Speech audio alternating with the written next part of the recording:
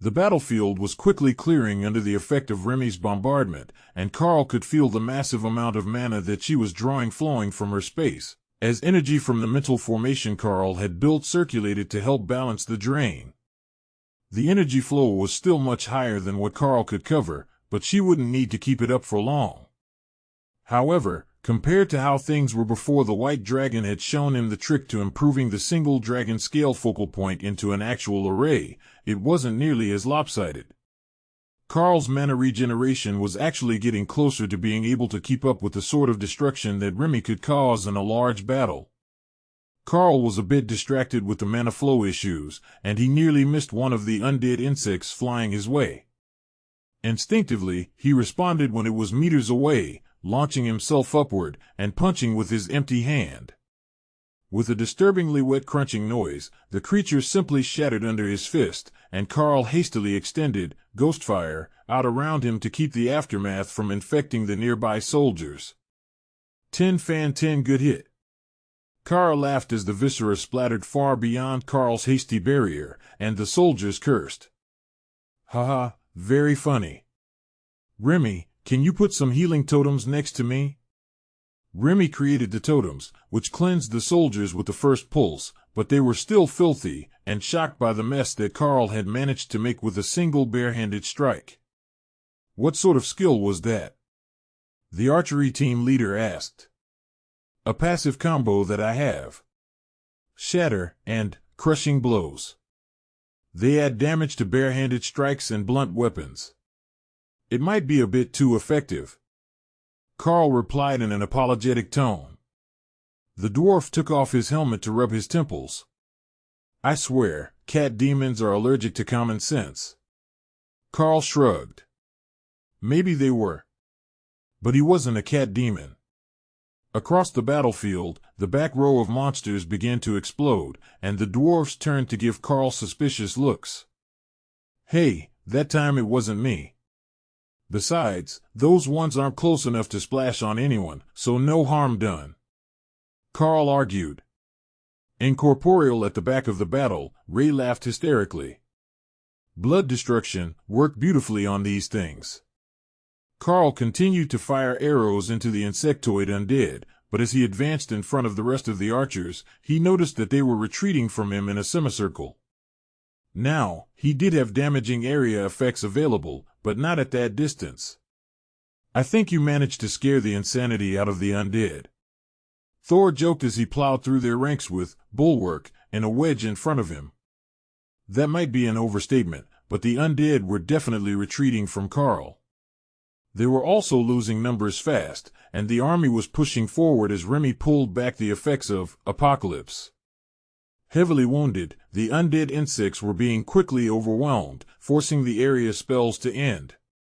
But in only minutes, the swarm was surrounded and the last remnants of the threat were being herded into the encirclement by Thor and Tessa with Bulwark.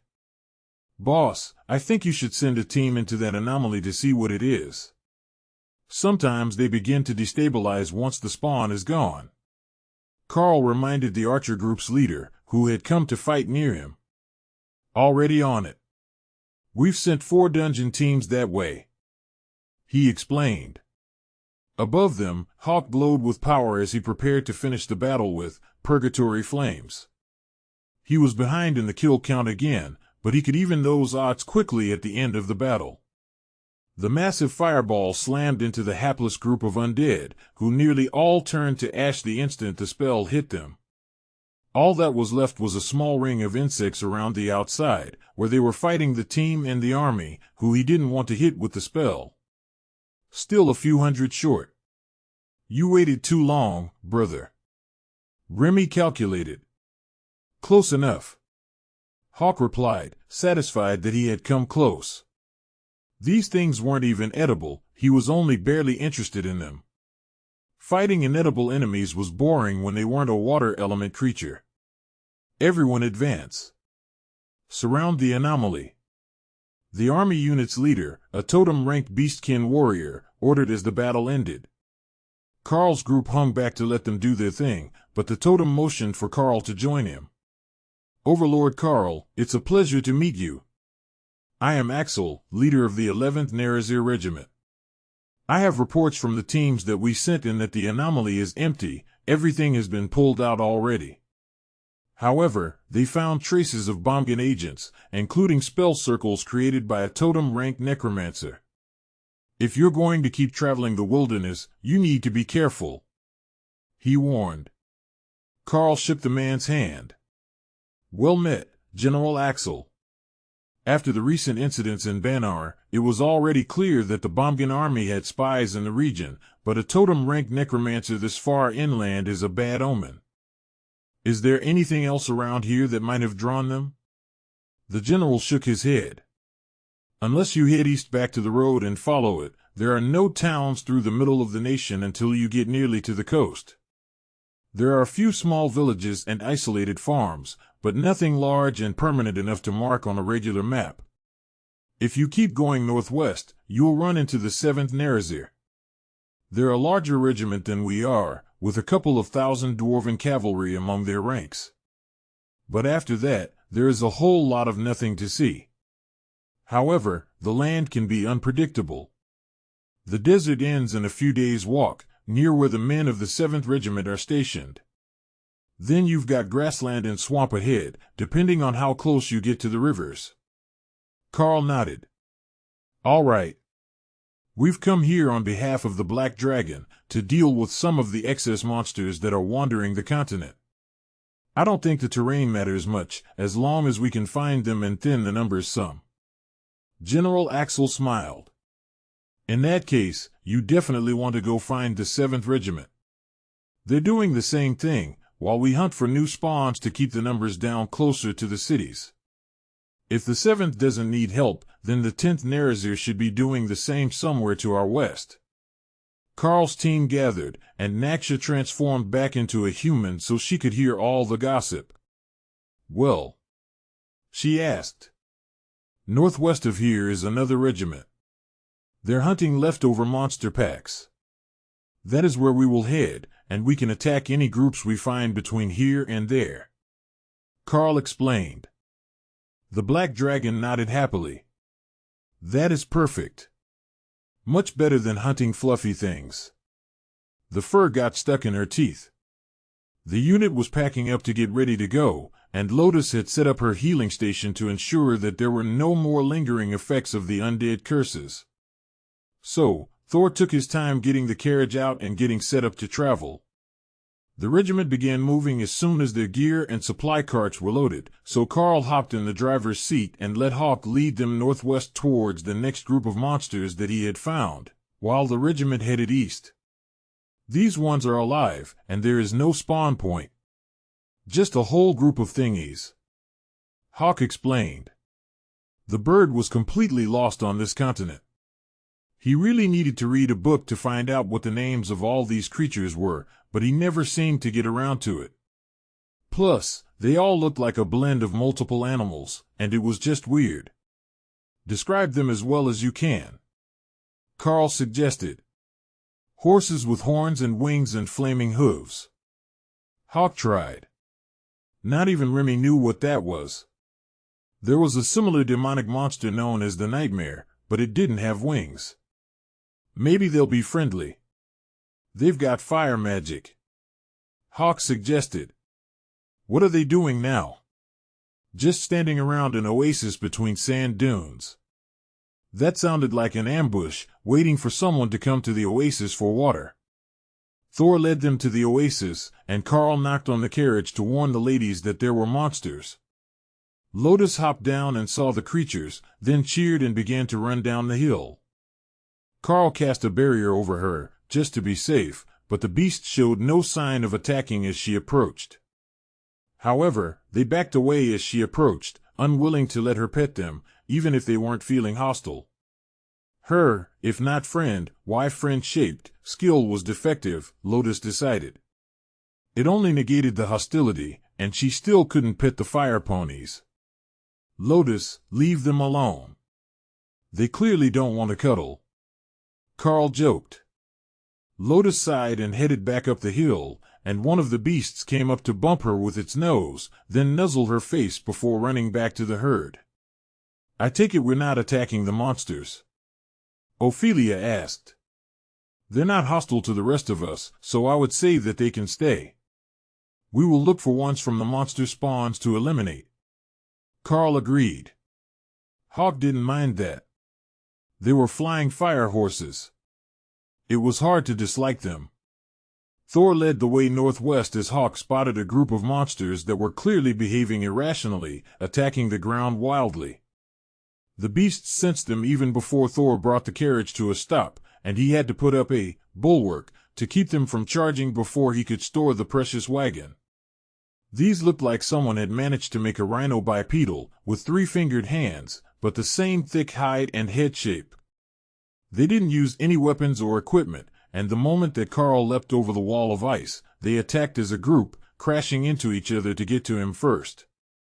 The Epic Guard appeared behind the group, and Karl realized that he never removed the Haint Claw from the Summon Protector.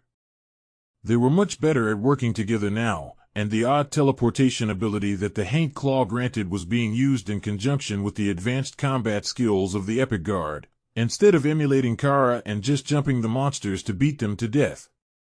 That was a huge improvement in the combat power of the Epic Guard, and the rhino monsters were briefly confused as they were attacked from somewhere that they had just passed. Karl hacked into them with the Blade of Champions, and the Overlord-Rank hide split smoothly, while the resistance made Karl strain to keep up his blade speed.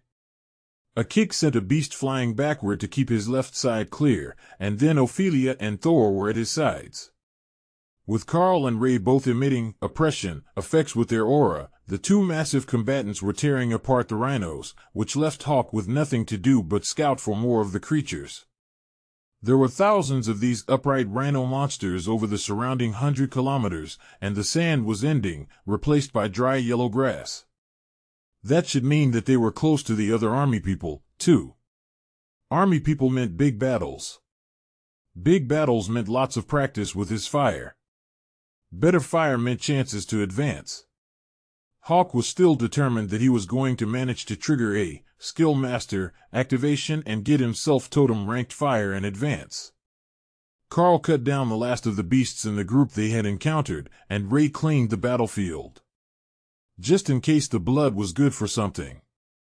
It smelled sweet and earthy, it might be good for the vampire. But that reminded Ray. She had promised to check up on her baby rogue. She had been slacking on her responsibilities. Karl, can you make a tiny portal back to the academy? She asked. Karl considered that for a moment. It shouldn't be a problem if the portal was small. He had an absolutely enormous amount of mana, and items for mana cost reduction. How long will you be? He asked. Give me like 15 minutes. If my math is right, it should be just after midnight there now. Ray decided. Everyone, we're taking a break. Ray needs to go do a thing, and I will hold the portal open for her while she does it. Karl informed the group. Karl focused on the academy, using the most familiar view that he could think of. The one from the gazebo overlooking the courtyard and the front gates. The portal was only the size of a baseball, but Karl could see that it was on the patio of his old room.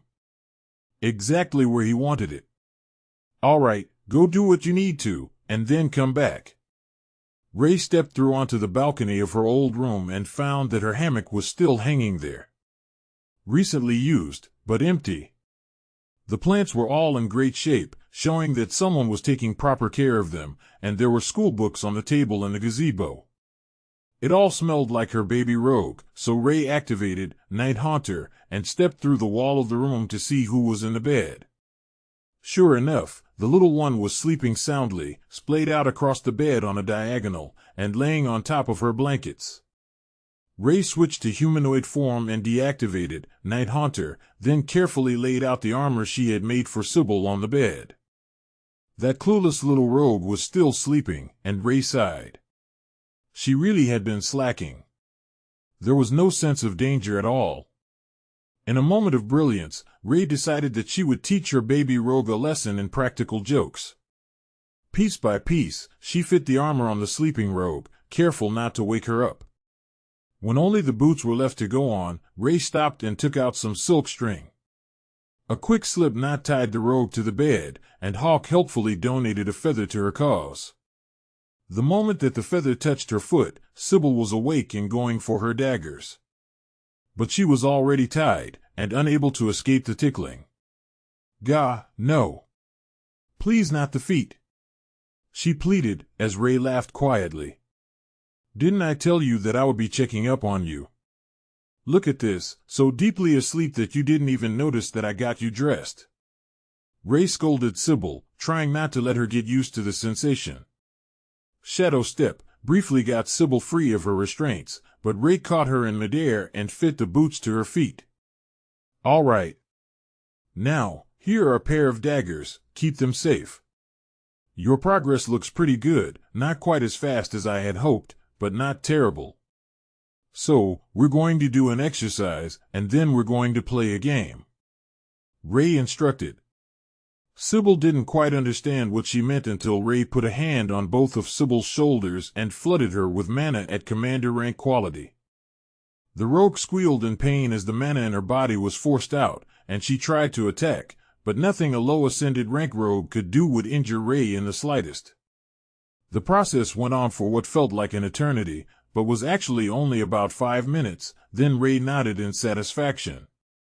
"There, now your body knows what it feels like to be a commander. Even if it doesn't stick with that when you burn this batch off, you shouldn't have any bottleneck to advancement. Now for the fun part. Run away. I will give you a treat for every minute you can keep me from catching you." Sybil leapt through the bathroom door and, shadow stepped, into the gymnasium, while Ray activated Night Haunter and followed along. She created a golem to let Sybil know that she was there, and the rogue vanished again, with the spider in hot pursuit. The golem was dismissed as they played their game, but the skill had alerted a number of the teachers whose rooms were near the indoor training areas, and they were now on high alert against invaders. Sybil ran, teleported, even used a glider that she had acquired for just this sort of situation to try to outrun her mentor, but every time that she thought she had escaped, Ray would let a bit of her aura slip, and send her fleeing again. Mindful of the time that Karl was keeping a portal open for her, Ray only chased Sybil for about 5 minutes before catching her halfway through a shadow step and bringing them back to the rogue's bedroom. "Not bad, you have been training your skills. Just not your situational awareness. Ask the teachers to show you the trick to being alerted the moment that something moves near you in your sleep," Ray ordered. "So, you're not mad at me for being slow. When will you come back full-time?" Sybil asked hopefully, and Ray patted her head. "I will be a totem soon, and there is no good food there for me here anymore. Well, not enough of it. So, I will stay here, but I will be sure to check up on you more often now that I have an easy way to get back to you. I expect you to make use of today's bonus and make it to commander rank by the end of the semester," Ray instructed with a stern tone. Sybil giggled. The new semester had just started, she would be able to make commander right away, and then when her mentor came back, she would be ready for anything. Ray nodded in satisfaction, and then used Shadow Step to move through the portal and back into the carriage.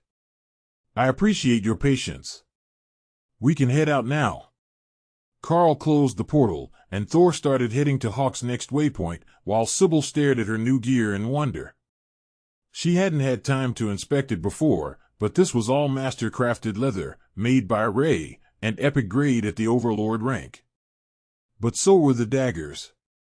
They were beautiful, dull black with a poison effect on them, though entirely made by Ashbringer, and not as powerful as the set that Karl had upgraded and Ray had kept after they taunted the item collection person and drawed with them. Fully Overlord-ranked gear, and she was about to make commander rank. Sybil was still in shock at how suddenly things had changed after Ray showed up again.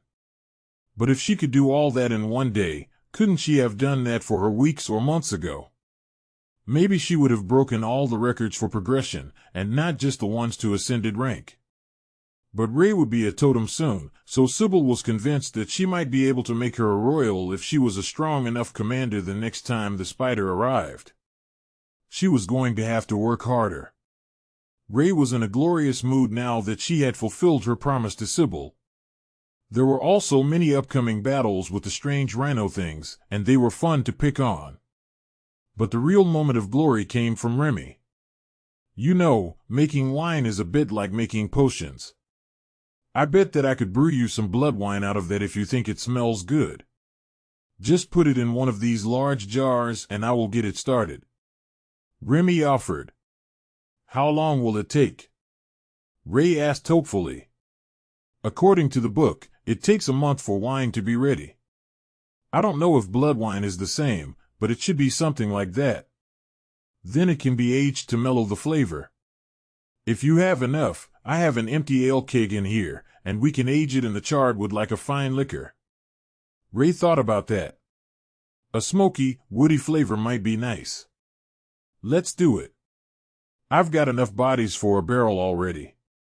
With so much to do, researching blood wine, crafting the first batch, and trying to balance the flavors while guessing what both Ray and Mick would like, Remy sat out the next battle, and just sent her bodyguards to help out on her behalf. There were only like 50 of the monsters anyhow. 5-on-1 was easy work for the team. The monsters had been out of the spawn area for quite a while, and they had mostly split up into smaller groups. So, while there were hundreds or thousands of them in the area, they only had to fight a few dozen at a time. The real question was, where did they come in from? Normally, a number of monsters would stay near the anomaly, and there was a chance that the anomaly would produce more of them over time if it didn't destabilize. Tessa hopped up onto the bench beside Karl. Why don't we switch? I will watch Thor and you can rest. Karl smiled. All right. I need to meditate and work on my power level. Enjoy your ride. Just remind Thor that he has to alert the rest of us if there is trouble. Then, he went to the tiny world, where everyone else was relaxing, and settled into one of Ray's hammock swings to work on his power growth. Dana came over to join him, and the two spent the rest of the day side by side, focused on growing their power. Karl wasn't sure if he should move beyond the stage of the mental formations that he was on right now. The dragon visualization had worked so well that he didn't want to mess it up when he was so close to the totem ranked advancement.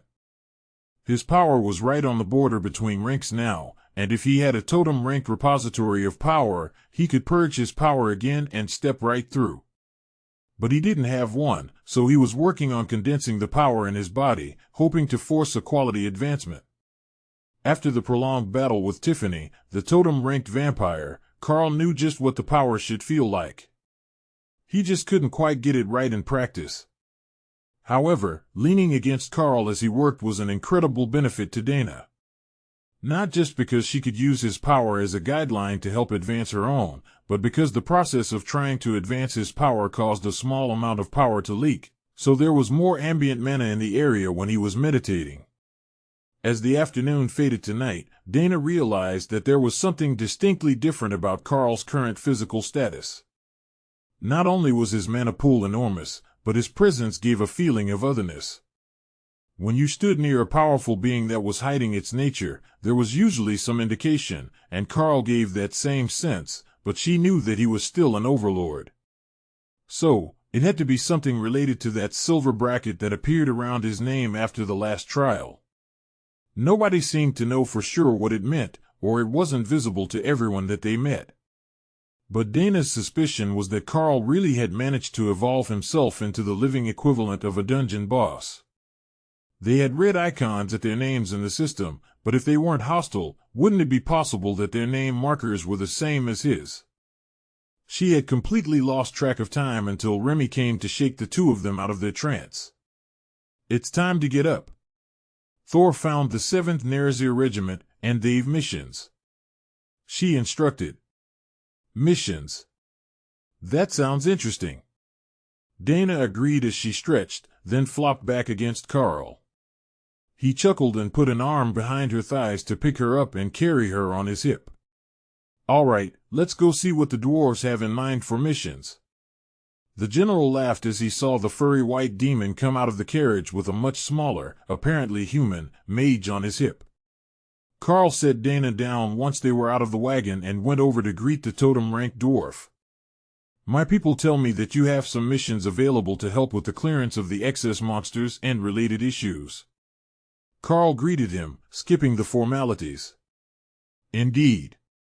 What sort do you prefer? Combat, rebuilding, supply runs, or did you have something else in mind? The general agreed. I think combat is about right for our group. We do enjoy a good fight now and then. Plus, the Black Dragon asked her cleric to come here and help with the overpopulation issues. Karl explained. In that case, I have exactly the sort of missions that you would enjoy. Come with me to the command tent and I will explain the situation. The general turned to leave, and the officers nearby motioned for everyone to join him, not just Karl. That was unusual. Normally, they would want to keep people out of the command area, so only one would be allowed to accompany the general. The command tent, as the general had called it, was more of an art gallery of mission posters, Karl realized. Every surface was covered with reports, each of which had a bounty amount listed on the bottom, or a military strategic points value. Karl wasn't sure what that meant, but assumed that the reward would come directly from the military for those missions that were closest to the populated areas. You can choose what you like from anything on the walls, that's all nearby, within 200 kilometers. The map contains more incidents and suspected spawn points, if you want to go further afield and sate the god's bloodlust that way. The general explained. Naksha stared at the sheets on the walls. This is all within 200 kilometers. Most of these are military company-sized elements, headed by overlords or totems. I am well aware of the situation, thank you. This is what we're working with. There's 50 of them to every man in my regiment, and even the cavalry can't move fast enough to deal with them all. Every time that you remove one group, another comes to claim its territory. The general grumbled. Naksha turned to Karl, but he gestured for her to pick. This was her god's mission, so she should be the one who knew best what was important.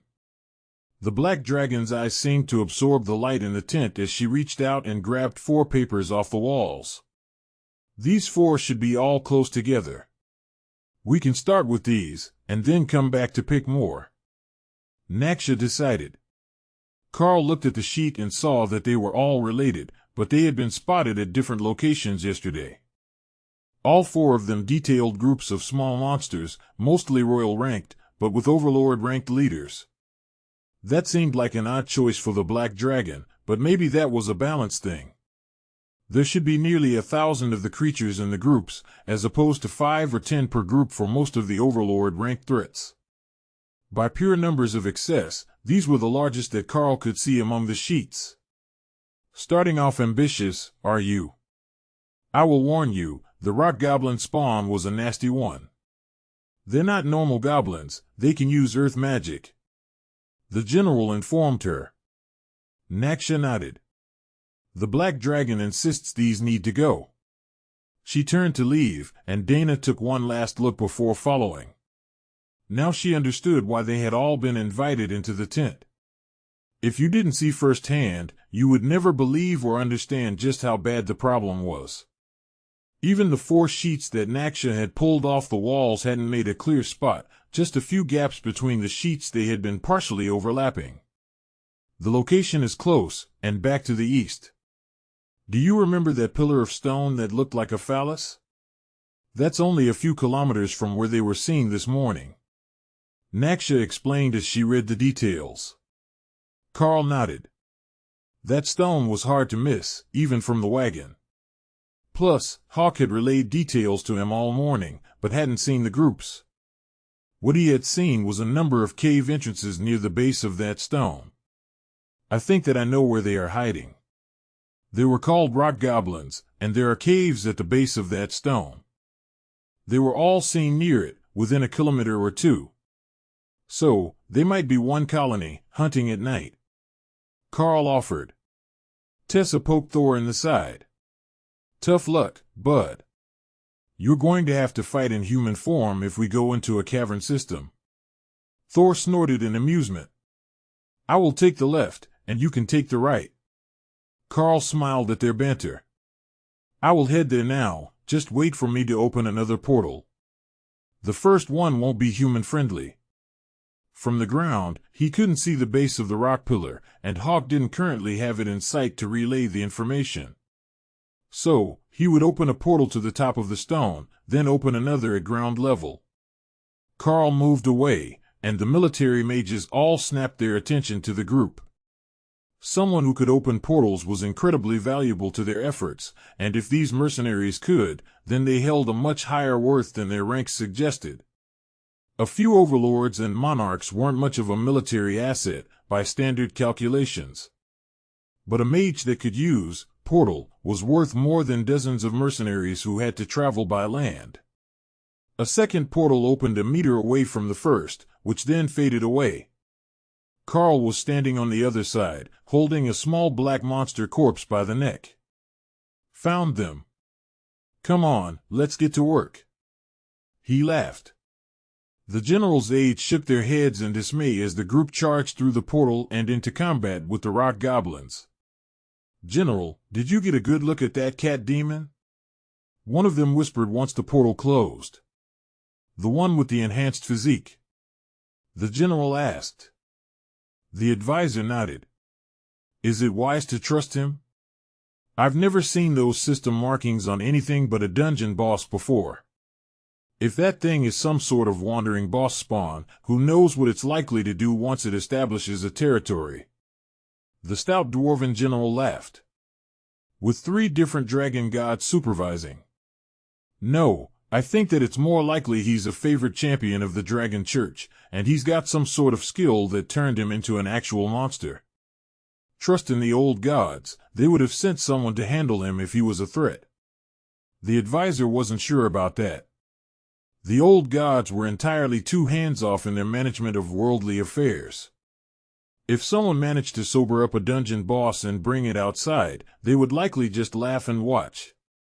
A few minutes and countless dead monsters later, Karl coded, rend, in, void blast, and cleaved through dozens of rock goblins in a single swing, then realized that targeted attacks were a waste of time against a horde of royal-ranked creatures.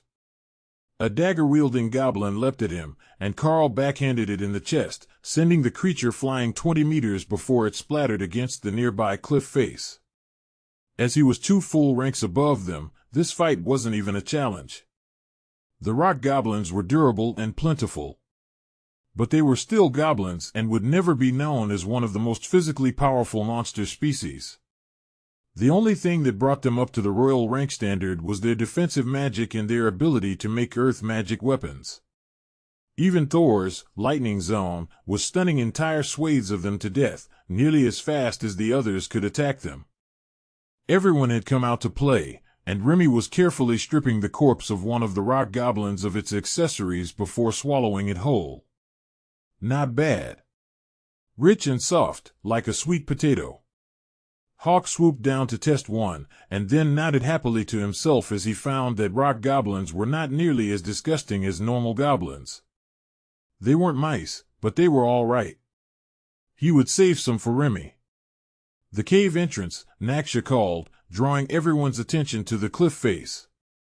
There were no more enemies coming out, but 10 meters into the cave, where one would normally expect it to be pitch black, the distinctive shimmer of an anomaly was visible. The rock goblins had come from right here. An Overlord-ranked goblin shaman appeared from a cave further up the cliff face and cast a spell that increased the speed of the warriors. That should be their leader, Hawk decided. A stream of flame roasted the creature, and Hawk saw the anomaly change as he circled back for another attack. Had that one attack been enough to defeat the shaman? From the cave, goblins swarmed out, 10 wide, in an unending stream. The death of their leader had alerted all the others that something was seriously wrong, and they had all left the safety of the anomaly to come and seek revenge. The air on Karl's left shimmered, and he prepared to attack, until he saw the old man with jet black hair and eyes step through the shimmering air. He was wearing the cleric robes of the Dragon Church, and he nodded politely to Karl before folding his hands in front of him. Let the children fight. They need the exercise. You and I will wait here for them to finish, the black dragon insisted. Karl shrugged. It wasn't like anyone in his group would be injured by the rock goblins, even without his interference. To what do we owe the pleasure of a visit from the church? Karl asked. The cleric smiled and nodded towards Naksha. The death god favors that one today. It caught our attention. But that naturally brought you into our sight, which raised some questions. Questions like what Supreme Lady Matilda's guild is doing in the middle of nowhere hunting goblins. Karl laughed. Different branch of the Dark Light host. But we are here because the Black Dragon said that these particular goblins needed to die. In my experience, when the dragon gods offer a suggestion, it's best to go with it. It's never backfired on me before. With brutal efficiency, the group hacked their way through the rock goblins, and the swarm parted to try to surround the small group. Unfortunately for the monsters, the amount of damage that the beasts and the ladies could do was far beyond what the goblins could survive, and none ever managed to make it to the back of the group, where Remy was repeatedly tossing Lotus in the air, so the nature cleric could see what was going on for once.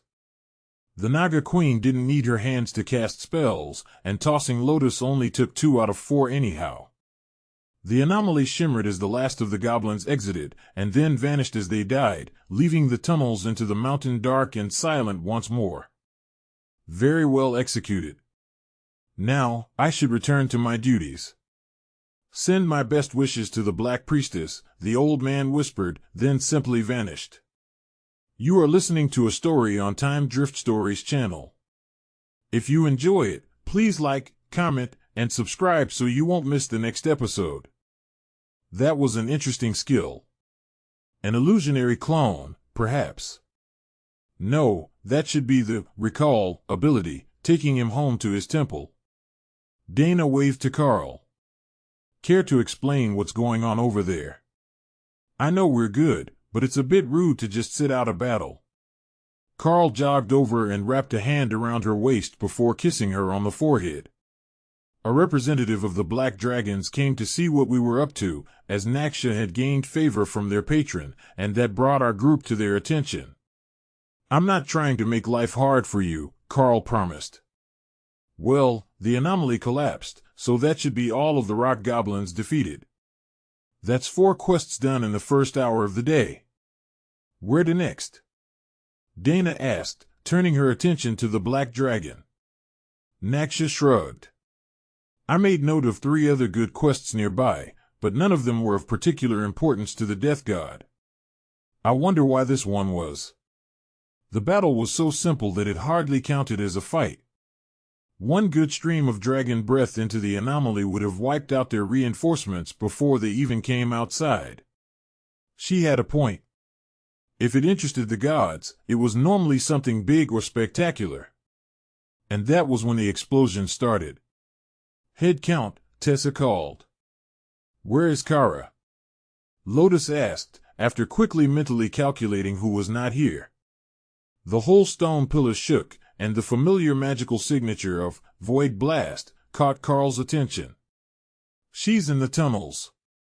Everyone froze for a split second. Fighting in a tunnel was a nightmare, especially ones that looked like they were about to come down at any moment. Everyone wait out here. I will go assist Kara.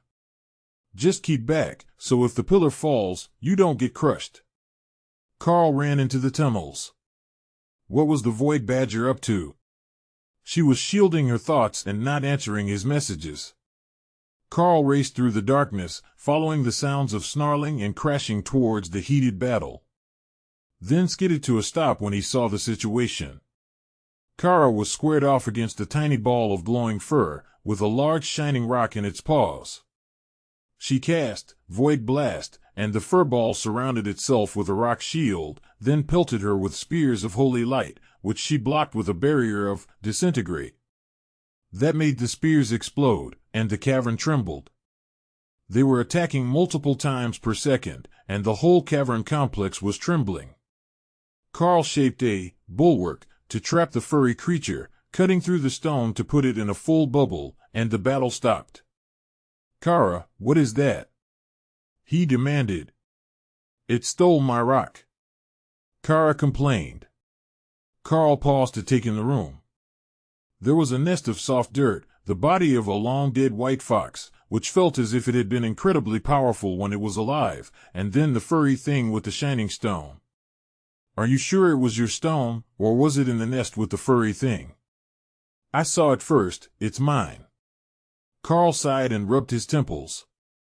That tiny furry thing could stand toe-to-toe with Kara in a duel. Whatever it was not weak. And it was probably the offspring of that dead fox. I think you might have tried to rob its nest while it was watching the fight, Karl explained, wondering if the creature was intelligent enough to know that he was advocating for it. It wasn't here. Kara insisted. Then the creature stuck out its tongue at her, pointed fox ears visible now that it had lifted its head from the defensive position it had held around the stone. It definitely heard her and understood. At somewhat less than the size of his palm, this had to be a newborn fox. Of whatever insane species that dead one came from. Just the fact that it was willing to fight with Kara over a stone was impressive. The fact that it hadn't immediately lost was even more impressive. Karl stepped through his bulwark and knelt down. Hello, little one.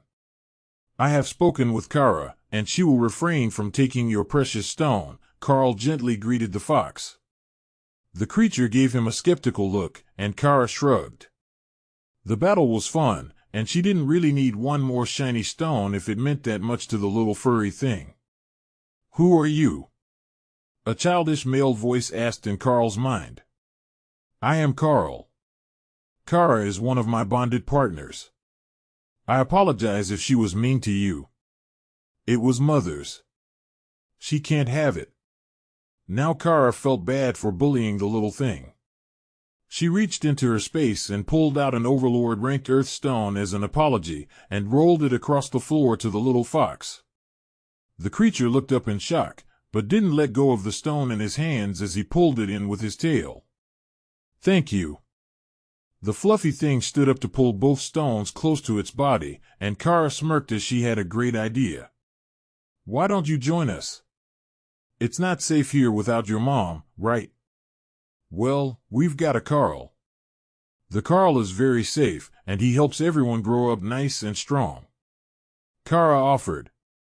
The fox was naturally leery of trusting the word of a bully who had tried to steal his family heirloom right out of his hands. But this creature known as the Karl seemed like a reasonable person. There are more siblings. Not all of them are obsessed with shiny things like Kara is, Karl quietly informed the small fox. Trustworthy ones. Karl nodded. There is an evolved former lightning Sero named Thor. He's very trustworthy. The fox looked around at the empty nest, where its family once lived. It wasn't suitable to live in anymore, and the young one knew that it would have to leave soon, but it couldn't carry its treasures, so it had been delaying as long as possible.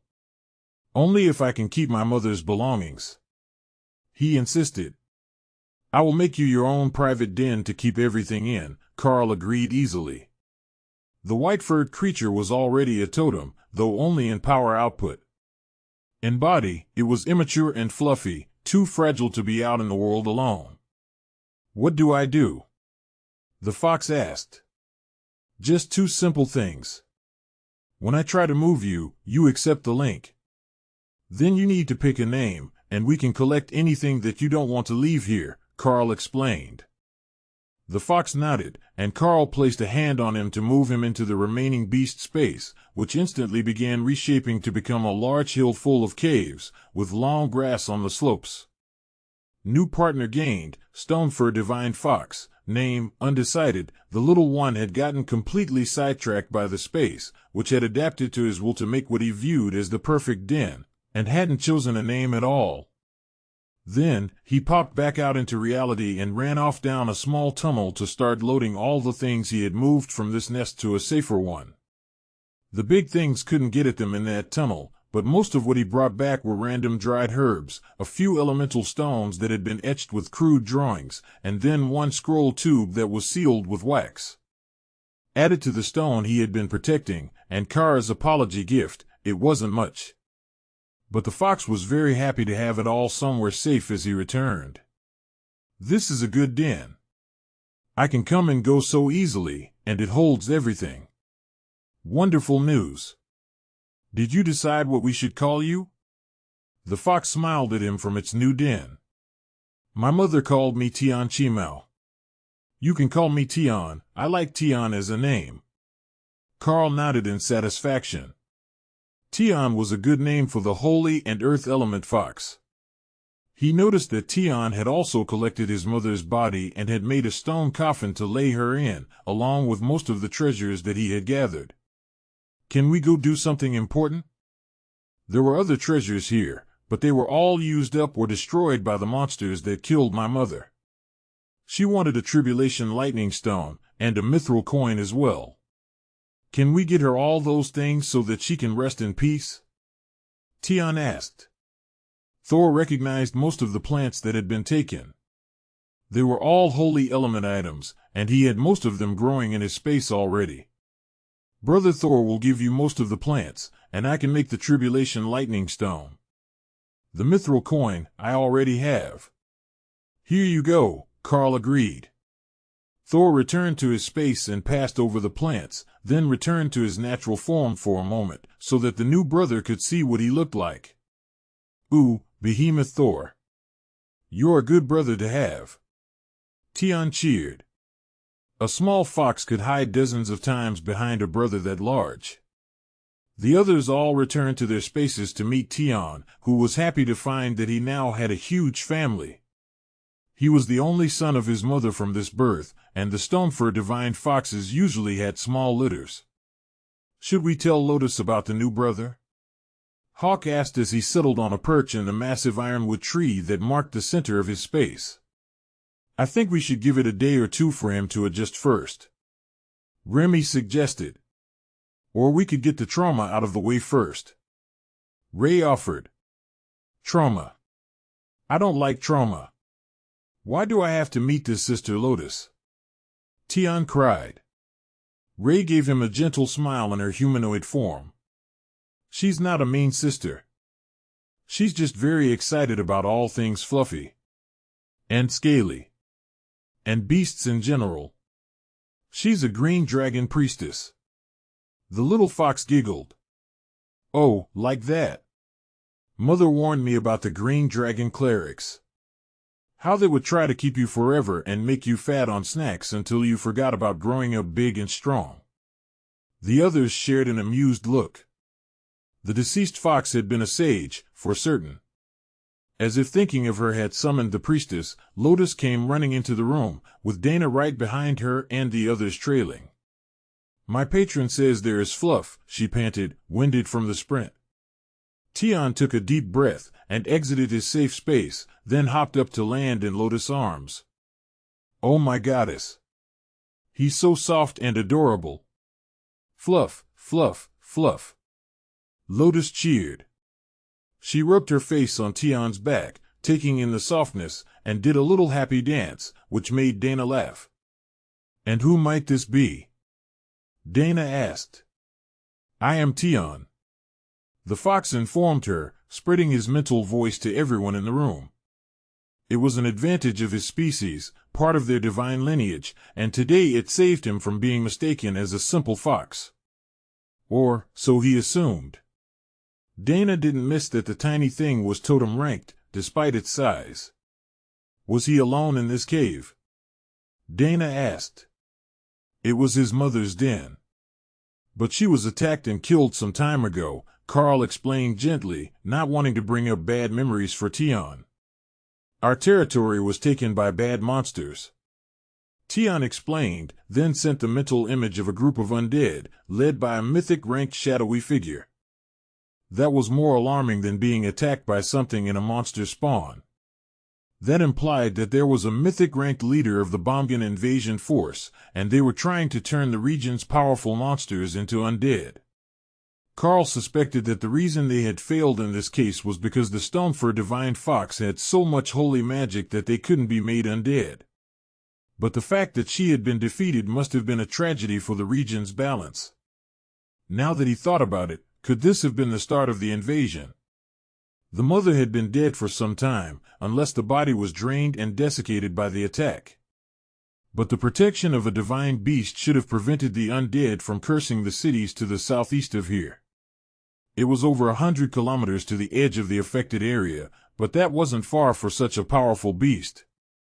Finished with Lotus' incessant petting, Tion turned his fur to stone, and then leapt over to Ophelia's shoulder, using the logic that she was also furry, and therefore both camouflage and a distraction for the green-robed priestess. "Nice to meet you as well, Tion. I am Ophelia, that is Tessa, and the mage is Dana." She greeted her new guest. "It's a pleasure to meet you all." Tion laughed as Lotus stood at the werebear's feet and pouted. She could reach Ophelia's shoulder easily enough, but the fox had made his fur rock solid. Then Tion yawned, and his head tilted sleepily. "I used too much energy, I need to nap now," he explained, then vanished back to his space, where Ray had dropped a thick silk comforter for him. The defensive spell vanished, and the fox was asleep the instant his head settled on the cushion. With Tion asleep, all the other beasts, even Butterfly, turned their attention to Kara. "Hey, how was I supposed to know that he was so adorable? He blocked my attempt to examine the stone, then I just couldn't stop poking." "It's not my fault," she defended. The silence dragged, and Kara huffed in annoyance. "Fine, judge me. But that's a really nice stone." She wasn't wrong. It was a very nice stone, of both holy and earth elements, perfect for the development of a stone for a divine fox. As long as you can learn to get along. "I don't want any hard feelings just because you met on bad terms," Karl warned. "I helped convince him to join, didn't I?" Kara replied. "Besides, if I can't have the stone, taking the whole fox is just as good," she muttered, not quite managing to keep the thought to herself. There was a pause as everyone tried to remember what they had been doing before they got sidetracked by a fluffy little fox. A totem-ranked fluffy little fox. "Are we still going to hit some more of the spawns today?" Naksha asked, bringing them all back on task. "Right. More spawns. We got the first few out of the way without any issues, so we can look for more. Did you want to go back and let them know these are complete, then get official orders? Or did you want to just hunt for some more targets and return in the evening?" Karl asked. "We should let them know that this spot has been cleared, and that the anomaly collapsed, then gather more sheets. That way there won't be any chance of overlap or confusion when we go to hunt more monsters. Though, we could go back by wagon, and just kill anything that bothers us on the way," Naksha offered. That method sounded pretty good to most of the group. Thor was concerned that someone would attack his wagon, but he had an alternative. "Why don't we skip the wagon, and the ladies can ride my back? Naksha and Hawk can scout, and Karl can walk along with us," he offered. "That's not bad. It would give them a chance to see us coming. If they were spawned monsters, they would surely attack anyhow. If they were not, there is a good chance that they won't attack a group of our power level. That should help sort what needs to go from what belongs in the area." Naksha agreed. Everyone loaded up to travel, and Ray wandered off to do some scouting of her own. There were some strange creatures in the grasslands, and she was curious what they were. Not because they were powerful or worth killing. Just because she didn't have any mental records of most of the strange things she was seeing. The bloodbath spider was not native to this island, so there was no memory of anything that she was finding stored in her genetic memories, which were normally the basis for all of her combat techniques. There wasn't much to see on their first few kilometers towards the camp. But after an hour, it became clear that teleporting here had saved them many hours of issues. "We're being charged?" Thor asked, confused. Indeed, they were being attacked. He could see the whole horde of satyrs running their way with weapons. But since when were satyrs a hostile species? Sure, They were technically demons, but they were more like a herbivorous beastkin in personality. These ones were frothing at the mouth and charging with improvised weapons. Could they be sick? Ray asked, just as confused about their behavior as Thor was. We could try cleansing them. My healing skill cleanses mental and physical diseases and curses. Tion suggested. Come with me, and we will try. Ray agreed. The tiny fox exited his space to land on her back, and Ray rushed off to stand near the charging satyrs while camouflaged. They waited in the long grass for the satyrs to approach, and Tion covered the whole group with a circle of bright golden light, but they just kept running, with no visible changes. Nope, they're broken. The tiny fox sighed, then returned to his space and fell asleep. Remy laughed. Now we have 2 sleeping beauties. I guess we need a totem-ranked Karl so that they have enough mana to actually supply themselves and do more than one thing per day. Tion opened one eye. One day, when I'm big, I'll be able to cast countless spells. Mom told me so. But I'm still small, and my body doesn't hold much mana. Remy giggled. Here, I have a book for you. It's an introduction for mages, but it teaches about mana control. I think it's important information you should have learned from your mother soon. Most of her mana use didn't come from inside her body anymore. She would wear herself out far too fast if she tried to cast Apocalypse that way. Tion flipped open the book, then promptly fell asleep with his head on the pages. Well, maybe he could learn by osmosis, Remy decided. Lotus, unaware of what Ray and Tion had tried, also cast a cleansing spell on the advancing horde, with similar results. But they were all commander rank and lower. Thor sighed as he sent Bulwark and Lightning form to form a wall in front of himself, then charged through them. It wasn't intended as an offensive spell, but the brute force of a charging behemoth, coupled with the shock that the lightning gave them, was enough to wipe out the entire group. Well, that was depressing. Let's keep going, I don't want to fight more of those. Lotus insisted. Thor nodded in agreement. Fighting things that were usually friendly was not fun. There are more weird things ahead. Hawk warned. That was his code of the day for all species that he didn't have a good description or name for. So, it was likely one of the strange local species or chimera that lived on the Northeast Island. Tion looked out of his space as the commotion of everyone getting ready roused him. Those are pig bears. They only come from the bad mana places. He announced, then adjusted so he was properly on his pile of blankets and not sleeping on the book. Karl wasn't sure how they were supposed to be a pig or a bear. Though they had a vaguely bear-shaped body, and pig-like tusks pointing upwards from their lower jaws. But their bodies were covered in patches of scales with fur tufts between them, and they had 6 legs. These, they could happily eliminate. They were also Overlord-ranked, and there were a few larger ones in the mix that Karl suspected might actually be Totem-ranked. It was hard to tell with the monsters grouped together like that, but they were definitely a monster spawn group. They were even attacking the ruins of a wagon that had been abandoned years earlier. Karl took out his bow and immediately felt his power destabilize. No matter what skill he tried to activate, his power quality was fluctuating wildly, and his body was surging with power, but not in anything resembling a smooth transition, the way he had every other time he hit a rank change. Tion woke up as the power levels in his space became unstable, and looked around for the cause.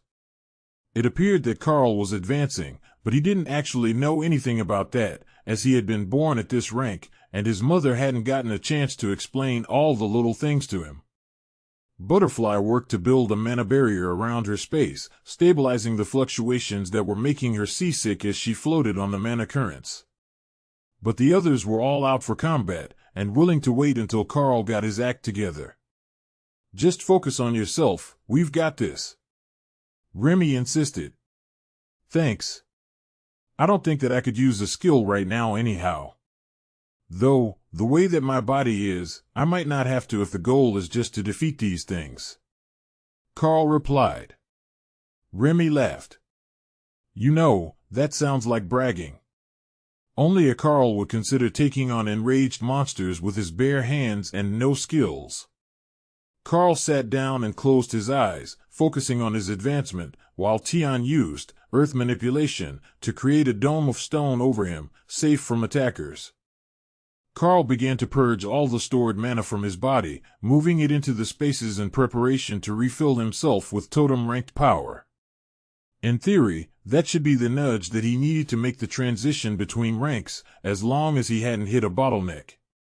With Tion here, Karl was fairly sure that he wouldn't be hitting a bottleneck right now. However, he couldn't rule it out. Everyone else had hit one at some point, so he would have to get to one eventually. Karl focused on growing his power, and felt the moment that it shifted. The unbalanced state was changing, and the influx was beginning to stabilize at Totem Ranked, but there was still something missing from his advancement. Like Tion, he was Totem Ranked in power control, but that wasn't enough to truly complete Karl's advancement. Totemic advancement initiated. Calculating comprehension. Oh, you're so screwed. Karl laughed. Hey, I've got this. We just need to know what it's expecting me to have comprehended. If it's skills, we're miles ahead of the competition. Karl argued. Kara paused. Karl had a point. If it just wanted him to comprehend a skill at the totem rank, he had met that standard months ago. Verified, fundamental rule compatibility, chaos, verified, fundamental rule compatibility, fire, verified, fundamental rule compatibility, mana manipulation, path to immortality initiated.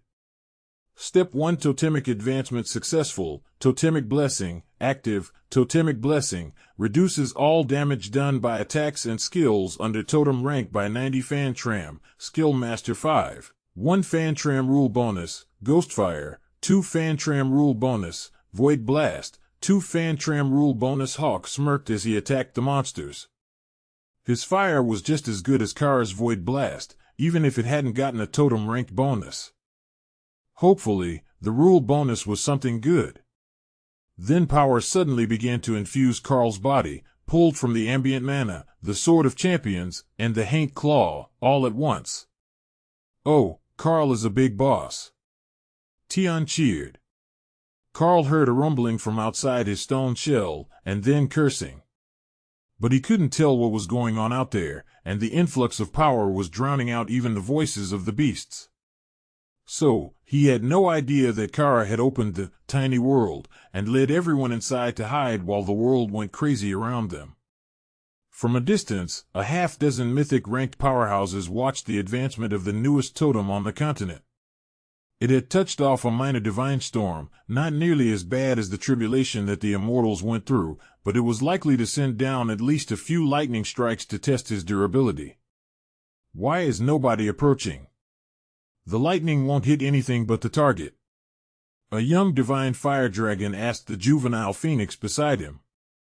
The creature had surely been reborn recently, but the divine phoenix lineages always knew more than others, as they didn't forget just because they were in a new body. That one belongs to the Chaos Dragon. They're in the same guild. If we all stand over here, she can't accuse us of trying to bully her junior. The phoenix whispered back. The dragon nodded in understanding. She wasn't a divine dragon lineage, but if she ever left this world for the immortal realm, she would almost certainly advance from supreme to legendary status the moment that her power stabilized. At that point, she would be second only to the demigods. And nobody wanted to be on the wrong side of that. The mention of Supreme Lady Matilda caught the attention of the other mythic rank beings nearby, and many made a warding gesture, using passive skills to attempt to avoid her attention. Normally, under these circumstances, someone would come to claim him. Every totem on the continent was under the protection or guidance of someone. Or, at the very least, under the supervision of their home nation's leadership.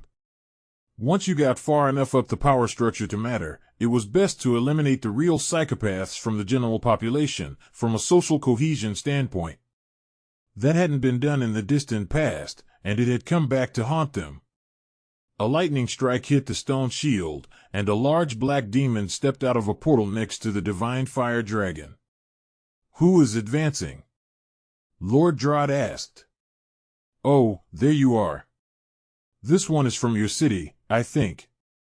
His title said he is from the Drod branch of the Dark Light host. The dragon explained. "Wait. Karl. Is his name Karl?" Lord Drod asked. "Yeah, that's the one. Did he come up here looking for stronger enemies to help him break through? Cat demons are a bit odd like that. They enjoy playing with their food." The Phoenix asked. Lord Drod gave a bitter laugh. "I don't think that even the cat demons can account for all that is strange about that man. He only reached Overlord half a year ago. Not even a reborn minor phoenix grows that fast."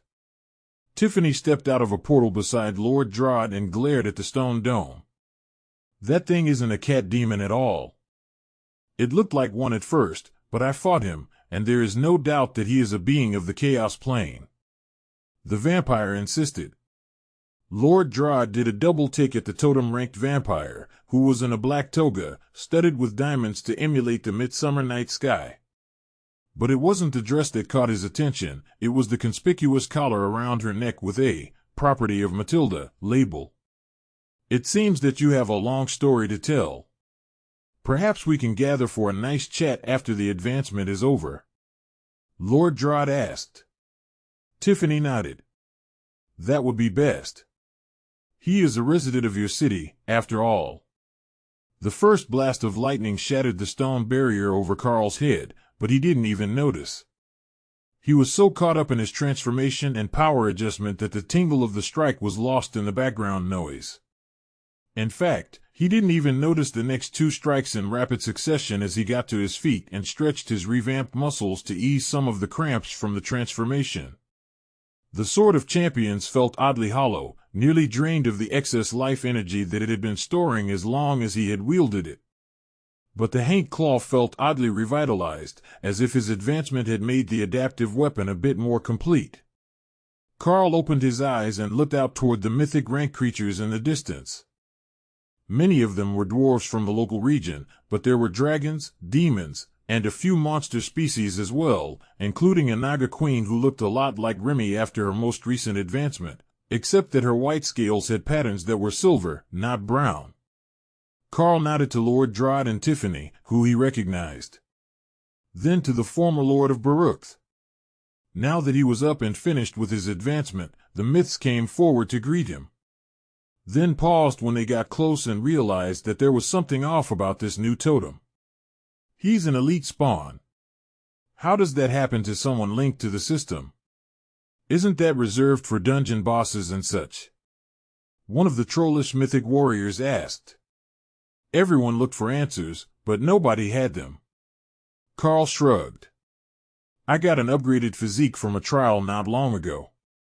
It optimized my body, and the tags on my nameplate were the result. I don't think that it changes much, it's just a marker that I have an excessively large mana pool and great durability. Like a dungeon boss."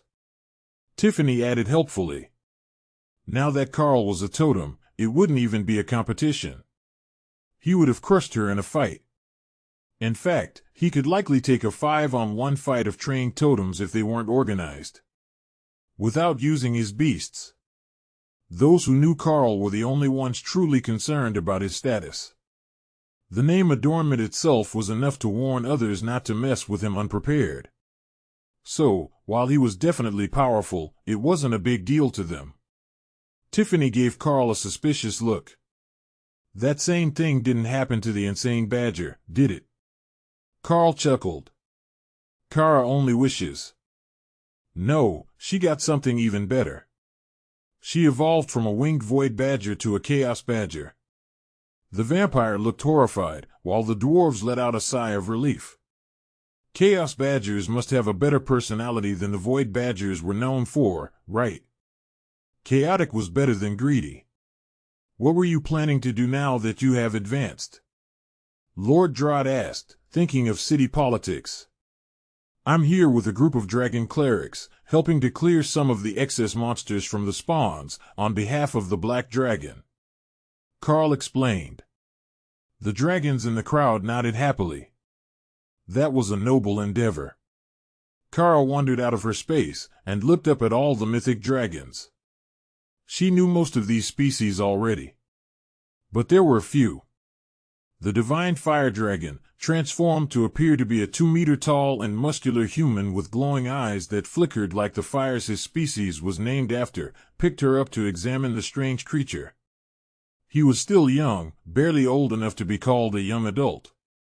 So he didn't even notice when Kara subtly bumped him with her snout, and just assumed that she wanted to be carried in a different way. I will have to inform my tutor about this. It's not often that I find a species he hasn't mentioned before. The young dragon bragged, while the phoenix beside him tried not to laugh at the naive boy. Kara spread her wings and glided around the area, memorizing the feeling of power that she was getting from these people. Knowing the details of the mythic rank was essential to advancing her powers, she assumed. Maybe not right now, but sometime soon. Where are you off to next? The phoenix asked. Back to talk to General Omar of the 7th Nerazir Regiment. We took on a mission from him and need to report back on the success, then get more targets from his list. Karl explained. You keep saying we, but I only see you and the badger. The phoenix stated, confused. Oh, the others stepped out for a moment, so that the aftermath of the advancement didn't injure them. They're still mostly monarch ranked, except for the Black Dragon. The other mythic ranked leaders quickly congratulated Karl, then nodded to Lord Drod, who was unofficially in charge of keeping track of him, as the new totem was from his city and none of them were insane enough to think that Matilda would actually improve anyone's behavior if she were left in charge. I will see you when you get back to the city. Come visit me at the castle when you get back. We have much to discuss. Lord Drod insisted. Of course. We shouldn't be too much longer. A month or two at the most. Karl agreed. That wasn't long, in the extended lifespan of the higher ranks. He was about to say something else, when a portal opened, leaking chaotic energy that immediately drew Kara's attention and made Tiffany sigh. Lord Drod, gentlemen, would you like to join me at home for that conversation? It appears that I have been summoned. The vampire explained. Karl smiled. Please greet the Supreme Lady for me when you see her next. I will remain here with my team. The others looked leery of entering that particular portal, but they also didn't want to anger Matilda when she offered hospitality. It wasn't often that she was awake and in the mood for guests, so this chance to meet her might not come again for quite some time.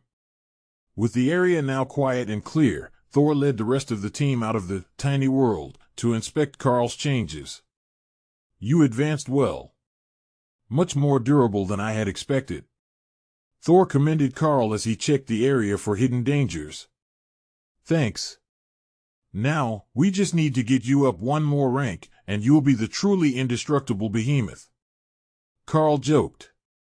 Naksha laughed as she joined the group. Well, now we're going to shock the general when we return. Leave as monarchs and overlords, come back with a totem. That's what I call a productive day. Dana agreed. The spectacle of Karl's advancement had cleared everything from the area. Nothing wanted to hang around once the mythic group started to show up, and it made for a very smooth trip back to the 7th Nerazir Regiment. The regiment saw them coming, and even sent out an escort to lead them back into the camp. Karl would have thought that it was a kind gesture for a returning mercenary group, but he had a feeling that they were warned to be nice. The courtesy was just a little too much, and a little too forced to be natural. There were other Totem Rank mercenaries in the area. There had to be if they were going to take on the sorts of threats that this area had to offer. General Omar came out to greet Karl as they approached the command tent area, and the general looked much happier than he had this morning. Welcome back, and congratulations on the advancement. Tell me, did you perhaps gain an option for a new class when you reached Totem Rank? The dwarf greeted Karl. Sort of. There's one more step that I have to take before I can change my class. I got the notice from the system some time ago, and now that I meet the requirements, I just need to find a system-linked trial or dungeon to enter. Once I do that, I can change my class and see what comes next in the progression. Karl explained. General Omar nodded. That makes sense. Do you know what sort of class it will be? Your abilities already seem to be well beyond the average. If you manage an even better option at Totem Rank, they might start offering you special bonuses for your assistance. Karl smiled. That was the part the general was most interested in. Getting Karl and his group to stay longer and help him clear out some of the excess monsters. Well, we got all the groups of rock goblins. They were coming from an anomaly within the spire, and it's closed now. Then we got some pig bears on our way back as well. Those were wiped out, and we didn't see anything else between them and the camp. Karl explained. The general nodded and removed the markers from the map. Your group is a bit of a mixed bag right now, with everything from monarchs to a totem-ranked leader in one spot. But there are still some targets that are appropriate for you, and not a waste of a powerful mercenary. For example, this group is mostly monarchs with a group of Overlord-ranked elite forces and a totem-ranked leader. That's only 30 kilometers from here, so you could get there and back in a day again if you wanted.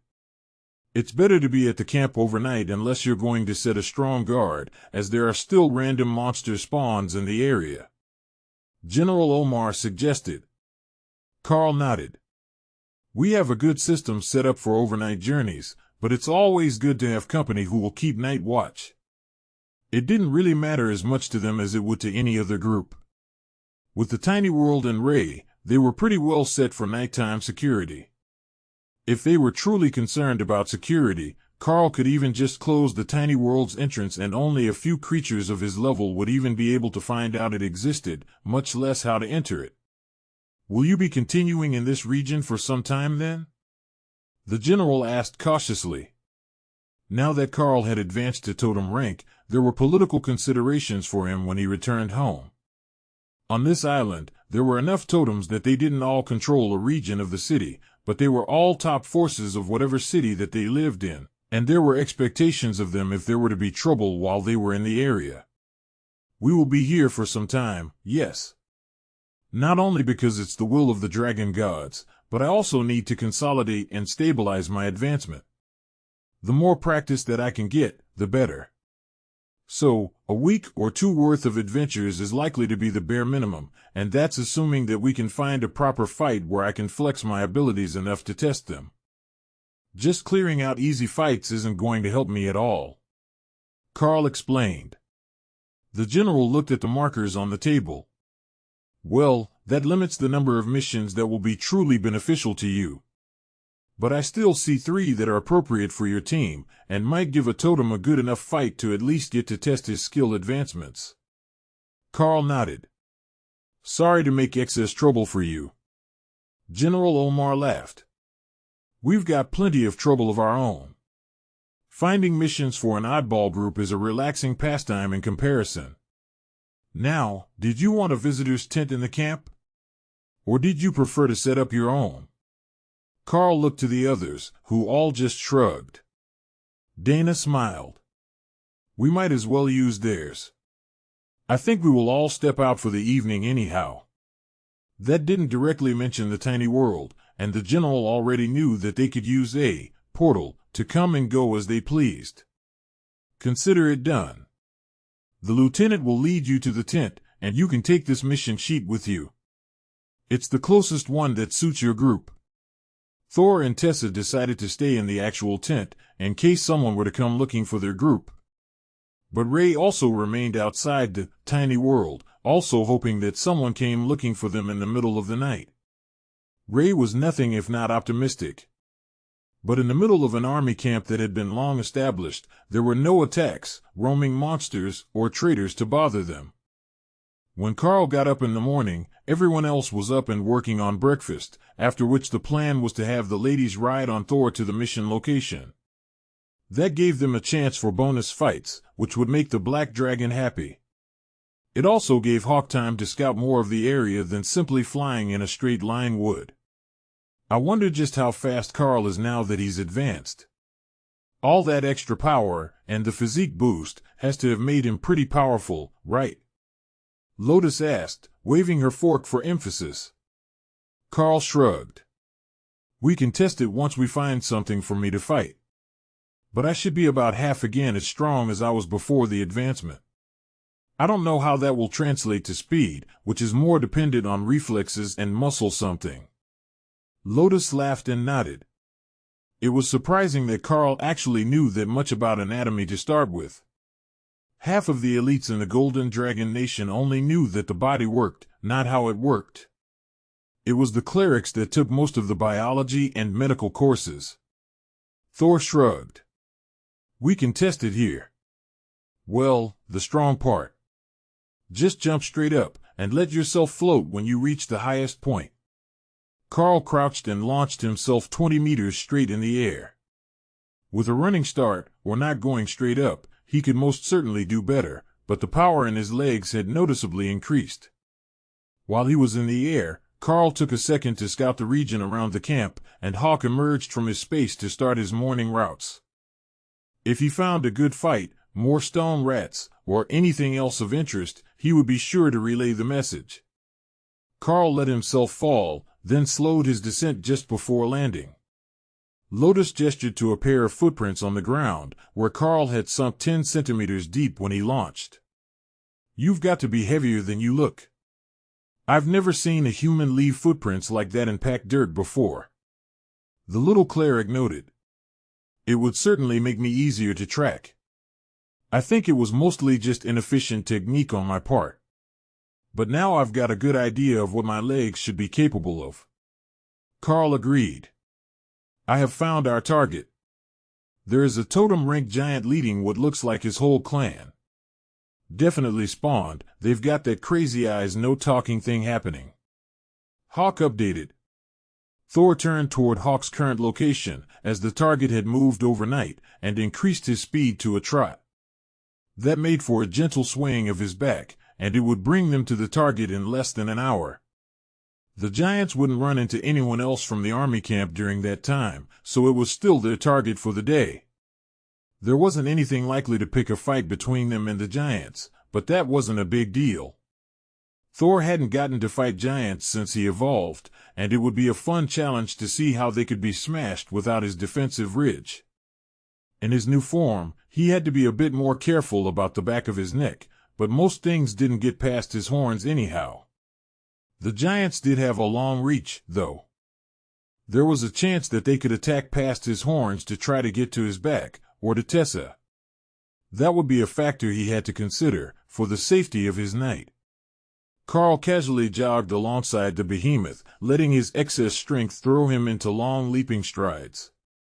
The dwarves would certainly be envious of their travel speed, as even with their impressive strength, short legs made 30 kilometers an hour a difficult speed to reach. The giants saw Thor about the same time that Karl saw them, and the whole tribe turned to face the incoming threat. Ophelia patted Karl on the shoulder. Brings back memories, doesn't it? Hill giants everywhere. We all know the routine, go have fun with the clan chief. Karl buffed the group, then rushed off to circle to the left of the giants, as the leader was at the back of the group, giving instructions of some sort. The system didn't translate their words, and Karl didn't speak giant, but he was fairly sure that some of those words were about ways that Thor could be roasted. The way that the giants were responding to the enormous behemoth was definitely hunger. The leader didn't seem interested in a duel, and brought 2 strong overlords with him when he moved to face Karl. Not that they would be expected to be able to do any sort of actual damage to Karl, but if they could keep him off balance, it would be enough for the giant's leader to get in a few extra hits. It was an excellent technique in theory. But when Karl opened the battle with Gravity Slam, the 2 overlords were hurled from their feet and crushed into the soft grass. That left the 2 totems alone to face each other for the next few seconds, and neither was planning to hold back. Karl coated the Sword of Champions in an oversized blade of ghostfire, while the giant created a massive club of stone, using an unknown Earth-type attack skill to extend his reach. The two oversized weapons collided with a flare of elemental power that blasted outwards in a ring of destruction that made Remy curse and Ray laugh. "Now you're just making a mess," Remy yelled at Karl as he locked weapons with the giant. Karl couldn't see it, but Remy wasn't joking. That first strike had leveled everything within 20 meters, including a half-dozen Monarch-rank hill giants. Karl and the giant disengaged, then clashed a half-dozen times in the next few seconds, testing each other's strength. Satisfied with the results, Karl smiled. He was stronger than the hill giant, physically. But his power level was still a fair bit lower. Remy stared up at the giant in front of her. It had managed to sneak through the lines of golems and fighters to make it to her and Lotus in the back lines. That alone was enough to be impressed with its ingenuity. But in her usual form, Remy was much too small to be fighting the giants head-on. Instead, she transformed into spirit snake form and struck out at the giant, which rolled away, flailing with its blade to keep her bite away. Remy's head darted forward as the giant swung wildly, but too slow to stop the attack. Half the creature's body was in her mouth when Remy bit down, sinking her fangs deep into the giant and flooding it with venom. With its arms trapped to its side by her mouth, the giant flailed wildly, and even tried coating itself in stone armor, but the skill failed to force Remy's fangs from its back, and it remained trapped. A few seconds later, its frantic struggles ended, and Remy instinctively swallowed. Then she realized that with a full giant in her spirit snake form, she wouldn't be able to transform back for a while, and she would be slow-moving until she finished digesting. Worse, Lotus was giving her a disgusted look. And the little cleric was right. The giant didn't even taste good. For Fan 10 mediocre and inconvenient. But she had an idea. If she shrunk, the food should shrink with her. Yes, that worked wonderfully, and now she was a small snake with a full belly, but she could move easily. She didn't lose any strength when she shrunk, but both her body and the giant lost weight. It was the perfect solution to a problem that she had created for herself, and it came with the added bonus of completely confusing the other giants. They couldn't find Remy in all the chaos, but even under the influence of the monster spawn, they hadn't forgotten that there was a venomous spirit snake here somewhere. She couldn't have gone far. The aftermath of the battle between the two totems had made it impossible for the giants to retreat, and Remy had been at the back of the battle to begin with. They just needed to find her. Karl and the Totem Rank giant had no idea what was happening on the other side of the battlefield. They were too engrossed in their own battle. This totem was one of the strongest Karl had seen, and the durability of his species was incredible. Like Karl, he had Totem Rank defensive barriers up, and the earth element was known for its durability. Unlike Karl, he healed at a more normal rate. So, the wounds were slowly building up on the giant as they battled, and his energy was running low, while Karl regenerated stamina, and he was using less mana than he could regain. Then Karl got a brilliant idea. Hawk had Purgatory Flames, an enormously powerful fireball that would burn all of his mana in one shot. He kind of wanted to see what happened if he used it, with the difference in their mana pool. The giant's expression changed as Karl smirked, and then the fireball was launched, burning easily through not only the creature's barrier and body, but the weapon it had made as well. Nothing was left of the Totem Rank giant but ash, as the spell exploded on impact. The blast, on the other hand, was significantly larger than Karl had anticipated. When Hawk used it, the ball was just fire, and if you weren't set aflame, you were generally all right. This time, the blast was like artillery exploding, and even from 50 meters away, Tessa was nearly thrown from Thor's back before eternal lightning caught her. Mana flooded back into Karl's body, making his limbs tingle with the imbalance as they struggled to return to their default state. But there was nothing left to fight, and the last of the giants had been killed by the overflow of the final blast. Tessa straightened her robes and glared at Karl. You could have warned us before you did that. What sort of insane power was that, anyhow? It nearly knocked me back to the goddess, and we're in the same guild. Karl shrugged. It's Purgatory Flames, a super fireball skill that Hawk has. I didn't think that there would be a blast like that. It had to be a result of the hill giant's earth magic collapsing. Is everyone all right? Tessa nodded, and Ophelia transformed back to give him a thumbs up. Well, that's the first target of the day down. Should we head on to the next one? Naksha asked, still in dragon form. Dana landed gently on her back. We might as well. The day is still early, and we have 4 targets on the list. The next one doesn't have a totem ranked leader, though. Why don't we split up for efficiency? All of us can go to the next one on the list, and Karl can take his own. As she finished talking, Dana stuck her tongue out at Karl, then pulled her curls back into a rough ponytail, as they had already escaped the loose braid she wove that morning. That's not a bad idea. Their target is 5 kilometers northwest. Yours is 15 to the north. Hawk offered. Hawk has the target in sight. Follow him northwest, and you'll find it. Then we can both meet at the 4th target for the day.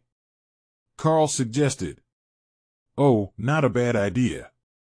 If things go smoothly, we should be done by lunch, and we can go together back to camp. Ophelia agreed. Remy giggled as she climbed up one of Dana's golems for a better view in her reduced snake form. This should be fun. We can have a competition. And then we can make a wish list of things to have for dinner. Everything was huge again in this form, and she had just remembered that she never did get to try all the sweets she wanted to when she learned to shrink. Karl waited for the group to leave, then took a running leap into the air, so he could teleport toward the target in a couple of long jumps. If they were going to compete, he wasn't going to waste 20 minutes running over to the target. The group that Hawk had identified for him was a group of ogres, 1 totem, with 30 or so overlords. Workable, but he would have to see how difficult of a fight it might be. What did you find for the others? Karl asked Hawk. The mission is a group of grass trolls with 4 overlords and many monarchs. Hawk explained. That explained why he didn't think that Karl would have to assist. Most of that group would be unlikely to ever break Thor's barriers. Karl landed near the ogres, who immediately charged, only to be met with a barrage of Void Blast, enhanced arrows. The skill had already been at Totem Ranked, but with the extra spell power that Karl had obtained, and whatever hidden bonuses came with being a totem, the overlords were completely unable to take a hit. Ogres weren't the toughest of opponents, as they had no magic of their own, but still, the casualty rate was impressive. Karl was about to turn his attention to the 2 leaders of this ogre tribe when a sudden blast of unholy energy vaporized them, and a group of gaunt-looking humanoids with no noses on their faces stepped from a portal. Well, what do we have here? The meddling beast master, away from his pets, too far to recall them to his side, and away from the influence of the dragon gods. One of them cackled gleefully. Karl looked over the black-robed figure, which reeked of death magic, and then smiled. Did my old friend from Bomgen send someone to play with me? Karl asked slyly. The man laughed, and equipped a shield and sword. Oh, he set the bounty, all right. But don't think that we're some weakling necromancer group. We know about your particular skills against mages. The man announced. Karl checked their system status for the names, and found they were in a language he couldn't read. Possibly a disguise spell. But the colors were clear. 1 unholy paladin type class, 2 rogues, a cleric, 2 mages, and 5 warriors. All totem ranked. Wait, did I really get a whole adventuring party, just for myself? Kara will be so jealous. Karl laughed. He tried to inform the Void Badger that they were missing out on the fun stuff, but found that he could not connect to her mind. That shouldn't be right. He could normally contact Remy in her lab from halfway across the continent, and the others were only a dozen kilometers away. There had to be a barrier of some sort. The mages began casting buffs on the group, and Karl called for his summoned helpers. 2 Lamia and a pair of dire bears, his usual combination. Plus the epic guard, who was equipped with the Haint Claw. Once the force was ready, Karl didn't hesitate and went straight for the cleric. The paladin cursed as a Lamia blade intercepted his attempt to block Karl's advance, allowing the first strike to hurl the shocked adventurer 20 meters, before he hit an invisible wall and slid down, lightly wounded, but unconscious. Skills flew at him from all sides, and Karl aimed for the closest warrior, using his larger size to his advantage to force the man back. Or, he assumed it was a man. The way that these attackers were all identical suggested that either he couldn't tell them apart, or it was all a disguise that he was unable to see through. The warriors moved to encircle Karl once a mage managed to petrify one of the Lamia, so the paladin could escape to engage the epic guard, who had already disabled one of the spellcasters. Void Blast, and a dome around himself gave Karl room to work and caused the magical barriers on the warriors to dim, even as their attacks crashed against Karl's Eternal Lightning. That thing has insane damage reduction. Hit it with big spells every time. The paladin warned his group members with a system message, so that Karl couldn't hear their conversation and adjust his strategy. It's not just reduction, he's got a base ignore amount as well. Did someone wake the cleric? He's up. Moving slow, though. Whatever status effect is on him wasn't cleared by the potion. It wasn't just a magical status effect. The cleric had suffered internal bleeding to the head when he hit the barrier, and only after he managed to properly heal himself did his mind begin to clear. Karl used Gravity Slam to knock down a pair of warriors, then charged through to engage the paladin and call a new pair of Lamia bodyguards to replace the wounded and petrified pair. Then, Butterfly and Tion worked together to create a small army of illusionary dwarven warriors with stone hammers and armor, as Butterfly activated Illusionary Domain over the battlefield. It looked just as it did before, but now she had much more influence over the space, and her illusions were more convincing. Shit, incoming. He summoned dwarves. The paladin shouted, and the warriors immediately moved to defensive positions, surrounding the mages and the cleric in a well-rehearsed formation. Karl had no doubt that this was a dungeon raiding team. They had tactics and strategies for all the common tactics that he had come up with so far, and they had brought a proper group, with every needed role. The epic guard fell as the rogues cut her down, and the Haint Claw returned to Karl's hand. He could summon another, but that took a few seconds, unlike the bear golems or the Lamia. Seconds that he didn't have when defending himself against 2 rogues and a paladin. Pain lanced through his back as a dagger bypassed his barrier and found a weak point in his armor, and Karl lashed out with his clawed hand, raking deep furrows into the rogue's face. The spell on his body shattered, revealing a very normal-looking human face, staring blankly at the sky with its one intact eye as the rogue died. That gave Karl a few seconds of breathing room, and he called a new epic guard to the battlefield. Go get the cleric. Don't let him cast a resurrection. The epic guard flickered out of existence, using the Haint Claw's movement skill, and then reappeared to stab the cleric in the back before being forced to retreat again before the mages could blast it out of existence. But the task was complete. The spell had been interrupted, and the cleric was bleeding heavily and wheezing with a punctured lung. He would have to take care of himself first, and speaking the words to a spell would not be easy. You cowardly bastard! The paladin shouted in frustration as he charged for a shield slam, which Karl met with bulwark, sending a wave of dissipated energy to both sides as 2 monumental forces met. The illusionary dwarves were falling fast, lacking skills, while Tion lacked the mana to constantly refresh so many barriers. Karl never heard the chanting as a pair of mages completed a ritual spell, Dread Blast. But he felt Eternal Lightning shatter, then Ghostfire Body, before his left leg was coated in a black energy that caused pain to shoot through his body.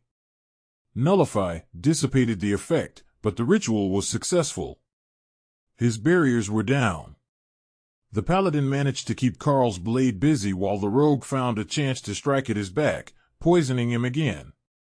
But this time, the rogue darted away before Karl's blade could reach him, and Karl was forced to retreat a few steps to keep the pair in front of him. All of the summoned creatures were now busy with the warriors and the mages, who were fighting desperately to keep the epic guard away from their healer, who glowed with golden holy magic as he tried to keep the group alive. Then, the formation collapsed as one of the warriors was defeated, and the Lamia pair was suddenly together in the tight formation around the mages, gleefully hacking away. The rogue peeled off the battle with Karl, leaving him to duel the paladin while the agility-specialized teammate rescued their physically weakest members. Then, tragedy struck the adventurers. With the lines in disarray, the epic guard made it through the defense again, and the cleric's head rolled free of his body. It was only a matter of time now. Karl was certain of it. The distraction cost Karl dearly, and the paladin's blade found home, deep in his side. But a void blast, infused fist shattered the paladin's shield, and the fighter was flung to the ground as the black mist of void body healed Karl's wounds. Weariness crept into his body until he brought eternal lightning back up. But even with the extra stamina regeneration, he couldn't do this forever. He had burned through 2/3 of his mana already, and half the attackers were still alive. The fact that they were down their healer would help, but Karl couldn't be sure how much of their mana remained. Rend saved some mana, and forced the warriors into defensive positions as the rogue finished off the Lamia pair. But the warriors couldn't hold for long as Karl battered them with his most mana-efficient attack skill.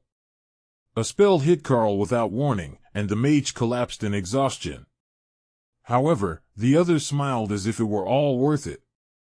Negative effect applied, skill lock, 15 remaining. It didn't sound long, but with only eternal lightning active and no ability to refresh it or parry with skills, 15 seconds might as well be eternity.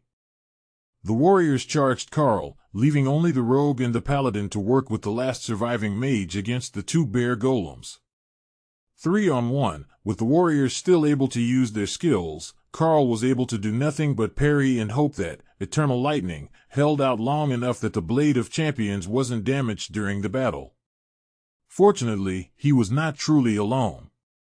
The bear golems had thick stony fur, courtesy of Tion, who was also using earth manipulation to attack the final mage. The mage screamed in agony as he was impaled by a stone spear, and Karl's fist ended a distracted warrior. How is he still using skills? The paladin shouted, well aware of the timer on skill lock. He's not. I think it's the damned golems. One of the warriors fighting Karl shouted back. They were certain of it. He hadn't used so much as a flicker of power in the last 5 seconds. But still, something had been using earth magic to kill their mage. It couldn't be anyone but the golems. Karl's other summoned assistants could use skills, so it made sense that the bears could as well, even if they looked like regular golems. It had to be an ability that his class granted. The paladin nodded decisively, and then took an item from his inventory. It was a simple ivory horn, but the paladin sighed as he raised it to his mouth. A moaning wail came from the horn, and Karl prepared to be hit with something nasty. But the expected strike never came. Instead, the whole group began to fade from sight, while the vaguely familiar feeling of the recall spell permeated the area. They had taken their fallen and run away. Do either of you have a timer? Did we hold them here for long enough to get a confirmed kill? Karl asked. Tion just shrugged. He'd never seen a clock before in his life. He understood the concept of time, but he had no idea how it was measured. Likewise, Butterfly did not have a clock, but she had a better grasp of how time was measured. So, she summoned an illusionary dwarf to speak on her behalf. Approximately 7 minutes from the first death. It explained, then vanished. Not long enough. But Karl had bigger concerns, now that he had realized he was being targeted. What if a similar group had come after the others? He couldn't contact the rest of the group, so he couldn't even warn them that they might be in danger. At least not until he nullified the barrier, and all the links came flooding back. Test, test. Anyone home? We finished our group, and we're heading to the 4th point. How is your fight going? Remy's mental messages made Karl chuckle, but he decided to send her a warning before getting sidetracked by banter. I finished my fight, and then I was ambushed by mercenaries sent by Bongan. Keep an eye out for the others, they might be targets as well. Karl headed for the other group, just in case someone came for them as well. It sounded like Lord Bongan had asked the mercenaries to target Karl in particular, and not just his entire group. They had mentioned getting him away from his beasts and the dragon clerics, which did make it sound like they were not the target of the mission. He found them waiting near the final group they had selected for the day, a group of monarch-ranked gnolls led by a single totem-ranked chimera. It was an odd combination, for sure. But they were likely to have originally been part of a larger monster spawn with multiple monster types in it, as many dungeons had. But when Karl approached, the chimera simply turned and fled. That was not the behavior of a monster straight from the spawns. The creature must have used an ability to make the gnolls accept it as part of the group, and now that it had noticed actual danger coming its way, it took the most prudent course of action and retreated. Ray gave Karl an arachnid look that conveyed infinite frustration, and he shrugged. It's not my fault that he ran away, Karl insisted. You scared the monsters away, Ray retorted. Technically, chimera are beasts, Thor added helpfully. If a spider could roll her eyes, Ray definitely did it. I will wait this one out, so everyone can get more practice in. A good fight pushed me to Totem, I'm sure that it can push everyone to Overlord with enough grinding, Karl informed the others. Tessa smirked. It wouldn't even be a fair fight if you got involved. A certain someone tells me that you soloed a raid group. The red dragon cleric tapped the side of her head, indicating that it was a mental notification, and Karl briefly wondered if she meant her red dragon patron, or Thor. Dana sighed. We will have to discuss this later. Ladies, let's show the boss mob how the rest of us do things. Thor led the charge into combat with everyone on his back, allowing Dana to float up into the air just before they reached the gnolls, while Ophelia transformed in midair as she leapt into the battle. Remy was still in snake form, and fighting from Ray's back, adding her bodyguards to Ray's golems and her unit of spectre knights, ghostly undead in black armor. Karl shook his head in dismay. Dana said that it was unfair for him to fight, but he had forgotten that he could add a small army of undead to the fight. Ray and Remy were a military unit all by themselves. They had tanks, agile damage dealers, even a spellcaster and healer combo. Remy's healing totems might not be as good as Lotus version, but they were more than enough for their group. The air distorted beside Karl, but he didn't feel any threat as the portal opened. With delicate steps, a small white dragon with shimmering scales that reflected impossible colors as the sun reflected off its body emerged from the spell, and looked up at Karl with great curiosity. Interesting. I guess I lost the bet. I was totally certain that you just beat them so bad their minds broke, the dragon whelpling announced. Karl smiled at the strange young dragon. Oh. What did you wager? Karl asked. The little dragon growled. One of my favorite immortal pearls. But what were the odds that someone actually sent mercenaries after a wandering world boss? Karl chuckled. World boss is a bit of a grand title, don't you think? The dragon shrugged, and puffed a small rainbow of fire. It's like dungeon boss, but outside. What else would you call it? Karl frowned. The dragon had a point. Logically, the names were related. I was thinking something like an elite mob. Because my constitution is epic grade. The dragon perked up, momentarily forgetting about his lost pearl. Oh, that's not bad. We could call you a named elite. It reminds people that they can't fight you one-on-one at the same rank, but doesn't sound like you're in charge of stuff. I don't suppose that you're from the same location as the mercenaries are? Karl asked. The dragon shook his head. No, they're from Nerid, and I'm from Gabble. Gabble Kingdom, that is. Not here. I live in the opal mine in Gabble City, in a ware over a very nice dwarven inn. They make the most wonderful mead. Did you know that you can make cake with mead, and it tastes like honey butter cornbread? Karl blinked slowly. Did that even count as a cake? If the dragon thought it did, then it did. That sounds wonderful. We will have to check it out sometime. But if you're from a whole other country, how did you find out so quickly? The fight only ended a few minutes ago, Karl asked. I have a friend in the Arago Temple in Nerid, where they went for resurrections and healing. The spider priestess there appreciates sweet things just as much as I do. And when she heard about the fight, she called me to let me know that a fun thing happened. Then we made the wager, and I lost. Karl patted him on the head. My friend, I believe that you were set up. Look over there. What do you see? The dragon stood on his hind legs so he could see what Karl did. A blood destruction demonic spider. Nearly ready to advance to Totem Rank. Oh, that devious spider woman, she tricked me.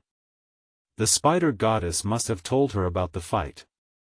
The spider goddess loves watching her children, and that one is exceptional. She's got better skills than almost any other spider I've seen, the dragon grumbled. But on that note, how many spider goddess temples are there in Nerid? Karl asked. The little dragon shrugged. Thousands. They've got a weird thing going on there. Arachnid monsters, arachnid and insectoid beastkin, and the darklings. Karl clearly had no idea what that was, so the dragon explained. Oh, they're humans, but also not.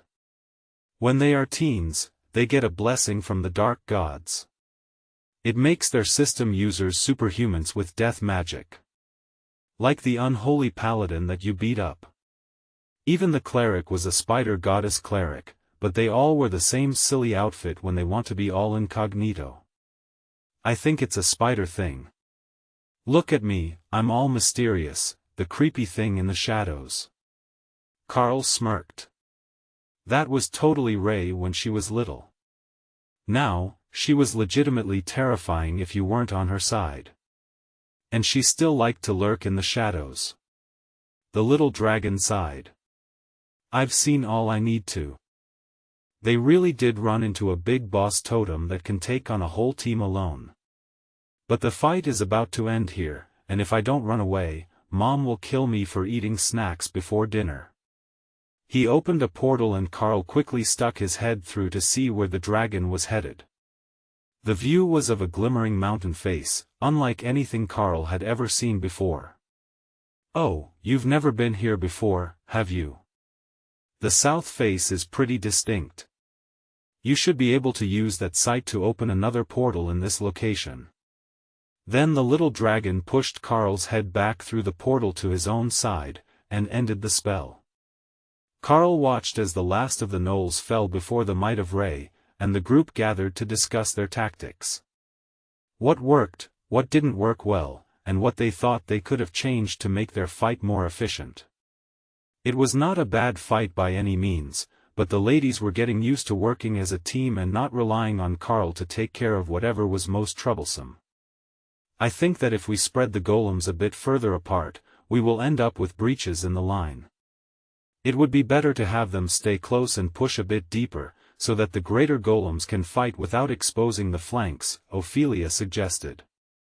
Dana nodded. That sounds like a plan.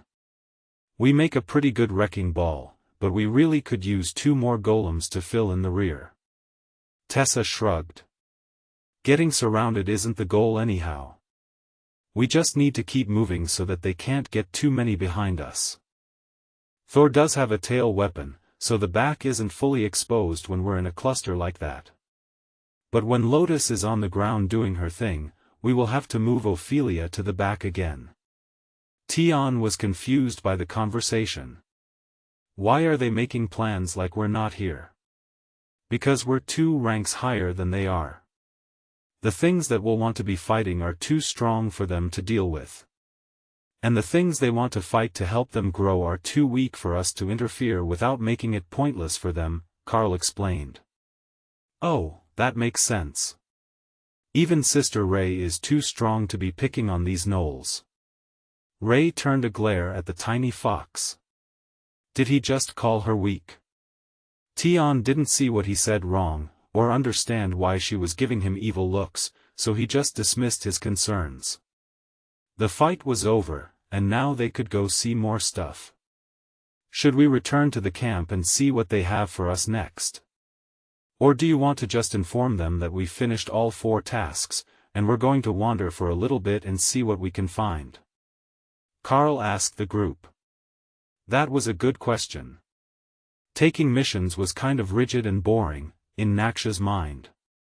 The monsters that were overpopulated weren't just the ones that were directly threatening the towns and the military outposts, so it would be better if they just attacked whatever there was too much of. The dragon shrugged. I think we should explore and fight. Hopefully, we can find some of the larger excess monster spawn packs and start really thinning out the numbers. Nobody else had a problem with it, so Karl opened a portal back to the camp. I will hold this open while I inform them of what we're up to. Just give me 5 minutes. He didn't actually need that long, as there was a scout standing only 10 meters from the portal's opening. Hey, guard. Can you pass these to the general? We finished these 4 missions today, and now we're going to head inland to look for more groups that aren't on the list, Karl called. The dwarf jogged over and took the notices with a smile. Good work, mercenary. We will see you again one day, I'm sure. You can send us updates if you would like, so that we know what else you've managed to eliminate. Some of it might be on the low priority list. Got it. The black dragon wants a general culling of the overflow, so there might be a lot of little things on the list. I will have someone write the details down, and we can send them in once a week or something, Karl agreed. That works for us. Good luck. Karl returned to the ladies and closed the portal. Alright, we're good to go. Do you want to go any particular direction, or just wherever the mood takes us? Adventure. Lotus and Remy cheered simultaneously. Well, that pretty much settles it. We will head away from where we know that there are other army units and marked villages, and just look for excessively large groups of monsters. Do we want to fly or walk? Karl asked. I say that we keep walking. I have heard that there is something strange about the layout of the land, and I wonder if we can see it firsthand if we're on the ground and Hawk is in the air, Naksha suggested. There was a slim chance that they would see something different from the ground and the air, but it wasn't zero. Nobody knew for sure if things were actually changing or if it was an illusion. If it was just a powerful illusion, or a localized effect, they might be able to provide extremely valuable information to the army units. Gabble, or this part of Gabble, as Karl now knew that there was another region named Gabble Kingdom, had a serious lack of information infrastructure. They might be rural, but not having a proper map of your own country seemed a bit too negligent. Naksha returned to dragon form and made a loop over the area, then gestured for them to follow her to the north. Hawk hadn't seen anything interesting in that direction, but it was away from any of the army units, and headed for the middle of the nation, where they would be the furthest from any of the regular patrols. If they wanted to find monster packs that hadn't been culled at all, that was the best spot to find them. Naksha had only been flying a few minutes when she began to get excited. I think that I found a fresh anomaly. I think that I just saw it open. At least, I don't think that it's a portal, she declared. Definitely not a portal. The monsters just appeared all over the place. I think that this place likes us, Hawk elaborated. How so? Ray asked hopefully. Food. Hawk cheered. The sound of crashing through the brush and long grass alerted everyone that they weren't going to have to go looking for the spawn, it had already found them. And the moment that Karl saw what they were facing, he knew that Hawk was right. This was food. Giant crabs, with a nearly circular flat-topped shell, and 2 meters tall, to be precise. Their colorization was all wrong for where they had ended up in the grasslands, and the bright oranges and greens were immediately recognizable, but the creatures were incredibly fast, and every bit as large as Ray. Because the spawn had just started, they hadn't had time to gather, so what the group was facing was only 3 Overlord-ranked crabs. But the crabs didn't seem to care about the disparity, and they were charging straight at Thor. The thought confused him. Did they think that he was the biggest threat because of his size? Or did they think that they could defeat and eat him? Both were incorrect assumptions, and didn't bode well for the intelligence of their targets. But they did at least hesitate for a moment when Ophelia transformed. She was covered in fur, not hard scales, and nearly as large as Thor was. However, the crabs still continued to charge for the behemoth, snapping their claws as their legs clattered with their eagerness to reach him. Only when they were 20 meters away did they begin their attack, sending powerful jets of water towards Thor, while Ray prepared to pounce. The crabs worked well together, and the streams all hit the same spot on Thor's armor. But that made little difference with Eternal Lightning active, and the team charged into battle. Dana's golems quickly isolated one of the targets, pulling it away so she could face it alone, while Ophelia worked with Naksha, who was in dragon form, but on the ground. The two were similar in overall size, though Naksha was twice as long, and not nearly as tall as the dire bear. Both were much larger than the crabs, and it was almost comical watching them pin down and pull apart the monsters. Karl could almost hear them salivating.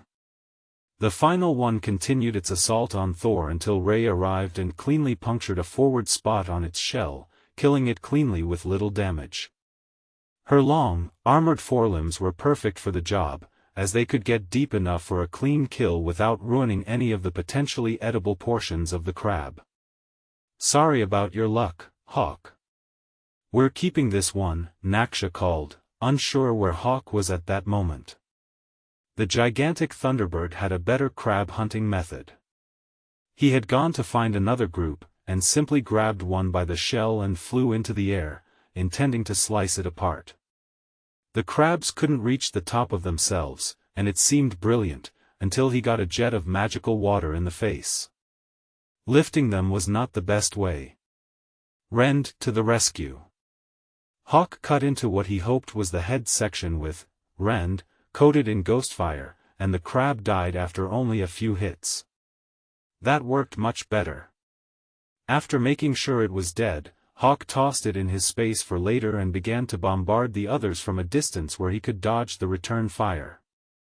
Are we still working? We don't have to keep working, do we? Tion asked hopefully. What did you have in mind? Karl replied.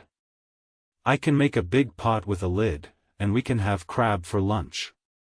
Mom showed me how, she loved crab, the tiny fox replied. Crab dinner anyone? Karl asked. Naksha paused her examination of the dead crab and nodded eagerly. We need a plan, she agreed. Tion created a large pot with earth manipulation on stands to create a fire under it. Catching on quickly, Remy filled it halfway up with water, and Ray tossed her dead crab in it. Lotus had plenty of spices, and Tessa started a pot full of rice to go with the crab. Hawk returned to his hunt, slowly adding more crabs to the pile and organizing his ingredients. I need to make a donation soon. I've got too much outdated food, Hawk informed Karl in a serious tone. Hawk nodded gravely. Look at all this. It's delicious, but royal rank and lower. I don't need nearly that many snacks. The more powerful I get, the less I need to eat, and it's all piling up. Karl chuckled. The bird space looked like a supermarket meat section. I need the room for new things. All right. The next village that we come across, I will make a deal to trade them a lot of meat from you. You can transfer some to the guild house storage as well. Hawk made a keening laugh. The storage room at the guild house is full already. They've got enough to last them a year. They really did need to start cleaning out Hawk's space, then. The water was already boiling for their crab stew, and Lotus was happily adding diced potatoes and carrots to what smelled like a lemongrass curry base. Do you think that this will pull the other groups of crabs to us? Ophelia asked as she settled a blanket on the grass. Hopefully. It would let us stock up without going hunting them. Hawk is already working on clearing some of them out, but as he's at the Overlord-Rank, the same as them, it takes a bit to safely eliminate them alone. In a group, we can take care of them in seconds. Especially if we're not trying to save the corpses, Karl explained. That sounded like a massive waste to everyone, and not just the food-obsessed Hawk. The wonder that was crab stew was enough to end all thoughts of productivity. The smell of spices and crabs together was wafting away on the wind, filling every breath that they took, and Karl knew that there would be no more working done today, even if they were attacked. The ladies would just ask him to kill another for the pot. And attacked by more crabs is exactly what happened. Before the soup was even ready, they already had crabs coming from 3 different directions, and Kara was out hunting them. She had realized that the creatures had a fatal flaw. The actual brain was right between the eyes, and behind one of the least armored portions of their body. The trick was to get past the claws, as they would guard their vulnerable frontal area as they charged. You couldn't attack it from the top, as most would try. And you couldn't attack from below, if you were smaller than the crab. You had to attack it from the front and straight inwards to get a clean hit. But with a bit of practice, she learned to taunt them into snapping their pincers at her, and that revealed the soft spot for her to hit them with a void blast. She definitely didn't want to damage them too badly. These shells were Overlord-ranked chitin. Compared to most materials, they were exceptionally durable, and light for the amount of protection that they offered. It might not be as good as some of the special Overlord-ranked metals, but Kara was pretty sure that Ray could make some really awesome armor and trinkets out of crab bits. All they had to do was have crab for dinner for a few days, and Ray would have all the materials that she could need to make entire suits of armor. Wouldn't that be cool? They could make it a shop specialty, as it would layer so well in the traditional Drod armor style. Oh, that would look good on the Dana. They should make her new armor. I made her armor a month ago. Ray reminded the badger. That's working armor, not decorative armor. Kara replied haughtily. Ray paused. The badger was right. It was working armor.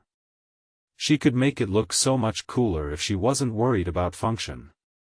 If she went all out on the decoration, Dana would become a walking billboard for her armoring skills. She could have a limited edition Samurai Dana. She was already getting properly stabby with that increased attack speed, and Ray was proud of her squishy little human sister. She had even made her golems competent with a sword, and that was a real accomplishment. Ray's golems were pretty good, but they were still lacking on the skills front. The Spectral Knights, on the other hand, had excellent skills. They should teach the Dana mage how to summon those. Ray mentally nudged Karl, reminding him that he should be more generous with the skills. Target incompatible with skill, undead army, boo this system.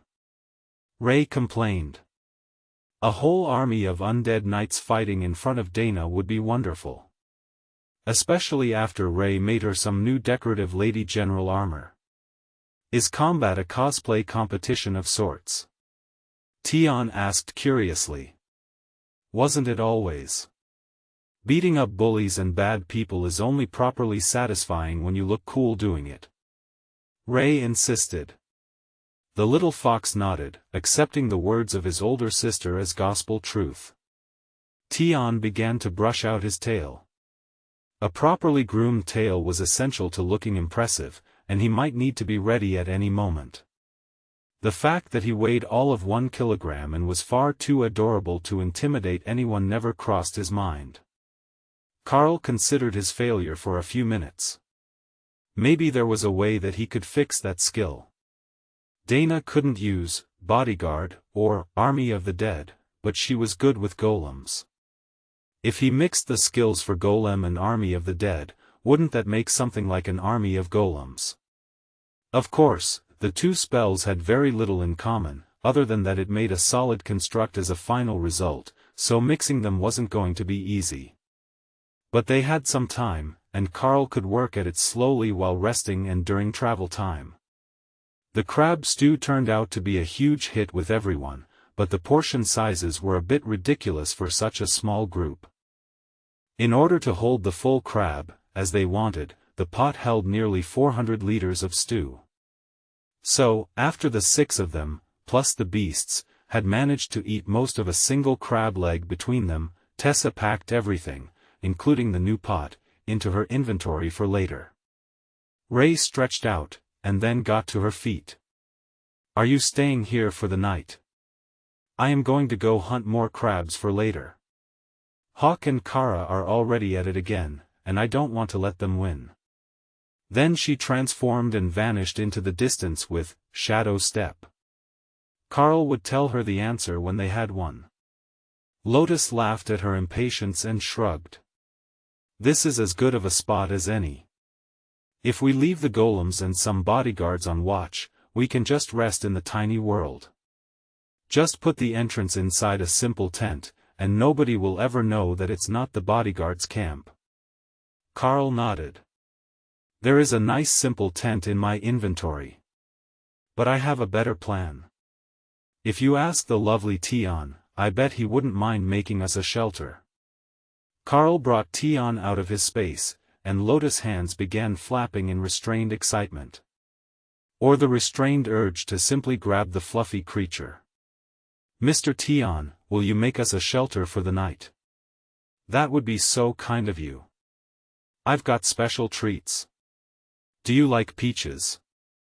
I made peach cobbler squares before we left. Lotus blurted in a rush, while the tiny fox laughed. Tion nodded in agreement. He could make a den for everyone. But an above-ground one, the way that other species did it. A flick of his tail created a dome-roofed circular hut of sandstone with an arched door and a single window. It had a stone sleeping bench on one side, up off the ground, so that bugs didn't bother you, and the thick stone walls would keep the afternoon sun off you, while keeping the hut warm all night. Lotus hung a hastily conjured grass mat over the door, and then a covering for the window. Now it looked like someone lived in it. Then, she held out her hands, one with the peach cobbler square on a small plate. Clearly luring Tion back to her. But he didn't mind. As much as he had complained about it, the little fox actually enjoyed having someone stroke his fur. Karl called the Lamia bodyguards, and Dana brought back her golems as additional guards. That should slow down anything that might consider attacking them in the dark. With a pair of Totem Rank Lamia at the hut, they were likely to be the strongest things in the area. You look like you've got big plans for the night. Dana noted as she led Karl to the reproduction of their bedroom in the tiny world's house. Ray pointed out that if you could use her spectral knights, you would have a whole army of master blade wielders to fight on your side. But you're incompatible with the necromantic magic. So, I was thinking of something more like a terracotta army. A complement to your existing golems and greater golems. Dana smiled. I have a skill in my skill tree that is along those lines, but not quite as impressive. It's called blade spirits, and it will advance my blade swarm skill to pick targets on its own with ethereal spirits. I'm only a few points short of being able to use it. Karl frowned. Isn't that one attack per conjured blade, though? Dana giggled softly and rolled her eyes at him. Even skills from an advanced class aren't intended to be everything you could ever want all in one package. Sure, I'd have to call more of them once they attacked, but that's still a massive amount of damage. Plus, I can leave the blade swarm in place until I'm ready to counterattack, and auto-parry will let them block incoming attacks. That's hard on the mana usage. But if we're being attacked by multiple enemies, I can continually control the blades on my own to keep them away. It's a failsafe in combat, since I'm usually the closest to Lotus. That isn't the biggest issue we have right now, though, is it? You're 2 full ranks above the rest of us, except Naksha. And given whatever happened to your constitution, you might as well be considered halfway to mythic already. There isn't any realistic chance that we're going to be able to fight in one cohesive group for much longer. Once the beasts start to advance, we will be totally left behind, and operating as 2 different groups who happen to be in one spot. Karl picked her up and then flopped back onto the bed. You're right. I didn't get to go into details, but while we were apart, I was attacked by a group of mercenaries, who had taken up a bounty placed by Lord Bomgan. A full raiding group of totems. 10 to be specific. And if they hadn't run away to save their surviving members after I killed the healer, it would likely have been a draw. Sure, they weren't anything particularly impressive, and they all used death magic. But if I had Ray and Kara at Totem Rank with me, it would have been a massacre. I don't want to separate like that, though. There has to be something that I can do that will bring our power levels closer together again so that we can keep traveling and adventuring together. Dana gave him a sad smile. And that's why you're trying to come up with overpowered new spells. So that if I can make it to Overlord-Rank, I will be so far beyond the average that I won't feel like I'm holding you back.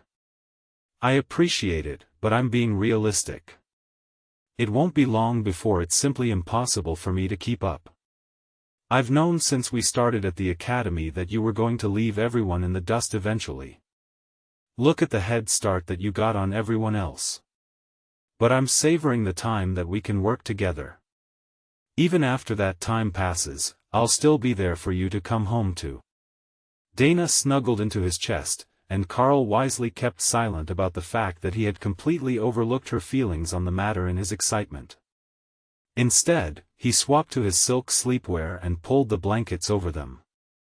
Dana might have come to terms with the reality that even after her class advancement, she wasn't going to be able to make up the gap in their power levels.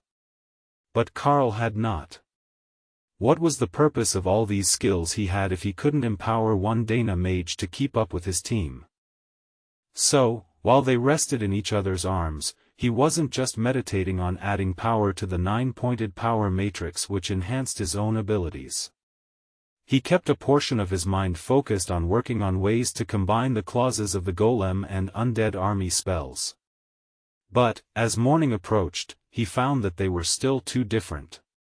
So, he added bodyguard to the mix, allowing its clauses on intelligence and autonomy to fill in the missing areas. That was almost there, but there were still some requirements that weren't being met. Then Karl remembered when he had tried to combine Ghostfire Body, Night Haunter and Apocalypse, among other skills. It had created a transformation skill called Lord of Destruction. It was a Totem Rank transformation skill that he couldn't use at the time, but he had the memory of the attempt. There should be something in there that he could use. Spell combination successful, Army of Unholy Retribution, Immortal Ranked skill. No compatible users found. Karl stared at the message. If they could use all the component spells, why couldn't they use that spell? Was there something missing? Other than the fact that none of them were at the immortal rank. Maybe if he started lower. Combining advanced skills tended to have incredibly high requirements. The better the skill was to start with, the more powerful the components needed to improve it, and the more powerful the user needed to be. Karl took a moment to consider his next step, then decided to teach Hawk, Lord of Destruction, and call it a night. He could work on how to improve Dana tomorrow. Maybe he would come up with a new approach to improving either her power or her growth rate in the morning. Skill created, Lord of Destruction, Totem Rank Transformation Skill. Ignores most damage types, incorporeal, deals fire damage to both physical and metaphysical targets. Hawk cheered as he hunted crabs in the dark. His flames burst out in bright white flames, leaving only a light blue afterimage of his feathers at the core, and then his fire attacks advanced from Overlord to Totem Ranked. It might not have been his own effort that advanced his flames before his body, but winning was winning. He was the second to have a Totem Ranked skill. Well, third, if you counted Tion, but Tion was too cute to count as a combatant. Their newest addition was already having a significant effect on the others as well.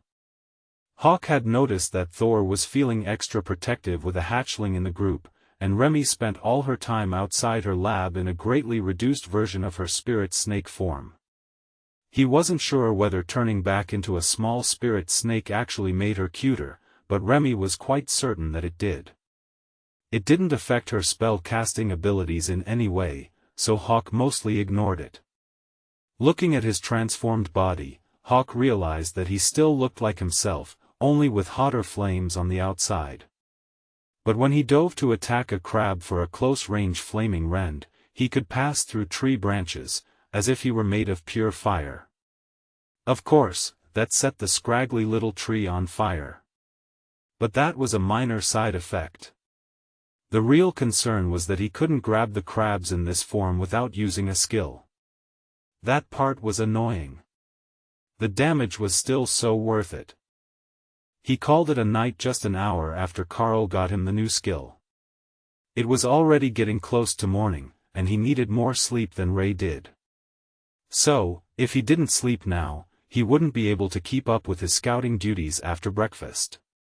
Even Kara and Ray eventually returned to their spaces to sleep. They had collected so many of the crabs that they had to actually search for more at that point, and the rest of the group still needed something to do tomorrow. Lotus woke everyone up with the smell of blueberry pancakes coming from the kitchen, and the team gathered to make their plan for the day. Should we go look for the core of the anomaly to see if there are good things? Or should we clear out all the crabs we can find first and see if it collapses? Ophelia asked. She knew that the beasts had been hunting in the dark, so there should be hundreds of crabs in storage by now. Speaking of which, can we still reach the guild store? Tessa asked. Lotus shook her head. I had to make my own ingredients today. We're out of range of the guild store. But we can put things in the main guild bank and let them collect them. Karl shrugged. We can also open a portal back. Just let me know when we need to get something. Or ask Dana. Lotus smirked. I have come prepared. Plus, with this class advancement, I have incredible nature magic. We don't need to worry about plant-based ingredients. I've got nearly a month's worth of average potion sales stocked at the store as well. No need to rush back. Remy added silently.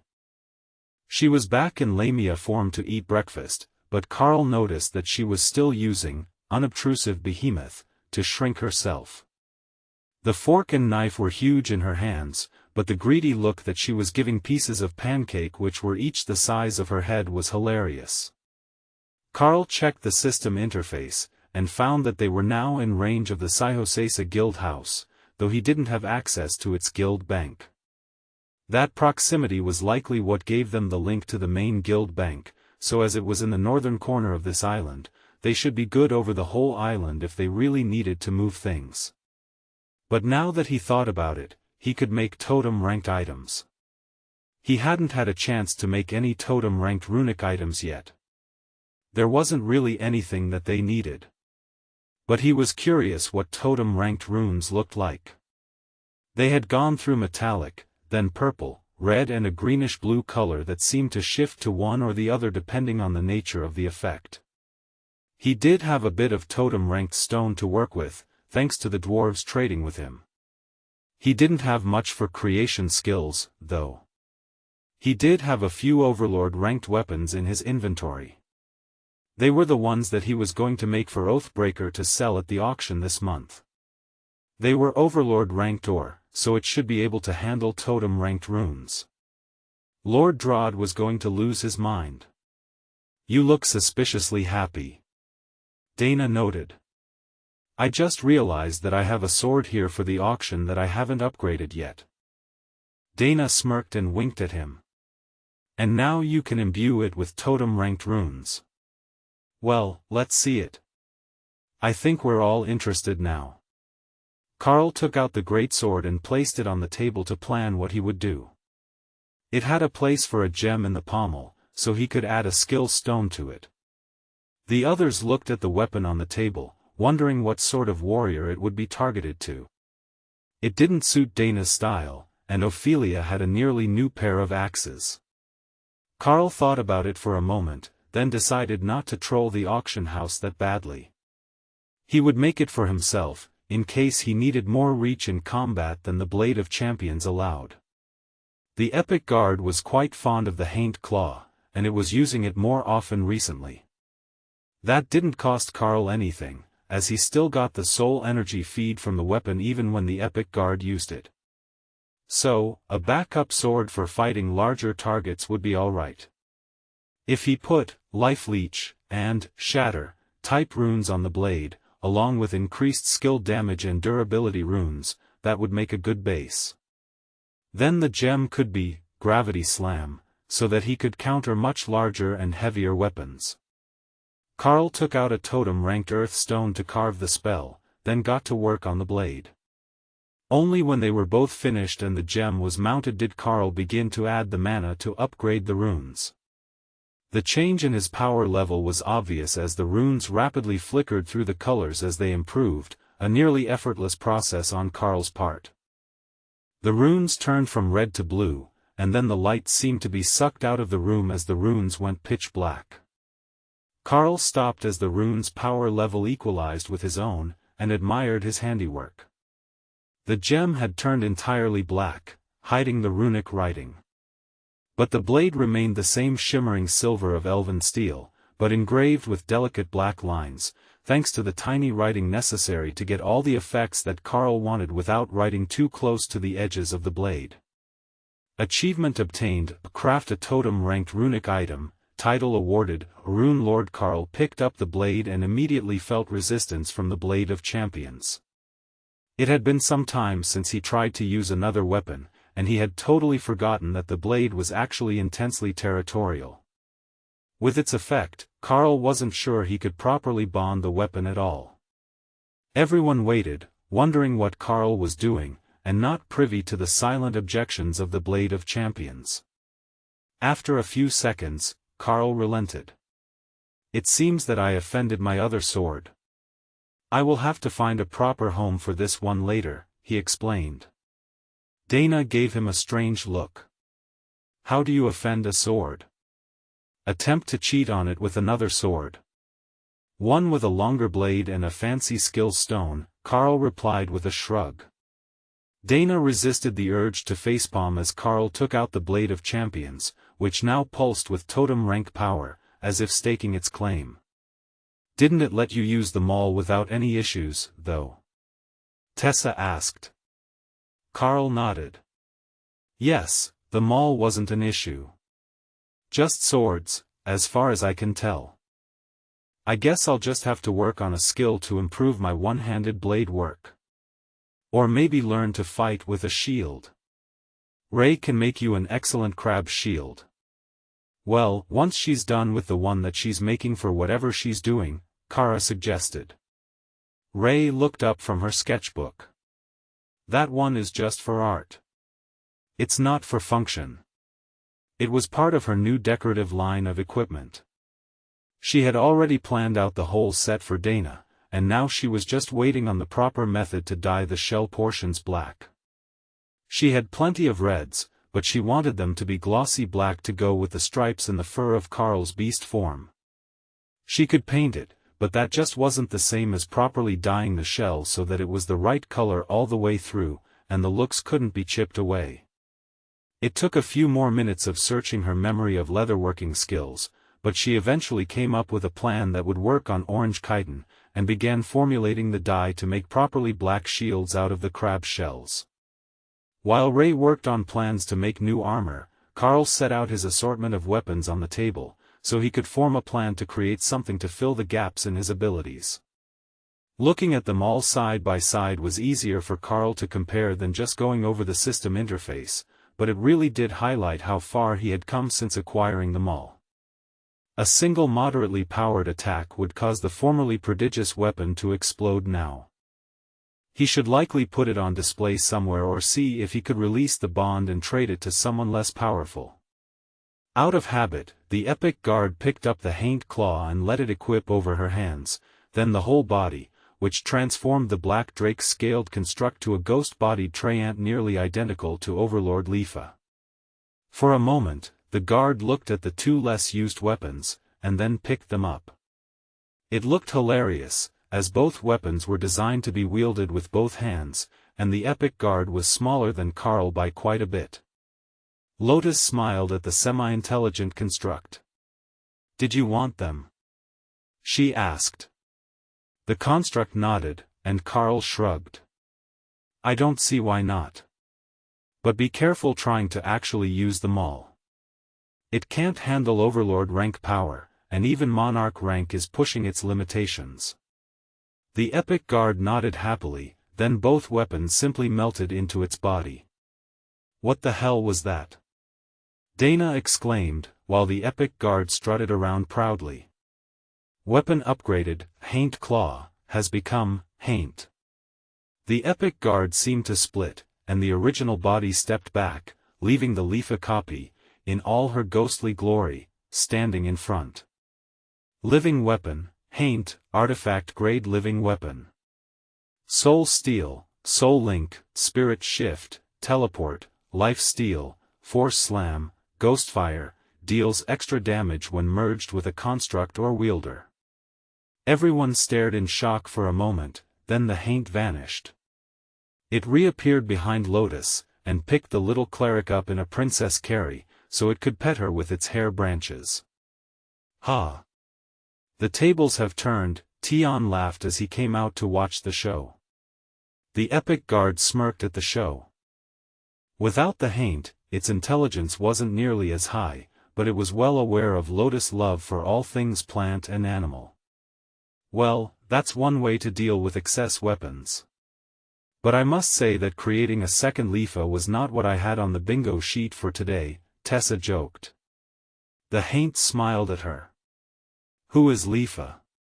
she asked. "Oh, that's the Haint that broke off a bit of its own hand to make the Haint Claw that you evolved from. She named herself Lefa because she looked like an ethereal treant," Tessa explained. The Haint nodded slowly. "Interesting. I would say that we look more like a tree revenant. But perhaps she wanted to be seen as a friendly creature." "Did you not want to be known as friendly?" Tessa asked carefully. The Haint shrugged. "I am Pack Master Karl's weapon. Whether my presence is friendly or not depends on his mood." This living weapon didn't have the rebellious spirit that Lefa had, Tessa realized. It still respected the bond with its wielder, and didn't have any inclination to rebel against his authority or go off on its own. Perhaps that would come with age, but for now, they probably didn't need to worry about a rebellion. "I wonder if it kept its combat instincts," Kara wondered. The Haint turned to face her. "Indeed.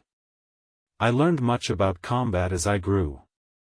Including the first lesson that you taught me.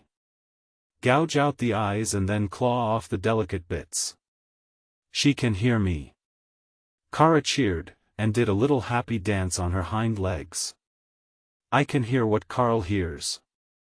So I hear everything.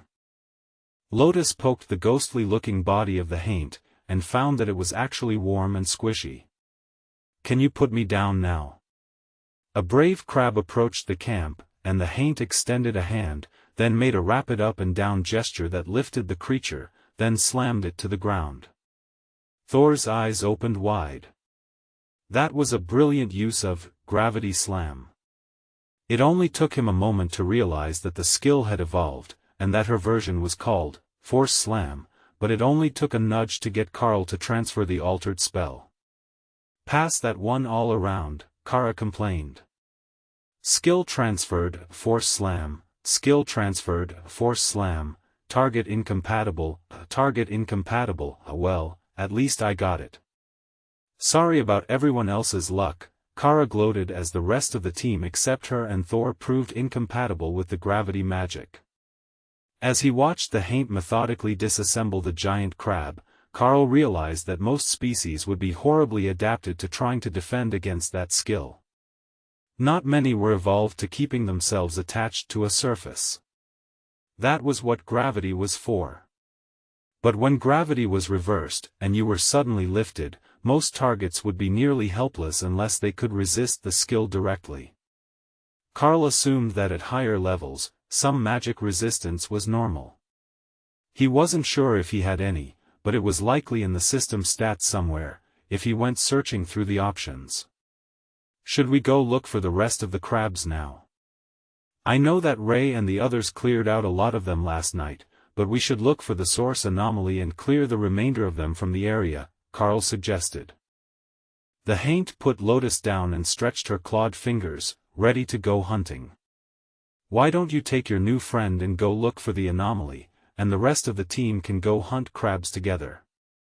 Dana suggested. That would leave them with plenty of protection, and Karl wouldn't have to be bored all day, facing monsters that he could kill a whole group at a time with a single strike. Karl thought about arguing, but if there was an instance of some sort at the anomaly that spawned the crabs, then it would be the final requirement for him to do his class advancement. Requirements for next class advancement: reach Totem Rank, fill all beast slots or combine spaces to remove redundant areas. Visit any dungeon, instance, or relic with system integration. He had reached Totem Rank. He hadn't started to form a new space yet for a Totem Ranked pet, and if there was something in the anomaly, it would be the final requirement. Fortunately, Karl already knew exactly where he had to go. Hawk had done extensive scouting of the area yesterday, so everyone knew where the remaining groups of crabs should be. But it also revealed the anomaly that spawned them, which would be Karl's target for the morning. Unlike most spawns, there was no guard around the entrance. Ogres and giants would remain there, as well as most other monster species. But the crabs had just wandered away, looking for food. So, Karl stepped inside without any challenge, and felt a brief sense of disorientation as the world twisted. Remy would love this place, Karl decided. It was a large swamp with a sandy beach and a large open ocean, plus one small island with a stone temple on it. A perfect home for Naga. But as far as Karl could tell, there was nothing here. Using swim through air, he moved above the water's surface to check for signs of life. The crab nests were here, some with eggs in them, but there were no signs of anything alive. Even the eggs in the nests were either dormant or unfertilized. So, Karl opened his system interface, and found himself pulled into the familiar class change option screen. Welcome, enlightened user Karl, the system message floating in the air in front of him greeted. Please select a class. Karl looked at the options, then did a double take. There were no normal class options this time, everything was a strange and unique sounding progression. They also came in multiple ranks. 3 had blue rings under them, 2 had purple, and 1 shone with golden light. Starting with the blue, which were likely the lowest ranked option, Karl began to read the options. Beast Lord, a rounded combat class that specializes in joining their beasts in combat. Class skill, a rampaging beast, transforms the Beast Lord into animal form and doubles the bonus stats gained from their partners. Pack Master Elder, a trade skill class specialized in raising packs of beasts. Gains multiple bonuses to taming wild beasts, and to successful breeding of hybrid species. Class skill, Mystic Husbandry, allows the Pack Master Elder to increase the chance of successful mating between magical beasts under their influence. Pack Guardian, a defensive specialist class. Gains multiple bonuses to defense and regeneration. Class skill, Invulnerable Pack, grants the greater immunity effect to all bonded beasts as well as the Pack Guardian. Karl nodded as he read through the options. Each of them was good, though not ridiculous. But they were also the least shiny of the options. Kara would approve of this method of sorting. The more rare they were, the shinier they got. It was definitely a Badger-approved method, and even Hawk would immediately understand the meaning of this sorting method. So, Karl moved on to the class avatars that had purple rings under them. Pack Master Destroyer, a brutal combat class, specialized in wide-scale destruction. Grants bonuses to all stats gained from bonded beasts. Increases damage to area of effect and multiple target spells. Deals increased damage to structures and fortifications. Class skill, Bring the Pack, doubles the destroyer's number of available beast spaces, and the growth rate of beasts resting in their assigned space. Beast Master Patriarch, Blessed of the Beast Gods. A cleric class, specialized in the enhancement of bonded beasts. Class skill, Pack Territory, Domain Effect. Doubles beast damage within the domain, and increases enemy skill energy requirements by 300 fan tram. In his space, Tion laughed. We could be a destroyer, and bring all our friends with us. Nobody would dare to bully us if we had 15 sisters. Why 15 sisters? Karl asked. Sisters are much scarier than brothers, Tion explained, as if that should be obvious. His living situation might have been shaping his developing views of society. Ray and Kara were much scarier than Thor and Hawk. Sister Remy is the terrifying one. You should see what her failed potions can do to people, Tion countered. Becoming part of a lab experiment was much more horrifying than being torn apart or pranked to death. That left only one more option. The version of Karl in a casual suit, standing in the golden shining ring of light. Karl examined the final option with his fingers crossed for good luck. Beast Master Champion, Avatar Type Class. Blessed by their patron deity, the champion grants a wide variety of skills to their bonded partners, as well as gaining increased strength, an improved mana pool, and growth rate bonuses. Class Skill 1, Bestial Champion, Passive Skill. Doubles the applied effect of all buffs cast by the champion on himself or his bonded partners. Class Skill 2, Avatar, Transformation Skill. The Beast Master Champion transforms into the incarnation of the wrath of their patron deity, and gains a corresponding bonus, based on the nature of the patron. Class Skill 3, Ascendant Divinity, Passive Skill.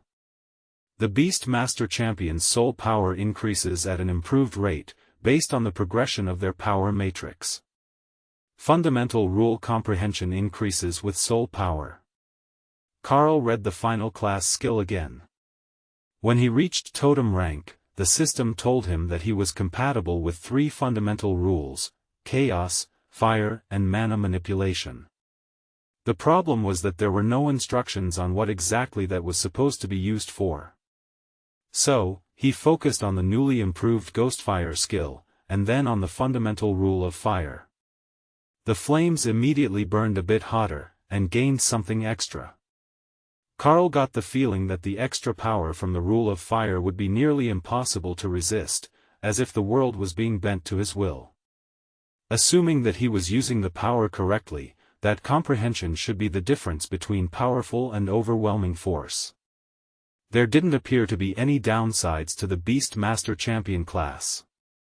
It had more class skills, better class skills, and it should be a reliable one for his own progression, with the third class skill constantly improving his power level as he worked on his power matrix.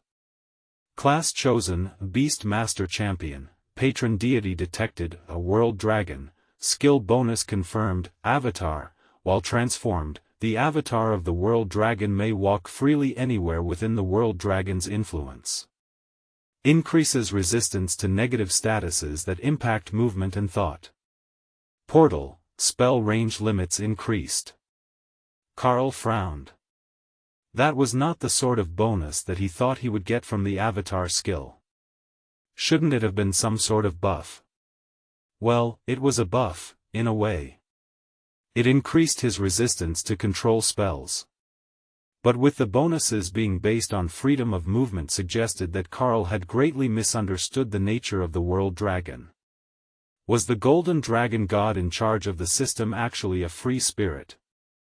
Someone who didn't like to be tied down and loved to travel. That was a hard thing for Karl to comprehend. But after a few seconds of thought, Karl realized that he was most likely thinking about it the wrong way. The movement wasn't the point. Nothing stopped the World Dragon from doing as it pleased. The bonuses probably weren't about wanderlust, but the unstoppable nature of the World Dragon's will. He would have to test that in the future, but it was the reason that made the most sense to him right now. The class selection menu faded, and Karl realized that he was not alone in the anomaly. There was a single orc in here with him, curiously stabbing him with a pitchfork. "What are you doing?" Karl asked. "Defeating monsters." The orc asked, clearly confused. "I'm not a dungeon monster. I came in here to trigger a class advancement." The orc tilted his head and stabbed him with the pitchfork again. "Are you sure?" Karl laughed.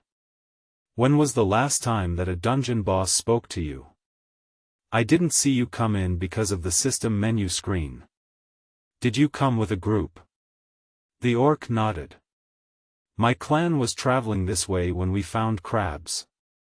They are probably good to eat, so we are working with a bunch of dragon clerics and a behemoth to catch them all."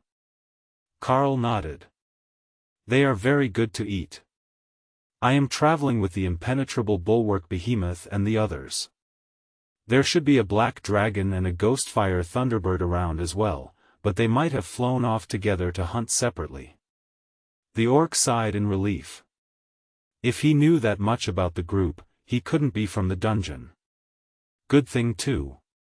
He had proven immune to the skills used on him when the orcs first entered. Of course, they were all monarchs and overlords, but still, their skills didn't even make a scratch on him. Karl turned and walked out of the anomaly, with the lone orc following him. He could hear the thoughts of the beasts as they hunted and herded the crabs to the others so that everyone had something to fight. The orcs were having a grand time, as there were rarely any chances for them to taste seafood when they lived so far from the ocean. They were still technically in a desert, though not as completely sandy as the region to the south. Just finding any water was difficult. Karl examined a group of crabs in the distance, not yet being herded towards either of the groups. This was the perfect opportunity to try out his new class skills. Well, the only active one of them. Karl took a few long running steps towards the crabs, then activated Avatar. And watched the world shrink beneath him. New information about how to walk on 4 legs and operate wings entered his mind as the spell completed, and Karl realized that he had missed the most obvious possible answer. Of course, the avatar of a dragon god was a dragon. A rather large one. Curious about his power, Karl swatted a crab with one front paw, and watched as his claws dug deep furrows in the shell without activating any skills at all. The creature went flying, then bounced for a few more rolls across the dry grass. That was way more fun than expected. "No playing with your food," Kara laughed as she realized what Karl had done. "I can see why you do it. They fly so well," Karl joked. Karl punctured the next one, saving the shell in case Ray needed more materials. Then he pinned one down with his tail as the orc gleefully stabbed it with his pitchfork, using cleave to kill it. Good work. Karl congratulated him, and realized this form could only speak serpent. Thanks. Is that a skill, or was the other one a skill? The orc asked. Both of them are skills, actually. My natural form is much less impressive to look at. Karl laughed. Karl smashed his way through the small group of crabs, then let the orc go to rejoin his clan. It was a good chance to go for a flight in dragon form, and see just how fun it was to fly on your own. Powerful muscles extended enormous golden wings, and a single downward thrust hurled Karl into the sky. With Agile Flyer, from Kara, and Swims Through Air, from Remy, flying in dragon form was effortless. On top of that, the knowledge from the Avatar skill told him exactly how to work his transformed body, and soon Karl was soaring through the sky, looking for anything that the rest of the group might have missed. Naksha flew over to greet Karl, once she took a look at his name tag with the system interface and realized that they didn't have another totem-ranked visitor. Looking good in gold. Did your transformation spell change? I think that Dana will miss the fur. She called over the noise of the wind, which was oddly muffled in dragon form. No, I managed to update my class, and now I have a second option for transformation. Cat form, or dragon form. Karl called back. Naksha dipped to the side, and Karl followed, chasing the dragon through the air as he got used to moving around on two wings. Hawk came over to fly alongside the others, and to see how Karl did in a winged form. He could kind of fly before, but nothing like he was doing now. The skill turned him into a totem-ranked world dragon, at least in appearance, and he was half again larger than Hawk or Naksha. So, when he opened his wings to soar, Karl floated on the drafts much better than either of them, and his immense strength let him cut and bank every bit as well as the smaller duo. Though, he did have a habit of losing spatial awareness and ending up upside down after a maneuver. They didn't totally slack off, though. Every minute or so, they would dive down and take out 3 more crabs, just enough that the others couldn't accuse them of just playing around all day. But the orcs weren't fooled. They knew when someone was having fun in battle. Fortunately, they also assumed that the dragons were making an effort not to steal all their potential food supplies, as the team on the ground had already made huge progress. The orcs took that as a sign of kindness, as they were always short on food in the desert, as well as the surrounding grasslands, and mentally noted that these clerics and their companions were friends. When the crabs were nearly all gone, Karl led Naksha and Hawk down to meet with the Orcish chieftain, to say their farewells, or make a trade. Whichever worked for the chief. But the moment that he landed on the ground, the desert shifted to long savanna grass, and the orcs were gone. Dana. Do you see what I see? Karl messaged, after checking the mental link to the beasts. We do. Everything just changed around us, and the orcs are gone. So are the rest of the crabs, and the anomaly that spawned them. Dana replied quickly. A quick flap of his wings brought Karl halfway over to the others, where he transformed back to his bestial form and jogged the remainder of the distance. Does anyone have any clue what just happened? He asked, after verifying that they didn't lose any team members in the event. The time changed. The sun moved back towards morning. Kara informed him, intrigued by the sudden change. I think it's a time distortion. We weren't targeted for a move through time, so it didn't trigger any of the resistance skills. But the world around us changed to a different point in time. Tessa offered. Can we message the guild house? Lotus asked. Hey, Ashbringer, how are things going in the forge? We're out of the store's bank range, but we can send things to the main guild bank if you need it urgently. Karl asked. Everything is fine here. I've got enough elven steel to last me for months still, and the sculptors are doing incredibly well. I think that the alchemists might cry soon, though. We just had a caravan come through and ordered 1,000 commander-rank healing potions to be shipped off to the front lines. The demonic blacksmith replied. Everything seems fine at their end. Ashbringer didn't mention anything about a long absence, and he's not running low on materials yet. So I think that we weren't part of the effect. Karl explained. Remy nodded. I was talking to the alchemists before and after. Nothing changed in the conversation. I also gave them the recipe for bulk potions, so they can make them in the big cauldron, instead of 5 potions at a time. Naksha transformed back to human inside. And now we know why the maps of Gabble are a mess. Nobody knows what the inside of the nation looks like because it has changed over the course of however long these time distortions cover. So, it really is different every time that they send another group in. What I'm more worried about is that we will get trapped in a time loop at some point if we remain. The orcs vanished with the change, and when the next change comes, it might be us vanishing to some other reality. Tessa nodded in agreement. That was a real possibility. Assuming that the events they were part of did just move to another reality, and weren't thrown hundreds or thousands of years into the future. Hawk, can you head up and go see what is around us? Karl requested. They were going to need some information, now that there was a good chance that even the terrain had changed. Things are the same, but not. There is still a hill in the same spot, but it's smaller. Then all the low areas are swamps, not desert. Oh, there are Remy people here, too. In a village, I mean. I don't see any wandering monsters, just some food.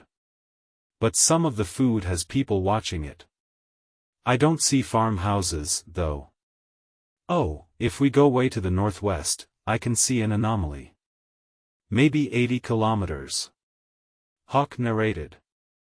Hawk says there is an anomaly in the distance, but there are Naga villages closer to us, and the low ground is now a swamp, while the high ground is grassland.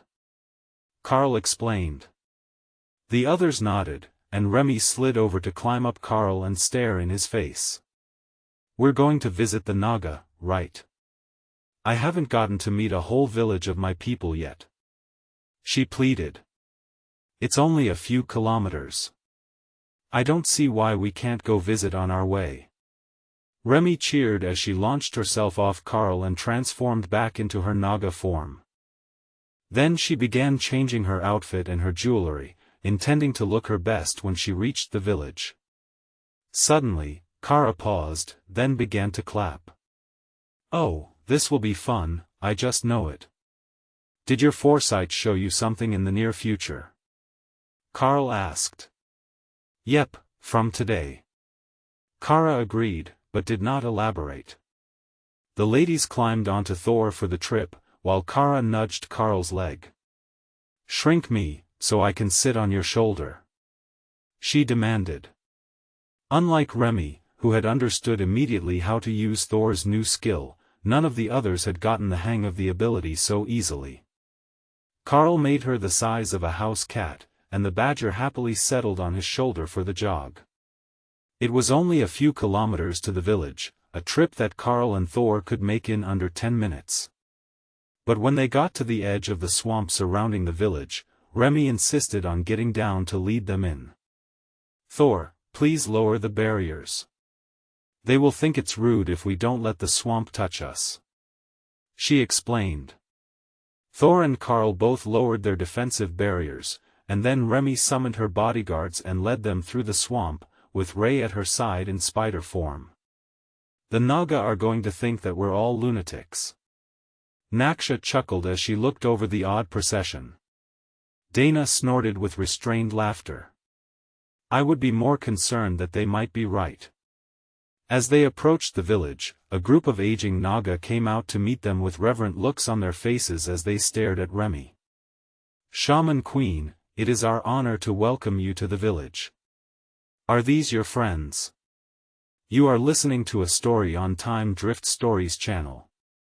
If you enjoy it, please like, comment, and subscribe so you won't miss the next episode. The largest of the Naga asked politely. Indeed. We are on an adventure, out to eliminate the excess monsters caused by the anomalies. Remy agreed. The Naga chieftain smiled at her. You certainly have interesting friends. And such luxury. A shaman queen with her entourage is formidable enough, but to have so many of the dragon gods chosen with you as well. The chief had a point.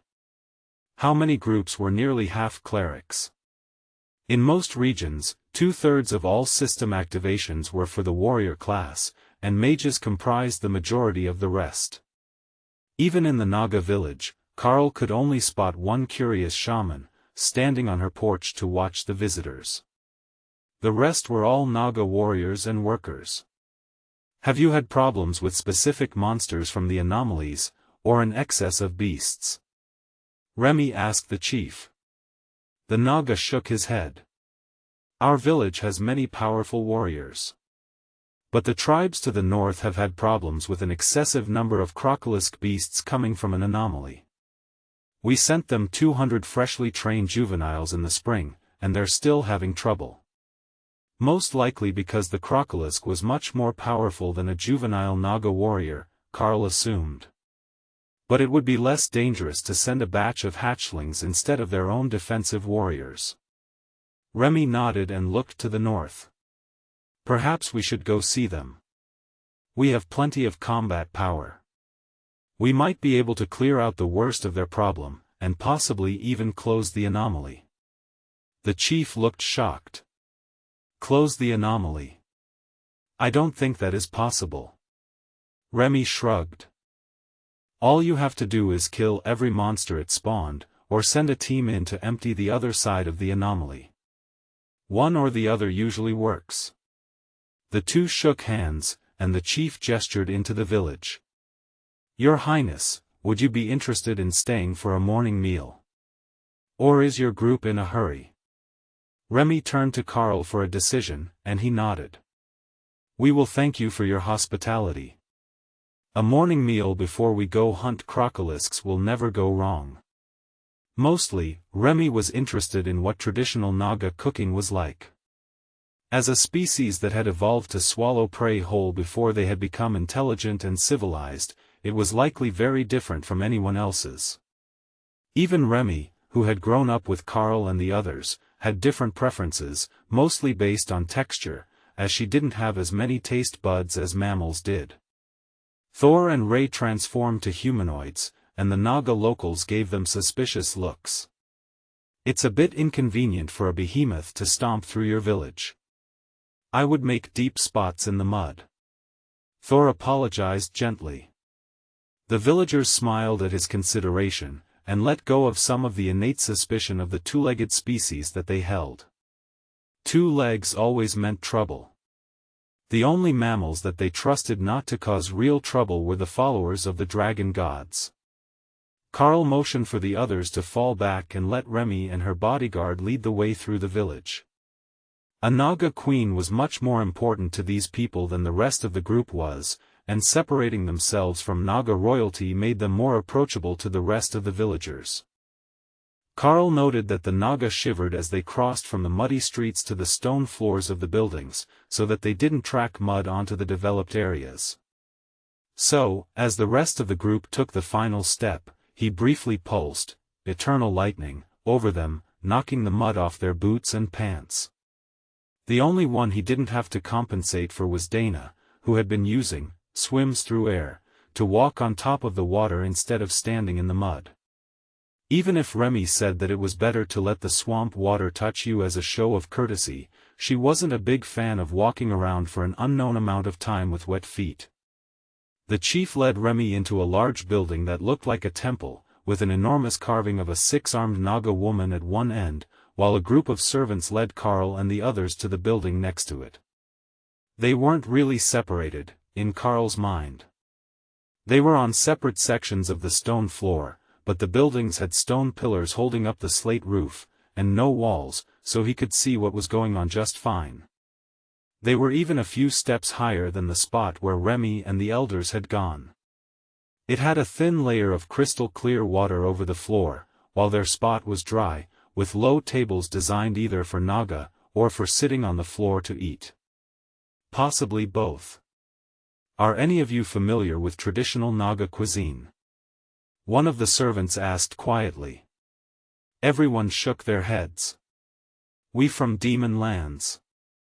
Karl offered as an explanation.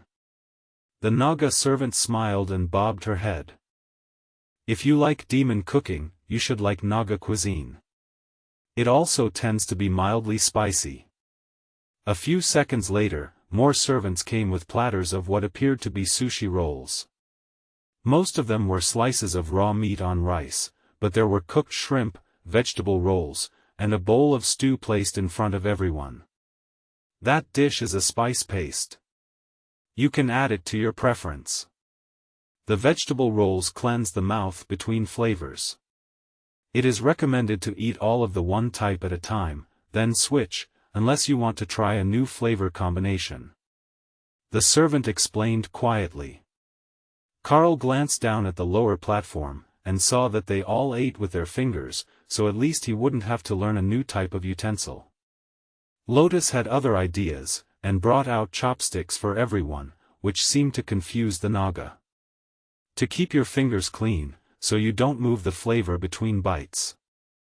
Lotus happily informed them. That made the servants smile. They rarely got visitors, but visitors who were enthusiastic about trying their food were even more rare. The dwarves didn't understand the appeal of raw meat and fish, while the orcs didn't understand the appeal of food served in small bites. Every roll had 2 to 3 different textures, Karl noticed. They were excellent, with vibrant flavors so that the Naga could actually taste them, but he could tell that they were really designed to be swallowed whole, not chewed. The amount of food was nearly overwhelming, and Karl could see the staff's amusement as the ladies began looking for polite ways to not try the new platter. You can just stop. It's fine, as the staff will eat all the leftovers from a formal dinner. The servant Naga girl whispered. The servers nodded happily, and Karl saw that they had a whole cart full of platters waiting. That was far more than his group could be expected to eat, so they had definitely prepared enough for themselves after the guests had eaten their fill. Remy and the chief's advisors chatted about issues in the swamps and surrounding grasslands. According to them, the largest issue was just the anomaly to the north that was spawning crocolisks, but according to Hawk, that one was a small one, with far fewer monsters than the anomaly to the northwest in the grassland. But the anomaly to the northwest was spawning a form of lion monster, and those were unlikely to enter the swamps. Remy and the elders of the village finished their meal, and Remy passed them a few potions as a first meeting gift, and then motioned for everyone to join her on the walkway in front of the buildings. It has been a great pleasure to meet you all today. But as the morning light is burning, we should get going on to help the other villages with their crocolisk issues. She was saying as Karl joined them. Thank you for dining with us, Your Majesty. We look forward to the day when we see you again, and thank you for assisting with the crocolisk infestation. Thor transformed back as they left the village, and Remy led the group north towards the location where Hawk had found a large group of Overlord-Rank crocolisks. They were a 10-meter-long 6-legged reptile, similar to the common crocodile on a massive scale. Hawk was curious about them, and their powerful water magic mixed with earth magic. When he hurled fireballs at them, they turned the swamp around themselves into thick mud and simply sank out of sight. It was infuriating. Tion thought it was a valid tactic, though. Hiding under the ground when there was a flaming attacker was a good idea. The fact that it was muddy ground was irrelevant to the little stone fur divine fox. After all, he could just use his stone fur ability and shake it all off him when he emerged. As they approached the next village, a beast that could contend for the title of mother of all crocolisks emerged from swamp waters that were clearly too shallow to have hidden its body.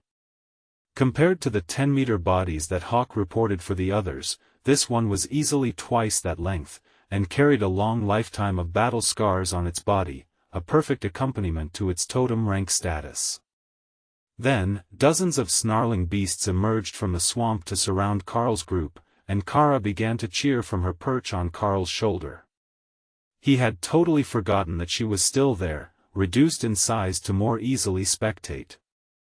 Karl called on the haint along with his sword, but didn't merge with the weapon yet. Having the haint and the epic guard surround the massive beast would be more effective than adding a bit more damage to himself. Lotus giggled as the haint began to splash her feet happily in the water, glad to be out of storage. The beasts briefly paused as golems and bodyguards were called out, and the enemy numbers increased. But only for a few seconds before they launched their attack. The crocolisk matriarch was surprisingly fast, but physically outmatched. Its first strike began with a lunge, its massive maw opening around Karl, who landed a punch on its nose and stopped its forward momentum before aiming a swing at its neck, leaving a shallow gouge across its throat as the creature retreated. Cunning eyes stared at Karl, assessing his abilities. If it couldn't simply overpower him, this would not be an easy fight, but it didn't believe the fight was unwinnable. A massive swamp shambler, a mud and vine construct made of the swamp itself, rose from the shallow water and lashed out at Karl with a club as the crocolisk matriarch moved to attack his unarmed side. Karl sidestepped the attack before being distracted by the sound of a monster to his left howling in pain and frustration. Kara had her garrote wire out again, but she wasn't using Void Blast on it.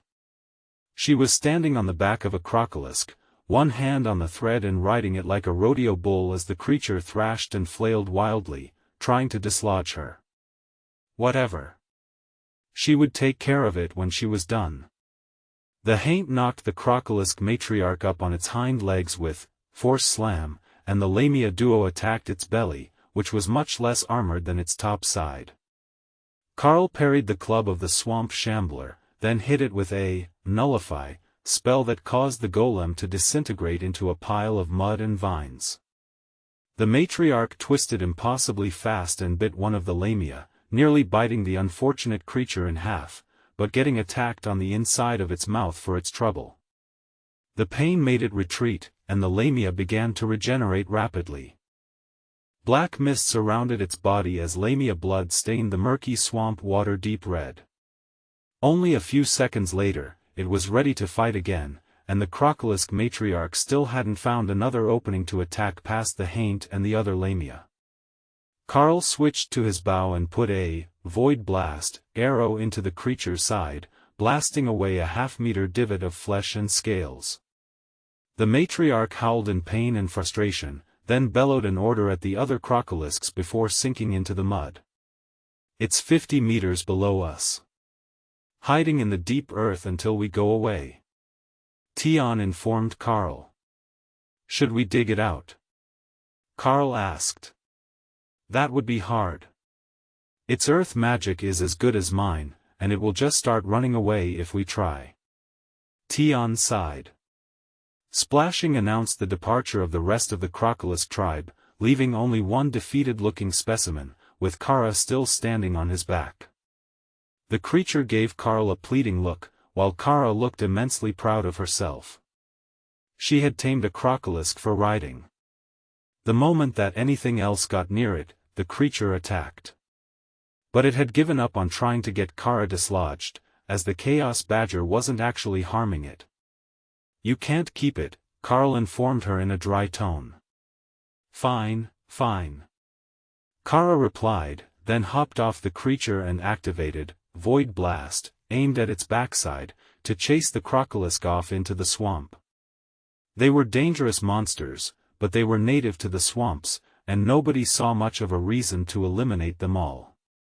They had taken down more than half of the tribe during this attack, leaving over a dozen bodies in the water in under 2 minutes. That was enough to appease the black dragon's need for balance, and it should reduce the Crocolisk tribe's need for food, and the resultant attacks on the Naga villages. Do those count as beasts for your golem summoning? Lotus asked once the fight was definitely over. Karl checked his summoning options, and then called a pair of Totem Rank Crocolisks out. They were only slightly larger than the Overlords, not nearly as impressive as the Matriarch, which was a higher-level magical beast, and not an option for the golem spell. Lotus smiled and climbed up the golem's leg to sit on its back between the ridges. Crocolisks are excellent swamp transports. They can walk on soft mud and swim very well, she declared. Kara took a spot on the other one, sitting upright in the same position that Lotus was, and Karl chuckled in amusement. They had been giving each other strange ideas again. Are we ready to move out again? Tessa asked from Thor's back. The village was only a kilometer away, and they were watching the group from the walls, ready in case the team of strangers wasn't any more friendly to Naga than they were to the beasts of the swamp. An enemy of your enemy wasn't always your friend. Let Remy lead the group again. They'll likely respond better to her than to anyone else, Karl agreed. They took up the same formation as before, except that Ray was gone. She had retreated into her space and was sorting through her treasures and blood supply. Is it time for an advancement bath? Karl asked the intensely focused spider. I think it is. I've got everything that I need. I just need to adjust the balance for my new species so I don't end up with weird abilities. She agreed. Remy led the group to the village walls, expecting a warm reception. But they were greeted with a faint sense of hostility and suspicion. Strange shaman, what brings you to our village? The guard asked. The village to your south said that you had a Crocolisk infestation. We came to help you with them. As you can see, we eliminated many of them on our way. Remy replied. There was a pause, and then the gates opened. A deep brown and green Naga shaman princess at the Overlord-Rank stood in the open gates, glaring at Remy. Oh, cat fight. Kara cheered from the back of her new ride. Remy gave the princess a polite nod, then smiled. Leader Sesamanth, it is a pleasure to meet you. She began. The princess reluctantly gave a small bow, but Karl could still feel the hostility. Thank you for your intervention, Your Majesty. I'm afraid that our village has suffered greatly from the repeated attacks of the Crocolisk matriarch. She replied. Remy decided not to press them, as Hawk said the edge of the swamp was only 10 kilometers away. They could just turn west and go look for more targets, as it was only early afternoon. Instead, Remy took out a monarch-rank cleansing potion in a decorative glass bottle and extended it to the princess. A first meeting gift from me to you. She declared. A guard came forward and took the bottle, while the rest of the Naga along the wall watched with great curiosity. Their village was in bad shape, but they wouldn't just accept a hostile takeover by another royal lineage. Not while their current princess was alive. The princess examined the gift and began to relax. It obviously wasn't the best that Remy could make, but the system said it was made by her. A polite gift that said Remy wasn't trying to insult them, but also wasn't going to cower before them. We have more hunting to complete today. It has been a pleasure making your acquaintance. But I am afraid we must be on our way. Remy declared, then used minor water control to close the gates before turning away. Thor grumbled, unhappy about more walking in the swamp, but he immediately turned west and began moving. Lotus hummed happily as she used her vines to pick nearby flowers from the Crocolisk's back during their trip. The swamps had all sorts of medicinal flowers available, and she wasn't going to let them all pass by without at least collecting a few. Remy had her bodyguards pick ones she didn't have, so she could add them to her swamp. Her approach was much more practical than the green dragon priestesses. Lotus was just making a flower crown out of medicinal plants. They continued for an hour after they reached the grasslands, headed toward the next region where Hawk had reported another anomaly. But Hawk hadn't reported any sort of monster infestation around the anomaly, just the location, and the fact that there were farms in the surrounding area. It was possible that the farmers had already dealt with the monsters from the spawn, and it was just the anomaly itself that was left. Once they were on dry land, Remy retreated to her space. There were no new plants here to find, and she had potions to make. So, Karl took her spot at the front, while Thor led the rest of their odd procession through the grass.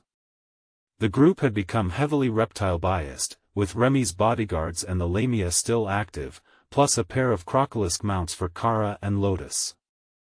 They fit in well with Thor's behemoth body, but were clearly not native to the grasslands. "There is a farm near you. They hid the house in the hill, you'll see it over the next rise," Hawk updated. Karl could already see the soul energy of the farmer in the distance, out in a field tending to something living. It was on their way to the anomaly, so there was no real reason not to stop in and at least get an update on the situation in the region. The farmer whistled as he noticed them, loud enough that Karl could hear it. That brought out a middle-aged trollish woman and a teen boy with a sword in his shaky hands. "Everyone, wait here, I will go say hello," Karl instructed, then deactivated his armor spell to leave himself in black pants tucked in his boots and a white silk tunic shirt with the sleeves rolled up. "Brother Tion, help him out," Kara instructed as Karl began walking. The tiny fox came out to sit on Karl's shoulder, as Kara had earlier. He was hard to spot among the white and black fur, being Snow White himself, but his bright blue eyes gave him away once they got closer.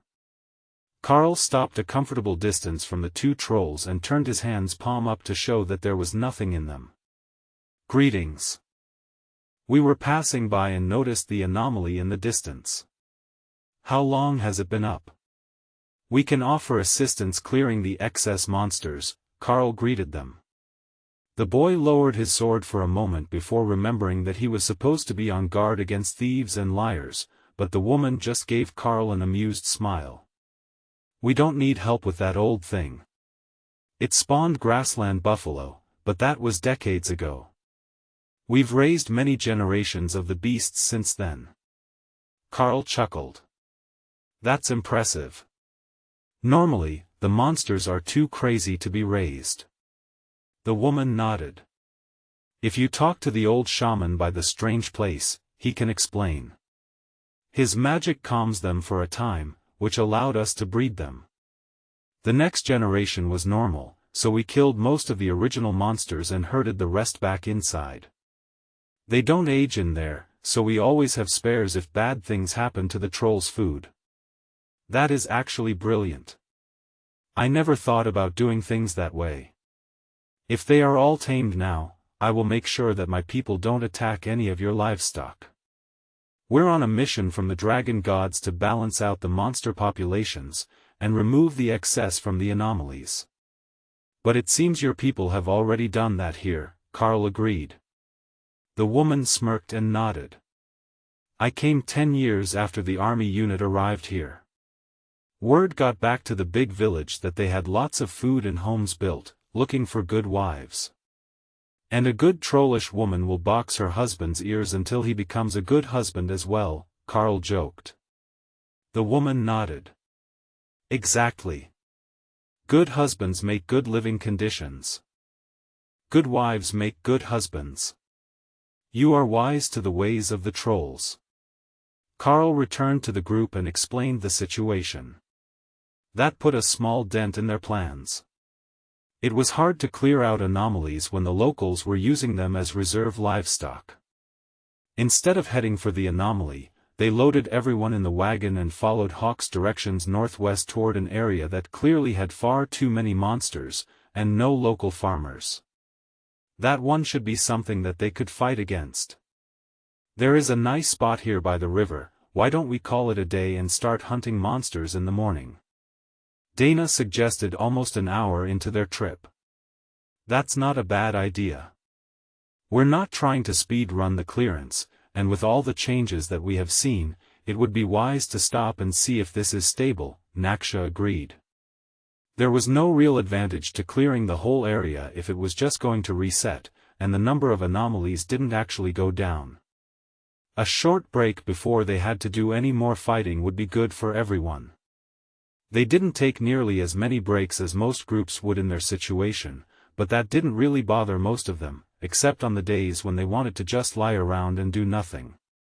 Today was one of those days. They had been on plenty of adventures lately, and they really could use a few down days to just relax. Nobody wanted to burn out, and they had been much more active than nearly any other group of elites that they had met since they had come to the Dragon Isles. There is a really nice stand of trees over there, Ray suggested as they reached the river. It wasn't a huge shelter, like the ones that they would usually choose, but the small poplar trees were enough to hide the parked carriage from long-range observation. That was enough to get them through the night in safety, and then they could go looking for more fights tomorrow. That was enough for everyone in the group, and especially for Ray, who had big plans for the night. If everything went right, she should be able to complete her advancement in the evening, and then she would be joining the fight as a totem-ranked blood destruction demonic spider tomorrow, with a full set of totem-ranked skills and golems. That would absolutely devastate most of the enemies that they had faced so far, and establish her as the strongest sister for at least a week. The thought made Tion laugh. She would probably be the strongest of all the partners for at least that week, as his body wasn't up to sustained use of his skills yet. But he was adapting quickly in this space. Especially with all the good food. He wasn't the only one that was confident either. Kara was certain that she could make Totem Rank without any real issues, and Butterfly was beginning to awaken from her dreams more often, now that Karl's power had increased to the extent that she had excess energy. The Totem Rank advancement had been a huge boon for her, as it was finally enough high-quality mana that she could do more than just focus on survival and basic illusions as she dreamed. A little longer and her mind would fully awaken. Once that happened, her powers would be much more formidable, and she could join the rest of the team in fully participating in combat events, as well as travel. Thor was doing all the transport now, but with her solid illusions, Butterfly was certain that she would be able to do at least as well. She could even make flying mounts for everyone. But in her half-awake state, it finally occurred to her that she needed to pick a name. Karl had asked her that once before, but she was sleeping. She couldn't introduce herself as some random butterfly when she had already made friends with these people in her illusionary world. It had to be a good name. Something suitable to her species, but still easy enough to pronounce for others. Her first thought was the sound of crystals sliding down a silver surface, but that wasn't a noise that other species could make. Maybe something that had to do with music. The language of the glasswing illusionary butterfly was entirely musical notes created by their crystalline bodies. That made it difficult for her to pick a name, as all the good ones were impossible for others. How could she even explain that the best options were unavailable when nobody else spoke the language? But didn't dragons have the same issue? They picked two names, one in Draconic, and one for everyone else. Most species couldn't roar at all, and few could mimic a dragon's roar well enough to pronounce a dragon's true name. So, she could have two names as well. The first would be her favorite sound in the whole world, while the common name would be something easy to remember. Argent. Eris. Lyra. No, none of those were quite right. She needed to come up with a name, but it had to be a good name. Something that she would be proud to introduce herself as. They had Hawk, and Thor, Ray, Remy, Kara, Naksha and Tion. Dana, Lotus, Tessa, and Ophelia. All the names were so different that she couldn't even use them as a reference to pick one for herself. What about Nautila? Since she was found in the shoreline waves of Drod. No, that would just lead to Kara making naughty jokes at her expense. Opal. She could be Opal. The stone shimmered like the reflection of light on her wings. Yes, that would be her name. Opal Karlsdottir. She had already studied the dwarven and human histories, and that was definitely the proper family name for the daughter of a Karl. Now, she just had to find the perfect time to introduce herself to the others. Maybe after this nap. A little more sleep would do wonders for her mental clarity. Ray settled in for the evening, preparing her bath, as Tion set them up with a shelter for the night. Like the first one he had made, it had a domed roof, but this one had flat sides so that they could more easily hang hammocks across the length. The ladies were suspicious when Ray didn't make an appearance during the camp setup, as everyone knew that she reveled in the chance to decorate their spot for the night. Especially this one, as Tion's tastes ran to a fox's den, and he only made simple smooth stone walls and a rounded roof that looked like the one in the den where they had found him. Eventually, Remy knew that she would have to expose him to dwarven architecture. They loved stone as much as the stone fur divine fox did, and they were much more decorative in their creation methods. The small building was functional, though. It was totem-ranked magical stone on all sides, so nothing was getting in except through the door, and once Lotus spent a few seconds with her plant growth skills, it looked like nothing more than a small hill. That pleased the little fox. Dens should be hidden from sight for safety. Is there a reason we're making a bomb-proof hidden bunker? Dana asked as they finished the evening's shelter. It makes Tion happy, Karl replied with a shrug. Dana shook her head in dismay and looked at the half-meter thick walls of their shelter. It might be overkill, but the thick stone held its temperature very well, and it was much cooler in here than outside. While they settled in to make dinner, Ray was balancing the contents of her bath with a level of precision that Remy's alchemy students would be envious of. She had used a totem-ranked ogre base, but with hints of hill giant, a dash of crocolisk rescued from the last fight, a large splash of lamia blood, also from the last battle, then a generous sprinkle of crab blood for seasoning. That made the base scent, and a balance of earth, water, and beast-focused energies. Then she added half a liter of the mythic-ranked monster blood that the dwarves had procured for her and gave it a stir. That was very close, but it was missing something. Karl, I need an update. Just a splash, she insisted, while rummaging through her stored blood for the seasoning she needed. Ah, there it was. Totem-ranked Lich Lord. That was the dark element blood that she needed. Karl gave her some new blood, now that he was totem rank, with an advanced bloodline. That added the spice Ray was hoping for, but it took a bit more Lich Lord to offset the chaos element of Karl. With the balance now perfect, Ray had Remy cast, unobtrusive behemoth, on her and hopped into the pool of blood. Now that the pool of blood was massive compared to her body, like a human in the Golden Divine Academy's swimming pool, Ray was absolutely certain that she had made the correct choice. Her body was processing through the blood at an astonishing rate, and her aura was soaring with the combination of monster, beast, and undead energies. The balance was just right, slightly demonic, but mostly shadowy and bestial. The extra dose of totem-ranked Karl was an interesting high note in the energy flow, as it was somehow both monstrous and bestial at the same time, with notes of dragon and void. The extra energy types were adding more possibilities to her advancement, but Ray knew just what she wanted. There was only one universal truth that really mattered to her. Everything in the world should be afraid of the things that go bump in the night. As she worked to integrate the mythic rank energies into her body, Ray felt an icy and dispassionate gaze upon her mind. Instinctively, she knew that it was the true attention of the spider goddess, and she smirked at the divinity. She wanted to see how her offspring were doing. Ray would remind her that she had created the perfect predators, and that one day soon, this particular child of her spiders would be standing before her with pride.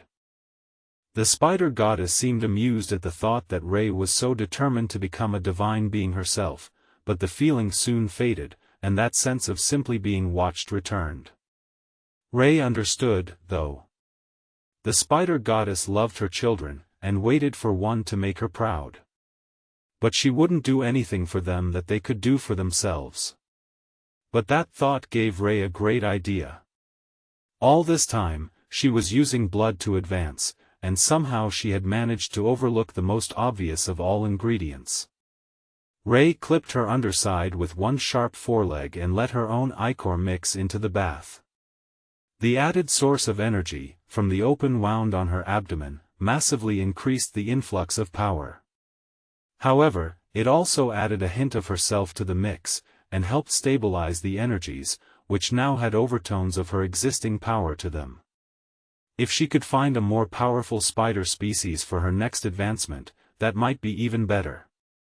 But so far, it hadn't happened during their travels.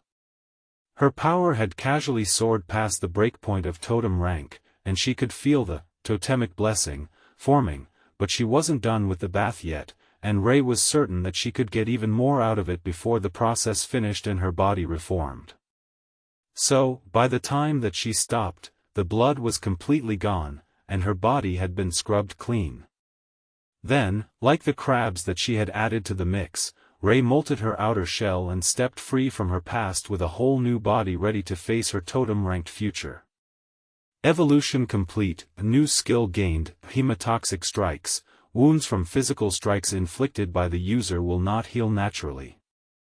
New racial skill gained, Queen of the Damned. Intact targets of blood destruction can be temporarily raised as blood golems, undead constructs. Vulnerable to lacerate, bleed, and holy effects. That was a lovely new skill. She could make them explode, then gather the pieces back together to attack their allies. It was devious, insidious, and positively hilarious. The evening passed quietly for everyone, as Ray worked to recover from her bath, and harden her new shell. The visual changes were subtle, just a bit more shine to her chitin. But the composition was completely different, with the innate blessing of the totem-ranked beasts imbued into every cell. That explained to her why the effect couldn't be dispelled. The divine blessing became part of you, not an effect that was placed upon you. So, it couldn't be removed from you any more than another body part. Tion was confused by the concept. He was born this way, so he had never considered that others could just adapt and gain the innate blessings of the stone-fur divine fox species. The Karl had done it, but he was a strange creature to begin with, and Ray was a spider. Tion thought that he understood how spiders worked. At least until he saw Ray advance. They used to have one that guarded the door to the den, while his mother lured prey for it to eat. But now they had another totem-ranked group member, and a powerful one. Ray was a bit of a scary sister, but she was an excellent fighter, and she had her golems to help her. Totem-ranked golem creatures were overpowered. Then Tion turned his attention to the Dana mage. She also had golems. There should be some way to make her more powerful as well so that she could make stronger golems. She was what they called a monarch, but it wasn't that far from Overlord. If she became an Overlord, her golems would be strong enough to guard the door to the den, like his mother's spider had. Tion gently brushed his tail with a comb made of earth magic as he pondered that dilemma. If only his mother were here, she would know how to do it. No, he couldn't get lost in reminiscing about things that were no longer possible. He would have to come up with the answer himself. "Why are you trying to buff our Dana mage?" Hawk asked curiously. "To watch the door of the den, of course," Tion explained. Hawk thought about the possibilities. Maybe we aren't feeding her well enough. Humans are strange, you have to feed them very specific diets because they can't digest all the good stuff directly. "I think Sister Remy was working on something," Hawk suggested. Tion's ears perked up. "Oh, that gives me a good idea. Ray upgrades her bloodline when she has a bath. I have a divine bloodline. So, if we get Remy to make a potion with some of my fur, and then soak the Dana mage in it, shouldn't she advance? Hawk paused. Would that work? We are going to have to ask Sister Remy when she wakes up. Ray watched her two idiot brothers making plans, and shook her head. Evolving like I do has side effects. Aren't you worried about what it will turn the Dana mage into? Tion fluffed up happily. If it's made with fox fur, wouldn't she just get cuter?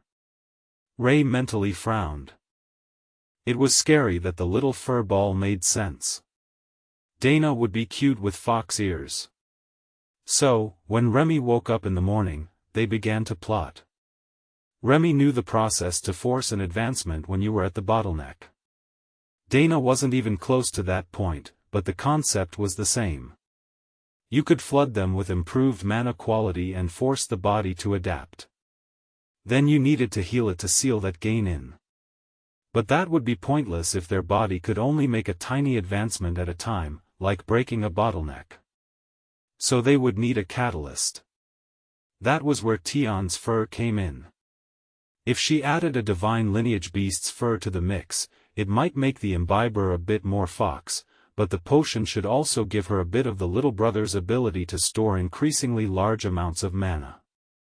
Out of all of them, Tion was already the most powerful magic user, though his tiny body hardly held any mana at all, and he was still learning to use ambient mana from the book that Remy had given him. But Dana already knew that trick. So, with some work in her lab, Remy was certain that she could come up with something that was both safe and effective, but it would have to be tailored to the user. Kara helpfully snipped a bit of Dana's hair with her claw as she lay in the hammock with Dana in between her and Karl. That should match with Tion's fur to make the potion. But they had limited time to plan. Soon, Karl would be up, and he would definitely reprimand them for wanting to experiment on his Dana mage.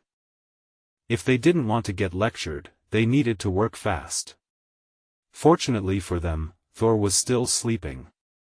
He was terrible at keeping secrets, and Remy knew that he had a whole moral system that seemed designed to take all the fun out of experiments. So, she started on the potion right away, using the past experiments that she had done with various forms of mana recovery potions, as well as healing, stamina, and recovery potions. Remy knew what almost all the ingredients she had available did, though there were possibly additional uses for some of them that she hadn't found useful yet. So, it was with great confidence that she produced a glowing silver potion an hour later.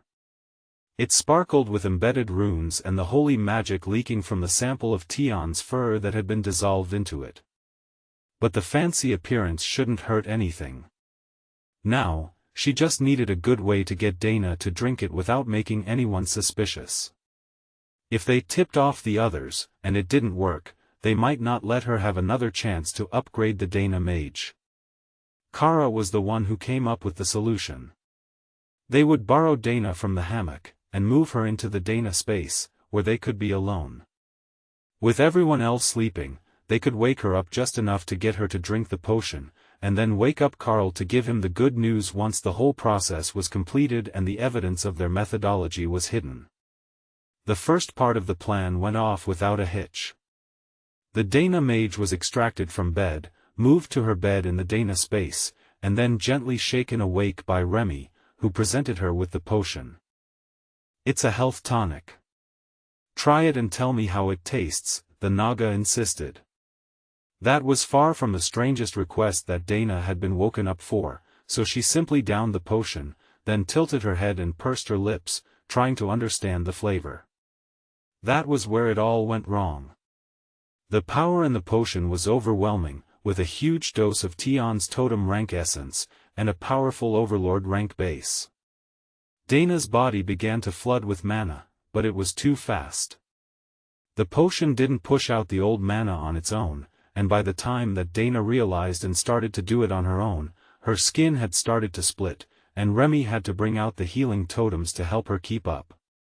The Epic Guard was active, so she would have Void Body active on her. But if Dana was taking that much damage this early in the process, things were definitely not working the way that she had envisioned them. "Tion, we need assistance." You have healing, right? Remy asked. She had healing totems, and if she needed, healing splash. But neither of those was a high-output healing spell. The tiny fox came out of his space and began to pull external mana to focus, Sacred Heal, on Dana. That stopped the damage, and surrounded her body in a golden glow of healing magic as she took constant magic from the effects of the potion. Black energy from Void Body mingled with healing energy, flooding the tiny world with power, but the potion's effect was still peaking. Dana's power was definitely upgraded, flowing out at a distinctly Overlord-ranked quality, but if they had to wake Lotus to resurrect the Dana mage, they were going to be in so much trouble. So, they kept at their healing efforts, unaware that Karl was now very much awake and aware of what they were up to. He could feel what happened in the tiny world, and this was definitely not a subtle action, with Tion pouring totem-ranked healing on Dana at his maximum output. The effect of the potion began to fade, and Tion was finally able to end his healing efforts, though Remy kept her totems up as a precaution. As Dana recovered enough to be able to do more than focus on survival, she turned a glare on Remy that made the Naga consider that her good intentions might not have been as highly appreciated as she had anticipated. New skill gained, Fox Charm, passive skill. Grants the user an alluring appearance that attracts others of all species. Increases chances to bargain, negotiate, and induce possessive feelings toward the user. The notification startled Dana, but didn't change the glare she was giving the errant Naga. Congratulations on making Overlord. Remy asked hesitantly. And? Dana asked. And? I'm deeply thankful for the research data on the new potion. And perhaps you would like to apologize for giving me a strange thing that almost killed me without warning me first. Dana asked, her tone harsh. Oh, that too. It wasn't supposed to cause any damage. I will have to work on that part. Perhaps some more runes for slow release. Dana's glare said that was not the right answer. You're supposed to be sorry for almost killing your friend, not looking for ways to improve your potions right now, Karl informed her. Oh, good point. Wait, how long have you been up? Long enough. Now apologize to Dana and make sure there is no lingering damage. Remy hugged Dana, and then handed her Tion as a comfort fluff and distraction. Sorry, I got carried away with my idea to make an advancement potion. I should have thought more about your safety and feelings, Remy said softly. Dana petted the back of the little fox's head and then smiled at the Naga. Karl caught you, didn't he? But how did this good little brother get caught up in your scheme? Dana asked. I'm the best magic user, and because I have a divine bloodline, my fur is great for helping other creatures advance, Tion explained as he nuzzled into her hand, looking for more head pats. Brother Thor was so right about the pats. Remy is getting more tricky. She knows it's impossible to be mad at you for long, Dana sighed. But it was a good potion. It made you even cuter, Tion added. It changed my appearance. Dana stood and went to the attached restroom to look in the mirror. She still looked like herself, but a bit more flawless, a bit more fair, and her eyes seemed to have a slight tilt to them now that gave her a lazy and seductive resting appearance. Personally, I was hoping for you to get earth magic, but no luck, Tion informed her as Dana examined her new face. Dana read over the details of the skill notification. A seductive face wasn't always a good thing. Fortunately, she had a beast form to fall back on if her face attracted too much attention. I think it's about time that someone talked to Remy about the possible side effects of giving strange things to others. I'm glad that I'm cute like a fox, but having an alluring appearance can be very troublesome for a lady, Dana informed the little fox. Tion was confused. Isn't being cute always better? When you grow up, you will understand. Being cute is good. But there are many people that you don't want to notice your appearance. Bad people with bad intentions. Tion wasn't sure quite what she meant, but the Dana mage was a big sister, and big sisters knew things. Moving to the tiny world had been a good call on their part, as the commotion hadn't been noticed by anyone but Karl. But now that they were done, they could go and chase Lotus out of bed to make a celebratory breakfast. Oh, good idea. I want blueberry pancakes with honey, Tion declared. It's Dana's celebration, Remy reminded him. The fox gave her his best pleading look, and Dana laughed. All right, we can have the breakfast you want, but you have to be the one to wake Lotus up to cook it. You will find that my cooking skills are somewhat lacking in comparison. Tion laughed as she carried him out of the tiny world and placed him on the hammock that Lotus and Ophelia were sharing. Tion immediately rubbed up against Lotus' face, and her eyes shot open. She had been sound asleep a half-second ago, but the soft fox fur was very different from Ophelia's fur, and Tion smelled like holy magic after his morning exertion. After training in the seminary academy, the smell of holy magic in the morning always got clerics right out of bed. The dorm matrons would use switches made of holy magic to chase you out of bed if you slept in, and nobody wanted to be on the receiving end of that. Even Tessa and Naksha had been dragged from slumber by the lingering aura of holy magic. What's going on and why does Tion smell like holy magic? Tessa asked sleepily as she changed from nightwear to her usual robes. Dana placed a hand on either of Remy's shoulders and pulled the lamia forward. Yes, why does Tion smell like healing magic? You should explain to the group, she insisted. Karl, help. Remy pleaded telepathically. I think you're stuck this time. I'll rescue you after. Remy shifted uncomfortably. I made a potion to help our Dana mage reach Overlord-Rank, and it was a bit more potent than expected. So, it took a bit of healing to prevent damage, but look, we have an Overlord Dana. Remy insisted, then twisted out of Dana's grip to push the mage in front of her for examination. Tessa chuckled at the Naga trying to hide, when it was clear that her potion had more issues than being just a bit too powerful. But Dana was an overlord, so it wasn't a complete failure. If she had all the details, she would certainly be much more upset with the lamia's lack of common sense, but she was only half awake, and Dana looked unharmed. Well, now that we have an advancement, I suppose that we should have a celebration meal, Tessa replied, as she realized that was the reason to wake them up so early, and for giving Tion to Lotus. Everyone knew that she wouldn't say no to anything that the fox requested as long as he was willing to suffer her attention. Karl wrapped an arm around Dana and picked her up to rest against his side. Why don't we move this to the tiny world? There is much more room to celebrate in there. We can have a golem watch the door, he suggested. Speaking of golems, where is Ray? She's usually around first thing in the morning, Tessa asked. She also had an advancement last night, and she's asleep right now.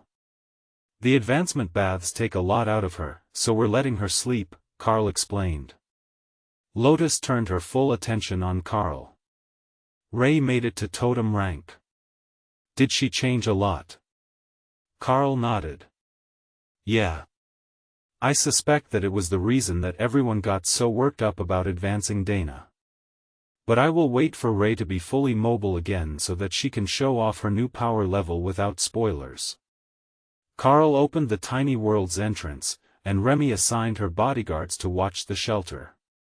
This close to the swamps, it shouldn't be too shocking to anything passing by if they sensed Naga by the river. Lotus was happy to make all the fancy ingredients for breakfast and show off her new food creation skills for Tion, who was quickly covered in flour after an attempt to help with the cooking.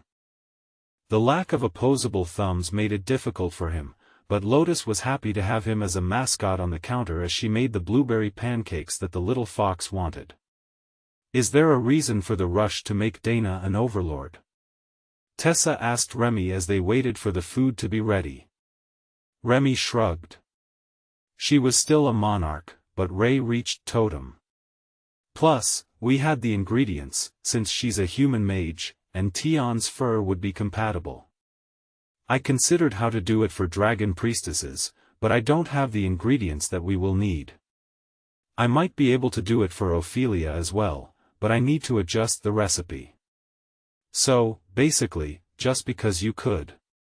Alright, I believe that I understand how things happen now. But I don't think that you're going to make friends if you keep turning out potions that risk killing the imbiber for the chance to advance, Tessa chastised her, while Remy looked suitably contrite. Well, not here in the Dragon Isles. If we sent the recipe back to the Golden Dragon Nation, they'd start giving it to everyone who hit a bottleneck, Ophelia retorted sarcastically. Karl shrugged. He had seen firsthand what people would do for even one more rank. If there was a chance for royals to become monarchs, and especially for monarchs to become overlords, they would definitely risk giving them an experimental potion. They'd do it with healers present because those people were all valuable assets to the nation. But they would definitely do it. I am going to have to set an alarm to wake me up before you do something crazy again. To think that you even dragged young Tion into your plans, Thor admonished telepathically. Hey, some of this was his idea, Remy countered, but Thor wasn't buying her excuses. Tion was much more sensible than that.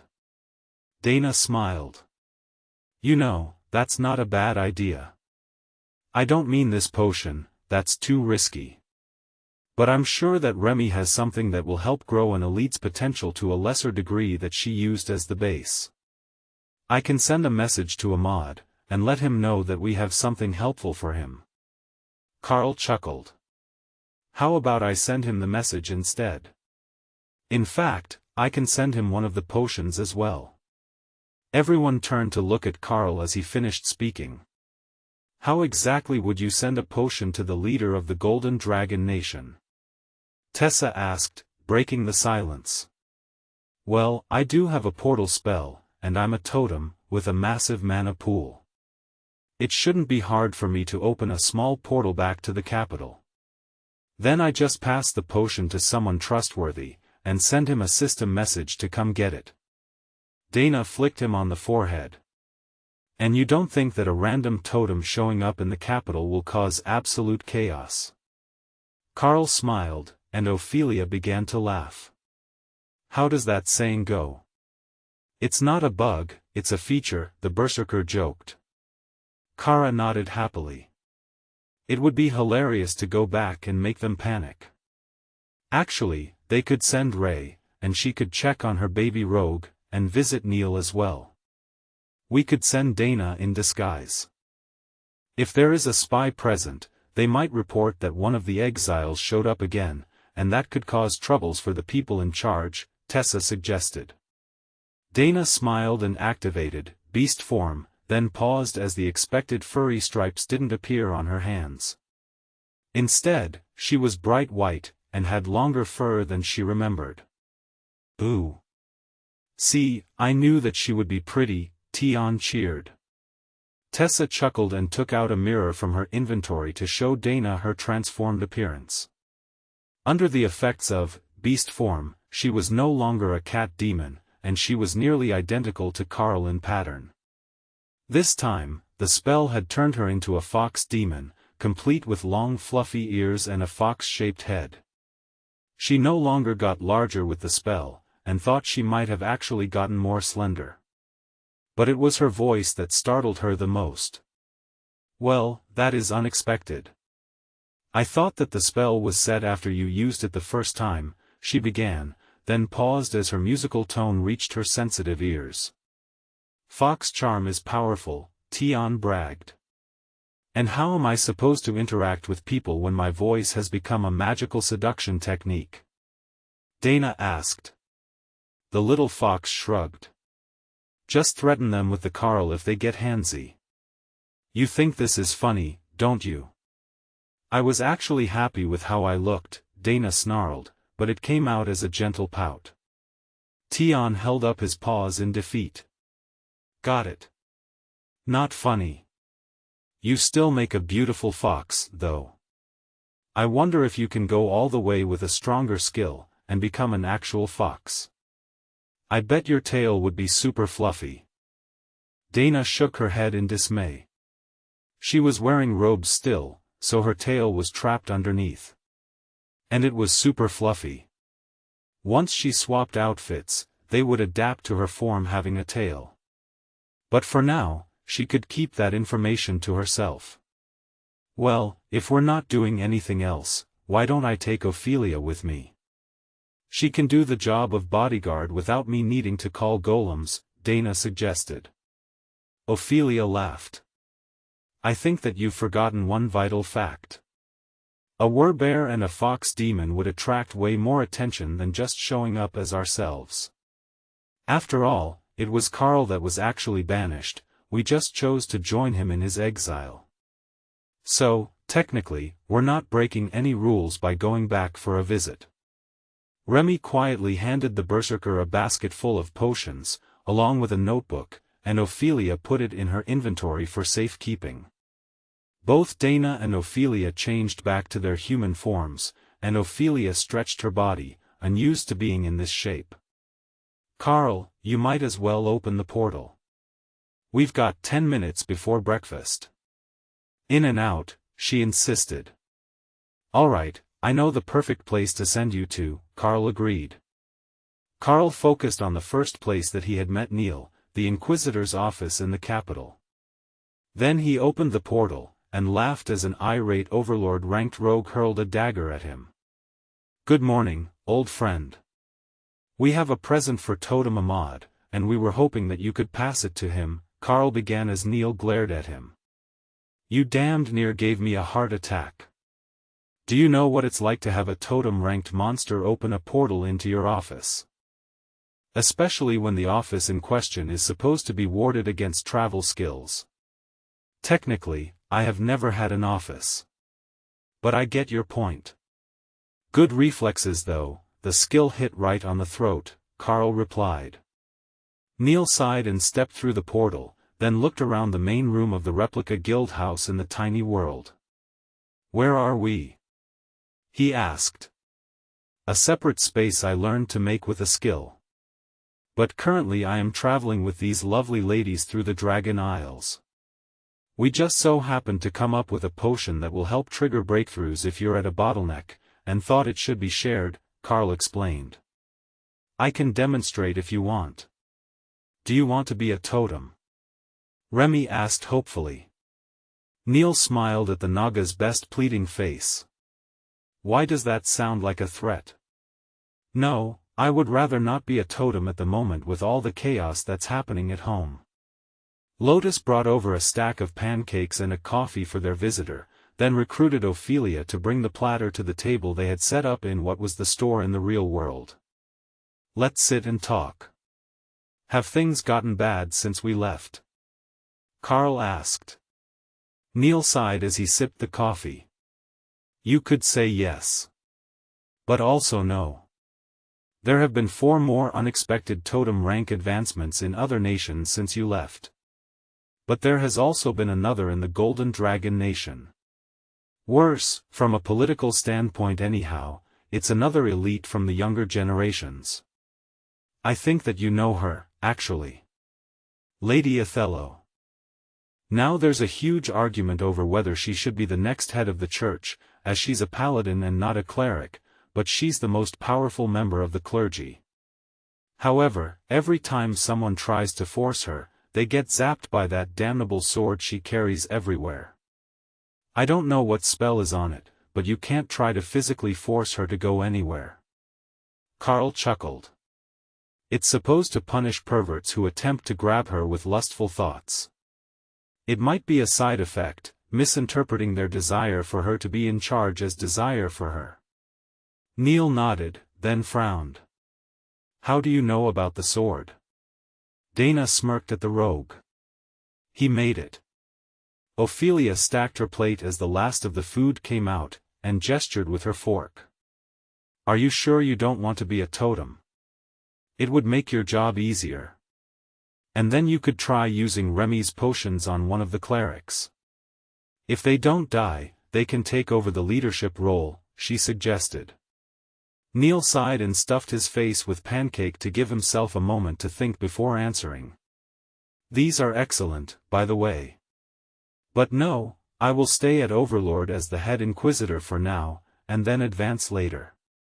The power level on the whole continent is slowly increasing, and within a few years, I suspect that I might break through to Totem Rank naturally. He sighed. A few seconds passed in silence as everyone digested that new information, then Neil smiled. Where is my favorite spider? I would assume that since her bonded partner has reached Totem Rank, she has as well, the Inquisitor asked. Karl nodded. Indeed she has, though just last night. She's still sleeping off the advancement, but we thought it would be better for everyone if we left the potions and recipes on your desk instead of going to see Ahmad himself. Neil chuckled.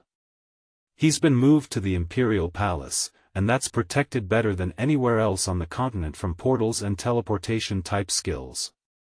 He's good friends with the new king, and has been for some time.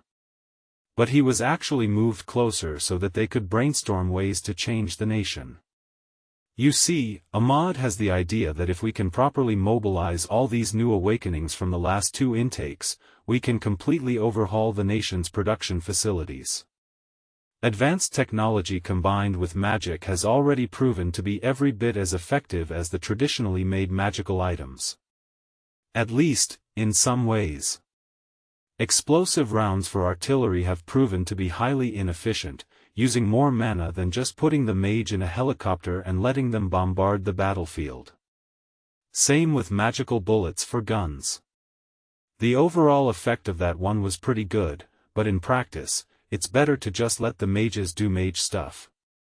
Plus, magical barriers make the bullets essentially useless anyhow. So, there's no need for both at the same time. But what really took off was the new bulldozers. Some mage got the great idea to enchant the blade with earth magic, and it made clearing solid stone with heavy equipment as efficient as moving clay. The first construction projects it was put on are months ahead of schedule. Karl chuckled and Dana winked at the assassin before explaining.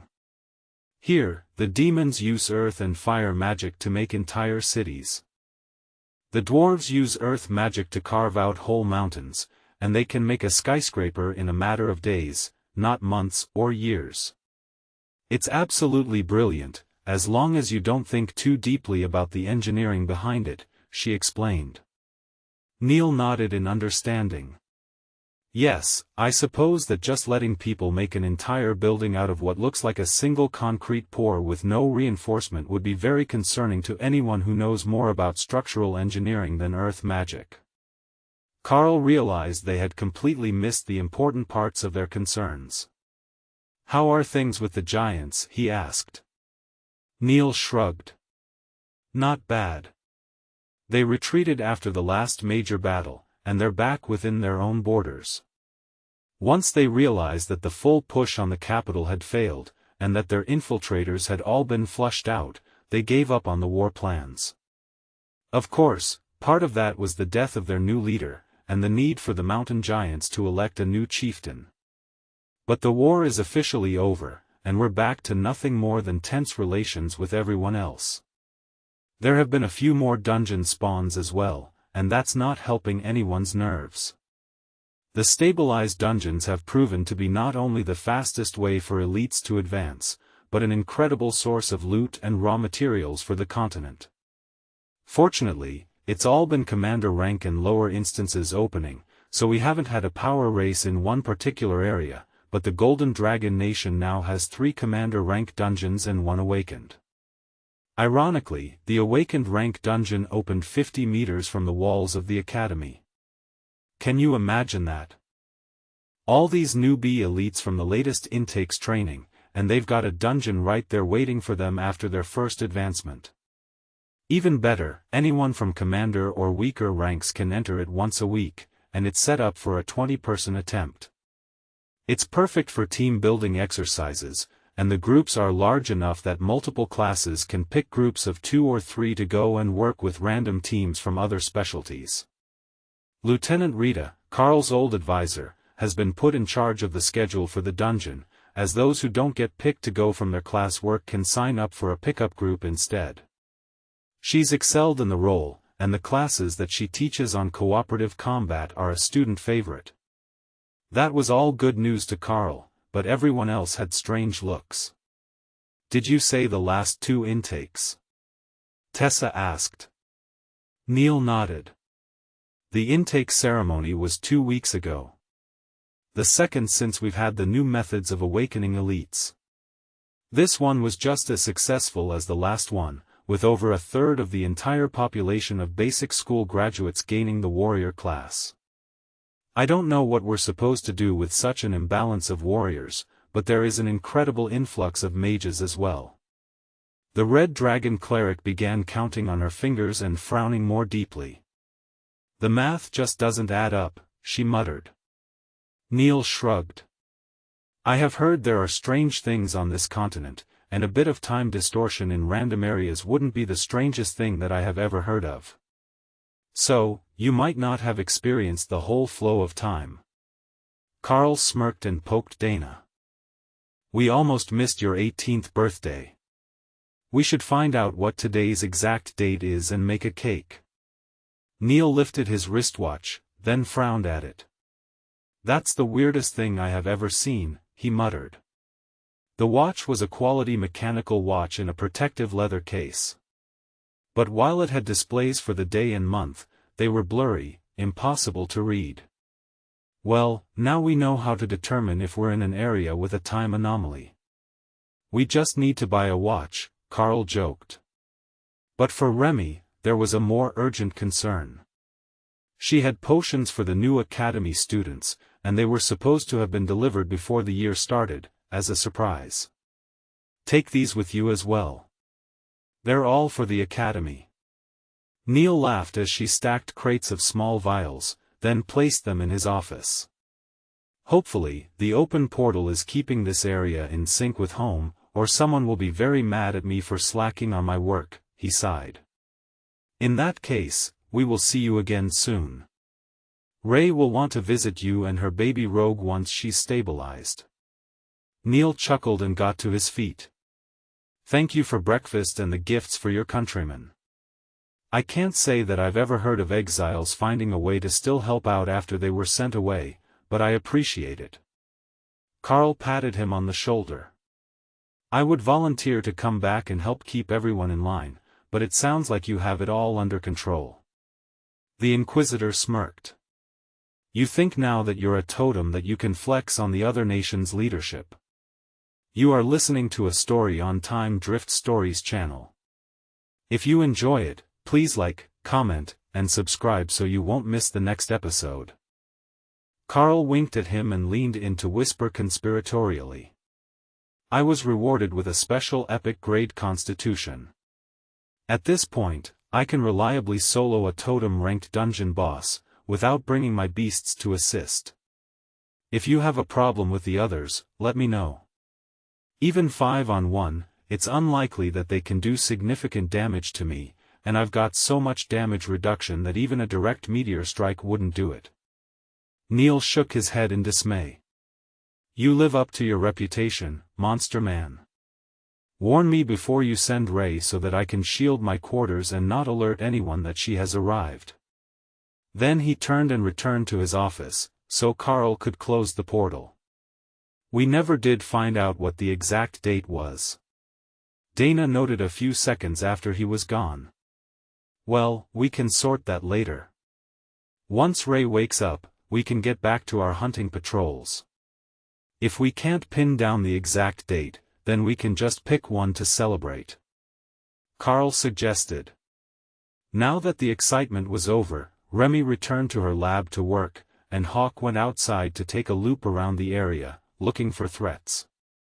Ray was going to need all day to recover, and she would likely only wake up once the sun was down again.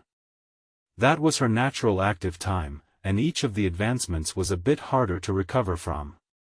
They took a lot out of the spider, even though it was an advancement. Can we expect the others to advance soon? Lotus asked, meaning the rest of the beasts.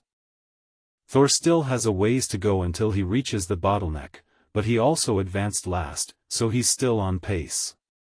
Remy has a bit more work to do as well, but Kara is close. She just prioritizes amusement to power growth, so you never know when she's actually going to advance. Karl joked. Kara shrugged. She was powerful enough for what she wanted to do. When she wasn't, she would advance. That was just how it worked.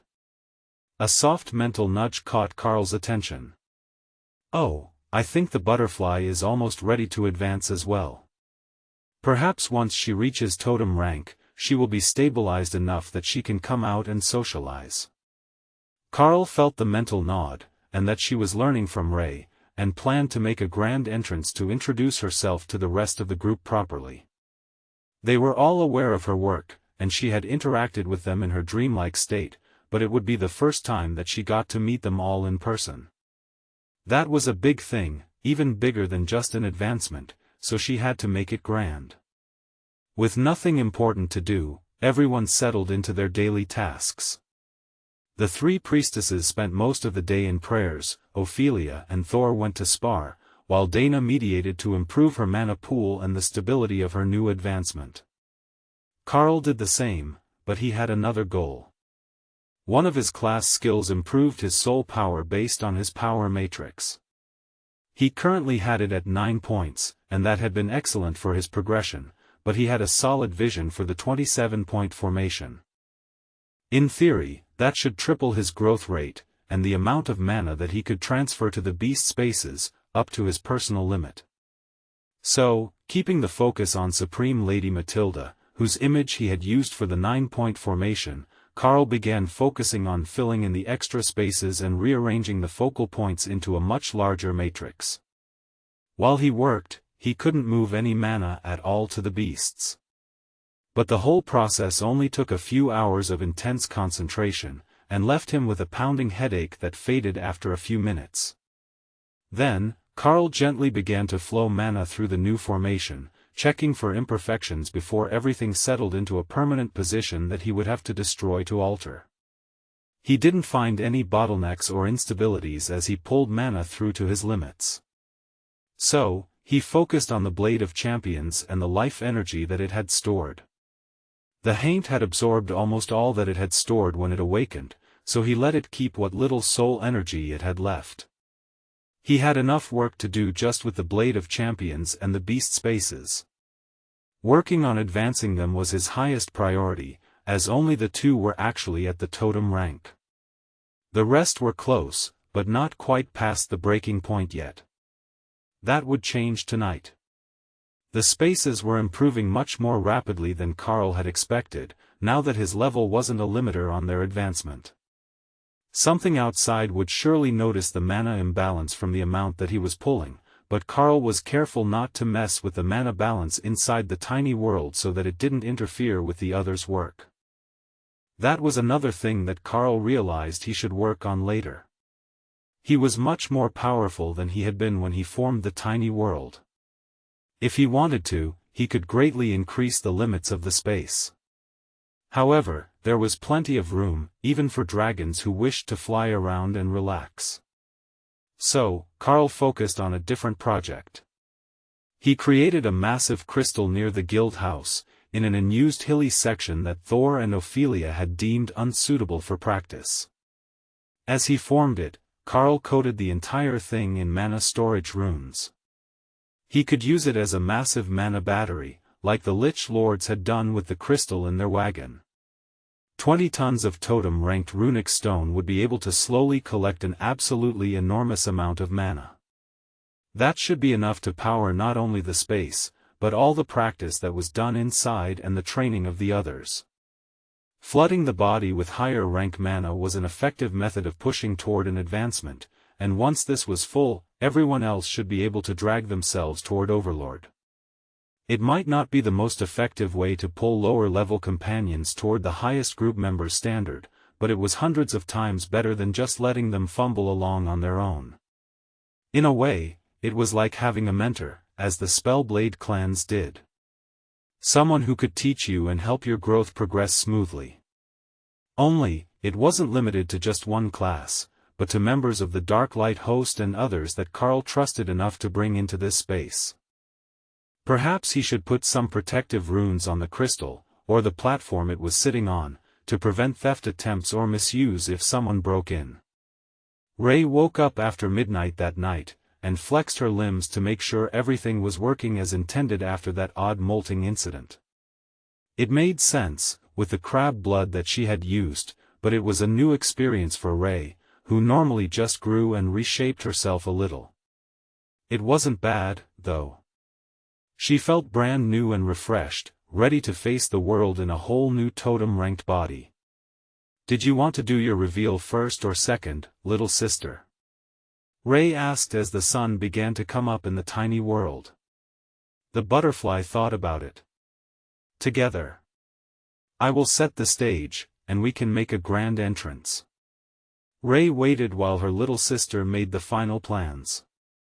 Everyone was awake now, and getting into the showers.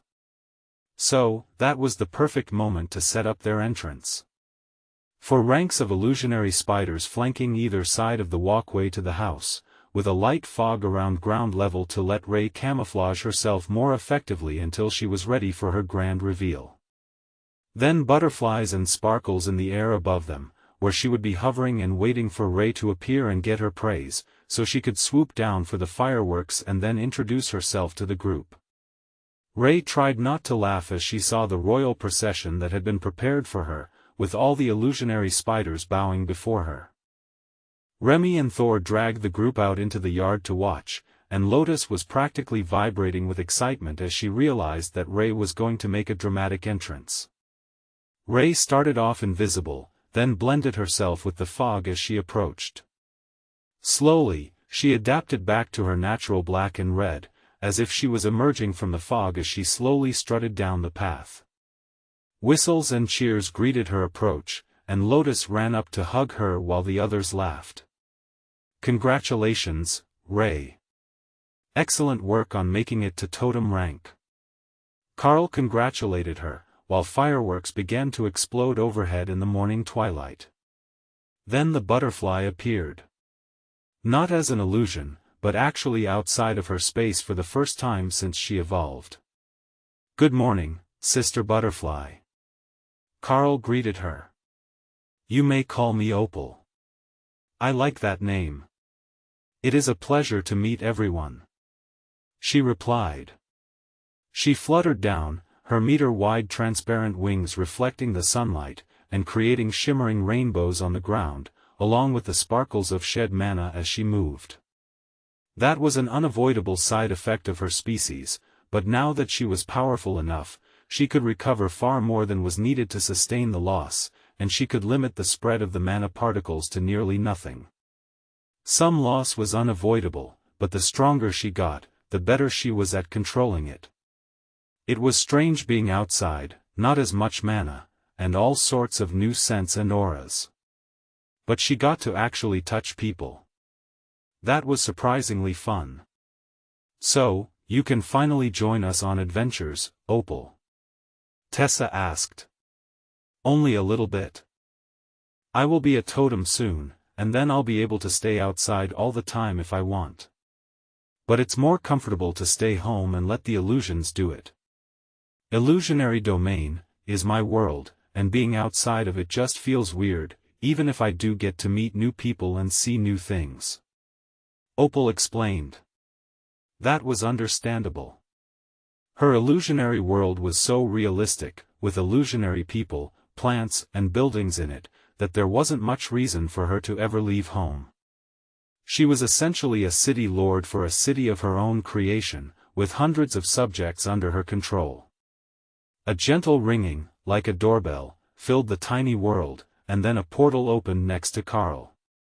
That should not be possible, Karl knew. Opening a portal into a separate space required knowing exactly where it was, not just the opening, but the actual nature of the space, and how it was formed. But when an extremely annoyed-looking totem-ranked vampire stepped through, nobody was startled anymore. "Miss Tiffany, good morning to you and your mistress. What brings you here so early?" Karl asked. The vampire examined him carefully, trying to determine what this strange man had done to himself since they met last. How did you make yourself an elite creature? That role should be reserved for dungeon bosses. She demanded, skipping the formalities. It's a pleasure to see you again as well. But really, I don't know. I went into a trial instance, and it gave me the option to optimize myself. I chose that option over the others, and then completed the trial, and it gave me a fancy thing for my name. I can't see it, but nobody else seemed to know what it meant. Karl explained. Dana cleared her throat, drawing Tiffany's attention. What actually brought you here today? I suspect that if you forget the important part, it might become a problem for all of us. Right. The Supreme Lady wants me to take a picture with the spider and the badger. The vampire explained. She was obviously not happy about it, but that could be the fact that she had been chased out of bed at dawn. For a vampire, this was just past their natural bedtime. Not that one as old as her would have any trouble being awake all day, but even the naturally cheerful Mick was cranky when it was too bright outside. Plus, those born as vampires from infected parents died the first time, the nature of their powers changed, and they became much more nocturnal. Kara was happy to take a group photo, even if the camera was a relic, and she couldn't be certain of the quality of output they were going to get. Karl set up the camera to catch the group, and Opal moved to hover behind the trio, while Kara stood up on her hind legs, so her face was closer to Tiffany's head height. Ray still dwarfed both of them in her natural form, though she was only a little taller than Tiffany. Just much wider. There was only one button on the large tripod-mounted camera. Karl had no problems getting it lined up for the shot, and then channeled mana into the button as he activated the magical device. Unexpectedly, the camera did not output a photo. Instead, a meter-wide, landscape-oriented painting formed against the legs of the tripod, as if they were a painter's easel. Thank you. That will make her happy. She's been annoying me to get a picture of the Chaos Badger for ages, and now that there is a Totem Rank child of the Spider Goddess in the guild, she had to be the first to record it. Ray snorted in amusement and transformed into a humanoid. Does that mean we should expect a visitor from the Spider Goddess soon? Tiffany nodded. Likely a whole group of them to test you and the Karl. Though, he's already fought off a whole group of assassins from Nerid, so they might be more polite the second time. Now that the picture was done, Tiffany collected the camera and gently picked up the magical painting. As much as I enjoy your company, I have much to do today. Thank you for your time, she announced. Once she was gone, Ray began to laugh. She really does hold a grudge, doesn't she? That vampire hates you with a burning passion. Karl shrugged. Not my fault that things turned out the way that they did. Neither of us knew that things were going to end up with a trip to the Chaos Realm and a visit from the Supreme Lady when the fight started, and I certainly had no idea about her past with Matilda. Ray shrugged, and all the others looked at him like he was an idiot.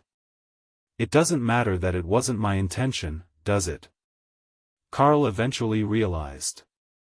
Not even a little bit. The fact is that you're the only other one involved, so you're the only other one to blame. Tessa agreed. Ophelia shrugged. She does look healthy, though, doesn't she? I don't think that the dragon is treating her too badly. If she were, I would have expected her to start looking worn down and tired after a few months. Without warning, Opal vanished back into her space, but left an illusionary copy of herself as a stand-in so that she could give the appearance of continued direct interaction with the world. At first, she had stayed in her space for safety and out of necessity. But now that she had seen the outside, she realized that she was actually more comfortable at home. Plus, being awake was exhausting. Not in a sense of mana deprivation, she had that under control. No, she was used to sleeping all the time, and never really got mentally stressed. But being awake was totally different. And totally overrated. "Are we throwing a party?" Lotus asked hopefully. Ray had just revealed her advancement to Totem Rank, that was definitely worthy of a party, even if they hadn't just officially met Opal in person. That was when Lotus realized that the butterfly floating overhead was an illusion. She hadn't even noticed when the real one vanished, the transition was that smooth. That skill would be incredible in an infiltration situation, where they needed to send an actual person. But, it was most likely because she could retreat to her space without using a spell. Ray picked Lotus up and carried her back inside. "We're going to make special snacks for today. I hope that your new food creation spells are up to it." "Oh, what did you have in mind?" Lotus asked. Ray had said the magic word, snacks. "I am thinking that we need cake because it's a celebration, but I'm thinking that instead of the sweet jam that you usually put in pastries, what if we made strudel with rhubarb and green apples? Then topped it with whipped cream." Lotus frowned. "Would that be good?" "Maybe it could be." Over the next 3 hours, Lotus and Ray made a dozen different variations on sour and savory versions of pastries, including some pulled pork steamed buns that turned out really well. Hawk was really looking forward to those. They were visually the same as sweets, but with meat in them. He hadn't realized yet that they weren't sweet in any way, just a convenient way of eating pulled pork on the move. But it was a new recipe for Ray and Lotus. Now that she was awake, Opal found that she easily got bored, so she ended up creating illusions to do all sorts of things around the tiny world. Some helped Ray and Lotus cook, some tidied the house, and when that wasn't enough distraction, she prepared an outdoor amphitheater to put on a play. The latest episode of The Noble Knight Thor and His Companions was a huge hit with the group, who generously overlooked the parts where she heavily embellished reality to make it more interesting. After all, they couldn't very well have scenes where the hero of the story was simply standing on the sidelines or clearing out trash mobs while others did the real work. There was no harm in adding in a few more impressive enemies to the story. "You've got yourself a reliable cheerleader," Dana joked as they finished the show. Thor nodded happily. Sister Opal had done a wonderful job with the production of the latest episode of his memoir. He was greatly looking forward to the next one. Ray lounged back on one of the stone benches of the illusionary theater and popped a pastry in her mouth. Sweet and sour pastries were a great idea. It was a good thing that they made hundreds of these today because she was adding them to the usual snack rotation. But now that they had celebrated her advancement and watched a movie, she was getting curious about what might be hiding out in the wilderness around them. She was a totem-ranked predator now, and there shouldn't be many things that she couldn't hunt. But maybe there was. Just the chance that there was still something around that might manage to escape from her or put up a real fight was exhilarating. So, as everyone settled in for another night of meditation or rest, she snuck out of the tiny world and got the Naga bodyguards to update her on the situation outside. There wasn't much coming close to them there, but there were some powerful monsters in the distance that Ray might be able to play with. They couldn't tell what it was, but they could sense the powerful auras. Ray activated Night Haunter, and went to see what she could find. Her new body was incredibly powerful, and Ray found that she could run nearly as fast as Naksha could fly. Faster than even the buses of the Golden Dragon Nation. It was an incredible feeling, and in mere minutes, she had found the dangerous creatures that the Naga had sensed, but they weren't prey. But the orcs weren't a total loss. "Hey, I'm bored. Anyone want a brawl to first blood? I will wager 2 bags of rice that I win," she shouted from the edge of their camp in humanoid form. Ray was in a wonderful mood when everyone else woke for the morning. Not only had she gotten her fight, but she'd also managed to secure a good trade from the orcs. After winning a flute carved from monster bones in her first bout and an antler-handled dagger in the second, she'd traded the orcs the rice she'd brought as a wager for a necklace made of sand mouse skulls. She was currently wearing it, much to Hawk's annoyance. To him, mice were simply food. But Ray found the small skulls made for wonderful accessories. The orcs had even given them war paint and set shiny stones into their eye sockets. "Did you get your power level stabilized?" Karl asked as Ray joined them for breakfast. Ray nodded. "Yeah, I went to stretch my legs a little last night. There's a group of orcs not too far from here, and they agreed to spar with me. That's where I got my new necklace." "How large is their tribe? Should we go offer them a trade?" Tessa inquired. Ray shook her head. "There are only about 20 of them, with 2 totems. It's more of a hunting group than a full clan. I traded them 2 bags of rice for the necklace after the sparring match. That should last them for weeks." Tessa nodded. "Did you remember to ask them about monsters in the area?" Ray smirked. "What do you take me for?" "Of course, I did. I even drew a map of all the spots where they found good fights and tasty things. Karl isn't the only one good at talking to orcs."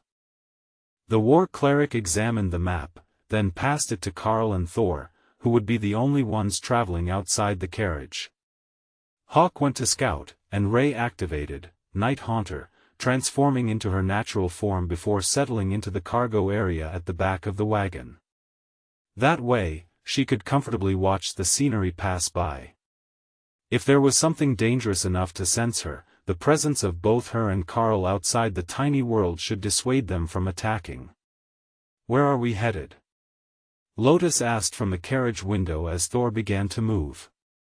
Hawk found a whole group of sand howlers from a monster spawn, Karl informed her. "I thought we should start the day by eliminating these truly dangerous creatures.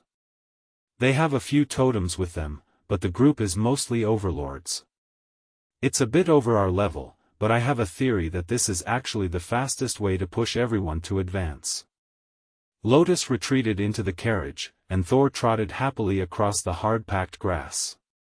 The monsters were confirmed to be from a spawn, so Thor merely had to head in their direction, and they would attack. That gave him plenty of time to prepare, as Hawk already knew their location. Nothing had really changed in his tactics, but Thor had some new ideas on how to look epic in battle. After all, what was the point of being a behemoth if you couldn't look impressive? Karl tried not to laugh at Thor's plans, which mostly revolved around concluding charges and defensive maneuvers with impressive poses, all without compromising his position for the next move. 500 meters. "Everyone, get ready." Karl called into the carriage as Thor slowed to a stop to put the wagon away before the battle. The ladies piled out of the carriage, and Ray began preparations for the battle. With her pair of golems summoned, and then the undead army of spectral knights, she had a full force ready. She was still incorporeal, but her summoned force would be enough to terrify the sand howlers. Karl advanced on the sand howlers while Ray led her group to flank their right side. That positioned everyone else on the left, as the few totems in the swarm moved to engage what appeared to be the largest threat, Ray's summoned team. Once they closed in, Karl called on his bodyguards and brought out the Haint so she could fight alongside the epic guard. The two looked quite alike and shared a similar fighting style, so they worked well together. If necessary, they could merge to increase their power level, but that was unlikely now that Karl was at Totem Rank, and the strongest enemies had all diverted to the side of the group where Ray was attacking. The Yeti-like sand howlers let out a wailing noise like the sound of an incoming sandstorm. That was how they'd gotten their name. They were also skilled in sand magic, however, and were forming their own sandy blizzard to reduce visibility. Normally, that would also be a deadly area spell. But with the epic guard applying Void Body to the group, they could simply ignore the spell's damage and work around the limited sight restrictions. However, Ophelia was not impressed by this sort of enemy. She'd be shaking sand out of her fur for days. That didn't stop her from fighting, though. The sand howlers were an intelligent enemy, and even with Dana's golems, they were still heavily outnumbered. The creatures were determined to outflank and encircle them. Fortunately, Remy had joined their side, and her bodyguards held the back of their formation, while Remy herself stood in the middle, hurling lightning at them. At least, she did for the first minute, before realizing that lightning magic didn't work particularly well against these creatures. Fire didn't either, though not with the same degree of resistance. But water turned them into a soggy mess and cut through their fur much more effectively than either of the other elemental effects they had tried so far. The fur, so effective at protecting against lightning and fire elements, effectively trapped the water on their bodies, increasing the lingering damage they sustained. A victory for Remy.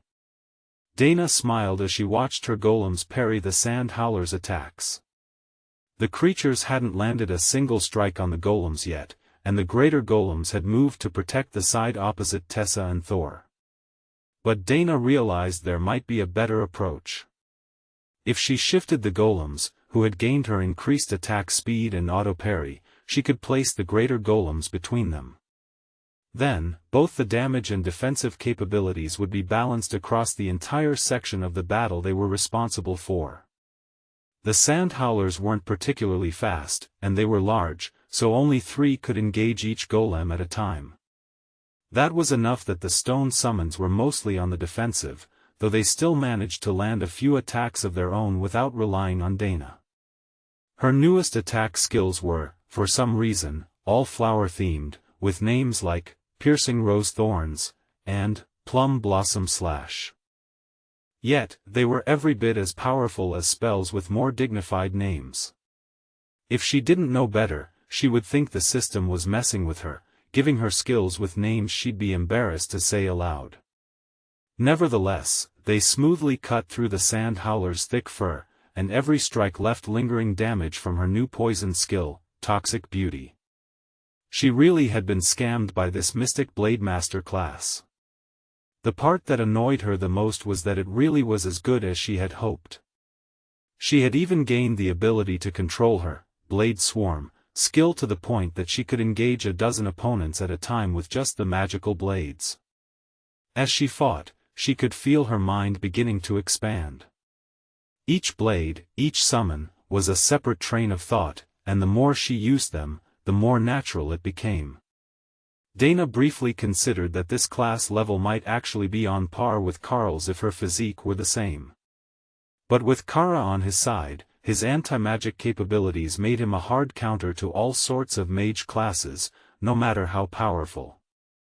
If he couldn't simply nullify her attacks, Dana was certain that she would be a match for nearly any other overlord. She activated Plum Blossom Slash, sending a wave of razor-sharp petals into the sand howlers, tearing into them and driving back an attempt to get behind her formation. Karl has nearly dealt with the totems already, Tessa informed the others from her raised vantage point on Thor's back. Dana laughed. Of course he had. Between Karl and Ray, there was little doubt they would be able to tear through a 10-on-2 battle as if the enemies were made of paper. As the number of sand howlers dropped, Tessa and Thor moved to herd them into a smaller group where area skills would do more damage. They had multiple area damage effects, and if they could keep the sand howlers close enough, they would all take continuous holy damage.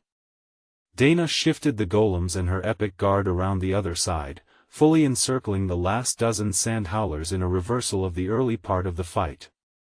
Then, Ray was there, a blur of stabbing limbs and flying blood, and the sand howlers were dead. Ray dipped her front half in what Dana took as a nod of satisfaction, and the spider's army of summoned creatures finally caught up to the battle.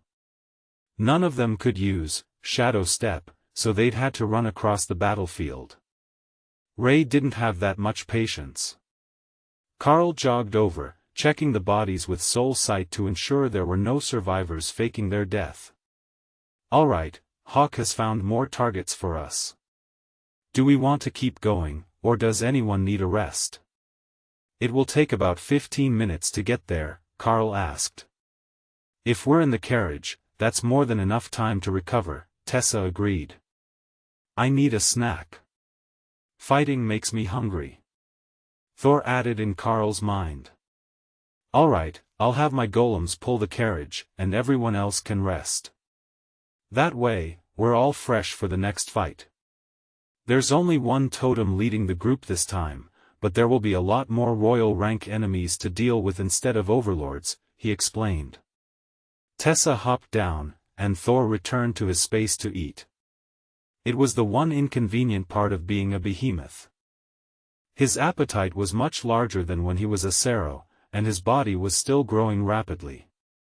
Thor wasn't quite clear on how large he was going to get, but his name suggested he would be something close to dragon-sized when fully grown. If he had thought to ask Remy, he would have gotten the full answer: the impenetrable bulwark behemoth never stopped growing. However, they got better at reducing their size over time, allowing them to maintain a more manageable form and not eat themselves out of a home. The larger they were, the greater their appetite, and the oldest of the behemoths dwarfed even ancient dragons in sheer size. Karl called on a pair of dire bears, and Ray fashioned a harness for them to pull the carriage, which was quite the sight. The two bears harnessed together in a row for more output was overkill, given they didn't even have trade goods in the carriage. But it looked impressive, and the spell summoned two of them anyway. They started moving across the soft ground, and Karl realized that while they were out of the swamps, the lower areas were still very wet and muddy. That was going to be a problem for travel, but they could easily make flotation adapters for the carriage wheels, and the totem-ranked bears were capable of simply dragging the carriage through any depth of mud, as long as the carriage held up to the abuse. The second group was also sand howlers, though less powerful ones from the same spawn. Hawk, do you see the source of the spawn? Karl asked. I think it might be gone. Look closely at them, some of these have a lot of old damage. I think they've been out here for months or more, Hawk replied. If that were the case, it would make sense that the origin anomaly was long gone. The changing terrain of Gabble's inner regions actually explained many of the issues they were having closer to the shoreline.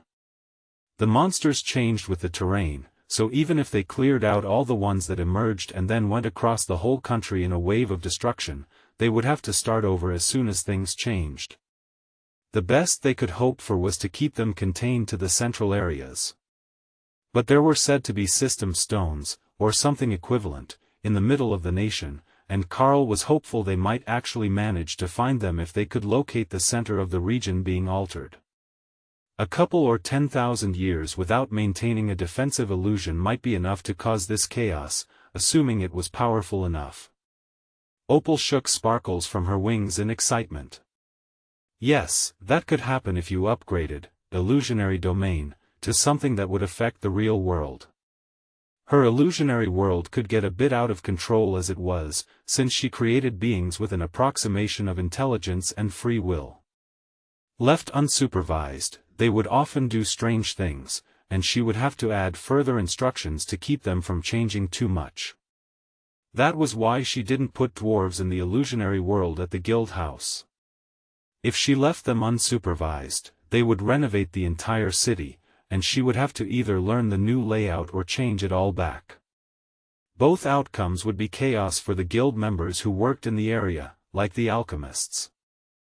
The orcs are coming our way, Hawk warned when the group was almost upon the sand howlers.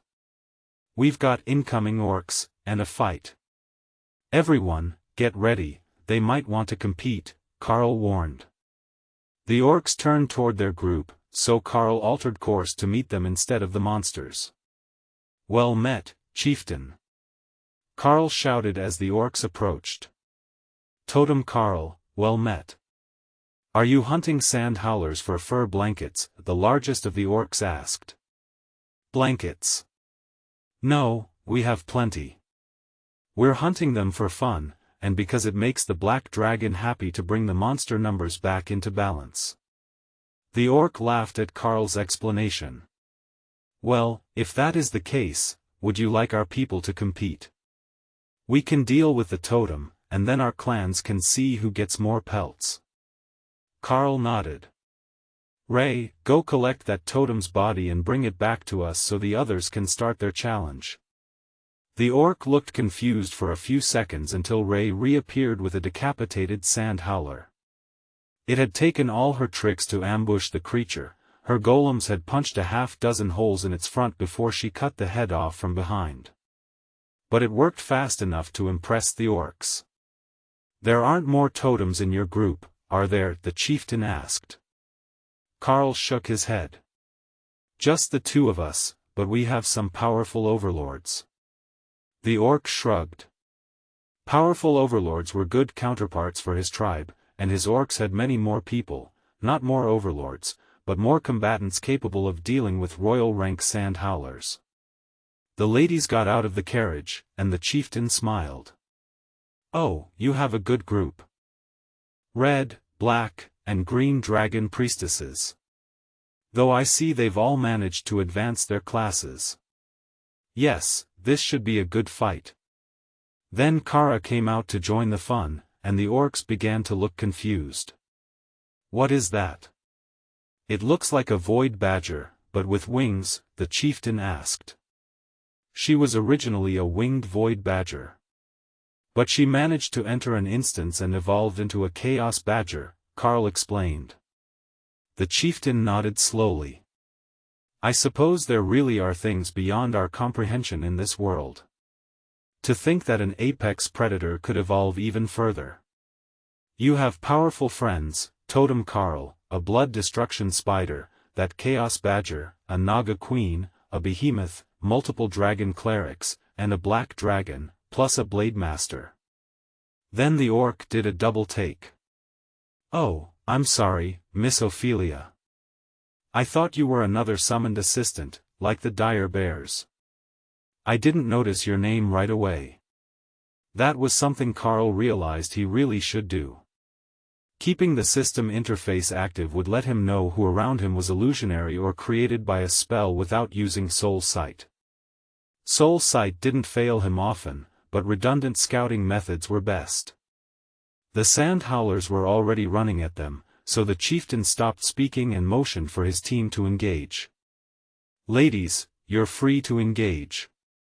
Whichever team gets more pelts wins the fight. The 3 totems will sit out the fight unless you get in trouble, Karl explained. Tessa laughed. There were dozens of orcs here, all eager for a fight. The sand howlers were the ones in danger, not them. But Dana rolled her eyes. Always a reason to slack off, she joked. I'll get started on the setup for the feast after the battle, Karl offered. Make plenty of tables. It looks like even the kids want to get in on this challenge, she agreed. She wasn't joking. Even the commander rank orcs in their teen years were taking out blades and joining teams of more powerful warriors. The only ones remaining behind were the pregnant women and the small children. Even an ancient-looking old shaman woman was hobbling toward the fight with her cane. Karl smiled at the chieftain. Those must be some truly excellent blankets. The very finest you can find. Sand howler fur is resistant to both cold and heat, durable, and self-cleaning. Just shake it, and everything falls off. It doesn't even hold scents. Karl mused, they should keep a few. A few fur blankets would be a nice stylistic counterpoint to the silk comforters Ray made. Plus, they could fashion them into cloaks, just as they had with the cut-down frost giant capes during their early battles. Ray thought that was a brilliant idea, and began cleaning the totem so she could stretch and tan it in her own space. Did you need the bodies for anything?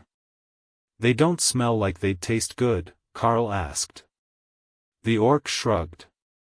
They don't. But we feed them to the livestock, and the bones are good for making tools and such. Waste not, want not. Karl nodded and gestured to the remains of the one on the ground. In that case, you can have the rest of that one. We don't have an artisan who specializes in bone art. The runecrafters could craft items from bone, but they already had plenty, and they were too far from the guild store to send anything directly from here. The chief nodded in acceptance, then shook his head in dismay as he realized Hawk had started bombarding the area with meteors. It had turned the group of sand howlers into a war zone, with artillery explosions raining down among them and driving them into the two forces at the edges of their ranks. Instead of planning a proper attack, the monsters were simply charging the enemy, trying to escape the deadly rain. But Hawk hadn't forgotten the assignment. While he was dropping spells on them, he had reduced the temperature of the fire enough that it wouldn't singe the fur. They were supposed to be collecting pelts, so he couldn't destroy them all. Karl did notice that his meteors weren't the same as Remy's.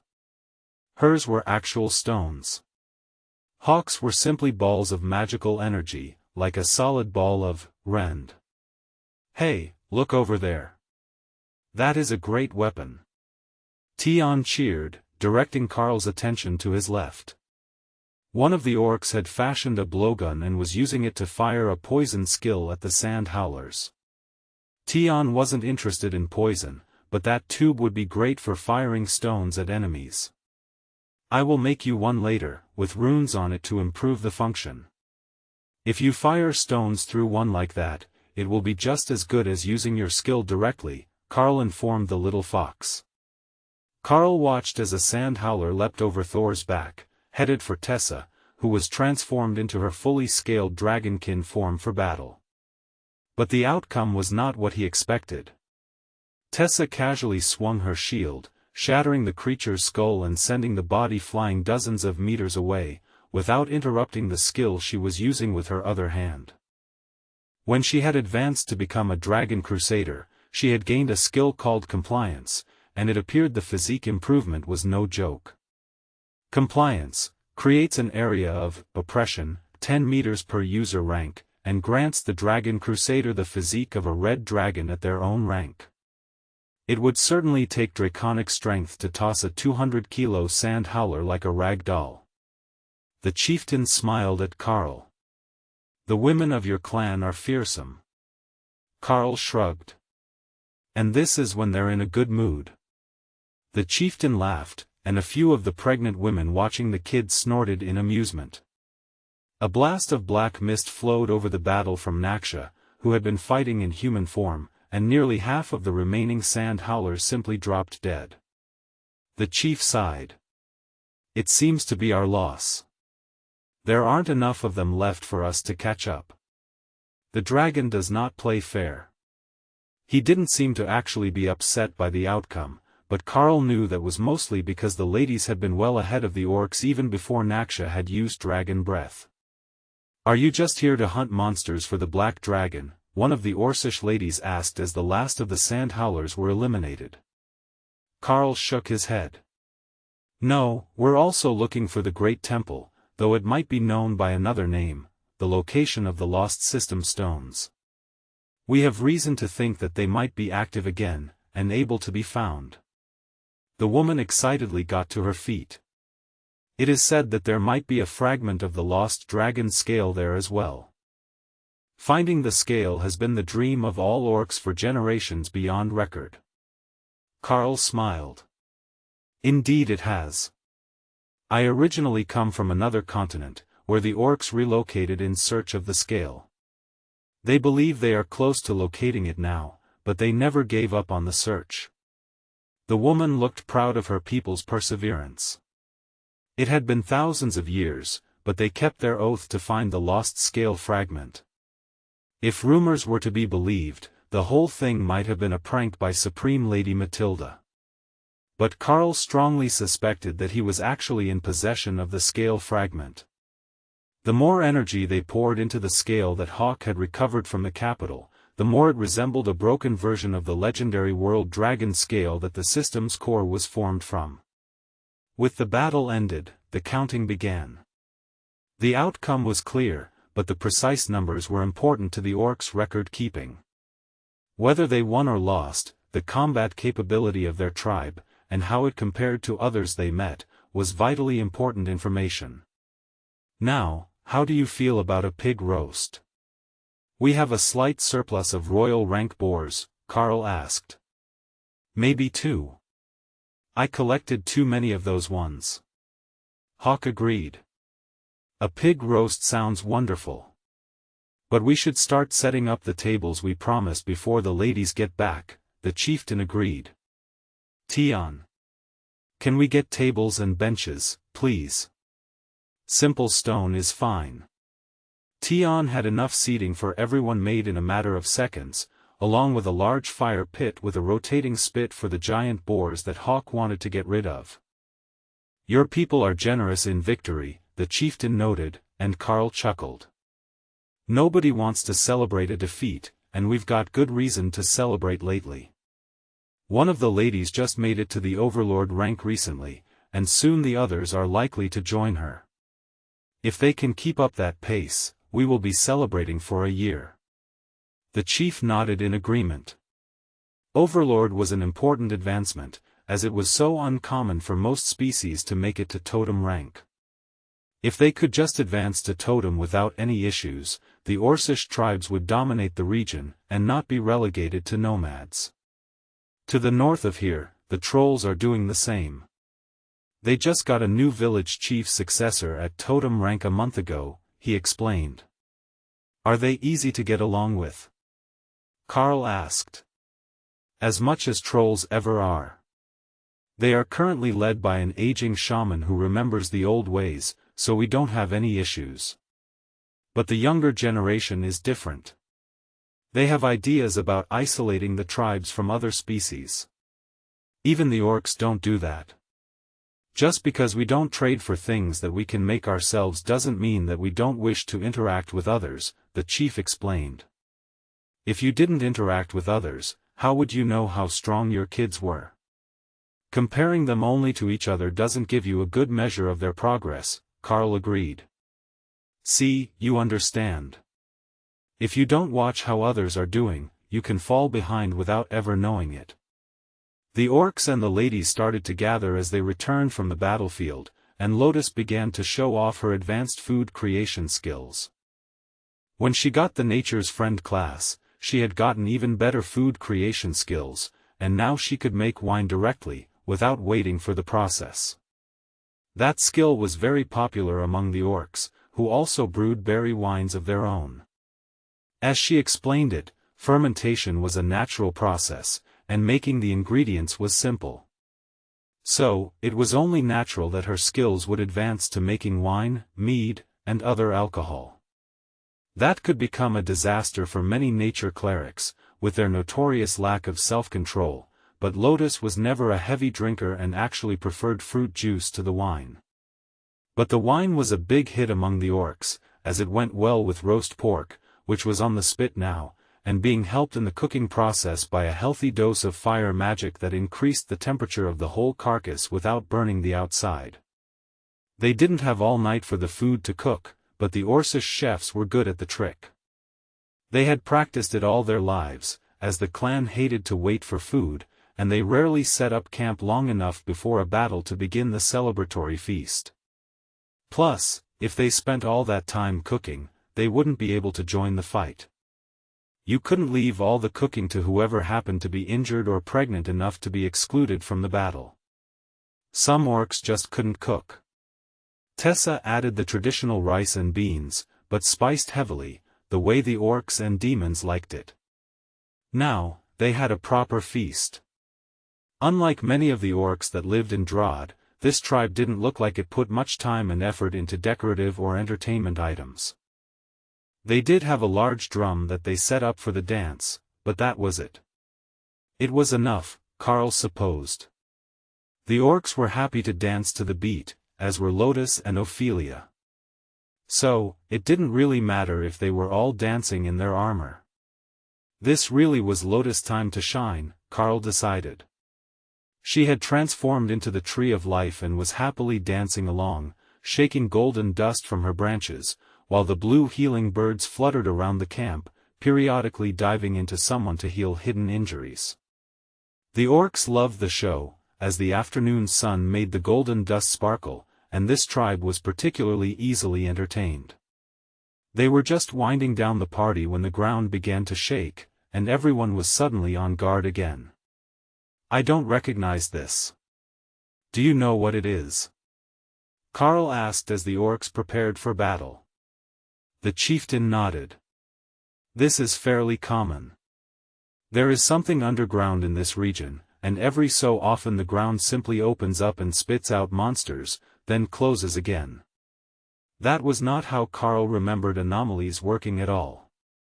Could it be the result of anomalies underground? As Karl recalled, the dwarves had said that anomalies didn't form underground. They had never had one in the dwarven cities, they always happened on the surface of the mountains, not inside them. So, this had to be something else. Maybe it really was related to the missing system stones. It wouldn't shock Karl if it was. Most of the unexplained things in the world were somehow system-related. So, if there was some sort of underground monster spawn trapped here, or perhaps a stable portal underground, it would explain the monsters trying to escape. Or, they could be in an illusion, and the monsters were actually already there, having just broken through the spell. Both were possible, but Karl didn't know enough about what was going on in the region to really understand what was simply possible and what was actually likely. Hawk was in the air, scouting. But so far, he hadn't seen anything. It is shaking the ground, but it isn't shaking the air. Earthquakes should shake the air, I can tell when a hard impact hit the ground nearby, Hawk complained. Kara agreed. Earthquakes would shake the air. But when she flew even a single meter high, she couldn't feel any disturbance from the shaking ground, and that wasn't right. So, if she could feel it on the ground but not in the air, in Kara's mind that meant it was likely a trick. And tricks of magic could be nullified. Kara cast Nullify, and the air seemed to distort for a moment, which encouraged her to recruit assistance. "Karl, help me out here. I think that we're standing on something good," she insisted. The chieftain recognized the spell right away when Karl started casting. If it didn't work, there was no harm, but if this strange adventurer could prevent a disaster from occurring near them with a nullification spell, that would be an even larger cause for celebration. With both Karl and Kara working, the distortions in the air began to increase, as did the mana load as they worked to overcome the spell. It was obviously higher level than either of them, but the spell felt unstable. Karl had to continually adjust his nullification, as parts of the spell would dissolve and reform, like the spell was collapsing on its own but being maintained by someone on the other side. Or something. Finally, the distortion increased to the point that they could clearly see an ancient stone building all around them. That was cause for the orcs to cheer and begin a new song on the drum. This song made the distortion in the air even stronger, and the temple clearer. It had to be a form of bardic magic, Karl thought. Then, the world twisted, and they found themselves standing next to the temple, looking out over fields of long grass filled with domestic animals. They hadn't broken the illusion, they had thrown themselves through it. Head count, Karl and the chieftain demanded at the same time. It was quickly determined that everyone was here. Even the summoned bodyguards had been brought along with them. "I don't think that we moved," one of the Orcish shamans announced after a few minutes of verification. "The sun is in the same spot and will set in the same spot as expected. So, we are near the same latitude, on the same day of the year," he added. Remy agreed. It was more likely that they had moved through time than space, but she had no way of measuring that. However, they were not alone. "Welcome," a gentle voice asked hesitantly, clearly unsure what to make of the sudden arrivals. The chieftain poked Karl, who turned to face the new voice. A young woman in a dark light host tabard stood in front of them, looking nervous. "Ah, good evening. Sorry about the sudden intrusion, it appears a magical anomaly decided we should be here today. My name is Karl, and it's a pleasure to meet you, Mira." Then Karl activated his armor spell to display his guild tabard, and the young human woman smiled. Normally, I would ask what brings you here today, but if you weren't coming here intentionally, I suppose I will need a new greeting. Welcome to the Nerazur Zone Way Station number 42. The Temple of the Old Gods does not have any proper clergy in attendance, but we have renovated it to provide lodging for travelers, if you would like to rest for the evening. It was clear that the temple would not hold an entire clan of orcs, but Karl and the chieftain, as well as the shaman, would definitely be interested in checking it out anyhow. Would you mind giving us a tour? I suspect this location might have something to do with our current predicament. Possibly, a magical relic that resonates with one of our members, Karl suggested. The woman nodded. Of course. Well, the parts that are accessible. The majority of the basement levels of the temple collapsed long ago, and the location is a historical site, so we didn't try to excavate and renovate them. The chieftain smiled, but turned to Karl with a confused look. I can't understand her, he whispered. That seemed like solid evidence that the system functions were not working properly here. Karl could understand her, but she was human, so they were likely speaking the same language. But Karl could still understand the orc, so their own functions weren't impacted. She offered us a tour. Just follow my lead, and I will have someone translate. In her reduced spirit snake form, Remy slithered up Karl's side to his shoulder, giving herself a good perch to see from. If they couldn't understand Orcish, they likely didn't understand Serpent either. The woman smiled and nodded politely to Remy, recognizing her as a transformed Naga queen, then gestured toward the temple. Ophelia gestured for the others to go. I will stay here with Thor and the others, you can go ahead with the priestesses, she explained. If the locals couldn't speak Orcish, someone needed to stay nearby, or there could be a major incident simply due to a misunderstanding and lack of translators. The woman at the temple still had a Darklight Host Guild membership and a nameplate with the system, so she had a class. But that only made misunderstandings more dangerous.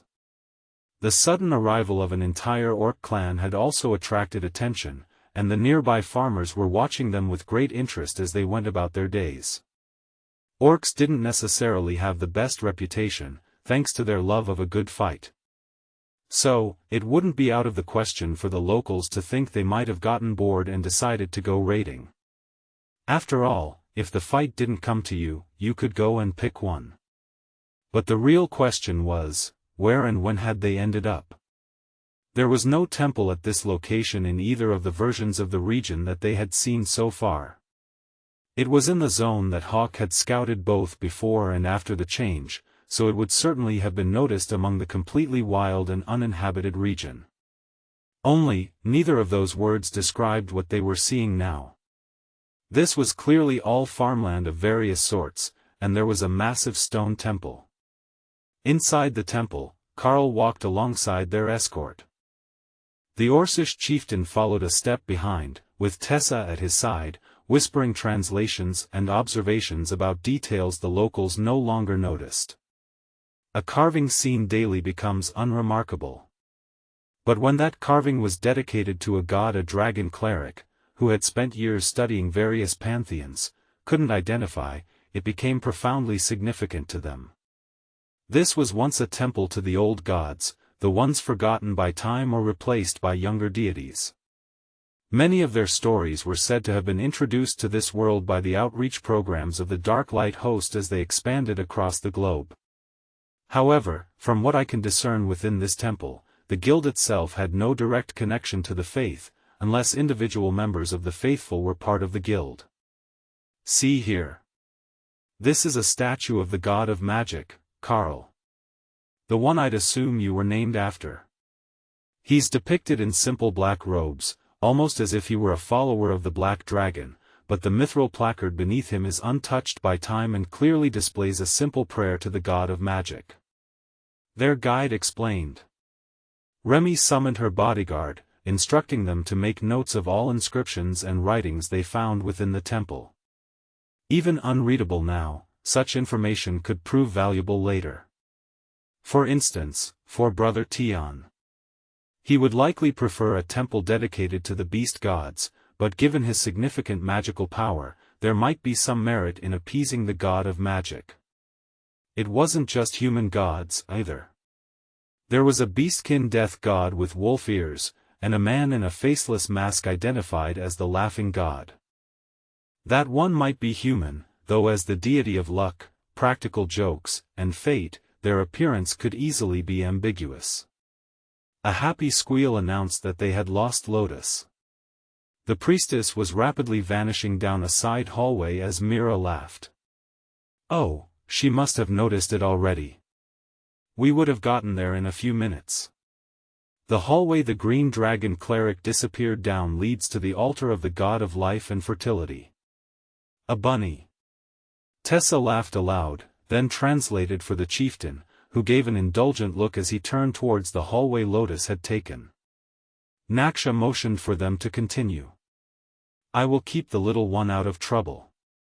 The presence of the dragon gods is strong here as well, and I am certain she won't damage anything. Thank you. We will be along in a few minutes. Karl agreed.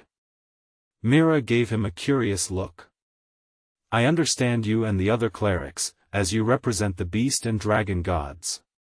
But how did your entourage end up traveling with an entire clan of orcs? Are they here to represent the war god? Karl shook his head. We were actually just finishing a fight alongside them, a challenge to see who could eliminate more of an anomaly-afflicted and overpopulated sand-howler tribe, when a magical distortion occurred. It deposited us here. We weren't traveling together before that. Mira sighed and twisted her hair into a loose bun. Things have gotten strange since the system began to reseed. I've heard that many regions have been troubled by insane monsters in the past few years, but that's always sounded more like an urban legend. The fact that you're here describing the issue firsthand means it's true, doesn't it? But more concerning is that I've heard many of the younger guild members have failed to access the class change menu on time. They're getting stuck at their base class. She explained. When did the translation feature stop working in this region? Karl asked. Translation feature. You can read these inscriptions. Mira asked, startled. Well, yes. But I meant spoken language. You clearly don't speak Orcish, and they can't understand you. However, they can understand me. Karl explained. That's because you speak Orcish. Mira reminded him. Karl shook his head. That's the system. It's assisting me with the translation. I've never studied Orcish a day in my life, but I still understand them, and they understand me. Does that mean you hear it as me speaking Orcish when I talk to them? Mira nodded. And Serpent when you speak to the Naga Queen or the Black Dragon. Though Lady Naksha answers in human common, which is strange, considering you spoke to her in Serpent. Tessa frowned. We've encountered this before. When we were traveling through Nubon. The trolls and orcs understood you just fine, but everyone else had issues. So, they were facing the opposite of what he had seen at home. The system was receding, and they were losing access to everything, one feature at a time. Back on topic, has the system never translated for you? Karl asked. Mira shook her head. No, everyone just speaks the common language to each other. The Darklight host and the Dragon Gods both operate schools to teach the language, plus literacy skills, to children. What branch are you from, anyhow? The Drod City branch. Karl replied casually. Mira nodded. Oh, on the southeastern island. That makes sense. Though, I was shocked to hear that you'd been to other continents. Or is there a Nubon somewhere in the Dragon Isles? Karl shook his head. No, it's on the Kabtumia continent. As far as I know, there isn't another nation by the same name. Mira snapped her fingers. That's it. I just realized why you travel so much. The portal is still active between the Demon Temple in Drod City and the Beastkin Temple next to the Great Lake, isn't it? So, you can just use the platform to move between continents. Karl smiled. I can also use the portal spell. So, I can move between continents once I've visited a location once. Mira sighed. That must be nice. Being the only one stationed here gets so lonely. There were supposed to be replacements coming, but I've been having issues with the system messaging function lately, and I don't know when they're going to arrive. Karl pulled up the system interface and looked at the guild interface. Guild members active, 999 plus, guild rank, war champion, full guild privileges granted, guild branches in range, 12, what branch are you from? If they're in range, I can send a message for you and hope someone receives it. Karl suggested. All the others silently checked their interfaces simultaneously.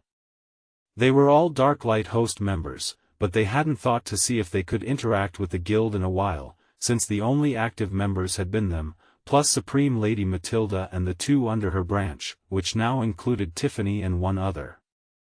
We've been here before. This timeline. This is just before I met you for the first time. Kara announced. She had been observing random events in her precognition spell mirror and happened to see their current activities, which came with a basic time reference.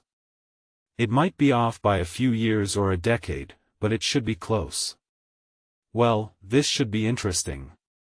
Everything really was shutting down at this point, and it would be a very long time before they came back online again. Karl informed her. Yeah, Spicy Dragon agrees that it's going to be fun to have us here. Wait, what? Karl asked. Oh, I messaged her once I realized we'd found a fun place. We keep each other up to date on new developments. Kara explained. And, as they were thousands of years in the past, this would have been the first time the two had spoken to each other. But apparently, Supreme Lady Matilda had simply rolled with the flow and didn't question what Kara was talking about. Or, she might have already foreseen this event and wasn't shocked. It was hard to tell with the Chaos Dragon. Karl sent off a guild message, hoping someone would reply. I am at the 42nd Nerazur Zone Way Station. There is only one guild member here, waiting for replacement members who are overdue. Does anyone know their status? There was a long pause, then a return message arrived. Who is this, and how did you reactivate the guild messaging function? Tell Mira to retreat to the Kazdila Guild House. The outposts have been abandoned, and the guild functions are failing fast. Nerazur is completely lost, she is the last active member there as far as we can tell.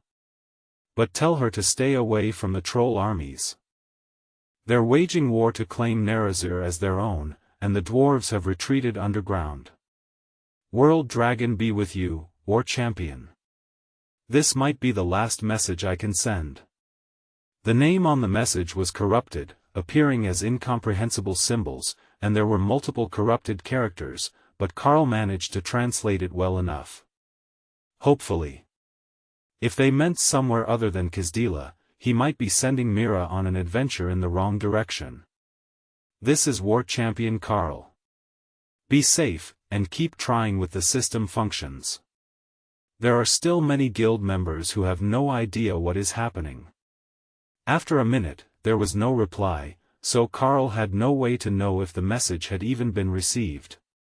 But he had gotten enough information to at least relay to their guide. Mira, I got a message through.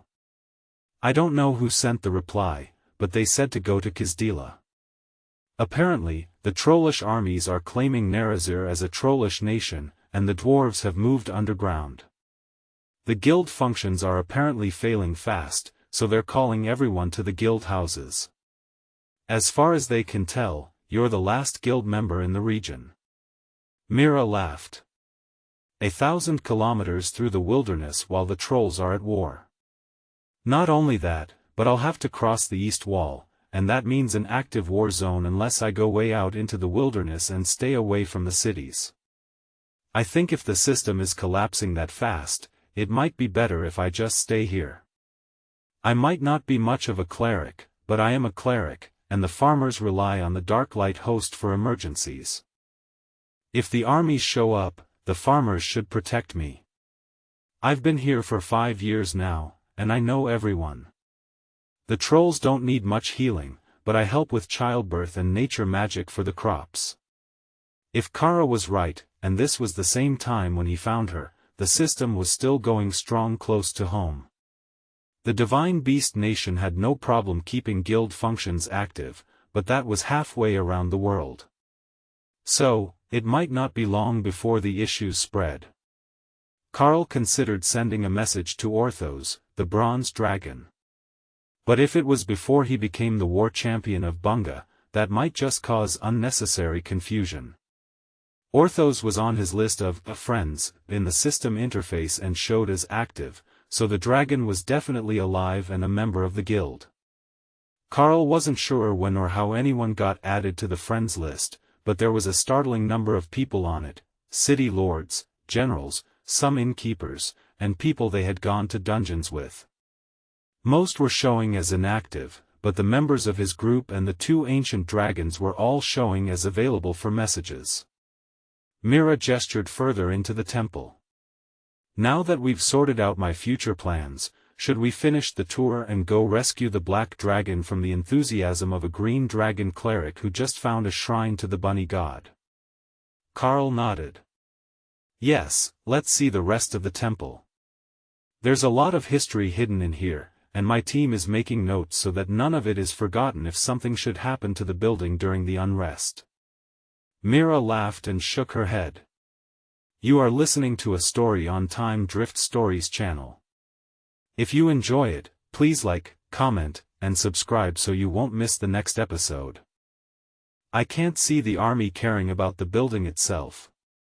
If anything, the locals might tear it down for home improvements once I'm gone. The old gods aren't the troll gods. Or, most of them aren't. There are some shrines to the troll shaman gods in here. Mira led them through the temple, pointing out each of the small rooms, or sometimes just a vestibule, dedicated to a specific god. Whoever built this was very unification-minded, weren't they? They went out of their way to ensure that there were shrines to every species gods on the main floor. Tessa noted. Mira laughed. It was made by the Dark Light host, of course. The top 2 floors are designed for guest rooms, the basement is a reinforced shelter, and there's an outbuilding for giant species. Most way stations are nothing more than an overnight stopping point, with some nature-aligned guild members providing food and water for travelers. But this one is truly ancient, built around the existing temple. According to historical records, they found the statues, or a great many of them, dumped here from a destroyed shrine. So, they set them upright, identified the more obscure ones, and built a new temple to all the gods who watch over this world. At one point, this was part of a royal retreat, meant to have a strong enough connection to the gods to aid with system class advancements. But if my guild messaging isn't working, I'd say that time is long past. Personally, I suspect the removal of the royal treasures is the cause. There was a rumor that they had a set of relic stones among the treasures, and that was the source of the temple's divinity. But I suspect it was something more incredible than that, because the relic stones are actually still in the basement, and they've been inactive for the last 1,000 years. I read the caretaker's journal entry from when they went inactive. Karl and Tessa turned to stare at each other.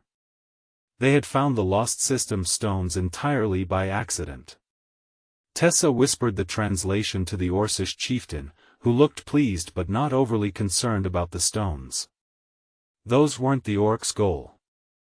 Ask her if she knows where the treasure went. He whispered.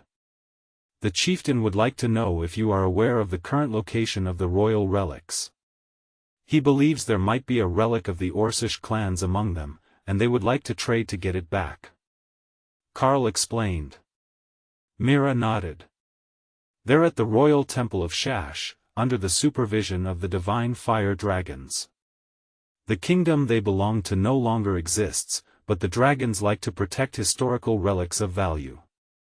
So, they collected them and put them into stasis storage. Tessa relayed the message, and the chieftain smiled. This was the closest his people had come to finding a solid lead on the lost scale piece. It was a long way to Shash, but it was on this island, so they could walk there eventually. The question was whether they would manage to get there before whatever strange anomaly had brought them to this place ended. It might be range-limited or time-limited. If it only lasted a few days, there was no way they could walk thousands of kilometers to the Grand Temple. Can we see the floor with the relic stones? I'd like to sketch it. Tessa requested. Of course, follow me down the stairs, and I'll show you. They're on the floor of the main basement room. Surprisingly, they haven't worn down at all in the time they've been inactive. They look as good as new, they just don't function. Mira explained. She led them down the stairs and into a large meeting room, where hard wooden chairs were arranged around a circle of golden stones on the floor. Karl smiled as he realized he knew all these runes, at least the ones on top of the system stones. It wasn't some grand magical spell, it was the words to a prayer to the world dragon, asking to grant their heart's greatest desire. What do you think will happen if you speak the words? I mean, you got Avatar of the World Dragon for your skill thingy, right? Remy asked in Karl's mind. Karl's attention was drawn to his system interface, just in case he had read the message incorrectly during his advancement. Patron deity detected, a world dragon, skill bonus confirmed, Avatar. The Avatar of the World Dragon may walk freely anywhere within the World Dragon's influence. Increases resistance to negative statuses that impact movement and thought. Portal, spell range limits increased. Yes, it was the World Dragon that the system had identified as his patron deity. And the prayer was to the World Dragon. So, in theory, he might be able to make the system stones work again. The repercussions of actually reactivating them after centuries of inactivity, and during a downturn of the system when war and destruction were spreading wildly, could be extremely unexpected. The monster species were asserting dominance now that the other species were losing access to the system, and with it most of their power. Over the next few decades, as the shorter-lived species aged out of combat ability, the monster species would gain utter dominance over most of the world. Karl knew that from history, both at home and from this continent. Most species still had some magic, but a lot of it was system-linked, and without the system's assistance, only a fraction of the population was capable of gaining enough power to defend their people. In the Golden Dragon Nation and the other human nations, it was the mage towers that offered protection. But even then, their influence was limited, and most humans lived in hiding. The dwarves had retreated into their mountains and locked the doors behind them, which wasn't unexpected. When all the problems were on the surface, subterranean species would naturally want nothing to do with it. What Karl really wanted to know was if there was more magic hidden in these stones that he could replicate. If he could create a whole new set of system stones to send home, or place in the courtyard of the guild house, he would become a living legend among the World Dragon's followers. The man who granted class advancements as soon as you were qualified. Why don't you use that avatar skill and see if you can activate the stones? At least then we will know if there is more magic on them. Remy suggested. Did you forget what the avatar looks like? A totem-ranked world dragon will not fit in the basement of the temple. Karl reminded her. Oh, good point. Without the skill, then. Do you mind if I cast a spell to examine the stones? I would like to make a full record of the magic on them, if possible. Karl requested. Half a continent was searching for these in his time. It was really only the orcs and the dragons who weren't trying to find them to either use or destroy them. But, come to think of it, it was quite possible that the dragons had them in their possession the whole time, and simply refused to tell anyone. Mira shrugged and gestured at the floor. If you think that you can actually examine those, you're welcome to it. The magic on them is under a divine seal. Many over the years have come here and tried to inspect them, but none have managed to learn anything about their usage. I won't allow you to pull them up, but anything you can do with them in place and undamaged is fine. Karl looked over his notes, and rearranged the activation prayer a little so that it flowed better. It wasn't written in common, but some ancient language that used the runecrafting runes. However, ancient Dwarven also used most of the same runes, so Karl decided to go for the prayer in the Dwarven runic language, instead of the original language. Mighty World Dragon, Creator of Worlds, Overseer of Might, Patron of Righteousness, grant us insight into the wisdom of the ages. Karl began, following the inscription. An amused voice echoed in his mind. A wise dragon once said, "You should use all your skill points before begging for more power." Karl burst out laughing, and stopped the prayer as the stones pulsed with golden power. Something happened. Mira gasped. "Well, explain." Tessa agreed. "I started what I thought was the invocation prayer, and got chastised for not using all my skill points before praying for more power." Karl explained as he tried to control his amusement. Mira smirked, while Tessa and the Orcish chieftain face-bombed. "Well, do that, and start over." "I think that it was working. Whatever invocation you used was enough to activate some of the power of the stones." Mira insisted. She had lived here for years, and knew all about the temple. So, she was just as invested in seeing a new feature as the others were. "Give me a few minutes and I will use my skill points, then try again. I think I understand how they work now." Karl agreed. Karl opened the skill tree and stared in awe at the options presented. Destructive Beast Master, 0 points invested. Increases bonded beast skill power by 1% per point invested. Invulnerable Beast Master, 0 points invested. Increases bonded beast damage reduction by 1% per point invested, up to 20%. Blessing of Skill, creates 1 random skill. Cost varies based on rarity. 1 point for common skills, 5 for rare, 25 for epic skills, 50 for artifact grade skills, 500 for legendary skills. Blessing of Family, 50 points. Creates 1 additional beast space. Planeswalker, World Dragon Patron exclusive skill. 100 points. Allows portals to open between adjacent realms the user is familiar with. Compared to many classes, it was a very short list. But what it could do was incredible. Choosing random skills with very limited skill points was a dangerous pastime, but depending on what it gave, it could be incredibly valuable. He didn't have 500 skill points, but another legendary skill like 1000-Year Flood would be insane. The spell scaled to an incredible level. While Remy could create 7 million liters a minute at Overlord-Rank, Karl would be able to create 8 million cubic meters a minute, more than 1,000 times what she could. At Mythic rank, it would be 9 billion cubic meters of water a minute, and after that, things would just get insane. But what if it was a legendary defensive or attack skill? What sort of insane scaling would a skill like that have? Even Apocalypse was only considered epic. Though, Karl did have enough points to get a single artifact grade skill. 20% more damage reduction would be the logical place to start, as it would spread to the whole group and make them even more invulnerable. 2 epic skills was also tempting. Or damage reduction to the cap and 1 epic skill. The others could wait, this decision needed a minute. Now that he thought about it, 50% more damage, using all the points that he had saved up, wasn't bad either. Well, 50% more for the beasts, which would likely transfer a portion back to himself.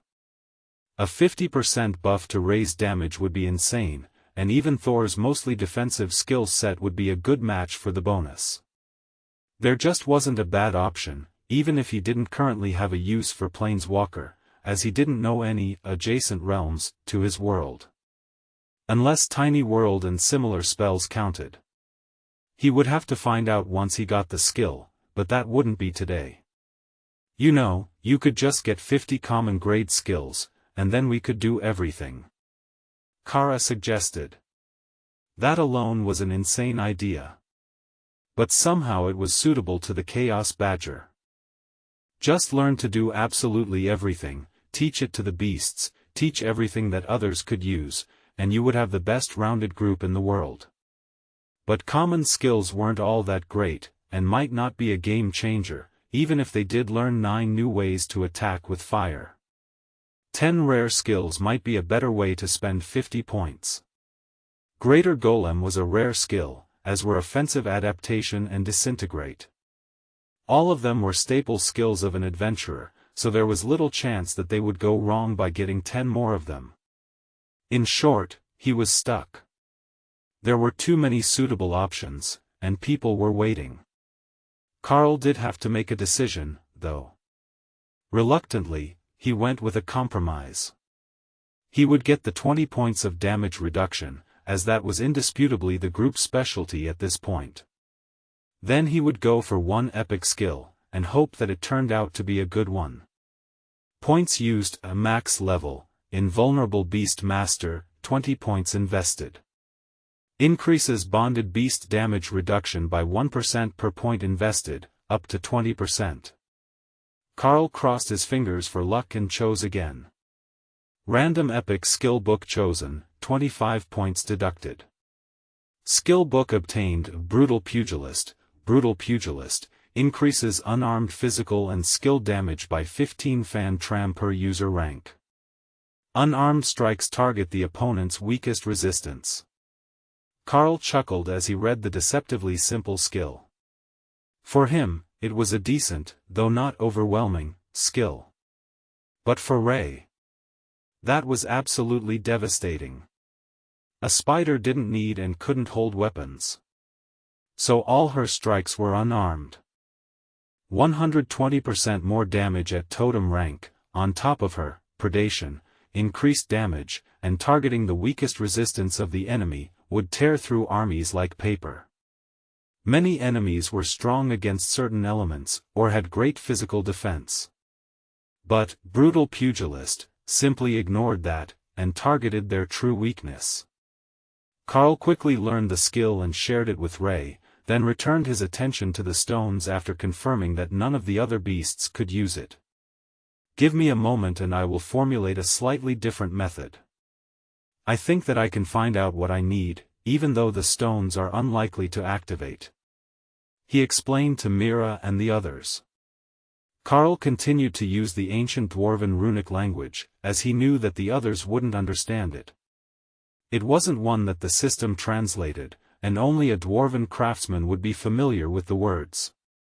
Or a runecrafter, like Remy. Oh, mighty world dragon, I seek not power. I seek understanding of how these stones work so that I might spread the knowledge in my own time. Karl began.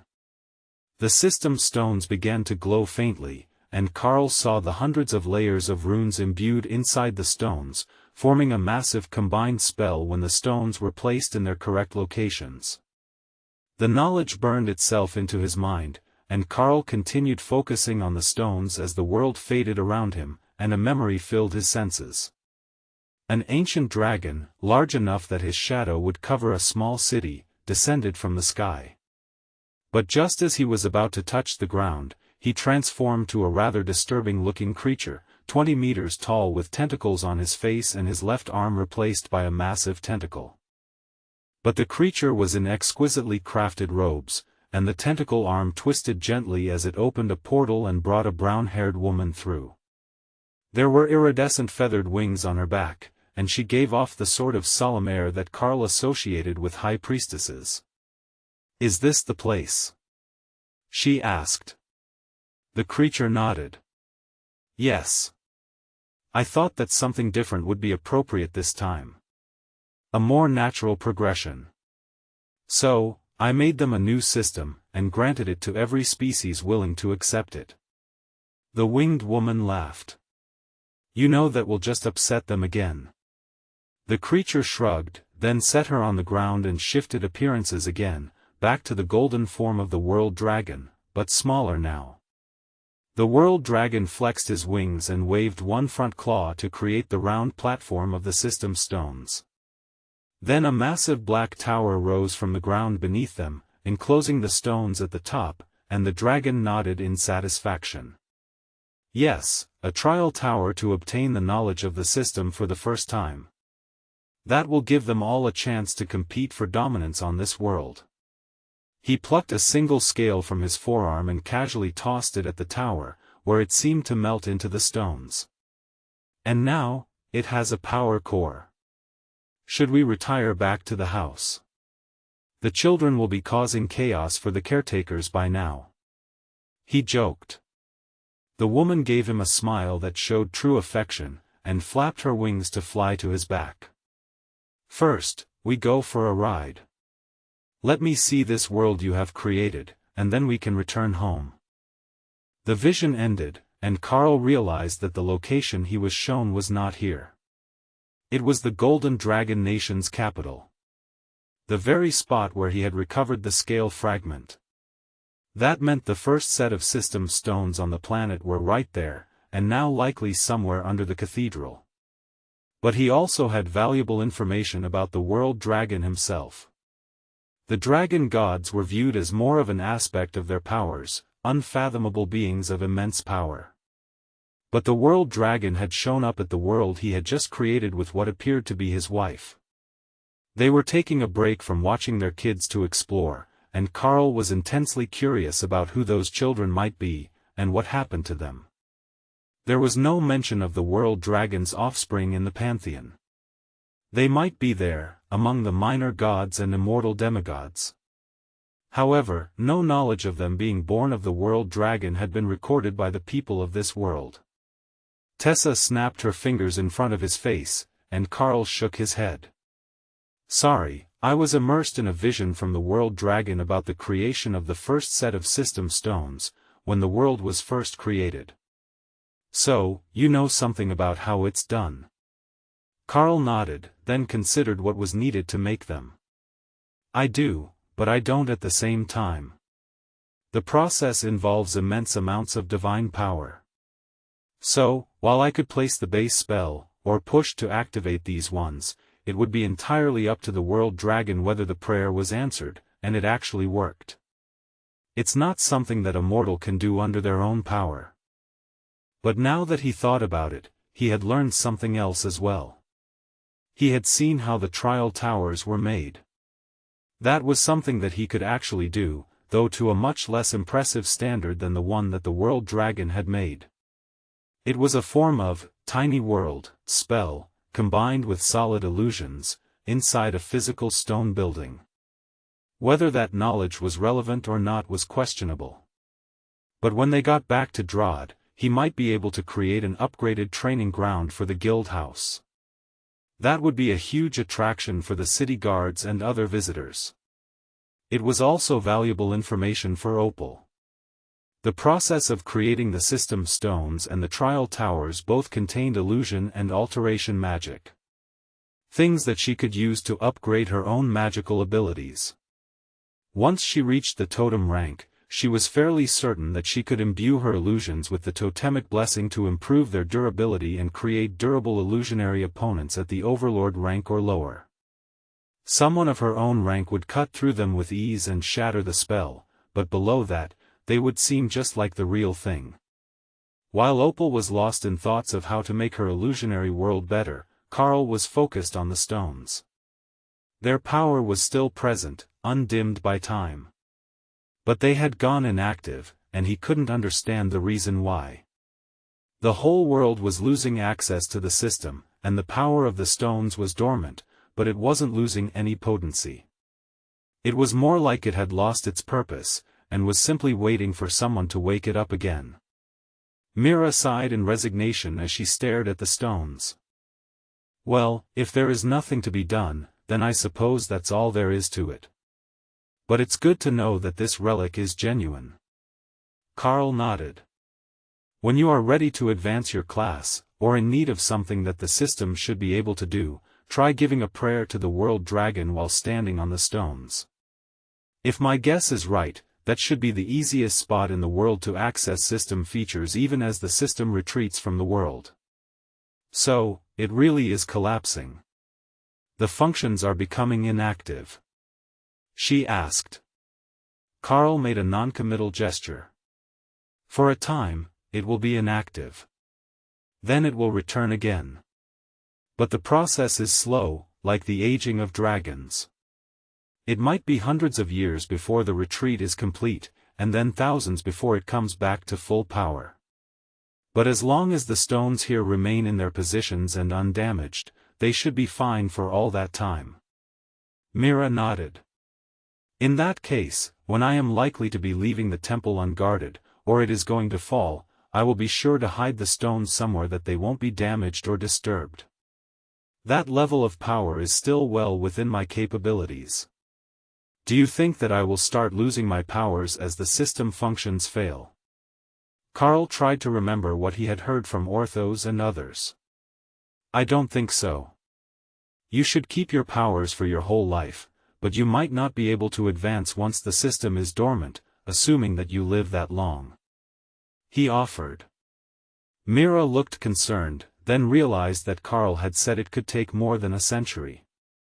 As a human, that would still put her well into her elderly years, and with troubled times coming, the elderly didn't often last. Happy Lotus noises from upstairs distracted everyone, and Karl led the group up the stairs to make sure that the little cleric wasn't getting herself in trouble. The last one out was Mira, and out of caution, she locked the door to the stairs. Then, as she removed the key, the doorway simply vanished. Nothing in Karl's vision indicated that there was a door there at all, or even a hollow spot behind the stone. At first, he was impressed by the cleric's illusion. But the look on her face said that Mira hadn't done anything to change the entrance. The basement door is gone. Tessa gave the confused cleric a look that immediately snapped her back to coherence. Right, the gods have hidden and protected the relic, and I definitely don't remember any such room being in the temple. It looks like the door to the basement is over there. Mira amended. There was another door to the basement down the hallway, but Karl suspected that if you followed it that the main room, where they had just been, would not be found. Karl led the group over to the sound of Lotus' voice and found that she was sitting on the floor, playing with rabbits.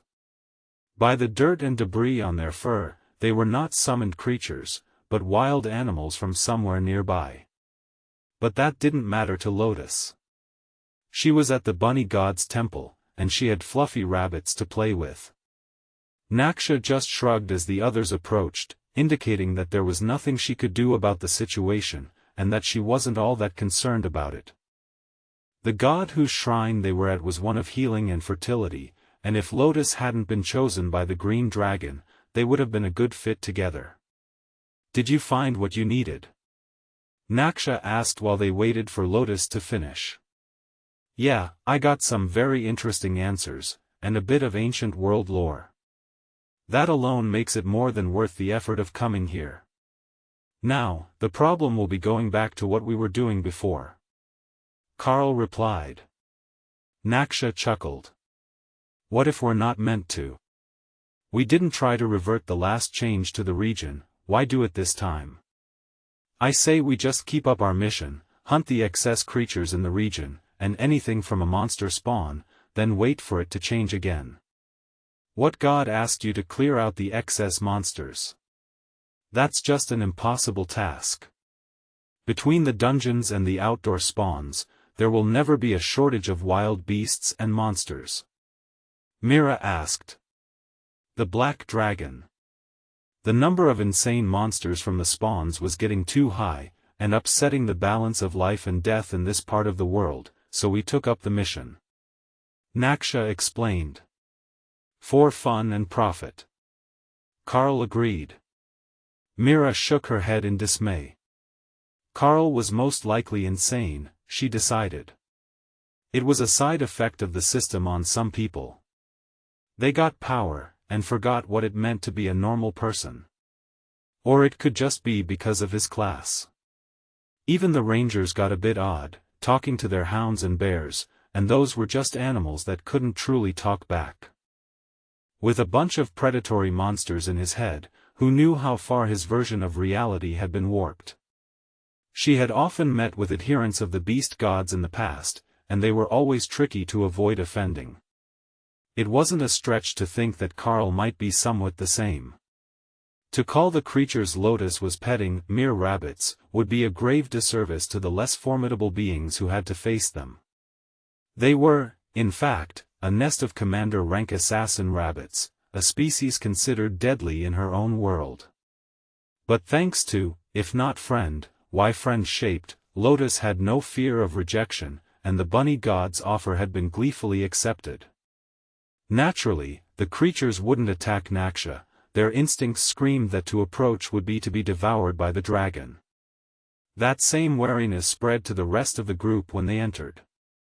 But they only stayed for a few more minutes, then returned to their den near the temple, leaving Lotus satisfied with her day's accomplishments. Everyone, take a moment to find a shrine and offer a personal prayer. Then we can make plans for the rest of the day, Karl suggested. It wouldn't be right to stop at a way station with shrines to all the gods and not offer at least a few prayers. He made a good point. They had seen the shrine for the red dragon as they passed, though they hadn't stopped there during their tour. If that was the case, Tessa assumed all the dragon gods were likely represented. Karl had already offered his own prayer at the system stones, even receiving a proper response from the world dragon, or perhaps a system-affiliated deity. It was an insult to his intelligence, but a direct response from the gods nonetheless. The others spread out. Karl smiled to himself as Dana stopped at the altar dedicated to Karl, the ancient god of magic. Karl waved at the statue, then continued down the hall, checking the last few altars they hadn't seen yet. They were more obscure, less followed gods, but a few familiar faces appeared among them. Karl saw the shaman god, whose statue Remy had, and the shrine to another god of rebirth, which he'd seen engraved on some of the ancient temples in the Golden Dragon Nation. It had been an incredible history lesson for him today. Not only had he learned about many new gods, but the revelation of how the first system was formed, and the confirmation that Hawk truly possessed the world dragon scale used to create the system's core, was monumental. It also explained why the scale was so small, unlike one from an adult dragon. The world dragon had reduced his size to more easily interact with his human-sized wife. Karl inspected the scale in Hawk's space, which now featured a small shrine beside his nest, resting on a bed of branches atop a pile of fire element stones. Hawk's favorite, naturally. Eventually, he would have to devise a plan, either reveal the scale to the world or find a proper caretaker for it. Keeping it locked away in a separate space while they awakened it was one thing, but the scale was the core of the system, and he could only imagine the benefits for humanity if it were to be fully restored. Well, not just the benefits. Having it back at full strength could well touch off another interspecies war across the planet. And there were already plenty of those ongoing, though on a much smaller scale than what would likely result from that particular decision. Karl absently sat down at a shrine to think, then looked up and realized it was dedicated to the world dragon. He had expected it to be somewhat grander than the others, given the world dragon's importance to the system and, particularly, the Dark Light host. But this altar felt different. It exuded a feeling of ancient power, as if it had always been here, distinct from the reconstructed temple that the guild had transformed into a way station. You wouldn't believe how strange things have gotten in this world since you were first here. Or perhaps you would, and you knew all along that a smooth ride would never be part of the experience. How does that old saying go? Strong stone does not make a skilled miner. But I really could use some advice on how to deal with the scale you left behind. It has recovered enough now that I couldn't simply put it back where I found it. The power it leaks would draw enemies far too powerful for the Golden Dragon Nation to survive. But it doesn't feel right to just keep it to myself, especially when it's the core of the system. Karl felt a rumbling of amusement within his mind. Who said it is the core of the system? My scale was just a power source for the trial tower. Karl froze in shock, but the voice was gone. So, the scale is only the core for a trial tower. Did you want me to make another? I think I know the method, Karl asked. Nothing answered. But if the scale wasn't the core of the system, what did they mean in the vision he'd had? Was the system here the whole time, and the issue was simply accessing it? Karl sat lost in thought for a while, then an idea occurred to him. The key was in the name. The creator of the system was the World Dragon. The system must be an intrinsic part of the world he made. Why would he make an incomplete world? No, the system itself hadn't been affected when the tower was damaged. That was simply an access point. The system was innate to the world, and the tower had been made to show people how to access it for the first time. But then, why the fading and resurgence? A flicker of knowledge, sourced from Remy, came to Karl's mind. The ley lines, the underground currents of mana that ran all over the world, pulsed slowly, ebbing and flowing. They were currently on an upward trend, and her shamanistic training books had told the Naga Queen where to look for their most accessible points. So, they must be the reason. When the ley lines were near the surface, or even above it, the touch of the world's mana could naturally awaken all sorts of powers. But when they were deep, accessing the system took special tools or specific knowledge. Both had long since been lost, so when the world's power retreated into the depths, the system became harder to access, or even nearly impossible. That also explained why the dwarves had managed to keep so much of their power, even as they lost the vast majority of their knowledge over the ages. They buried themselves a kilometer beneath the surface of the world. They were closer to the source of the world's power. Armed with this new knowledge, Karl considered whether making a trial tower would truly be a good idea. On one hand, it wouldn't really be necessary, as the power would be surging now for 1,000 years or more. But on the other hand, if the tower lasted that long, it would help people remember how to access the system, and perhaps the next downturn wouldn't be so bad. Karl felt that familiar rumbling of amusement from the shrine in his mind again. The World Dragon had a point. Even if he built the trial tower now, in 1,000 years, nobody would remember how it was made. It was more likely that they would either believe it was cursed or inactive, depending on whether they could still remember how to use it. So, they would probably tear it down, just as the first one had been. Such was the nature of time. Even the bronze dragons, with their infallible memories relegated to the irrelevant corners of their minds, wouldn't recall them unless specifically asked. And if nobody thought to ask, they would never seek those memories out. Karl suspected nobody had told most of them to begin with, but even the bronze dragons weren't immortal. As generations passed, those irrelevant memories simply didn't get passed down. Karl blinked, and a vision materialized before him. The skies were filled with colorful wings, and the ground teemed with giants. Between them, 1,000,000 totem and mythic ranked skills exploded at once as dragons and titans waged war against each other. Spells shredded wings, dragon fire melted bodies, but as quickly as they fell, they were brought back by the clerics of their respective species. Then the vision moved upward, showing the world from a great height. All over the world, fires of destruction burned, and the bones of slain species littered the ground. Only small pockets of life remained, hidden from the great war between the Titan gods' followers and the followers of the dragon gods. In those havens, humans, elves, dwarves, beasts, and monsters coexisted in peace. They had no other choice, the rest of the world was uninhabitable. Then the vision was gone, and Karl understood how the memories of the system's creation and essential access methods were lost. A great war had killed entire generations and destroyed every repository of knowledge in the world, save for what little had been brought by the survivors. There were few children, no elders, and only a handful of males of most species. They had evacuated in the traditional manner, women and children first. But the war had spiraled so far out of control that none had returned, leaving only the chosen guards behind to protect their people. What had caused such a battle, where two sides fought each other to the brink of extinction, was not included in the vision Karl was gifted. But it had most certainly happened in this world. Karl recognized the landmarks when the view retreated up into the stratosphere. Karl heard his name being called and got to his feet.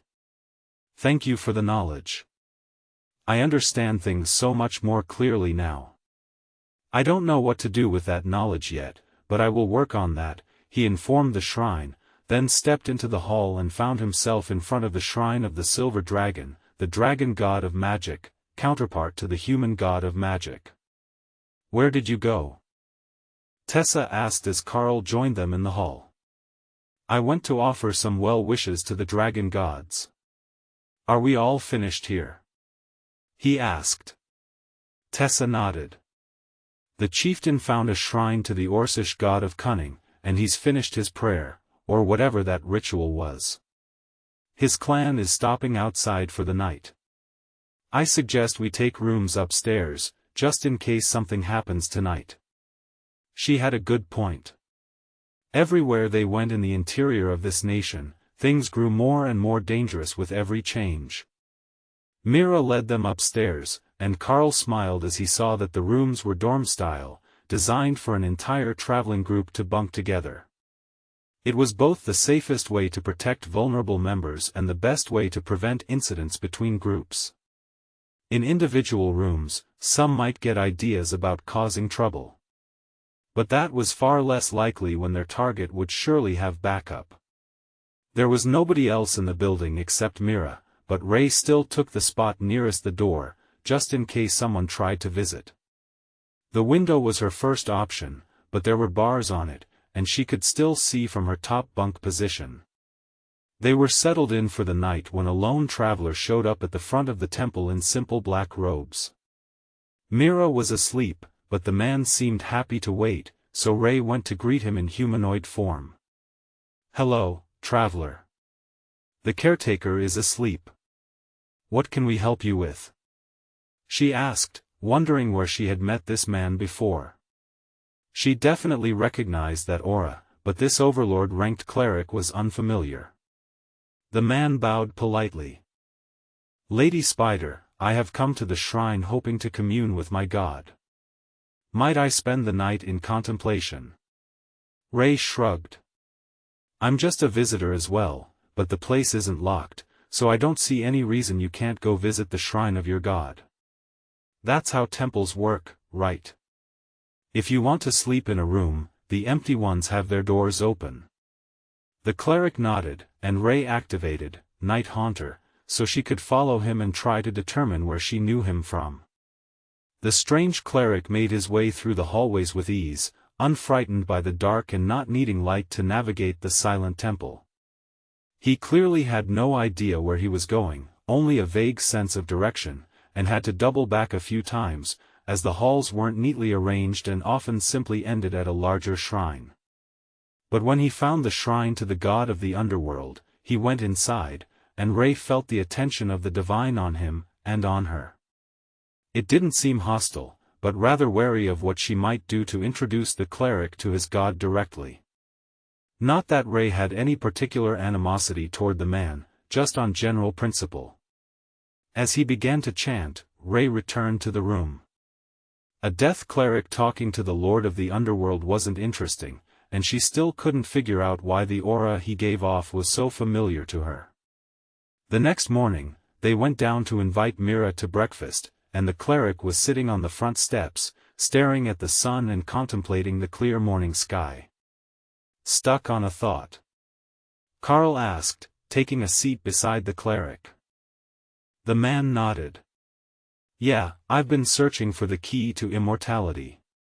You see, I've got an incurable curse placed upon me by a demigod. Nothing in this world can break it but intervention by the gods. Only, the Lord of the Underworld told me there was a way to avoid it and live forever. Karl nodded. A curse to die young, that can be avoided forever. I'm probably stating the obvious here, but isn't that just a curse of undeath? The cleric stared at Karl as if he had just dropped legendary lore on him out of nowhere. I don't think you're wrong. But wouldn't I lose my humanity? Karl shrugged and gestured toward the Orcish tribe. You might lose your humanity, but not being human doesn't mean you can't be a decent person. The orcs barely understand human sensibilities, but once you understand how Orcish culture works, you'll find they're not a bad bunch, and they live their best lives. It's the same with the dragons. They have their own ways of doing things, which have little to do with how humans do things. I also know a few vampires. While one is batshit crazy, the other one is a really sweet girl. She works at our guild house in the store. The cleric was lost in thought for a while, then stood up. I will go speak to my god. Perhaps he can help me choose a path. Not many of the undead are suitable for an eternal existence, but if anyone knows how to achieve it, the god of the underworld will. Thank you, beast man. The cleric returned to the shrines, while Karl stared out at the sky from his spot, wondering what sort of chaos might come during the next few days. The changes had been swift so far, so Karl didn't expect to be in this region for long. But if they made the best of their time here, they might be able to head off some of the early issues in the region, or they might gain a greater understanding of the myriad divine beings worshipped by the various species of this planet. Eventually, Karl got up and went for a short walk around the temple, mirroring the path Ray had taken earlier, looking for trouble. There, in the middle of a hedge maze in the backyard, he came across a most curious platform. Its presence wasn't surprising. He had been following a stone walkway through the maze, and there were many sitting areas, much like the hedge maze at the academy, which brought back memories of his first few days with Dana. Karl was so lost in the pleasant memories that he almost missed that this particular sitting area was unlike the others. There were no benches, and actual magical runes were written on the stone, not just the poetry and historical messages like the others. Is this a portal platform? Karl wondered as he deciphered the runes. He could tell that Runemaster was translating for him, as this was a language he neither knew nor had ever seen before. But it was no normal portal platform, the spell was much too complex. But many of the runes were similar to the portal spell he knew. So, it was a transport platform of some sort, but not a portal. Could it be a form of long-distance teleportation? While he was standing there, recording the runes from the spell, Karl sensed a presence as someone joined him. Good afternoon, he greeted absently, only to be met with the surprised face of a pixie appearing in front of him. You knew I was there, the creature asked in shock. Karl nodded. I sensed you there, but I couldn't see you until just now. I thought you were behind me. The tiny woman, no more than 10 centimeters high, rubbed her chin in confusion. Interesting. I wasn't in this world until you said hello. Now it was Karl's turn to be confused. Then where were you? I was examining this platform when I sensed you, he asked. The pixie laughed. It's a gate to the Fey realm. A mirror of this world, but not for humans. I was looking through it to see what sort of strange things had happened to this realm lately when you said hello. Perhaps it was a side effect of Planeswalker. The skill was supposed to let Karl move between realms, but he had no idea how to operate it. Or, more correctly, he knew how to operate the skill, but he had nowhere to go. Only now that he thought about it, he did have somewhere to go. The Fey realm was adjacent to this world, and it felt like it was one layer above. Then, there should be a layer below. Karl focused on the skill, and found that he could feel the cleric from this morning communing with the lower layer. That meant it was most likely the underworld, the land of the dead. A definite asset, should he end up there. But he could also sense another place, immensely and overwhelmingly powerful. The pixie poked him on the forehead. Don't just go looking into the immortal realm like that. They don't like people spying on them, and we're both far from immortal. Until you gain immortality, they don't even consider you a sentient species there, and even the weaker immortals usually live like slaves. Kind of like what happens to the humans who can't access the system in the monster nations or the Dark Fey Kingdom. Karl withdrew his mind from the immortal realm, which appeared to be a collection of massive continents floating in a void. Thanks. I just gained the skill that made that possible, and I hadn't tested it before. Because he hadn't known it was possible. The pixie tilted her head as if listening to something Karl couldn't hear, then bowed politely. It's time for me to go home. Dinner is ready and Mom will be mad if I come back smelling like the mortal realms. Have a good morning, Monster Man. Then the pixie was gone, back in the Fey realm and flying off at hundreds of kilometers an hour. Karl tried not to laugh at being named the Monster Man by the Fey, who likely didn't even know what his class was. Most likely, the tiny creature was going either by smell or appearance, and Karl spent all his days looking like a cat demon. He really should start spending time as himself again, instead of remaining in this form. But it was so much more comfortable this way. The fur of the transformation was temperature regulating, and he didn't sunburn. So, he was always comfortable whether it was hot or cold. Plus, Dana liked snuggling with his fur. Karl finished making notes on the spell to access the Fey realm, in case that was needed for a related spell later, and moved on to finish exploring the area. As he returned to the front, the cleric was outside again, and in a much better mood. Did you come to a conclusion? Karl asked. The cleric nodded. My father is cousin to the king of Sholaha, and I was expected to spend my life in service to the crown. That is not what I wanted in life, so I became a cleric. But now that mortality is catching up to me, my thoughts on life have changed somewhat. And while I was in contemplation, I saw souls moving south to the nation of Bomgan. I intend to follow them and learn the arts of the necromancer, but not with the aim of raising the undead. Instead, I aim to transform myself and, as you said, try to become undead, while holding on to the values that matter most to me. The cleric had just started walking away from the temple when the scenery changed, and Karl found that he was standing with the rest of the group in an open field again, next to a perplexed clan of orcs. Lotus looked around, then snapped her fingers in realization. I get it. I know how the changes work. Who here did something important just before the change? She asked. Everyone else shrugged. They were just relaxing after breakfast, and Ophelia was in the gym, in the middle of a set. Karl raised his hand. I was talking to that cleric, and when he made up his mind to head south to Bomgan to try to find his own path to immortality, the world changed. Literally 5 steps after he left, we were gone. Lotus nodded. I think that I know how it works. There were many unresolved issues in the past of this region. Now, time fluctuates here. So, every time that an unresolved event ends, it changes again. This time it ended early, and I could feel the change focused on our location. I think that weird cleric guy is actually going to become someone important during the years between resurgences. Well, either that, or he'll do something different now that we've talked to him and the issue has been fixed. From Lotus' shoulder, Remy laughed. If you just convince the future Lord Bomgan or his mentor to become an undead, you're never going to live it down. His soul didn't look or feel like the undead lord's.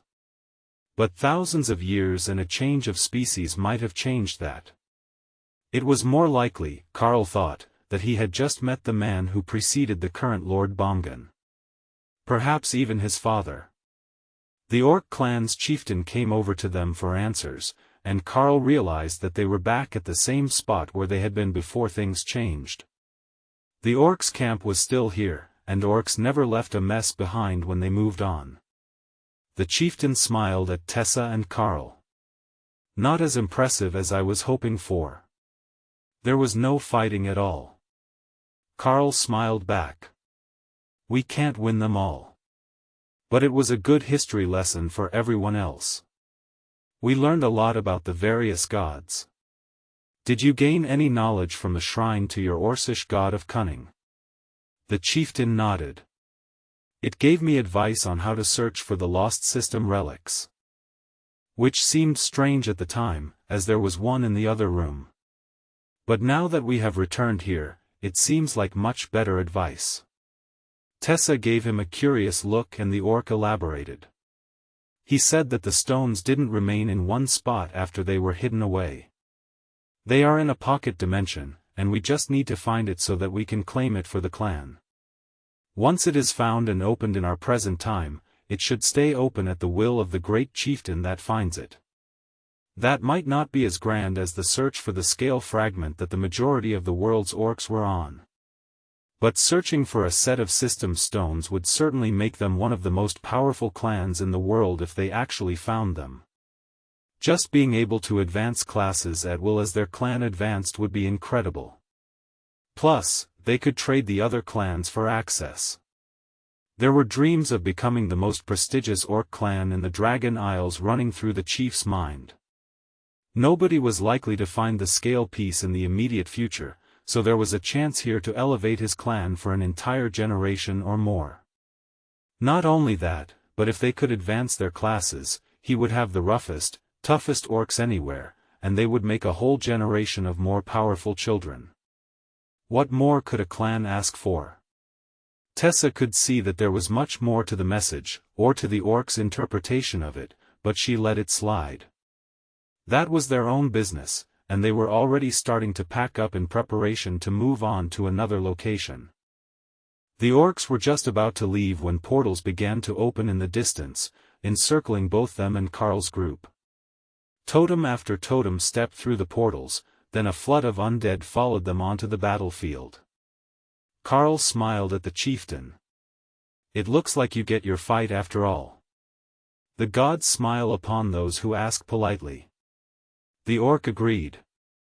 Karl had no doubt that the Orcish chieftain had done exactly that when he got in contact with his deity. It was likely the very first thing that he asked for, followed by a request for information about the Orc's quest. A totem-ranked bone dragon stepped onto the grass and roared, shaking the air with its fury. Looks like I have my first target. Pick the one that you want, but you should know that the Chaos Badger is definitely going after the necromancers. Karl informed his eager ally. In that case, I will take the unholy paladin. He looks like a worthy opponent. Do you have strong enough barriers to protect your ladies? The undead are looking quite intently at them. Karl nodded.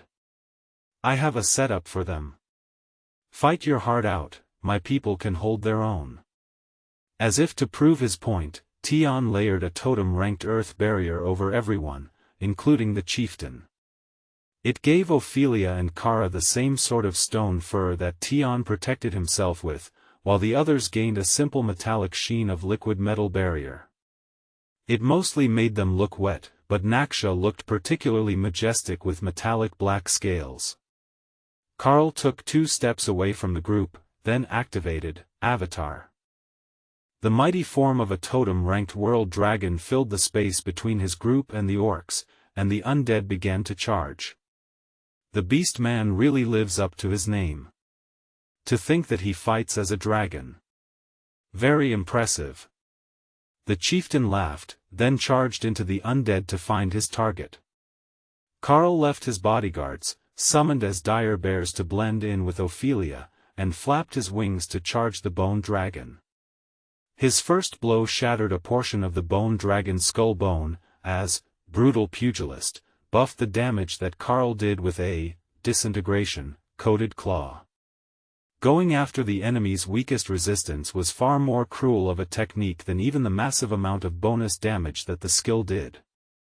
The two massive dragons lashed out at each other, and Karl's tail sent dozens of smaller undead flying as he twirled to keep the bone dragon from getting at his flank. The orcs cheered and laughed as 4 totem-ranked battles began at nearly the same time. Ray, Kara, the chieftain and Karl had all picked targets, and the other totems were on their way to try to restrain the rampaging dragon. Karl got a grip on the bone dragon's sternum and twisted, flipping the undead dragon over his body and slamming it into the ground.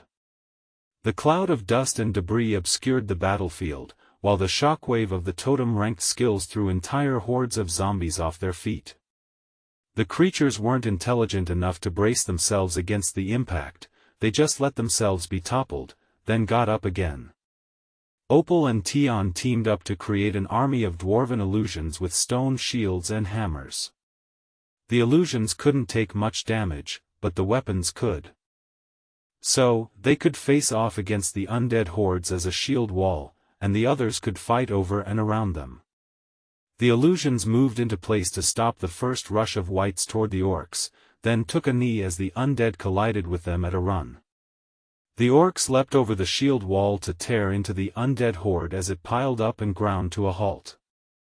Then, the second rank attacked over the illusionary dwarves, and allowed them to push forward and regain their original position.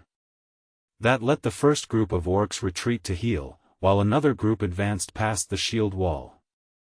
Keeping all these barriers and items intact was the hardest Tion had ever worked in his short life, but Brother Thor was keeping his eternal lightning barrier up on most of their team, including the orcs.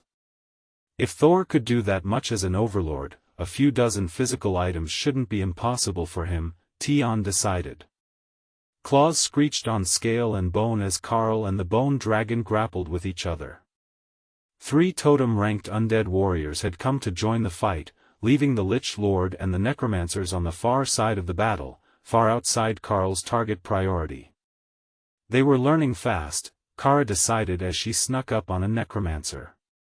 But they hadn't noticed when she tore apart the first one, as they couldn't see over the taller forms of their swarm of undead. They had at least had the decency to keep powerful summoned protectors near themselves, but the badger had a plan for that. All she had to do was sneak up, nullify the barrier, then void blast and claw the squishy living caster apart before his friends could react. Rinse and repeat for the others. But the undead knew that she existed, and when she tore the first one apart, she was immediately besieged with totem-rank unholy attacks that forced her on the defensive. She couldn't even finish off the necromancer in one smooth strike, as she planned. She had to dive and weave through the undead army until she could get a chance to take down his barriers again and leap on him to deal with him using pure physical fury, as all her power output was being used to keep herself alive. Kara celebrated her victory and retreated when the necromancer gurgled his last breath. But the victory was short-lived, as only a second later, a pale shape darted out of the crowd and wrapped around him, then the necromancer was back on his feet, looking groggy, but alive. Consumption was necromantic magic that transferred life from summoned or controlled undead back to the necromancer, an emergency survival spell, and it had triggered when he temporarily died, like a mobile first aid kit. These undead really were getting annoying. But maybe Sister Ray was having better luck. Indeed, Ray was having better luck than the others. With her undead army spell and her golems, she had massacred 3 totem-ranked warriors already, and she was currently incorporeal, watching a terrified necromancer plead for mercy. The unfortunate spellcaster could obviously see her, but Ray simply stepped through his ring of zombies and let him see the pure hunger in her many eyes as she stared down at him for his last few seconds. Night Haunter was way more fun when the target could see you. The zombies collapsed as Ray killed their master, then used entangling vines to make a pole to impale him on. Even if they tried to regenerate him, they would have to tear him down first with the vines spread through his insides.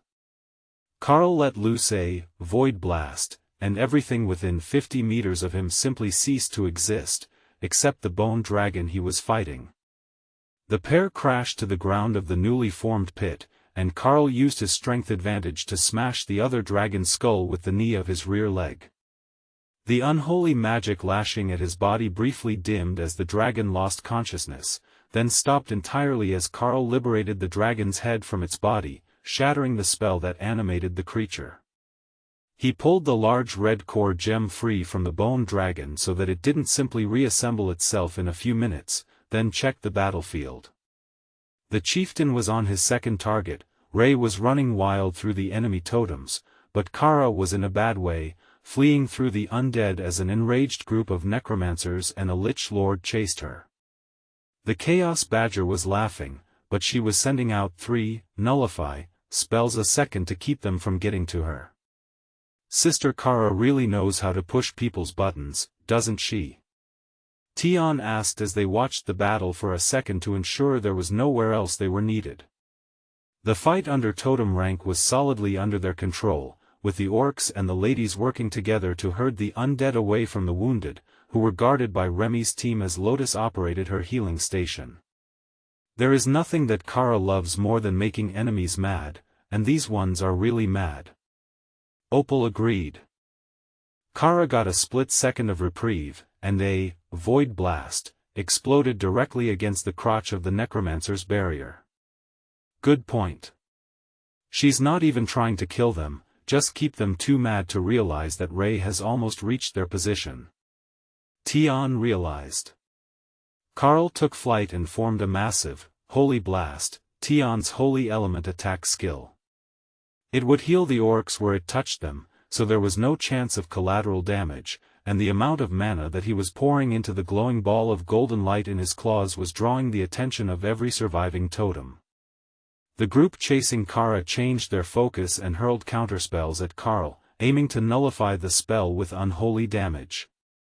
Karl threw the spell at the ground, and the skills collided, creating a massive explosion that tossed him higher up in the air, and vaporized a large portion of the undead horde's reserves.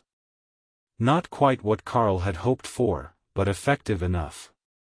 The 3 totems who had been chasing Kara rose into the air to engage Karl at an altitude that wouldn't make the rest of the battle into collateral damage, and the Void Badger sighed. Up there, she couldn't hide at all. Instead, she turned her attention to the undead horde, and the ones near the Orcish chief. He was having a glorious 2-on-1 battle, and she wouldn't interfere unless it looked like he was going to lose. But she could give him room to fight. Hawk was forced to retreat as the battle came into his airspace, and Karl told him that he could scout to ensure there were no hidden reserves. The bird had never gotten the hang of the humanoid transformation, and if they were going to fight over the main battle, that put Hawk in an impossible position. Unable to fight properly on the ground, unable to attack from the air. He even had the Lord of Destruction transformation that ignored most damage types. Maybe he could get away with that and a request to be shrunk. If he was the size of a regular bird monster again, he could fly close enough to the battle that he wouldn't be targeted by the totems. Karl gave him an assist with Unobtrusive Behemoth, and Hawk transformed into the ghostly fire elemental that was the Lord of Destruction. As hoped, the totems weren't interested in the Overlord-ranked bird. They had skeletal mages on the ground to deal with flying and fast-moving targets.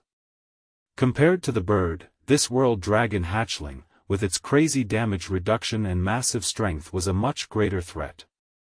"You're finished today," the Lich Lord informed Karl in a dry tone. "Perhaps if you had all come at me together, that might be true. But probably not." Karl disagreed. The undead prepared their spells and Karl hurled Holy Blast out in a wave in front of him. The 2 elements were a hard counter to each other, and the match at first appeared to be a stalemate. Only, right behind the first wave was a second, and then a third. The second wave of holy power crashed into the shields of the undead, which the third wave collapsed before beginning to burn their bodies. The totems recovered quickly, regenerating themselves as they brought up their barriers and used skills to counter the barrage of Void Blast attacks that Karl was hurling their way. You can run now and inform your lord that you failed. I am sure that he won't hold it against you, Karl suggested as the power around the undead visibly dimmed. Your skills are impressive, but not nearly impressive enough, the Lich Lord countered. He had a magical device in his hand and a smirk on his face. Say goodbye, you filthy creature. He chuckled. Goodbye, you filthy creature. Kara agreed. Right before she nullified his barrier and stole his magical orb, which she took immediately to her space for further inspection. The Lich Lord stared blankly at his empty hand, unable to comprehend what had just happened. Then, the void blast struck his chest, disintegrating his corporeal body and returning his soul to his phylactery, even as the other two totems immediately fled the battlefield. That was a sure-kill item, procured for them directly by Lord Bomgan, and guaranteed to inflict enough damage to bypass the reduction of even the monster man of Drod. They had come here knowing he was no ordinary foe, and that he had beasts to support him, but the threat was on a whole other level. If they were to eliminate him, it would require a mythic rank team leader. The problem with that was you couldn't just move a mythic ranked asset around the continent without good reason or significant preparation. Even in a region as unstable as Gabble, they would attract far too much attention. Worse, the monster man was rumored to be connected to the Chaos Dragon. If those two monsters started openly working together, nobody could stop them from doing whatever they pleased. There weren't more than a few dozen immortals living full-time in the Dragon Isles. Most of them had moved to the immortal realm and only came home to visit every few years, either to recruit promising candidates for their clans in the immortal realm or when summoned by their families. The mana here was getting stronger, but the immortal realm was already potent enough to support steady growth to the demigod level, provided one could secure a spot in the most desirable regions. Meanwhile, in the Grand Palace of Homorvi, Bomgan's capital building, the newly reformed Lich Lord stared at the Lord of Bomgan with pure terror in his eyes. Let me get this clear. You brought 10 totems, with their armies of undead, and you failed to kill even one member of the Monster Man's team. Did you even manage to kill any of the orcs they were standing beside? Perhaps you eliminated some burrowing rodents that were nearby. The Lord asked in an emotionless tone that sent chills through the Lich Lord's spine. Soft laughter rippled from the nearby nobles, and Lord Bomgan turned his attention to the seer. Care to elaborate, what is so funny? The blind vampire woman smiled in his direction. They certainly killed more than one underground rodent. I have seen it. The aftermath of the battle between the Bone Dragon and the avatar of the World Dragon obliterated the battlefield for nearly a square kilometer. Soon, there will be a new watering hole where the battle raged, as the crater formed by their conflict is 50 meters deep. The undead lords shook their heads in dismay. Seers were always a bit off, living the world through visions without natural sight. But that one in particular was ancient and long since tired of living, so she had no fear of retribution for her attitude. Whoever thought turning a cursed seer into a vampire was a brilliant idea had a sick sense of humor. Did the army manage to kill anyone at all? A single sentient being? Lord Bomgan asked. He had a faint smile on his face that terrified his lords, but the seer could only register the dry monotone with which he asked the question. No. The only sentient casualties were our totems. Though, we did recover most of the corpses, so you could say that there were no permanent casualties, except the Bone Dragon. The Monster Man stole its core gem before it could be recovered. As far as the group accompanying him goes, forget having killed any of them. None of them sustained any injuries. Perhaps they are immortal. I don't know, they simply don't get injured when they are hit. You should invite them here. It might make the court a bit less insufferable if we let him rampage in the palace. Lord Drod actually laughed, and the majority of the undead lords knelt and bowed before what they assumed was his rage. You don't get to die that easily, old woman. Besides, even if I brought him here, he has an uncanny connection to the Chaos Realm, and he would most likely just ignore your presence. But it appears that his trip has granted him far more than expected. Advisor Fell informed the generals to focus on the coastal regions. If the World Dragon had left his treasures in the core of the nation, the Avatar would have found them by now. Now, get out of my throne room. All of you. Once the throne room was empty, Lord Bomgan turned to the seer, who was still standing in her position, lost in a vision. You are listening to a story on Time Drift Stories channel. If you enjoy it, please like, comment, and subscribe so you won't miss the next episode. Once she returned to the present, Lord Bomgan cleared his throat. What did you see? The end of the last resurgence. I know where the system stones were then, but they are not there now. The temple is gone. She replied casually. Destroyed? Lord Bomgan asked. No, simply gone. I didn't see where it went, but not so much as a stone remains in the region. It was indeed where the monster man of Drod was standing. You weren't wrong to send the army after him right there. It was simply a few thousand years too late. Then, she turned and left as Lord Bomgan considered the possibilities. The god of death had never failed him in all the years of his life. But against this particular pest, nothing worked quite right. He suspected that it was interference from the chaos element, what many would call luck. But as he searched through his memories, Lord Bomgan knew exactly where the seer had seen the battle take place. He had been there before, a few centuries after the system failed, and there was indeed a temple at that exact spot. One run by an old crone from the Supreme Ladies Guild. However, he didn't recall there being system stones there. Perhaps she had taken them before he had arrived. He might need to change his tactics. If he was going to find the method to alter the system and exclude the food species and chattel from the system, he couldn't keep relying on the advice of the gods. The god of the underworld wasn't the only one willing to manipulate probability, and the most likely locations always had others on unrelated missions set by the other gods present. The other gods might not want him to find the system stones, but he would find a way to obtain them without relying on the advice of the gods. He just needed more time. Kara was immensely pleased with her new acquisition. She had no idea how it was supposed to work, as she had failed to make it do anything but glow faintly with chaos energy, but as that was all she could make it do, it had been repurposed as a rather beautiful decorative night light over her bed. That might seem like a small thing to others, but they didn't understand how difficult it was to make chaos energy glow. Dana flopped down on the grass beside Karl as Thor and Hawk finished cleaning up the battlefield. The others had retreated into the tiny world to rest, but the afternoon was clear and warm, though not scorching hot as the desert had been. Well, that was quite the battle. Do you think that it's something personal between Lord Bomgan and us? She asked, unsure what to make of the situation.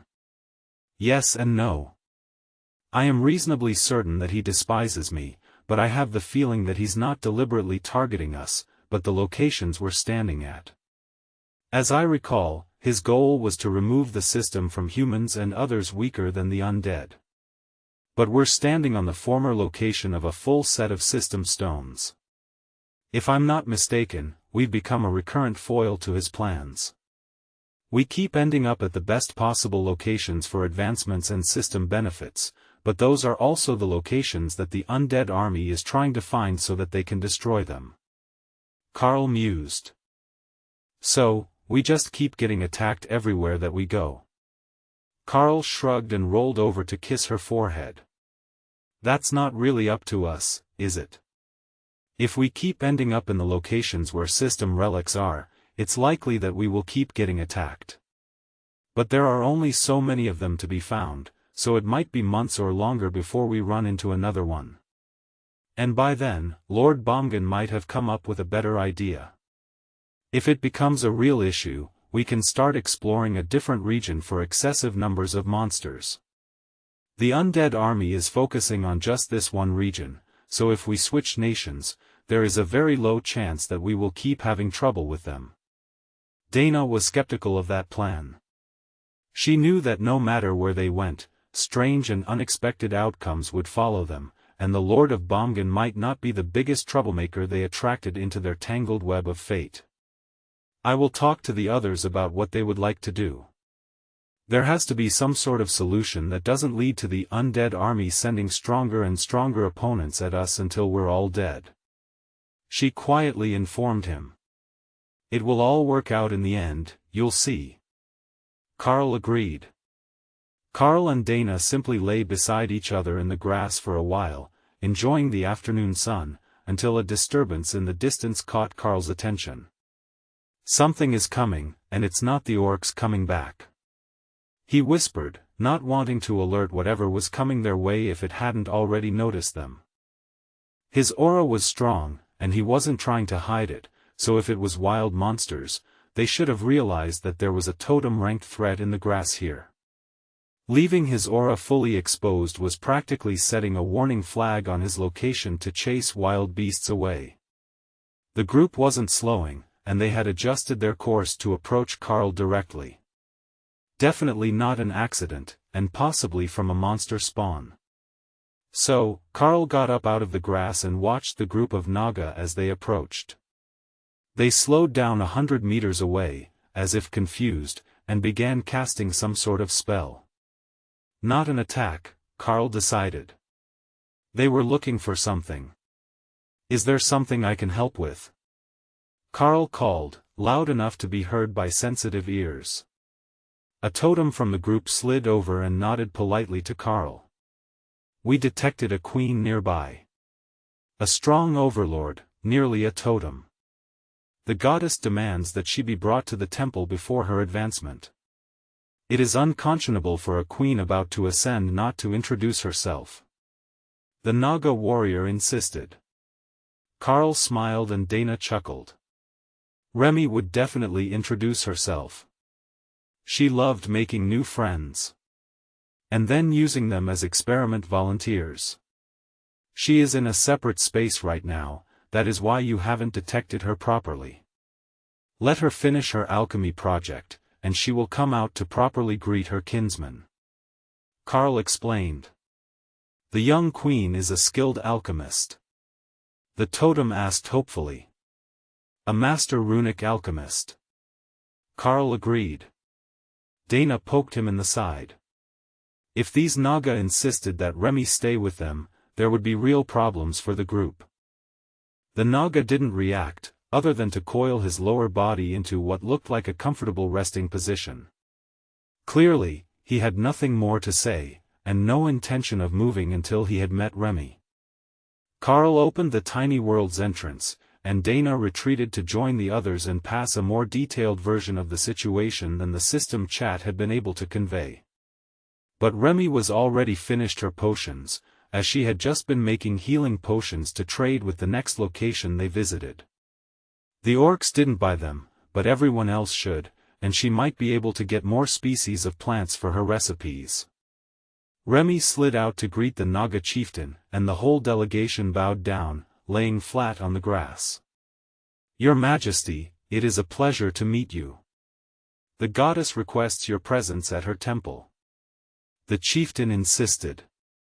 These are my people, we will all have to travel together.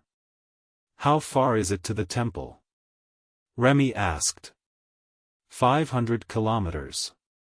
Not more than 10 days' travel. Remy chuckled. It was so strange to hear someone describe travel in days when they had Hawk, Thor, and Karl. I think that we can make it there faster than that.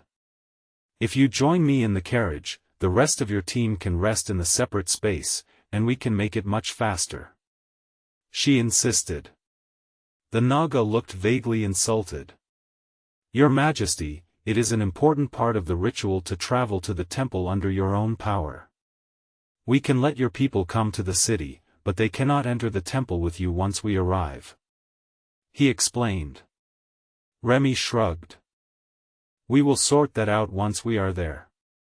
But 10 days' travel on the grass, is that really necessary? The chieftain tried not to laugh.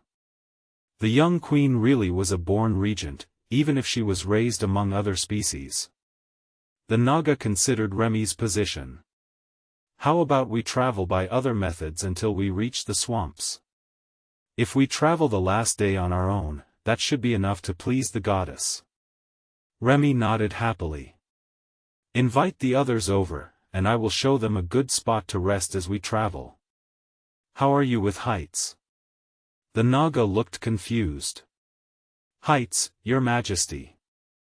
I don't understand. I was going to ask one of the others to let us fly on their back, as my spirit snake is not fast enough for the purpose. Riding on their back, we can make it 500 kilometers before it gets dark. We're headed to Qatar in Nulnulgat. Or, into the swamps just east of the city. It's not that far. The hopeful tone said that he was definitely afraid of flying, but didn't want to say it out loud. Karl cleared his throat. We can have Thor pull the wagon, and spend the next few days going over land instead. It's simply more efficient to get there on wings. Thor perked up his ears when he heard the word wagon. It sounded like they would have things to do again soon. The rest of the search team came over, all overlords. They showed signs of recent battle, with damaged and stained gear, but their wounds were all healed. Naga had some natural regeneration, and while it wasn't on the level of the regeneration skills, it was still good enough that minor cuts and such would heal in a matter of hours. There was a shaman among them, a young boy. He was giving Remy a most reverent look, like he had just seen a movie star. Karl was keeping an eye on the young Naga, and Remy tried not to laugh. Karl was worried about her virtue, but the young shaman was far too cute and naive. He grew up among Naga, while Remy had a much more interesting group of siblings. She knew how to deal with strangers who were too forward. Sister Ray taught her. Follow me. There is a swamp area in the separate space that should be comfortable for everyone. I have built resting platforms, but do try not to overfish the waters. The numbers are limited, and they are part of a breeding experiment. She explained, then motioned for the others to follow her through. The mana level in the tiny world was increasing with Karl's power, he noticed. He had tied it to his power instead of letting it feed entirely off the outside world so that the others could get higher quality mana. But feeling it now reminded him that he could start to expand the space again. His mana pool was many times what it was when the spell was created, so he shouldn't have any problems increasing the tiny world by at least a third. But he also noticed that it was lacking in the fundamental rules that the system had enlightened Karl to when he reached Totem Rank. If nothing else, he should use the rule of mana manipulation to enhance the space. Everyone used it to meditate and increase their internal energy levels, and that rule would help the process. However, that would have to wait until they didn't have guests.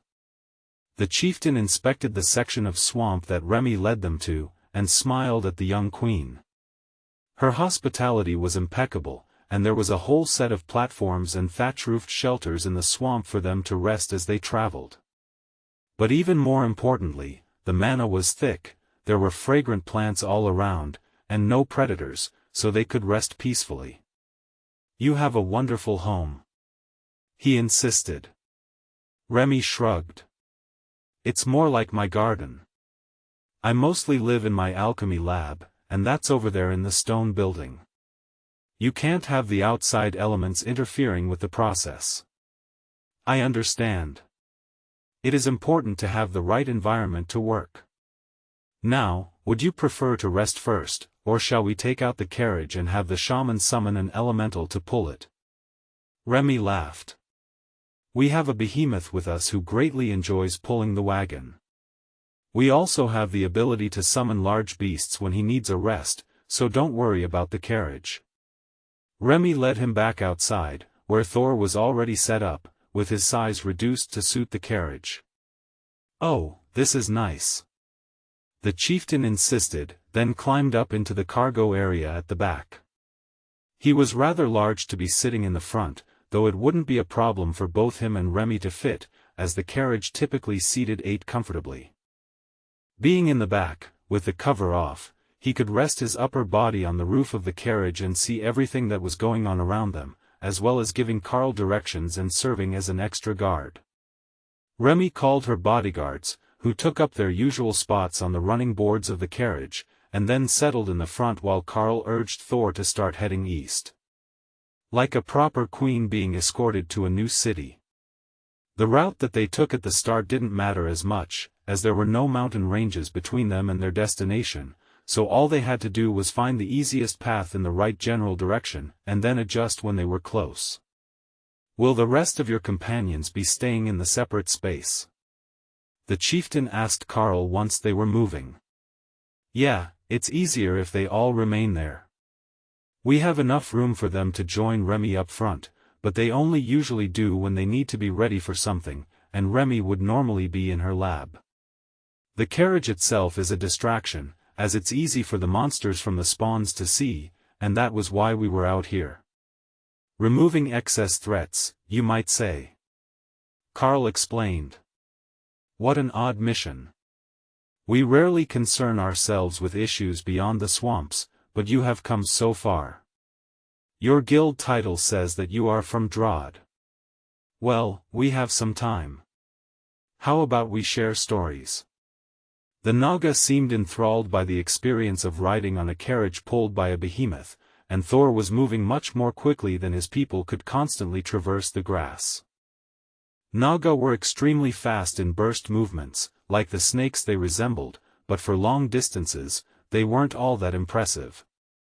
They were faster than many of the bipedal species, but compared to the behemoth, who was casually jogging along with the carriage, they were far slower. This speed would be nearly as fast as they could sustain for a few minutes, not a casual all-day pace. "How have things been in the swamps? I know that Gabble is a special case, and we have information to relay to them about exactly what seems to be happening. But how much of that has been spreading east across the border?" Karl asked, striking up a conversation with the lounging Naga. "Things are pretty good in the swamp. The shaman goddess protects the swamps, so most of the spawned monsters stay away, unless the incident started in the swamps themselves. But sometimes that is a good thing.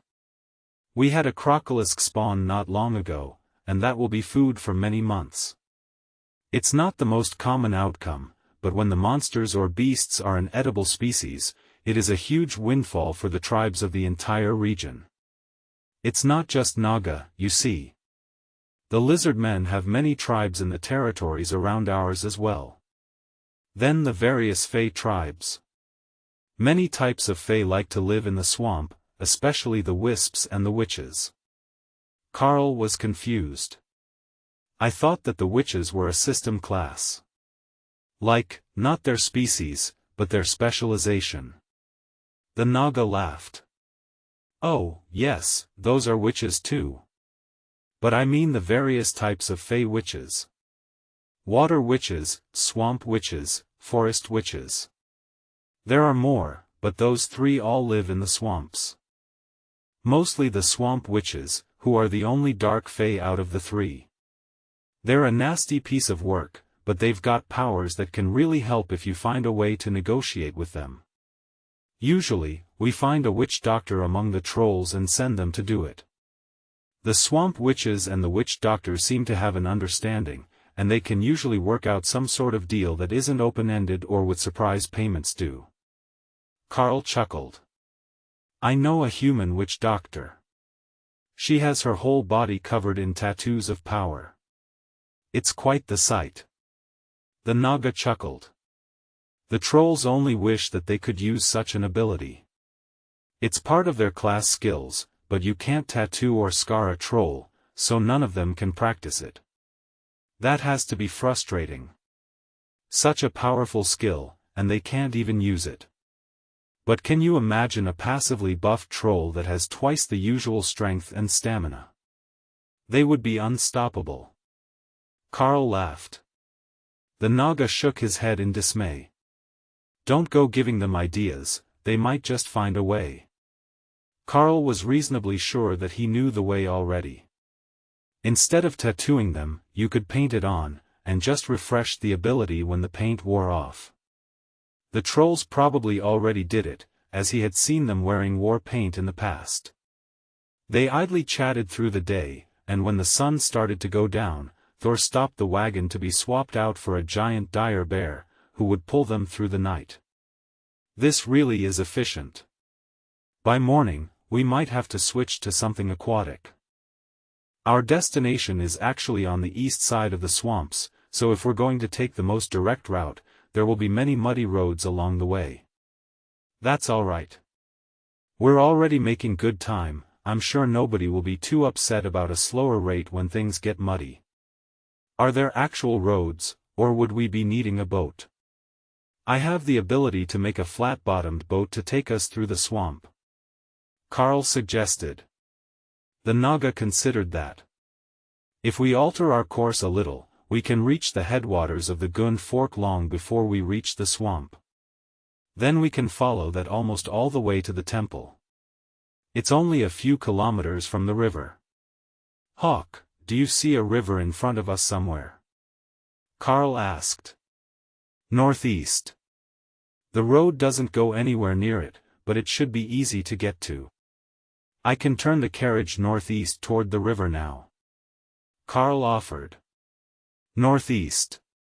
No, it should be east, past the road, closer to the village of Nararam. Karl shrugged. He didn't know any of the river names. Oh, I see it. That's still 100 kilometers away. You will be there tonight sometime. My scout says that he found the one you mean, it's 100 kilometers away. Your group must have been searching for some time. Karl explained. The Naga nodded. We were sent out over a month ago, expecting trouble in locating anything within the wilds of Gabble. Karl sighed. That's quite the adventure. I can only imagine how many times you had to double back, searching for a target that kept moving. We've been all over the place in the last month or two. The Naga laughed. Fortunately, we have the seers linked to us, so they can give updates. They tell us where we're most likely to find what we're looking for, and we adjust our position. But until we met Queen Remy, we didn't know exactly what we would find. Karl nodded in understanding. Remy is an interesting one, and it would be hard to expect someone just like her, even if you knew that it would be a Naga queen her age. She's gone through a few major changes as she advanced as well. Some of that is the new skills that I have taught her using the talents of my class, most of it is her own hard work and dedication to studying. The Naga looked impressed. She is remarkably studious for a young queen. It is somewhat more common for them to live a few decades as a spoiled debutante after they rise from the rank of princess. But then, even the princesses are notoriously spoiled, as they are expected to become the next leaders of their tribes, even if they can't advance and become true queens. Though our people have advanced past the state where we were unable to deny the will of our leadership caste, they innately hold a huge amount of power and respect among the Naga, simply for what they are. Leading us is literally ingrained in their genetics. The bears carried them through the night as Hawk rested, and by the time that the sun came up, they were at the lone road that ran north up the eastern side of Gabble. Nararam should be just south down this road. Do you want to go through the city, then to the river, or continue east and pick up the river in the wilderness? Karl asked once the Naga woke up. You're still awake? The Naga asked, surprised to see Karl. Sort of. I prefer to meditate, so I don't have to leave my spot. The golems give me enough input to keep us out of trouble. That's why I used my own golem. Karl explained. The Naga nodded. That's a good idea. Not many have the skills to do that, but your class is a unique one. Karl shrugged. I'm technically in my 3rd class now. I started as a beast master, and then advanced. Each has been better than the one before, so no complaints. Oh, what sort of class comes 2 advancements after a rare class? Remy laughed from inside the carriage. This should be entertaining. It's still a beast master base, but beast master champion. It helps advance both me and my beasts, but primarily the changes were that it designated me as the avatar of the world dragon, and granted a new transformation and some related abilities. Karl explained. The Naga stared at him in silence, unsure how to answer that. Avatar of the world dragon as a class skill. What sort of broken skill was that? And what sort of related skill would even come with a power like that? So, you can transform into a dragonkin. He tried. Karl shook his head. A totem-ranked world dragon. The Naga slowly blinked, first one set of eyelids, then the other. Karl shook his head. A totem-ranked world dragon. The Naga slowly blinked, first one set of eyelids, then the other. Well, that's unexpected. So, your skills are all focused around being a dragon. No, my skills are all focused around improving both myself and the beast team. New skills, higher combat power, even the option to add more group members. The dragon transformation is more of a flex on enemies than a core skill of the class. Karl explained. Remy and the Naga team leader both laughed. Transforming into a totem-ranked dragon was an immense flex on any enemy that you might be facing. Especially to a Naga, or any other scaled species. As far as scaly creatures went, dragons were the pinnacle of performance. The morning passed smoothly as they headed for the river, but when they finally arrived, the Naga realized that there might be a problem with this plan. You couldn't put something as large as a carriage in your system inventory unless you had a special skill for it. Plus, they didn't appear to have a boat. The first problem was solved when Karl helped Remy down from the carriage by letting her transform into a reduced form of her spirit snake form and drape herself over his shoulders. Then Thor took his carriage back into his space, and Tion created a large metal flat-bottomed sailboat. Karl jumped over to land in the boat, then let Remy use her basic, elemental control, to create a gust of wind to push it to shore. Climb in, and we will head down the river. The current is flowing with us, and Remy can make a steady wind, or use water manipulation to push us along faster. Both Naga looked happier now that they were on the river, and the older Naga chuckled as they started to move. Normally, we have someone stick their tail in the water to push the raft, but this is fancy. I like it. But will it be alright when we get to overhanging branches? He asked. We can switch techniques when it comes to that. I can also choose aquatic beasts as my golems, so we could have them pull the boat if we needed to. Remy paused. She hadn't thought about that. There were some excellent fish monsters. Not particularly powerful, but if they were summoned as golems, they would be totem ranked by default. If Karl summoned something like a silver catfish, a commander rank river monster, it could swim at nearly 50 kilometers an hour. Hawk had found a few of them while scouting in Drod. You should call the water golems. It will be fun, like a water wagon. Thor suggested. The concept of a wind-powered floating wagon was just too weird, in his opinion. Remy hid her dismay at his lack of enlightenment. Even on land, you could push a carriage with wind if you wanted to. But such a concept was anathema to Thor's Sero-developed mindset. Strong legs were far better than letting something as soft as air try to do the work. The silver catfish had no good way to hook up a harness, but Ray solved that by creating a bit to go in their mouth, like the ones you use to guide horses. The fish could pull the boat that way, and it wouldn't interfere with their fins. She passed the custom-crafted rope to Karl, who hooked it to the boat and passed it to the golems. Then, they were really off to the races, skimming along the water at breakneck speed as Remy laughed in joy. With no natural wind, the surface of the river was glass smooth, perfect for high-speed boating. Now, we just need to keep this speed up for half a day, and we will be close to the temple. Karl announced. The Naga laughed. There was little chance that would actually happen. Even with 4 totems in their group, they were sure to be either accosted by offended monsters, or questioned by the tribes whose territories they were passing through. A major river was an important part of many territories, and they wouldn't allow just anyone to go down it without at least checking them out.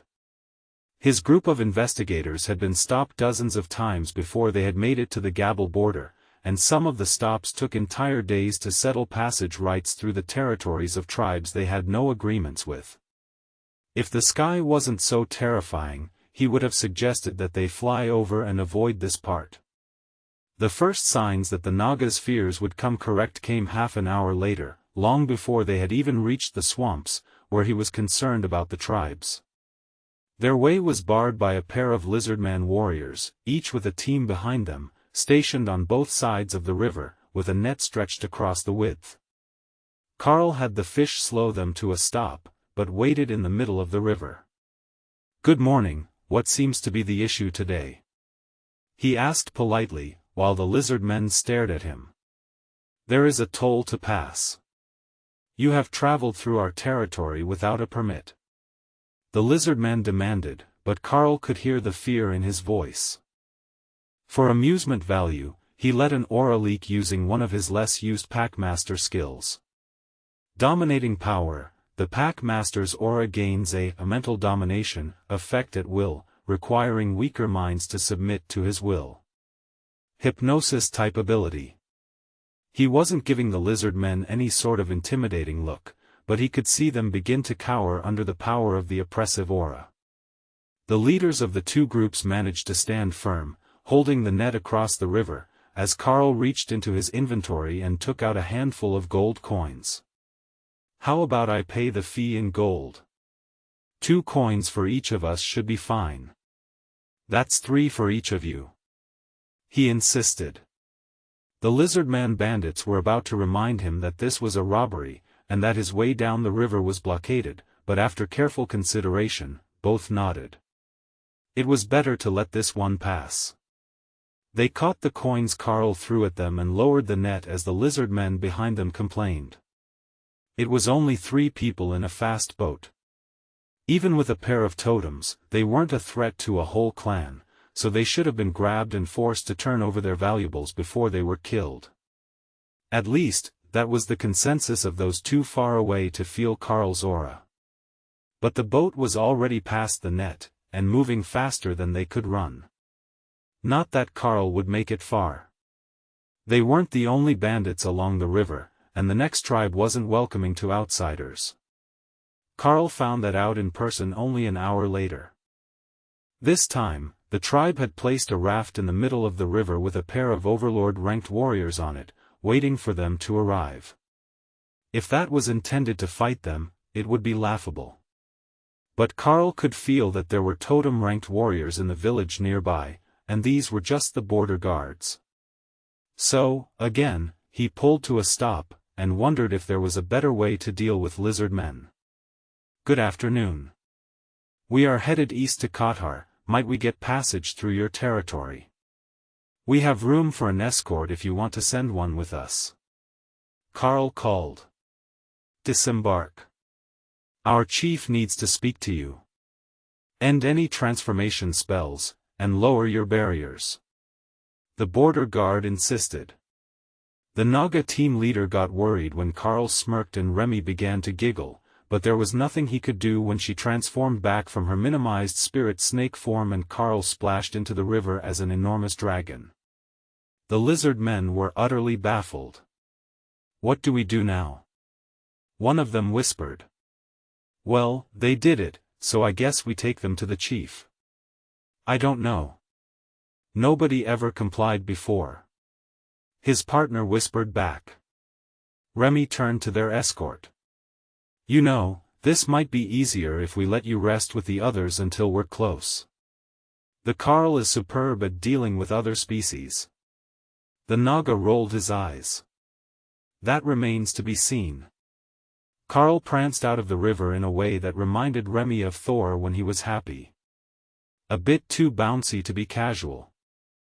But she turned the wind to blow the boat to shore so she could get out and put the boat in her space after everyone had disembarked. No need to risk it getting damaged. Why the fuck is there a dragon on my lawn? She heard someone yelling, then winked at the Naga beside her. See, all as planned. Karl's amused voice replied to the village chief. Your guards insisted I should come in this form instead of my travel disguise. I can change back, it's much more convenient for conversation, even though your grass is soft under the feet. By the time that Remy got to the center of town, Karl was back in cat demon form, and the lizard man was looking tense. Now, you were here to request passage through our territory?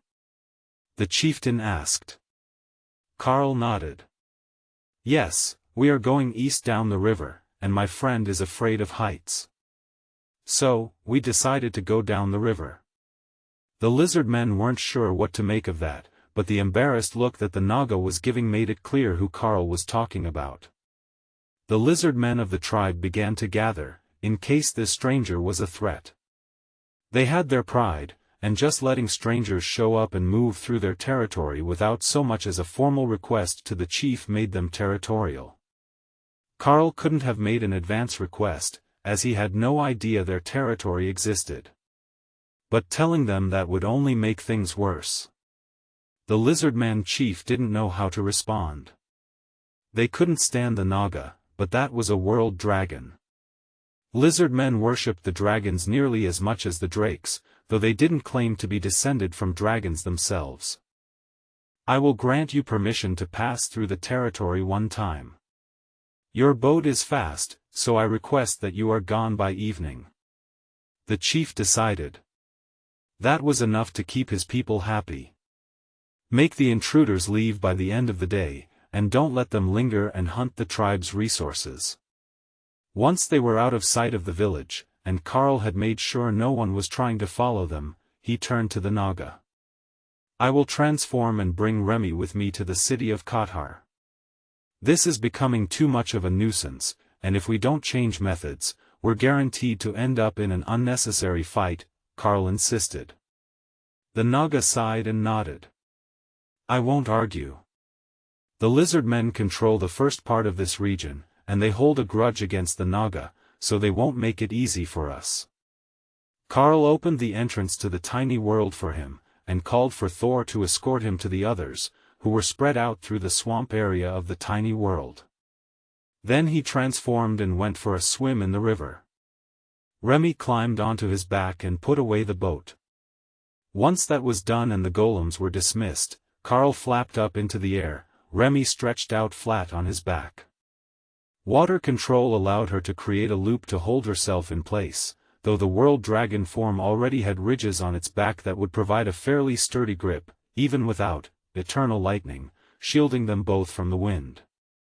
Karl didn't go as high as Hawk usually did, since the air got cold up there, and Remy wasn't a fire element creature. But flying lower gave them an excellent view of the territories they passed over, and allowed Karl to memorize a few new spots to add to his list of possible portal destinations. Every few minutes, he could see that someone had noticed them and pointed up at him flying overhead, but Karl was moving so fast that none of them bothered to try and intercept him. It simply wasn't worth it. This is so much better. Wandering around the swamp on a boat wasn't just slow, there were annoying people everywhere. Flying over populated areas is definitely better. Look, they're even waving hello at us, Remy narrated as they flew. I think they're actually trying to cast a spell to knock us out of the sky, but they don't have the range to reach us this high, Karl laughed. They were definitely using magic, he could feel it, even from this distance. Should we go tell them to behave? Remy asked. She could probably hit them with a potion from here, but she left all the randomly exploding ones in the tiny world, rather than in her personal space where she could grab them more conveniently. What Karl couldn't have known was that the mere presence of an avatar of the world dragon was enough to influence the system. They weren't casting hostile spells at him, they were casting celebratory blessings on children who had just awakened their classes. Some of the waving was hostile or annoyed, but only when they hadn't linked his presence to the events unfolding in the villages. Karl followed the river to the border, then circled for a moment upon seeing the ruins of an ancient wall. It would have once been a mighty defensive fortification between Gabel and Nulnulgat, but now, it had lacked maintenance for thousands of years, and most of it had collapsed or had been dismantled to reuse the stones for housing. That was what Mira had feared would happen to the temple when she was gone, but there was no sign of the temple at all after the change occurred. Not even a foundation was left, and none of the houses nearby were ancient or made of stone. Then, Karl continued east down the river for a few hundred kilometers until the road crossed a grand stone bridge, and headed east to a city of around 60,000 people. That had to be Qatar, as it was the only large city in the region, according to his map.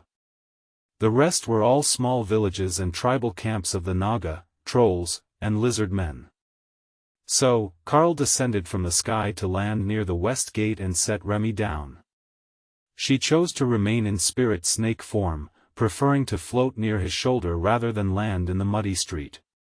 "You know, for a Naga, you really are a clean freak," Karl joked as he transformed back. Remy wiggled, which he interpreted as a shrug. "Swamp water is like a herbal bath, but I can smell the nastiness in that mud. Dirt roads are simply gross." So, Karl walked up to the city walls with Remy floating near his shoulder. They were met by a large mountain troll, nearly 4 meters tall and broad-shouldered, with thick gray skin and curious green eyes that sparkled like gemstones. "State your name and business," the troll announced, his bored voice contradicting his clear interest in the answer. "I am Karl and this is Remy. We are stopping here on our way to the Naga Shaman Temple." The guard nodded. "Do you have an invitation to the temple?" "They don't accept random visitors." Karl smiled. "They sent a request for us, yes." The guard smiled, showing obsidian black teeth. "1 silver coin each to enter the city. If you wish to enter the auction, seats are available on your left, and items can be evaluated at the building on the right." "Oh, in that case, I might submit an item for the auction. I should have something worth selling to recoup the cost of the trip," Karl agreed. He still hadn't had time to make anything totem ranked, but he had a number of Overlord-Rank items with him. So, he paid the toll and led Remy into the auction's evaluation house, where a young Naga warrior stood staring at them in shock. "Good morning." Karl tried, since the man wasn't moving. Good morning, sir." "Good morning, your majesty. I like these people. They're all so polite," Remy giggled in Karl's mind. "I have a feeling that their shock at seeing a queen will lead to something troublesome," Karl countered. "How much trouble could they cause?" "I have a Karl with me."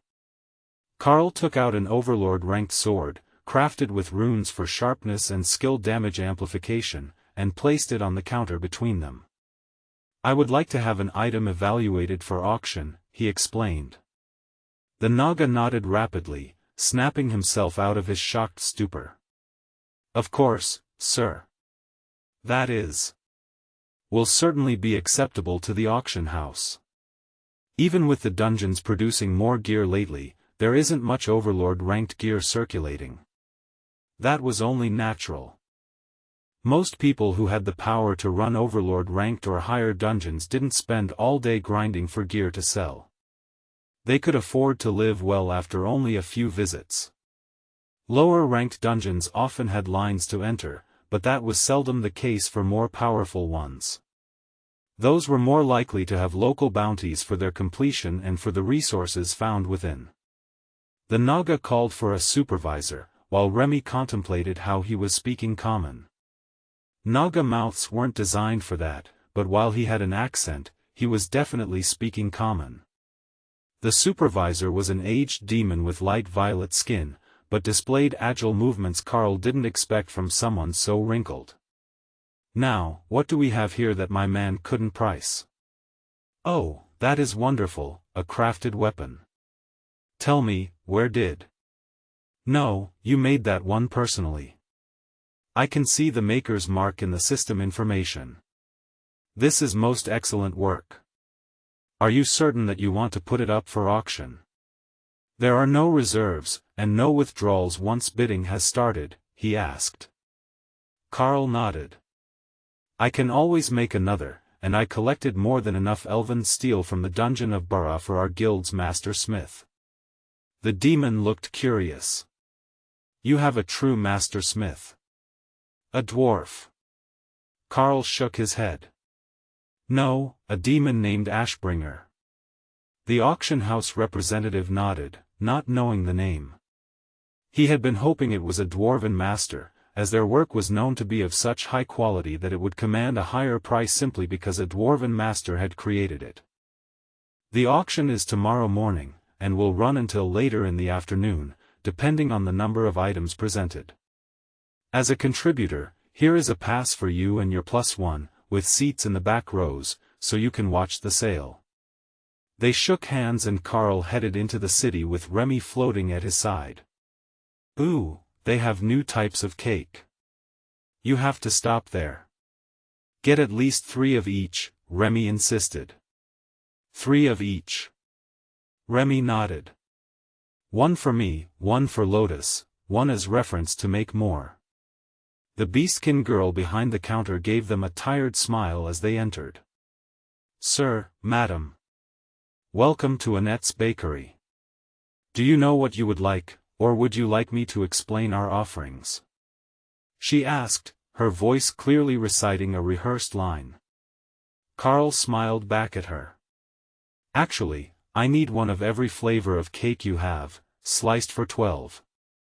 Then I need 3 of each of your squares and puff pastries. I have a large group who would like samples." The girl looked panicked. That was half of the goods in the store. "Sir, that will be quite expensive," she began, but Karl set a small sack of gold coins on the counter and she gulped. "I see. Very well, sir," she finished. Remy silently celebrated as the worker packed up box after box of treats. Lotus had gotten new food-related skills when she changed classes, and one of them was to recreate simple baked goods that she was familiar with. It wasn't perfect, so she still had to make most things from scratch, but she could just conjure the puff pastries and then make the fillings, which made getting sweets so much faster. Puff pastries were the peak treat in Remy's mind, as they were bite-sized, regardless of what form she was in. She could just pop them in her mouth intact, and that was much better than having to cut off pieces to eat. In fact, in this greatly reduced spirit snake form, they would completely fill her mouth. It was just a shame she couldn't make herself even smaller. The baker emerged as the girl was packing up the last of the food, which Remy quickly moved to her space for safekeeping. "Damn it," the woman muttered, looking at all the sparse shelves. "Sorry, if we had known we needed so much, we would have sent word ahead, but we just entered the city," Karl apologized. "That's all right, sir. I have extra help coming in tonight anyway, as the auction day tends to be one of our busiest." Karl and Remy left the shop and headed into the street, looking for a spot to stay the night. Well, somewhere to safely pretend they were staying for the night, as there was no need to bring everyone out of the tiny world into separate rooms. There weren't many inns in the city, and it looked like most of the merchants were staying in their carriages, parked in the street. Even the beasts pulling them remained in place, most were still hooked to the carriages, feed bags hanging in front of them. "We might have miscalculated. Perhaps we should have brought out the carriage and had everyone exit from there," Karl muttered, then spotted a sign with a picture of an ale mug on what looked like a 3-story inn. Never mind, we should be in luck. He stepped inside the dingy tavern, and the heads of 24 beastkin briefly turned toward his feline form before turning back to their drinks. Karl nodded to the waitress, who gestured to a table. "What can I get you, handsome?" Karl smiled at her and the catgirl purred. "I was hoping you have a room for rent for the night. I have a few friends waiting to be called through a portal, and we need a place to stay until the auction is over tomorrow." The waitress nodded. "Indeed, we do have rooms, for beastkin and dwarves." It was clear that she meant only for beastkin and dwarves, and not merely due to size issues. Karl frowned. "If you count dragon priestesses as beastkin, then we're in luck." The waitress smirked. "I will pay you to stay here if you have one who can create rice. The blight beetles destroyed almost the entire crop this year." Karl winked at her, then reached into the tiny world and grabbed Lotus, opening the space just enough to pull her forth. "Hey, I was Bunny." The locals began to laugh as one unfortunate man panicked. But Karl kept hold of the excited priestess, who seemed to think she was being given a present. "You're not here for bunny ears. I called you to help this lovely lady with her kitchen inventory issues. Take Remy with you as well, she has treats for you to try." The waitress took the odd pair into the back of the tavern, where the smell of stew and freshly baked bread wafted through as the door was opened. "You're going to have to plead for mercy when the old woman comes out here," the foxkin man beside Karl whispered. "Probably. High Priestess Lotus is a bit intense, especially in a confined space." The beastkin snorted with amusement. "The matron of the inn is from a family of mice." Karl wasn't sure where that stood in relation to the fluffiness of bunnies, but he suspected that the old woman would not be happy with his volunteer helpers. Sure enough, 30 seconds later, a very annoyed old woman with a scarf over her head, covering her hair and her ears, stomped out and smacked him on the head with a wooden spoon. Then she put her hands on her hips and glared at him. "In my defense, she is the best in my group at food creation," Karl tried. "And you didn't think to send someone to keep her in line. One experiment-obsessed Naga queen isn't enough. They just hype each other up." Karl could see that. Especially in the kitchen, when Remy was excited about experimenting with new foods. Anything that could be turned into a research project was enough to get Remy excited, and if it was both an experiment and edible, it was even better. After all, food was the introductory level of alchemy in Remy's mind. All the mixing and precise measurements, without the requirement for magical aptitude in the creator. Karl patted the little mouse woman, who huffed and turned away. "They'd better be helpful in the kitchen, given all the mess they're making," she muttered as she walked away. "Ask them to make you extra sweets, and to stock your pantry. High Priestess Lotus will sort you out," Karl called after her. The beastkin laughed quietly as the angry chef returned to her kitchen, then laughed harder upon hearing happy squeaking after the door closed. She could pretend to be angry all she wanted, but her instincts soon got the better of her once she was alone with Lotus and a kitchen full of fresh vegetables. "Well, now that we know we're getting a well-stocked pantry for the next week, what would you like to drink? We have ale, mead, and wine. Or dwarven whiskey if your pockets are deep enough," the waitress asked. "Ale is good. I'm sure they'll have something special for dinner soon. Lotus loves to cook almost as much as she likes fluffy ears." The waitress shook her head in dismay. "One day, I will meet a sane green dragon cleric." Karl shook his head. "That's the problem. This is as sane as they get. The green dragons are just as excitable and curious as their clerics. So, while they can be rational, they're always going to want to touch fluffy things." The waitress smiled gently and nodded. "That makes sense. We tell our children to watch for them, as if they're a terror, but I can't recall the last time I heard of a green dragon cleric intentionally starting a fight." They get into plenty, but they never mean to start them. Thor relayed the situation to the others, who were happy to remain in the tiny world for the night instead of coming out to deal with whatever chaos Lotus and Remy had caused. Thor had explained quite clearly that the spot Karl had found wasn't very welcoming, but it would be good enough for the evening, and they could come out tomorrow to see the city if they wished.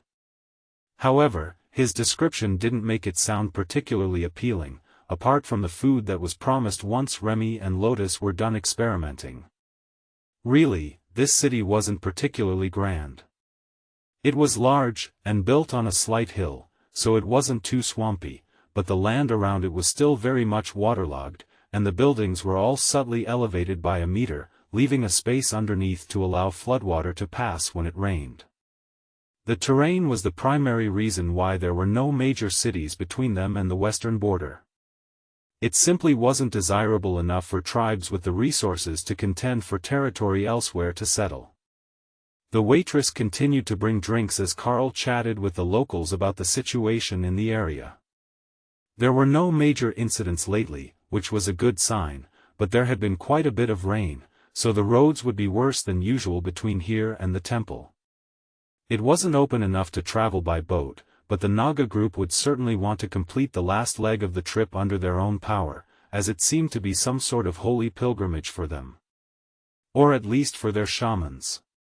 In fact, it was almost suspiciously quiet in the town, considering everything that was going on in the nation to their west. Only a few hundred kilometers away, things were in utter chaos, and the entire army spent all its time fighting monsters that had wandered out of the changing zones. But the tribes here didn't appear to have the same issue, and the problem certainly wasn't a concern this far east. Not only that, but the attacks by the Bomgan army hadn't targeted this region, so they weren't even having problems with foreign spies or curses. It was almost as if Gabel itself were cursed with misfortune. "Why did you go to Gabel?" "That land is dangerous," one of the beastkin asked. Karl shrugged. "I was with a black dragon, and her goddess demanded that the excess monster population be kept in check. Gabel had faced many issues with them in the past, so the death god decided it was time to restore balance." The locals at the tavern looked suitably impressed with that answer. Though many of them worked hard to build their power, it was mostly to avoid being suppressed by more powerful forces in the city. It took a unique kind of personality to willingly go out into the wilderness and put your life on the line when you could improve your system stats with trade skills and a vigorous training regimen. Of course, that logic was why so many never reached more than mediocre levels of power, even with long lives. But it was safer, and it was better in most minds to live a long and uneventful life than a short and brutal one while aiming for the top. That thought, naturally, had never occurred to Karl. When Lotus came out with an entire cart full of freshly baked sweets, she was an instant hit with the visitors to the tavern. Even the old construction workers who were sitting in a corner, looking grimly at their mugs of ale, were smiling as she passed them a small plate with a selection of baked goods on it. Her enthusiasm for snacks was contagious, and even Karl had chosen to overlook the fact that she had a large mug of coffee for herself on the tray. If she got too hyper, he could just send her back to Ophelia.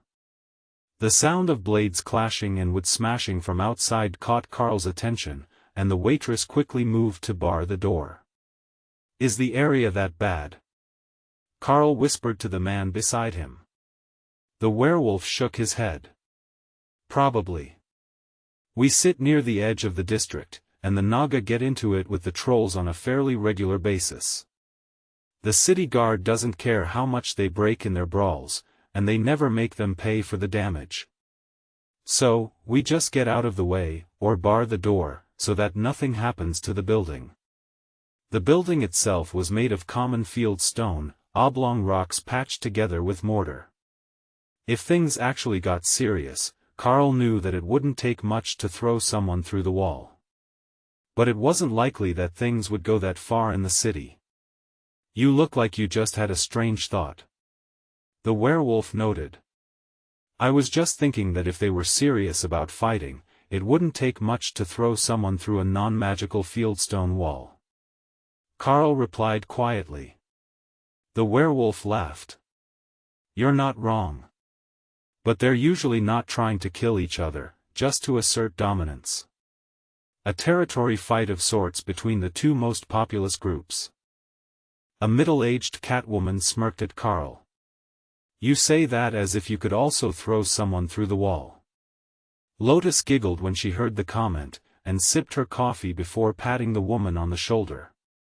Karl is a monster in disguise. Forget throwing them through the wall, he could probably throw them out of the city from here. Over the city wall. The woman laughed along with her, but Karl did a quick calculation. If he transformed, he was fairly sure that he could hurl an average-sized troll at least 200 meters. That was far enough to make it over the city wall. Of course, if they were an Overlord or Totem Rank troll, it would barely injure them, and they would heal before they stopped skidding through the mud. But they would be outside the city. Naga were much more difficult to throw. Remy transformed back to her Naga form and settled down on the bench beside Karl, while Lotus continued to make friends. They had time to kill, and she wasn't ready to go up to the room and pretend to sleep. But she had forgotten that this city had tens of thousands of Naga in it. None of them actually slept, they just rested when they didn't have things to do, conserving energy. So, the schedules of everything in the city were adapted to a population that was active at all hours of the day. The markets were always open, and the staff just changed shifts 4 times a day. The same was true for most of the shops, and especially the taverns. One shift would finish drinking and go home, but another would arrive right after. And that was what the crowd did a few minutes later, once the fighting outside stopped. There were more customers waiting to come in when the waitress lifted the bar on the doors, but Karl noticed that while the wooden stalls of the vendors on the block were mostly smashed, the ones right in front of the tavern were intact, as if the fight had skipped that particular spot. The waitress sighed as she saw the extent of the damage, then shrugged. Well, at least they spared a few this time. Though they might just have not wanted to annoy the totem. She muttered as she welcomed the next group to their seats, along with 2 more staff members, who were quickly served a meal so they could get to work. That also meant a whole new batch of people for Lotus to meet and serve sweets to. The nature priestess was quickly becoming a hit with the patrons, and when they found out that she had completely stocked the pantry of the tavern with stew ingredients and good flour for bread, she became even more popular. Karl realized that would normally be considered very generous payment for simply getting to use the kitchen, especially when she was giving the patrons all the pastries, but that was the way of the dragon clerics. Anywhere that they stopped, they tended to leave behind food, and the better you treated them, the more food they would leave. It could almost be considered a devious tactic to build goodwill and recruit followers, but devious and Lotus didn't belong in the same sentence. It was just impossible to see her as anything but flaky and devoted to her principles. I should go back to work for the night. I need to make preparations before we reach the temple. Remy announced a few hours later, as a third group of patrons was beginning to replace the second. The waitress who had been on shift when they arrived was long gone, but the one on duty quickly brought them the key to a room, and refused Karl's attempt to pay for his drinks. The priestess has provided more than enough. Just, please take her with you. Someone taught her about cream liquors in coffee, and it's going to end badly. The waitress whispered. Lotus had mixed them in an ale mug, and there was no doubt that the waitress was absolutely correct. Lotus, time to go. Ophelia is ready for a nap. Karl called. 5 more minutes. We've got an idea for better egg tarts. Well, that was hard to argue with.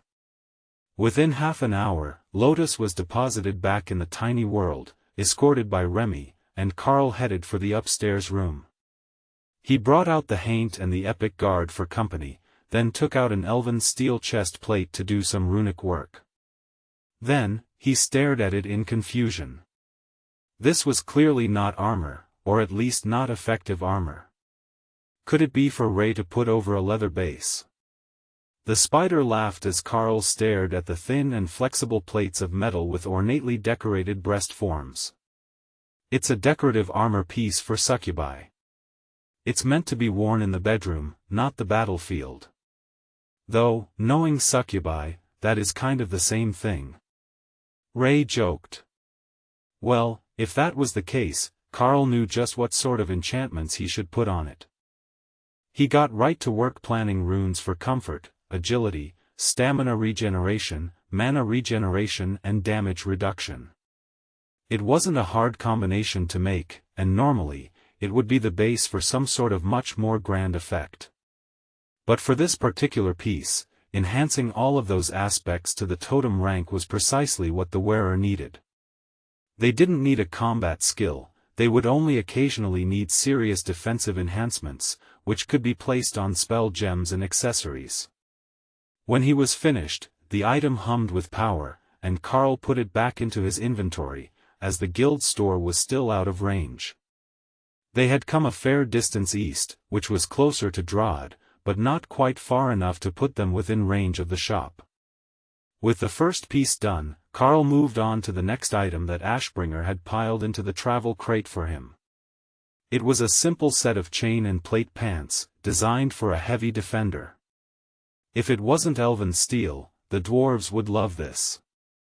Though, once Karl finished, they might not care about what the base material was. The elven steel was much lighter than the human equivalent of the same name, as well as being worlds apart in durability. So, it could be comfortably worn all day, though it was a bulky design. Again, the runes were deceptively simple, but powerful. It was just better to focus on the primary purpose of the item, and leave the accessories and weapon to add the specialty effects. Though, when Karl brought out the third piece and found a set of delicate steel boots with snowflake patterns on them, he thought they should have a suitable effect for their design. Using some runes from Bulwark, Karl granted the boots basic ice creation effects, then added runes for fire resistance to the standard defensive abilities. Those ones would definitely be worth putting up at the auction in Drod when it was time. Karl lay back on the bed while the Haint stared curiously out the window. There were many things in the world that she had not seen yet, and though she had some memories inherited from Lifa, they were mostly on the instinctive genetic level, not detailed like Ray's knowledge of various species. The night passed quickly with very little going on outside other than the steady flow of workers going to and from their jobs. The Haint was disappointed. The other times she had been brought out were to watch for threats.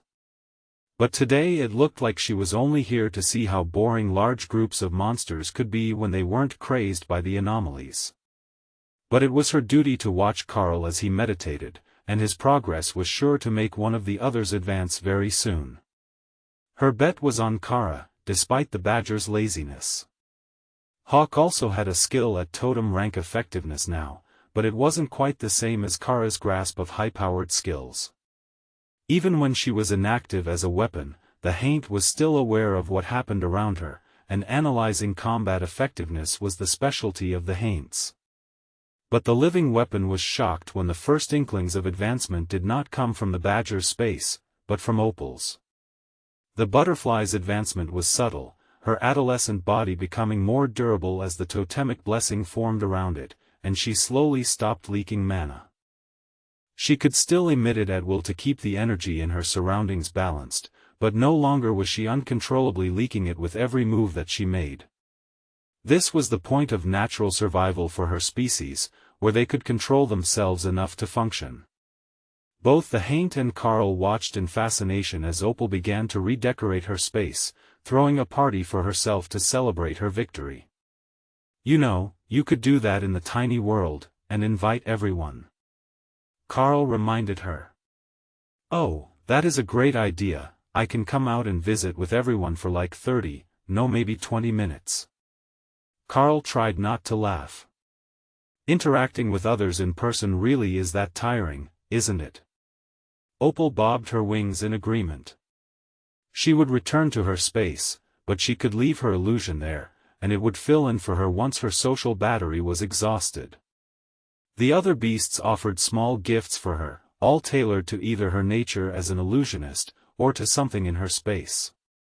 The thoughtfulness would have made Opal tear up if she had eyes. She was realizing that she had underestimated the importance of the affection of family, even though she had been observing it all this time. Now that she had opened up to being included in it, the feeling was quite warm. Even the notoriously unserious Kara and the food-obsessed Hawk had found her appropriate gifts for her advancement. Then Karl finished engraving an illusion element stone with the golem spell, and placed it on the stage in the small practice amphitheater in Opal's space. It's beautiful. I can make better solid illusions for my plays. She gasped. I thought that you might appreciate that.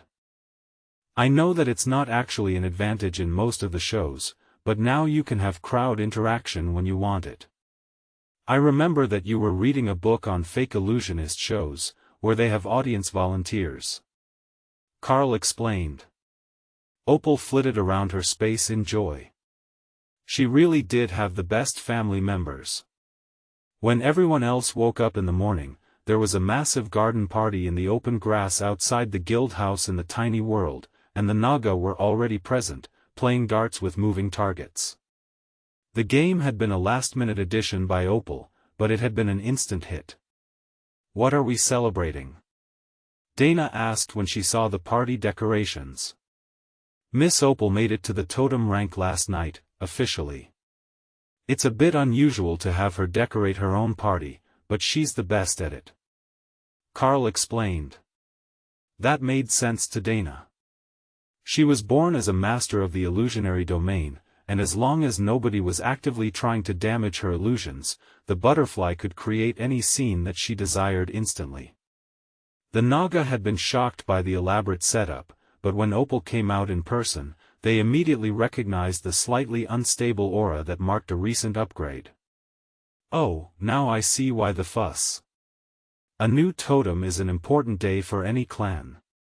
Even one as powerful as yours. One of the Naga whispered to Remy. Remy nodded happily. More of us should make that point soon, as we all work together despite our different specialties. The goal is to have over half the group be totem ranked within the month. You are listening to a story on Time Drift Stories channel. If you enjoy it, please like, comment, and subscribe so you won't miss the next episode. The Naga chuckled at her enthusiasm, then realized that she was completely serious. Remy's confidence that they would actually make it to totem rank was confusing, but infectious. The Naga was excited to have an alliance with a totem-ranked queen, as it would lead to great respect for his people among the surrounding tribes. What he hadn't realized yet was that Remy had no intentions of staying with their clan after she visited the temple. With Opal present, the party could get properly started, and Lotus started bringing out trays of snacks, while Karl did his best to mimic Opal's illusionary abilities to set off fireworks in the sky of the tiny world.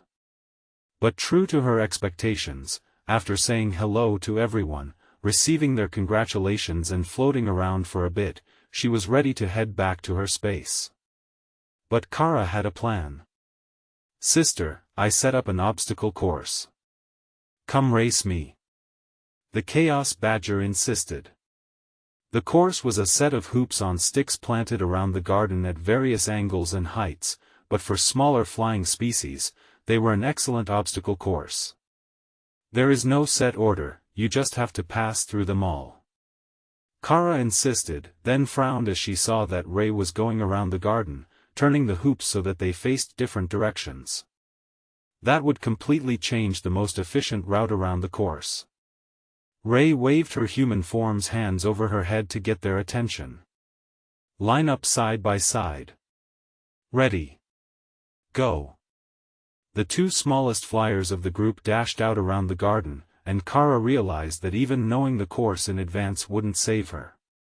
Sister Opal was incredibly fast, and her agility was on a whole other level. Kara weighed close to 50 kilos, and even with her skill to assist her flying, she still took some time to turn.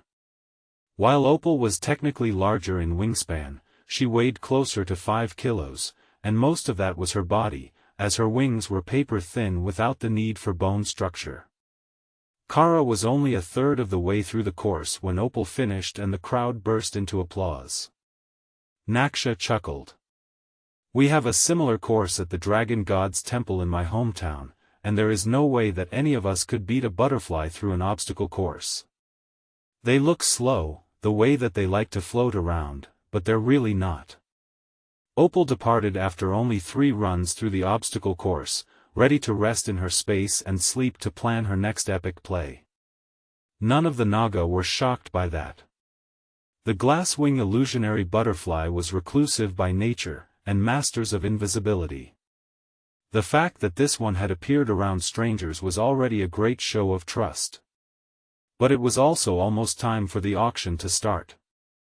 "I will stay here with the clan. I would like to know more about the temple." "You can take the Dana mage as your +1. Remy insisted.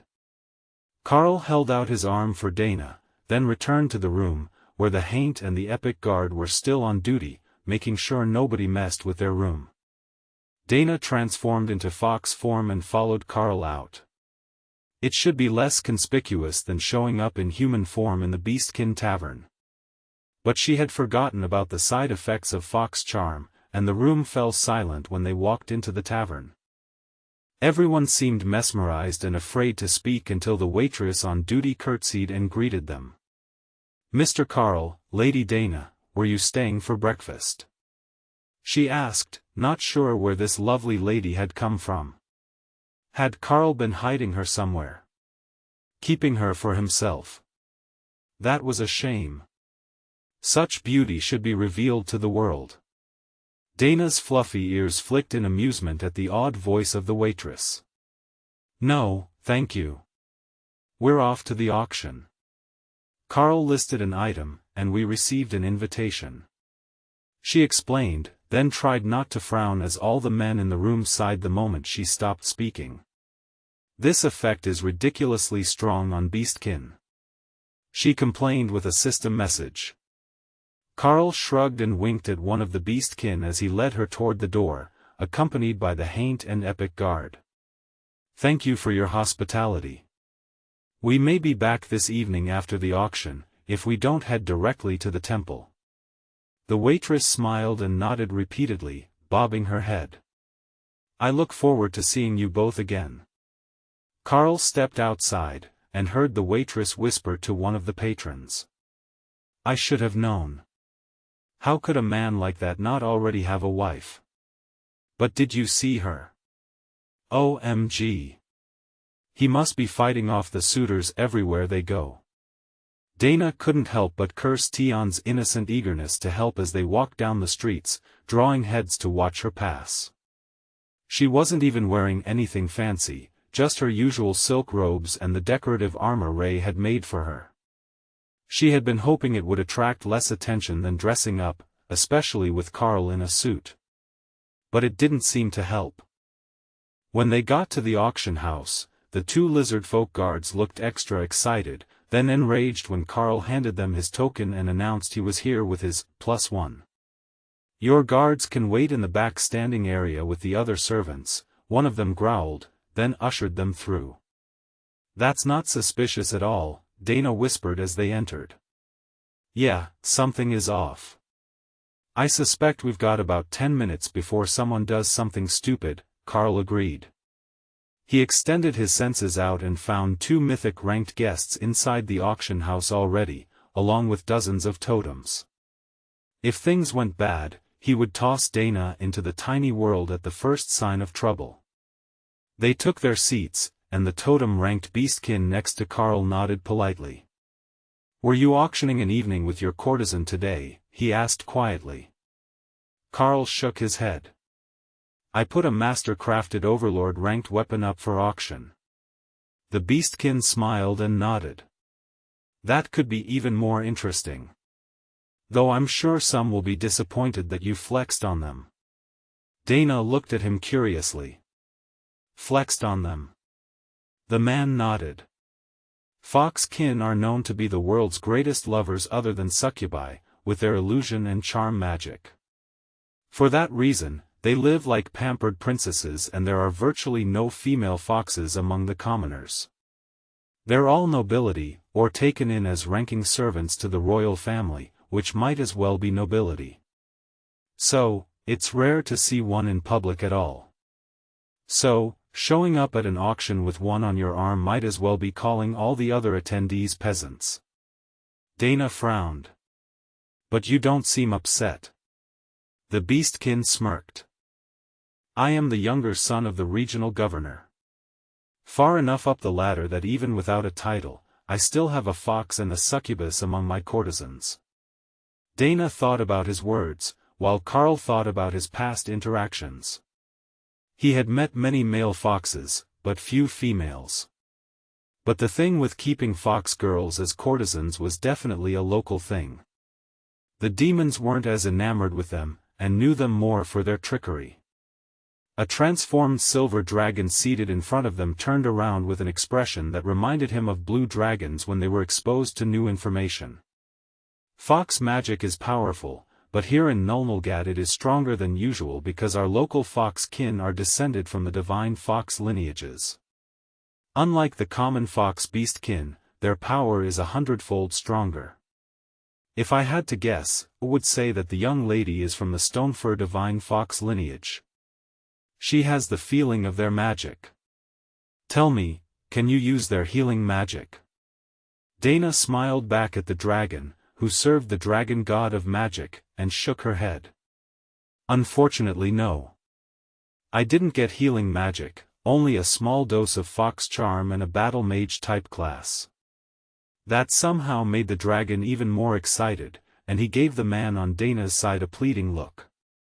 Fine, I will switch with you. But only because I don't want to be caught in the middle, the troll muttered, completely uninterested in talks of foxes or magical spells. At least her charm didn't overly affect everyone, Dana decided. It was mostly just the beastkin that it affected too much, and some of the lizard folk, like the guards at the door. The silver dragon lowered his voice, now that they were sitting side by side. If you're trying to find the answers, I think you are. It's beasts and humans. Lizard folk are technically beastkin, though they get their own species name. The other species will find you charming, but not nearly as strongly. Dana nodded in relief, but the dragon was curious. How did you make it this far without learning the extent of your powers? He asked. It's a recent development. I used an experimental potion to advance to Overlord-Rank, and it had divine fox fur in it.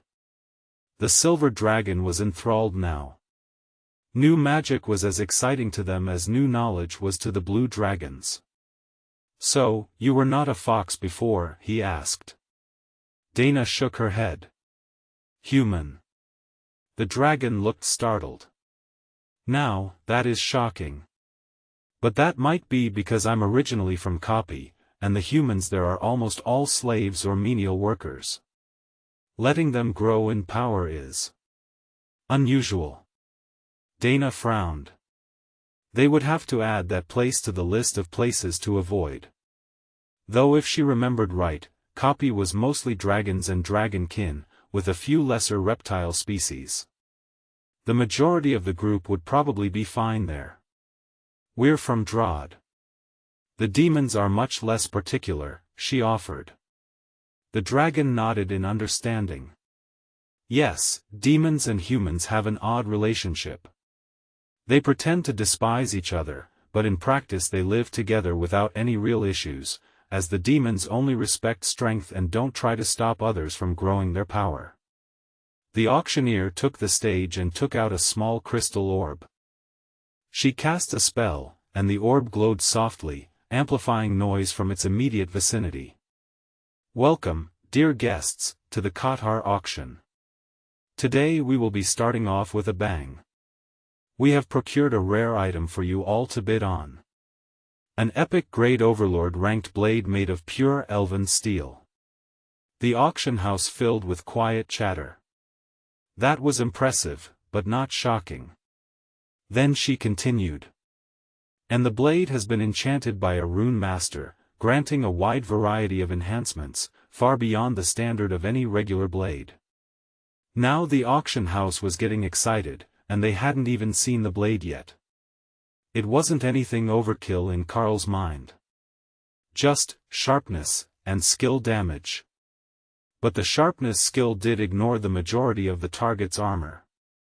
A magical sign above the auctioneer displayed a set of stats about the weapon, including the name of the creator, which was listed as both Karl and Ashbringer of the Darklight Host Guild.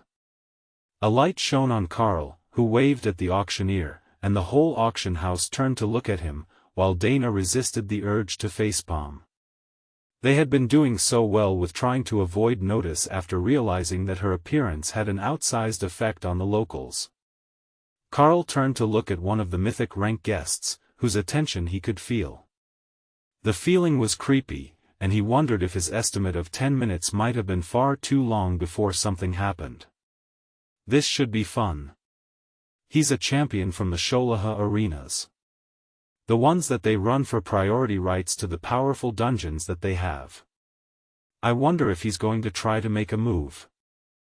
The silver dragon whispered to Dana, with the same excited tone that Kara used when she was about to cause chaos. The beastkin beside Karl snorted in amusement.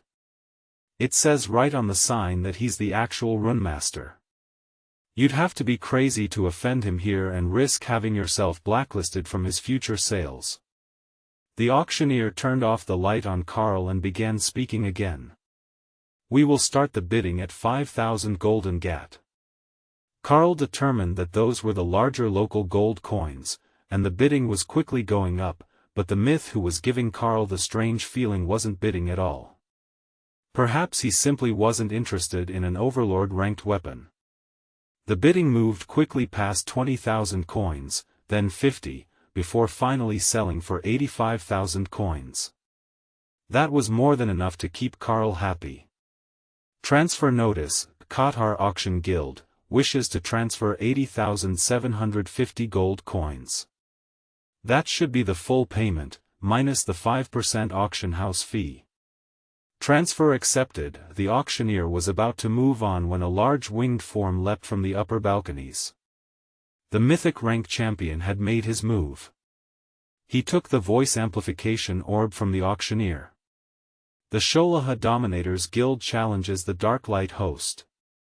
We claim the right of ownership over the members Karl, Ashbringer, and Dana.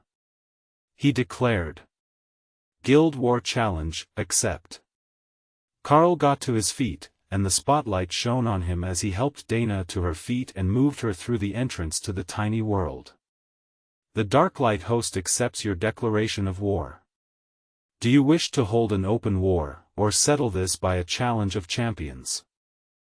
Karl asked, raising his voice so the whole auction could hear him. Then he equipped his armor, letting everyone see the double golden borders of 2 successful over-rank challenges. In her space, Ray smirked. Oh, I hope that he picks open war. Kara and Matilda are ready to explode with excitement. The dragonkin smirked at Karl and made a "come and get it" type gesture. We will settle this by champions. Auctioneer, clear the arena. The silver dragon turned to look at Karl. I hope that you know what you're doing. Karl winked. Come and watch, you'll laugh until your sides hurt. But Supreme Lady Matilda was hoping for a real war. The dragon went pale as he realized just what the mythic ranked warrior had done. If the Supreme Lady decided not to wait for the duel to be finished, or that she didn't want Karl to be the champion for the fight, she could declare herself the champion, and they would lose by default, as the challenging guild didn't have anyone to fight her. Then, they would have to pay reparations equal to the demand that they had made. 2 overlords and 1 totem-ranked member. Whether the Darklight Host took equal payment for them, or killed them didn't matter to the system. The auctioneer opened a portal, and a powerful mythic-ranked mage stepped through with an annoyed look on his face. Who is causing trouble here? He demanded. The dragonkin bowed slightly to him. Your Majesty, my apologies. It's a simple guild matter. We will leave to settle it and the auction can continue. The new arrival looked between them, then laughed. Oh, I think not. The auction is on hold. We will move to the arena now to watch this battle. That confused the guild master. Why would the king of Nulnulgat care about a guild duel, even if it was at this level? What he didn't know was that all the myths who could use portals had gathered when Karl had advanced, and as he shared a border with Gabble, he had come to see what was going on as well. The advancement of some Totem 2 nations over hadn't concerned the warrior, so he had no idea that Karl was no average craftsman. In the guild house in Drod City, Ashbringer got the message that someone had claimed ownership of him as their guild member, a forced guild contract, and the terms were unlikely to be favorable. But the system said that it was being settled by duel by Karl, so he relaxed a little. There was nothing that he could do from here to stop it, and not much that he could do to help on such short notice. In contrast, Mick was in a full-blown panic. If they lost Karl and Ashbringer, what would the guild branch do? They only had apprentices here, and they would lose most of their ability to fill the higher-level orders that had built their reputation. But more importantly, if Karl were forced to leave, would the others who traveled with him stay? If not, the Drod branch of the Dark Light host would quickly become a laughingstock here in Drod, with a few royal-rank crafters as their strongest members. The king of Nulnulgat cleared his throat and opened another portal. Champions, please follow me through the portal, so we can discuss the terms of the challenge. Everyone else, you have 10 minutes to reach the arena before the battle begins. Karl jumped over the crowd to land on the stage, using swims through air to avoid a hard landing. The spectators began to talk excitedly about his casual acceptance and his physical control. But the king didn't wait, and the two followed him through to a room that overlooked a sand floor arena. What the fuck were you thinking? A mythic ranked duel here of all places. Here. Forget the fact that the word is already spreading about you challenging someone in Nulnulgat, you did it in the middle of nowhere. The king raged. And you, why did you accept instead of negotiating? Karl shrugged. He demanded ownership of guild members, including myself. Nothing about his terms was acceptable for negotiation. You should feel blessed that I didn't demand a full-scale guild war. The champion snorted in amusement, and the king growled at him. Jerome, do you have no sense left in your brain? The Darklight host has a supreme-ranked Chaos Dragon among their members. If they refuse to accept a duel, there might not be a nation left for you to go home to, even if you won the fight. The king informed him. Jerome, the Dragonkin warrior who had started this whole mess, stared at the king in confusion. The only supreme-ranked dragon on the entire planet is Supreme Lady Matilda. Yes. You just challenged her guild to a guild war. Karl's smirk nearly set off the warrior, and the king of Nulnulgat sighed. Do you have to keep annoying him? He asked. Keep annoying him. I fully intend to kill him. Karl corrected. A third ring would look good on his tabard. I can see that this won't be solved peacefully. I will have the Royal Council reinforce the barriers on the arena. Take your positions, and I will signal the start of the battle when the barriers are ready. Karl and Jerome both jumped down onto the sand to wait while the arena filled. Already, portals were opening, and mythic-ranked fighters in well-worn armor were filling the best seats. These must be either friends or competitors of Jerome, though none of them were his guild members. I hope that you're ready to start crafting. I don't give days off for failed challengers. Jerome taunted. You know, I always wanted a mythic dungeon of my very own. How much time is left on your claim? Karl replied. The people in the stands burst into laughter. The annual contest had just ended, he had it for over 300 more days. At 20% tax on what was taken out, Karl would be filthy rich by the end of the year if he could actually win the fight. But if he could, then he could likely claim a totem-ranked dungeon in next year's challenge anyhow. Not that any of them expected him to actually win this fight. The visiting mages joined the royal council in reinforcing the barriers, trapping the two contestants inside.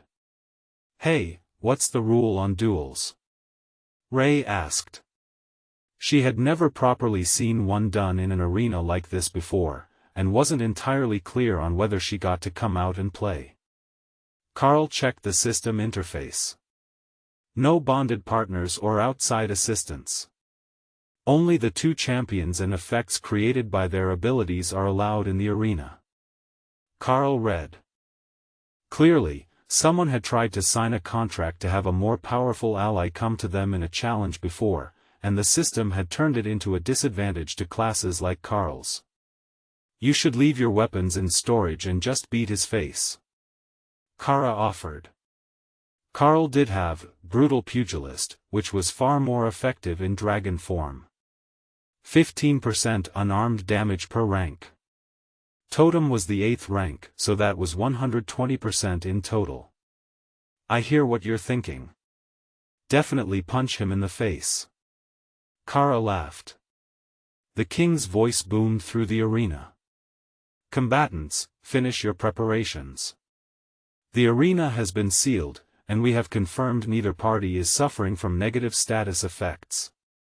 Karl smiled and called the Haint, the Epic Guard, the Lamia Duo, and a pair of dire bear golems, then activated Avatar, to transform into the massive form of a world dragon. Jerome smirked. It was all posturing. He was mythic, with 90% reduced damage from all the totem rank trash. He could just ignore the extras, and it would be impossible to miss a dragon that size with any skill he used. But the audience was beginning to place wagers with renewed enthusiasm. He might still be outclassed, but this Dark Light host champion had talents far beyond simply crafting. Plus, he had no fear. That alone put him far above most under-ranked champions. The hesitation and instinctive need to protect their lives actually cost most of them their fights. Inside the tiny world, Opal was recreating the arena scene outside, while Remy did the narration with much more colorful interpretations than what the king had given to the live audience. "Begin," the king declared, resigned to the waste of this duel. No matter who won, it would be an overall loss for everyone else. Jerome leapt forward, while Karl swatted at him with a massive claw. Dragon claws met mithril as the strikes clashed, while the two opposing skills exploded outward in a burst of energy that shook the barrier over the arena. Jerome roared as he cast an additional layer of physical buffs on himself, but Karl wasn't concerned. Physically, he was still the far stronger of the two. The issue was going to be the level of power output. His arm still ached from that strike, and it hadn't even split the scales.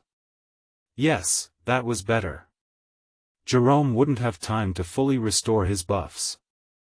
Karl didn't wait for his opponent to finish preparing for another attack and struck again, using Void Blast to rain explosions on the warrior from a distance. Then he followed it up with Ghostfire, used like a dragon breath attack, intending to confuse the enemy. Jerome flung himself to the wall as the flames licked out. Dragon fire was evil stuff, and if Karl set him on fire, he would have to waste precious seconds putting himself out instead of dealing with this overconfident crafter. Pushing off the wall, he hurled himself back into combat, but the Haint shoulder checked him, and aimed her long claws directly between his legs. Kara cheered as the claws struck home, but the warrior's defenses held, and he was thrown off course with a painful shriek of claws on metal. When he landed, the Lamia bombarded him with ranged blade attacks and the bears charged, keeping him away from Karl, who was still unloading constant, void blasts, at him. "You damnable coward. I am going to rip you apart, then resurrect you and do it again."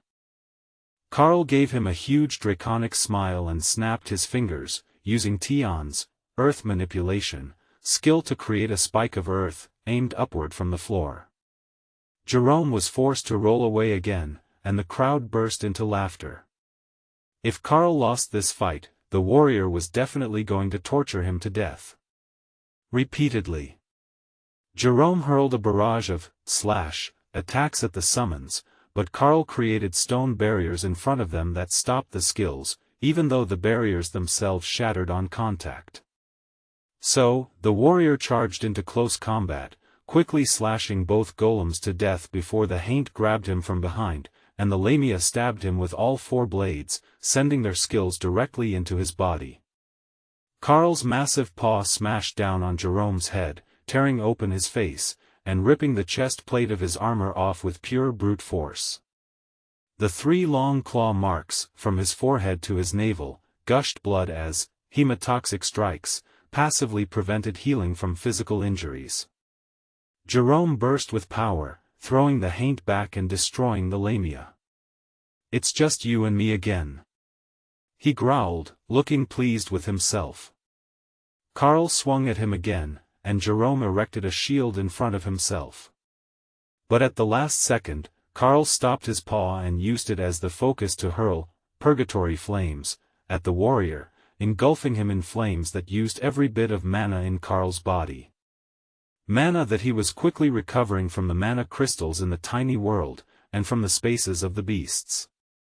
Jerome staggered back, scorched and dropping ash from his body with every step. He coughed, and smoke burst from his lips, even as blood spattered the ground in front of him. Karl swatted him with one hand, hurling him against the barrier and leaving 3 more long claw marks across his chest. The warrior fell to the ground, barely conscious.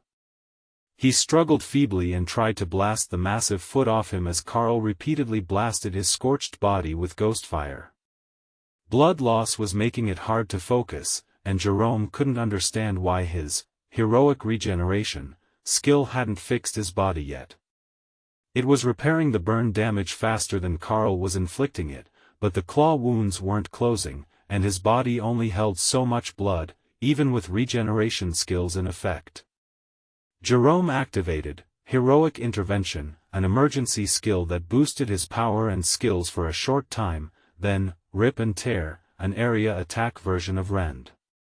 Golden scales flew as the skill tore into Karl's body, and the warrior forced his foot up, pushing Karl onto his hind legs and forcing him to retreat. Karl called back the lamia and the golems as he retreated. The extra bodies bought him a few seconds for Void Body to begin closing the wounds, but he wasn't the only one with abilities to slow healing. Void Body was working, but at less than half of its usual speed. The 2 combatants growled at each other, oblivious to the roar of the crowd outside the barriers. They had been expecting a fight, but not like this. This was not a duel, this was a grudge match, and the 2 powerful combatants were tearing each other to shreds.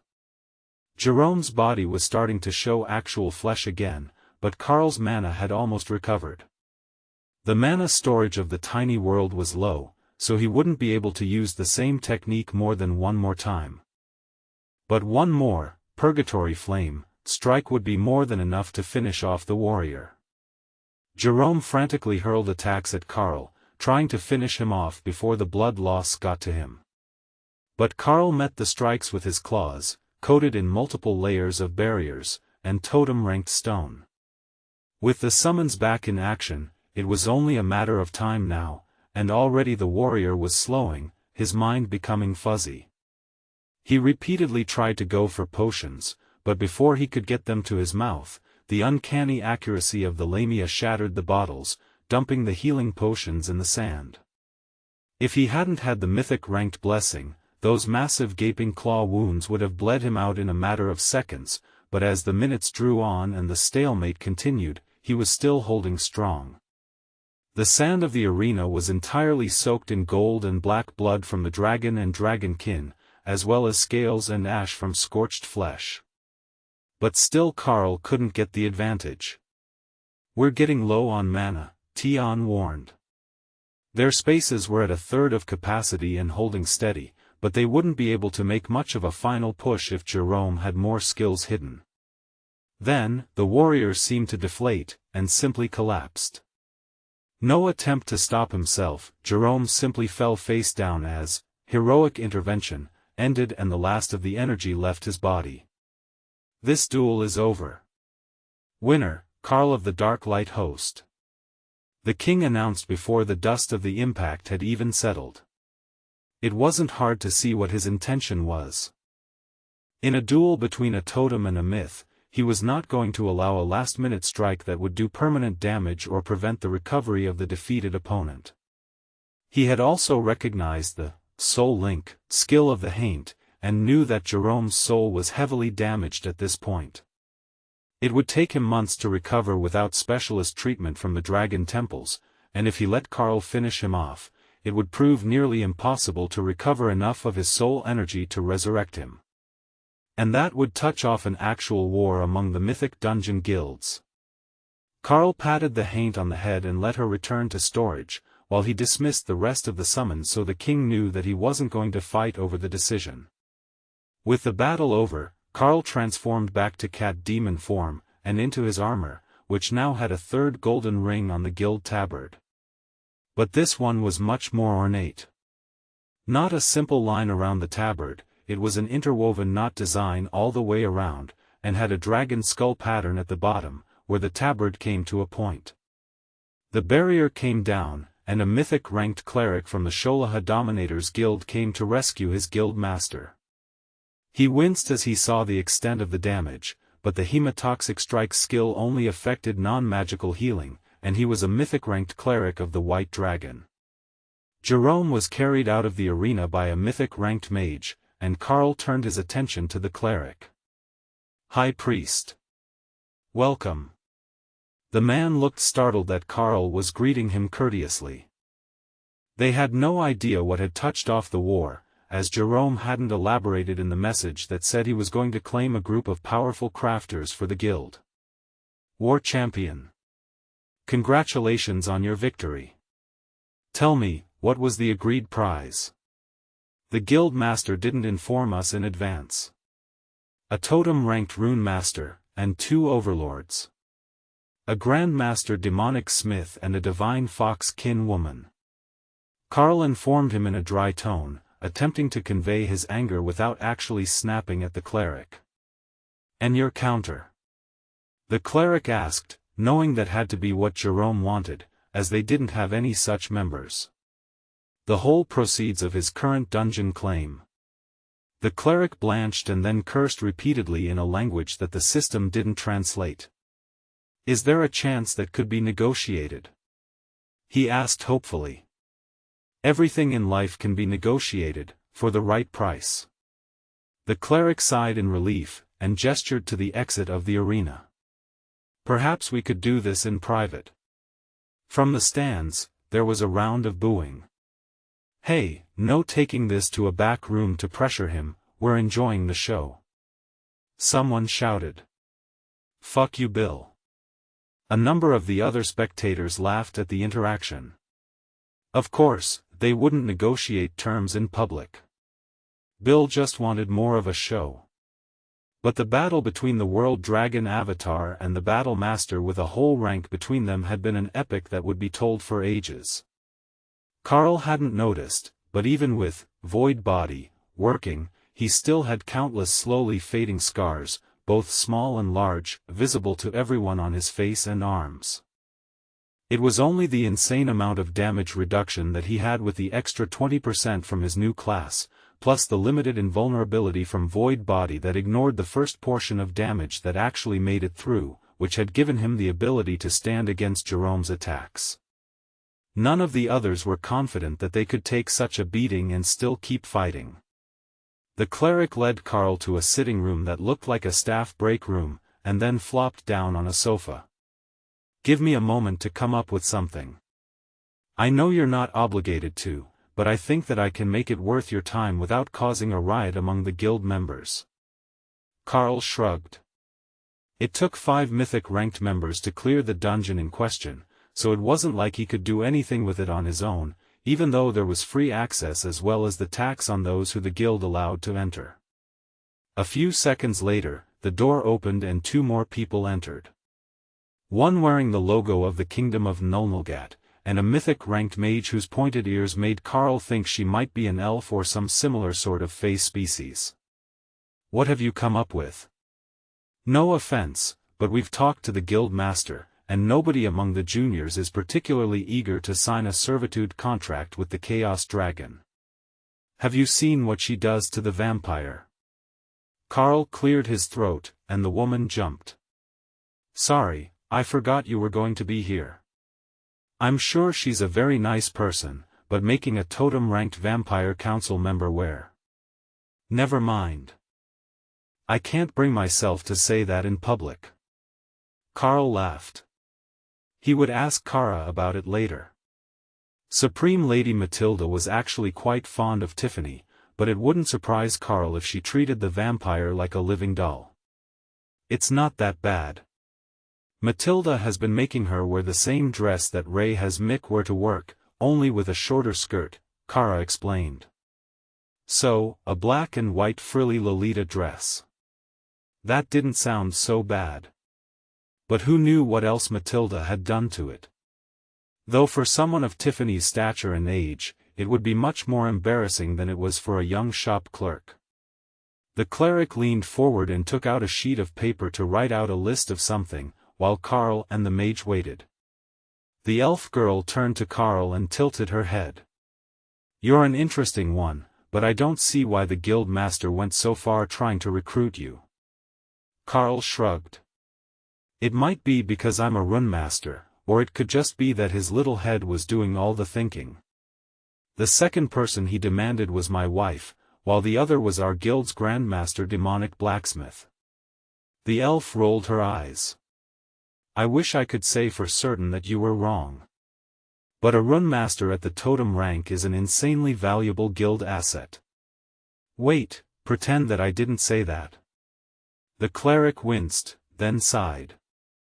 Praising the man who was about to determine if their offer was equal to what had been demanded of his guild was not helping their case when he was part of the deal. "But come to think of it, how did you value a war champion with multiple victories?" That thought gave him a renewed headache. The tax from the dungeon was the primary source of income for their guild, which had no crafting division. It was primarily assembled around a team of mythic-ranked adventurers and their lackeys. Once they removed that source of income, the guild would fall apart, and at this point, there were over 200 people relying on that income, as well as the income from the other dungeons that they visited as a guild.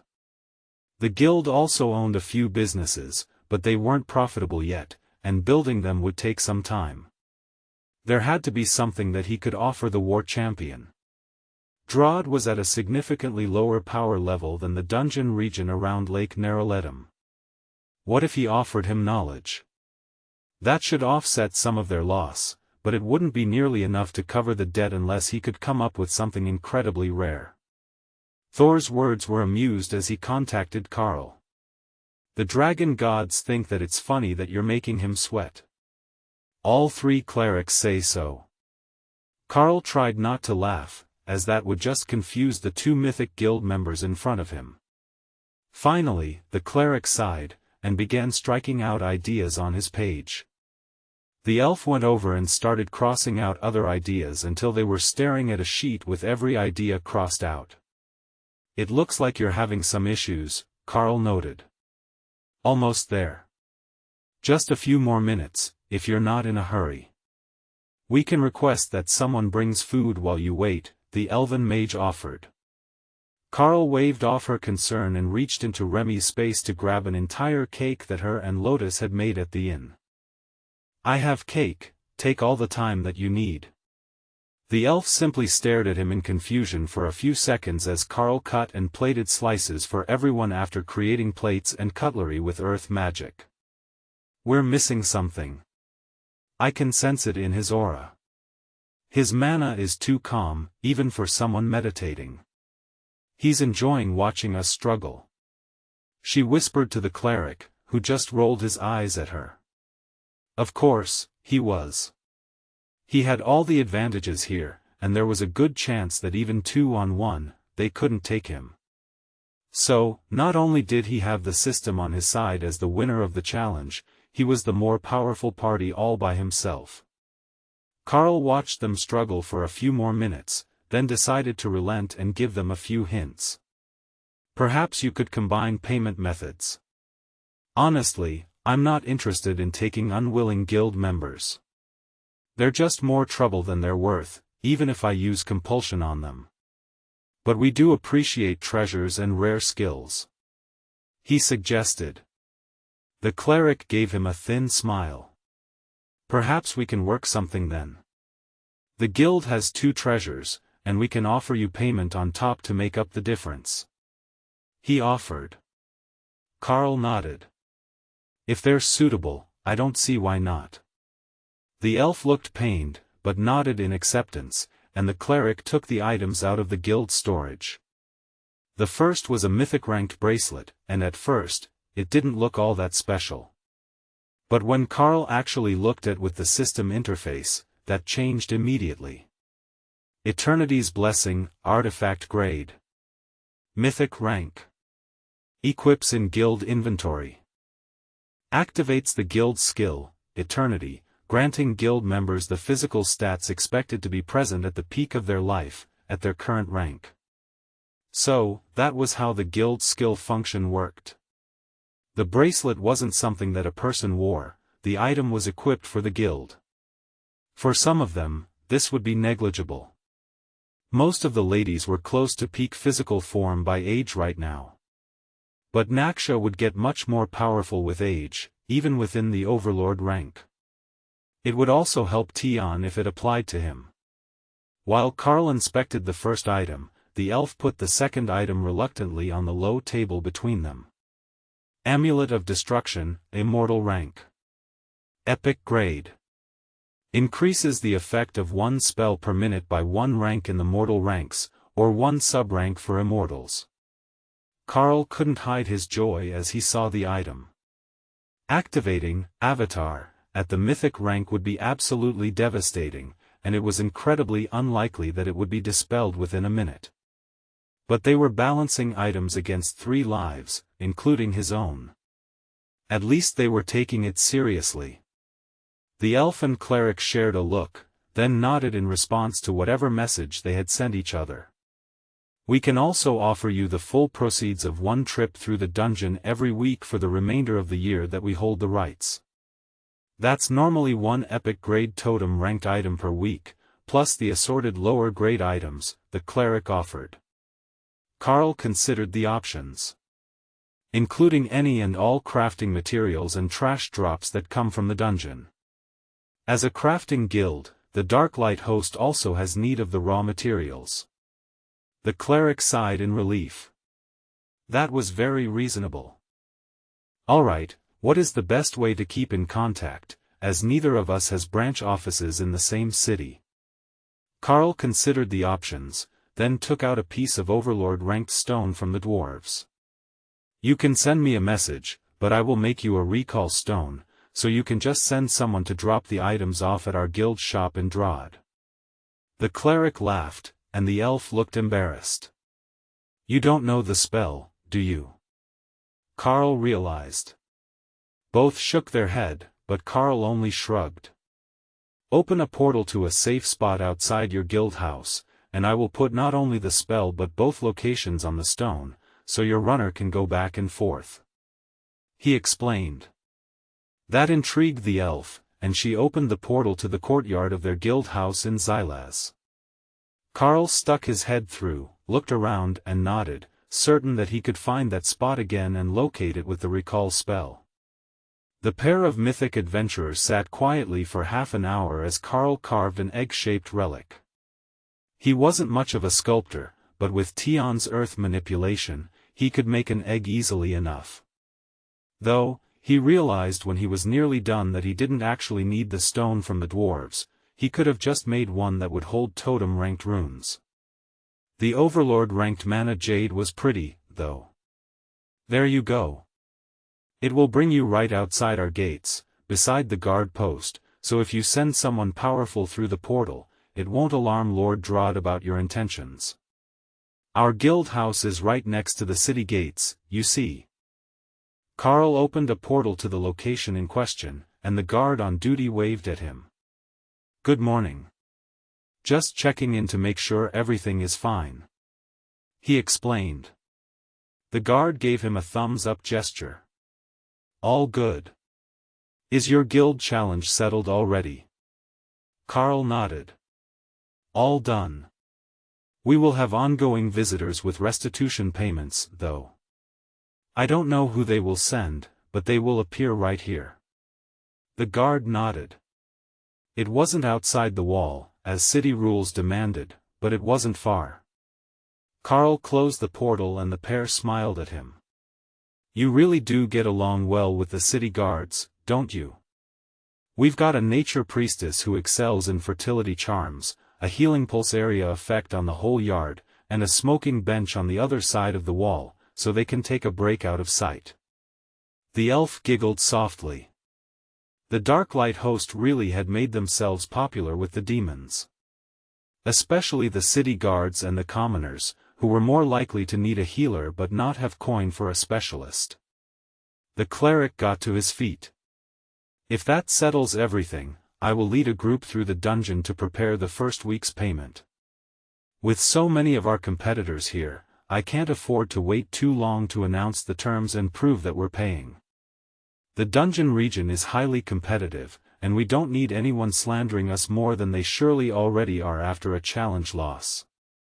Karl patted him on the shoulder. Best of luck. Let me know if things fall apart for the guild, and I may be able to work something out with you. They had red, green and black dragon clerics, but no white so far. With a bit of prep work and that new amulet, he could definitely help out, and reap the bonuses that the system was sure to give him. The mage and cleric walked back into the arena, while Karl put the new items in his inventory. He didn't bond the amulet of destruction yet, though he couldn't see himself giving away something so valuable. It would surely be useful to the others as well, but only one person could bond and use the bracelet. So, it made sense for the strongest to use it. The epic guard was already excited about it. She would love to be mythic rank. But the stronger you were, the scarier that item got. Not much in the world would be able to stand up to an immortal rank skill, or damage an immortal rank defensive ability. If they were given time to prepare for a battle, the amulet would allow them to stack up an impenetrable fortress. Well, in theory. Karl knew that there was a chance that when you chose another spell to buff, the other one would return to normal strength. That seemed like the most likely outcome. The system seemed to think it was funny to thwart the best plans. Now that the negotiations were over, the guests were beginning to go back to the auction, but Karl had no intentions of returning after the chaos that their presence had caused the first time. So, instead of continuing the day as planned, he walked out into the arena, where he was immediately surrounded by the more powerful spectators congratulating him on his victory, and their assistants. Most had prepared a small token for him, as congratulations on achieving a third over rank victory, and for a victory against a myth.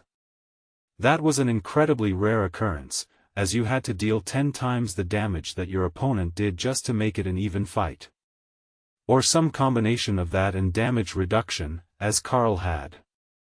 Champion Karl, do you have a moment to chat? I believe that we might have a proposal that you would be interested in. A mythic-ranked mage asked, pushing through the crowd. Karl's first thought was that he was a beastkin of some sort, due to his size. But like Professor Tank, he seemed to be simply a mountain of a man. You know that mage specializes in casting fist. Kara giggled. He certainly looked like the sort, the way that he was glaring at others. Mages lack physical skills, so he built his own. Thor noted, pleased with the man's ingenuity. He had compensated for his weakness. What sort of offer? Karl asked curiously. My group controls both a mythic and a totem-ranked dungeon. We would like to discuss a guild alliance for our people to work together. Karl smiled and nodded. I believe that could work well for us. As a guild primarily of crafters, we are always short on raw materials, and we are lower in number than most adventuring guilds. The massive mage smiled, and a few other guild leaders pushed forward to join him. These are the leaders of our other allied guilds. Might we ask, who is the guild leader of the Darklight host? The mage asked. Karl chuckled. Supreme Lady Matilda is our ranking member. But I am the head of the Drod branch of the guild, as she doesn't often concern herself with other regions outside her own territory. The others all made protective gestures in front of themselves, and Karl shrugged. It's fine to deal exclusively with the Drod branch. I understand that our guild leader has a bit of a reputation, he suggested. The guild leaders conferred for a moment, then one by one reached out to shake his hand. We will let the others say their piece first, and then we can talk business. With that, the assembled spectators who hadn't returned to the auction cleared out, leaving only Karl and 5 mythic rank guild leaders. Why do I get the feeling that Drod is a bit underleveled? Karl joked. The big mage waved his hand dismissively. The Xylaz region of Sholaha is one of the highest power regions on the Dragon Isles because there are nearly 24 totem and mythic ranked dungeons all in one area. Most of the Dragon Isles are similar to the rest of the island, with myths leading larger cities, though some have far more totems than can be called reasonable. Dragons are like that. Karl led them back to the sitting room where they had worked out the deal for the defeat, and took a seat on the same sofa again. Only 2 of the 5 guild leaders chose to sit on the provided seats, the others took their own from inventory instead. Alright, let's get started. What sort of crafters do you have, and what do they specialize in? We know that you're supposed to be a totem-ranked runelord. But you said your whole guild branch focuses on crafting. Karl nodded. We have an Overlord-ranked runic alchemist, an Overlord-ranked demonic grandmaster smith, a master leatherworker and tailor, and assistants to them all. Mostly at the commander and royal rank. A guild master with tattoos all down his arm smiled. So, you have the ability to provide a steady flow of commander rank healing and cleansing potions. Karl nodded. We sell them as regular stock at the store in Drod. The man looked startled. Really? Nobody keeps healing potions as regular stock. Getting enough ingredients is a nightmare, so most of us just keep a few as backups in case we get out of range of the healers. Karl tried not to laugh at the expression on the lone druid's face at that comment. Apparently, the myths weren't any better at staying in range of the healer than the overlords in Bara were. Possibly worse because they had more confidence in their powers, as they were among the peak powerhouses of the continent. So, that's what you want out of the alliance. A steady supply of weapons, armor, and potions for your juniors. Karl asked. Partially. We would also like to send some juniors as apprentices. Too many of the arts were lost, or kept insular. You are the first runemaster that we have heard about outside the dwarves in centuries. Then, you have a runic alchemist, and that art was lost so long ago that I've never even heard of it, the big mage explained. Ah, so training and supply. That's a reasonable thing to want. One of the others cleared his throat. Don't forget about the higher rank items. What drops out of the totem-ranked dungeons is mostly crafting materials. It's a Fey dungeon, and all the rewards are plant-based. So, those of us who don't use bows and staves are still a bit starved for weaponry. One of the warriors laughed. The mythic-ranked dungeon that our group controls drops 1 rare or epic-grade mythic rank item every 4 runs on average. The rest is all considered trash loot, not better than a rare-grade totem-ranked item. Sure, it's great for filling out the juniors, but it would actually be better to have higher-grade items at a lower rank for the diversity of buffs they would give. I don't know why the mythic dungeon is so cheap with its loot, but it's a cruel one. The druid nodded in agreement. It rewards based on some sort of internal calculation, and not directly from the killed mobs. Karl sighed. I've seen ones like that before. They're a bit of a pain, especially when you realize there is a loot cap that doesn't care if you carried the group, fought evenly in a small group or brought a whole 10-person team. I take it you've been to Bara, then, the druid asked. Karl nodded. I made a deal with the dwarves, and they gave me tax-free entrance. I really should go back again soon and clear it a few more times. Or at least send guild members. It's the primary source of crafting materials for the guild right now. The druid smiled as he recalled that the item he had put up at the auction was made of elven steel, the primary export of the Bara dungeon. The fact that Karl had turned that into something that would touch off a guild war with a mythic raiding team was impressive enough that he wouldn't have any reservations about taking them as a full partner in the guild alliance. Normally, guilds would have to fight and prove that they were worthy of being full members, as that came with implied protection if one of the guilds was threatened, or someone tried to take their resources. But the Darklight host appeared to be powerful enough that they could stand as a life skills guild equal to the top rating guilds. Can you provide a few samples of items that your guild can produce that aren't on the market? The druid asked, making sure that they hadn't overestimated based on Karl's combat ability. Karl smiled and began to take out random items. A totem-ranked blade he made the other day, with flaming body on it. A set of decorative armor that Ray had made for Ophelia, but hadn't found time to give her yet. A few Overlord-ranked, full recovery, potions from Remy that would heal, refresh stamina and regenerate mana for the imbiber. A prototype advancement potion, now with a slower release rate and much lower potency, so it could be used as a supplement to aid growth, and not just to break bottlenecks. And finally, Karl took out an arcane element stone and carved the recall spell on it. Anyone could use the spell to return to their guild house, even without setting a location or having a marked stone with them. So, it was useful all the time, and to anyone. Plus, the spell was rare and powerful, but easy to write. The guild master stared at him as he worked, then at the stone when he finished.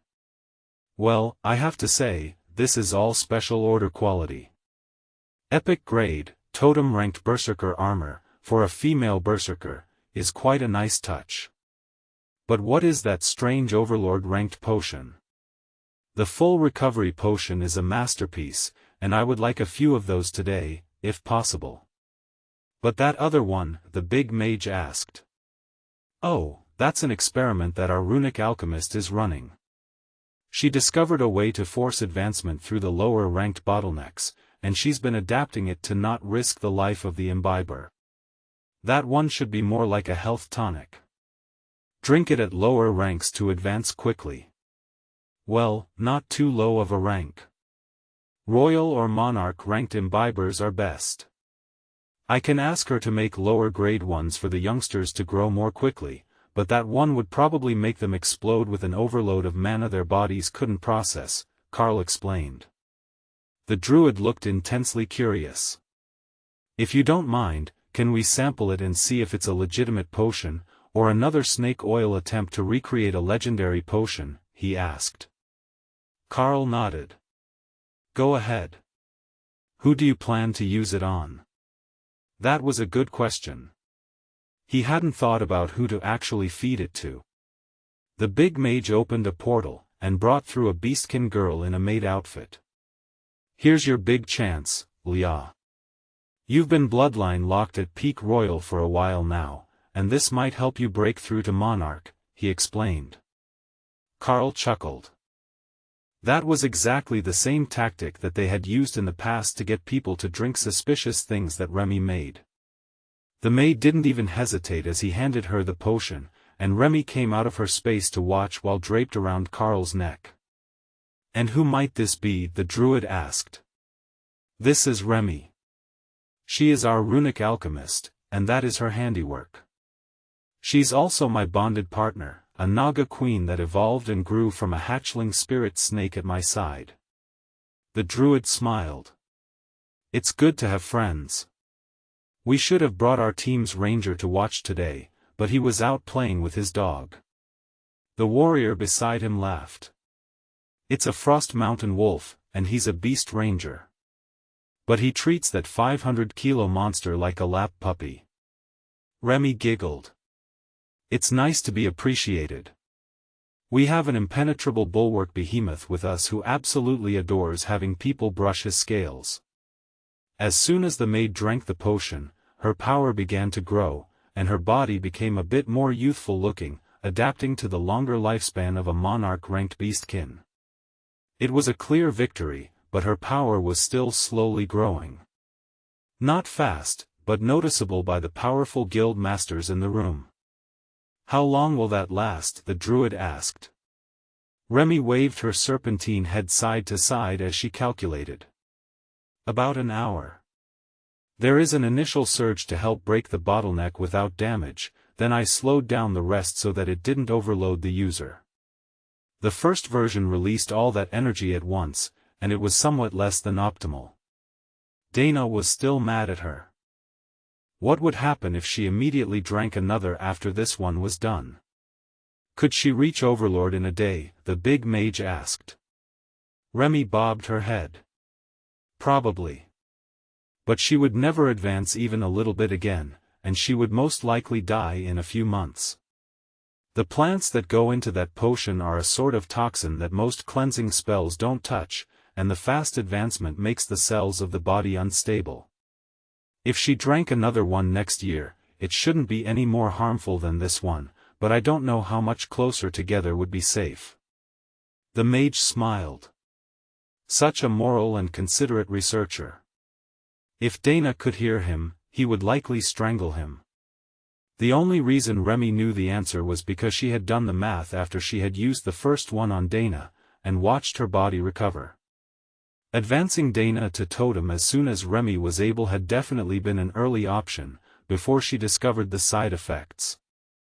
The big mage ran his fingers through his hair. That potion changed things. It could bypass bloodline limitations and move people a rank over their limits. For those like him, who had dragon blood, it wasn't much of an issue. But for the beastkin, the elves, the fey species, and those with monster blood, it was practically a divine gift. They had never even dared to hope that they could make it past their bloodline limits. The elves and fey could theoretically reach immortality. But something about their compatibility with the system left them stuck at random spots. Nobody understood why, but the older dragon said it was just part of the system awakening, and if they waited a few hundred more years, the problem would go away. However, if you were stuck at commander or royal rank in a city full of overlords and totems, those would be 200 really lousy years. Like Drod, Xylaz and most of the other major cities of the Dragon Isles set social status by power level. In Xylaz, the standard was royal, not ascended, to be considered worthy of basic dignity in the workplace as an adult. Like the beastkin maid who had just made it to monarch rank. The guild masters silently conferred about the terms of the deal that they wanted to offer. Clearly Karl and his team could offer far more than expected, not just a steady supply of gear and basic potions, which would have already been enough to make them an invaluable asset to a large alliance. You know, this sort of thing really does make it difficult to work out equitable terms, the druid muttered. Karl laughed. You have no idea. Keeping the Darklight Host Guild members happy is a never-ending battle. Half the time we just go for keeping the Green Dragon Cleric happy, which entertains everyone else.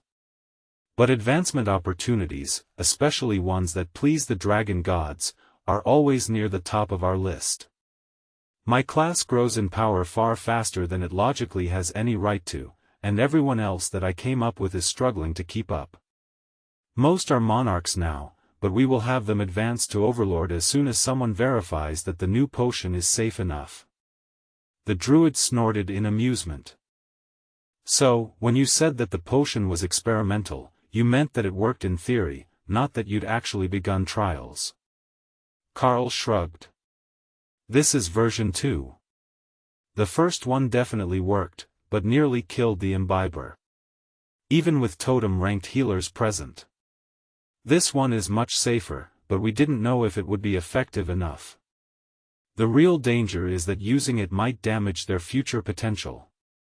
Getting them to Overlord now, so they're only one rank behind me, is a good start. But if it hinders their ability to make it to the totem rank, what are they supposed to do when I reach Mythic? I have already confirmed that my progression should be smooth and without a bottleneck. So, if I don't do something, I will end up leaving them behind. The druid smiled softly as the others argued about the terms of the deal. That is somewhat inevitable, I fear.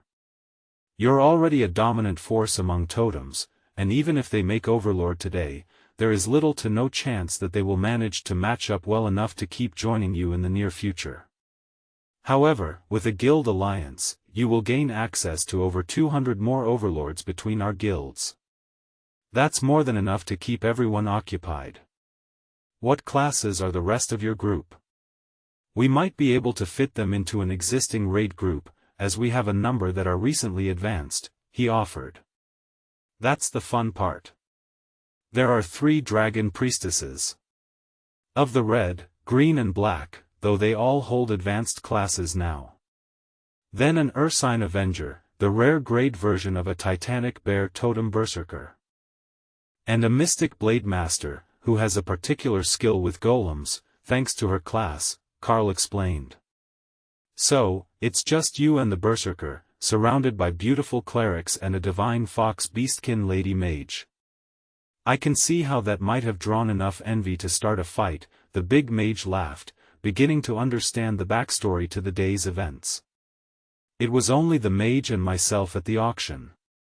The others are resting and waiting for me to finish my journey to the Naga temple so that we can let the Naga queen here visit the shaman god shrine. If he had known that we were blessed with so many enviable members, he might have demanded more. Also, the Berserker is a female werbear. Well, possibly a human with the transformation ability from her class, but I rarely see her outside werbear form, Karl explained. The druid whistled in appreciation, and Remy giggled. Why is everyone so obsessed with the werbear?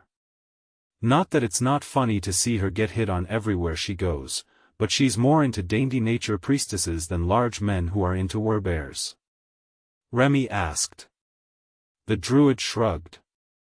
I don't know. I was more impressed that Karl managed to land a group like that. The obsession with big-muscled women isn't for me. Oh, I've got a picture.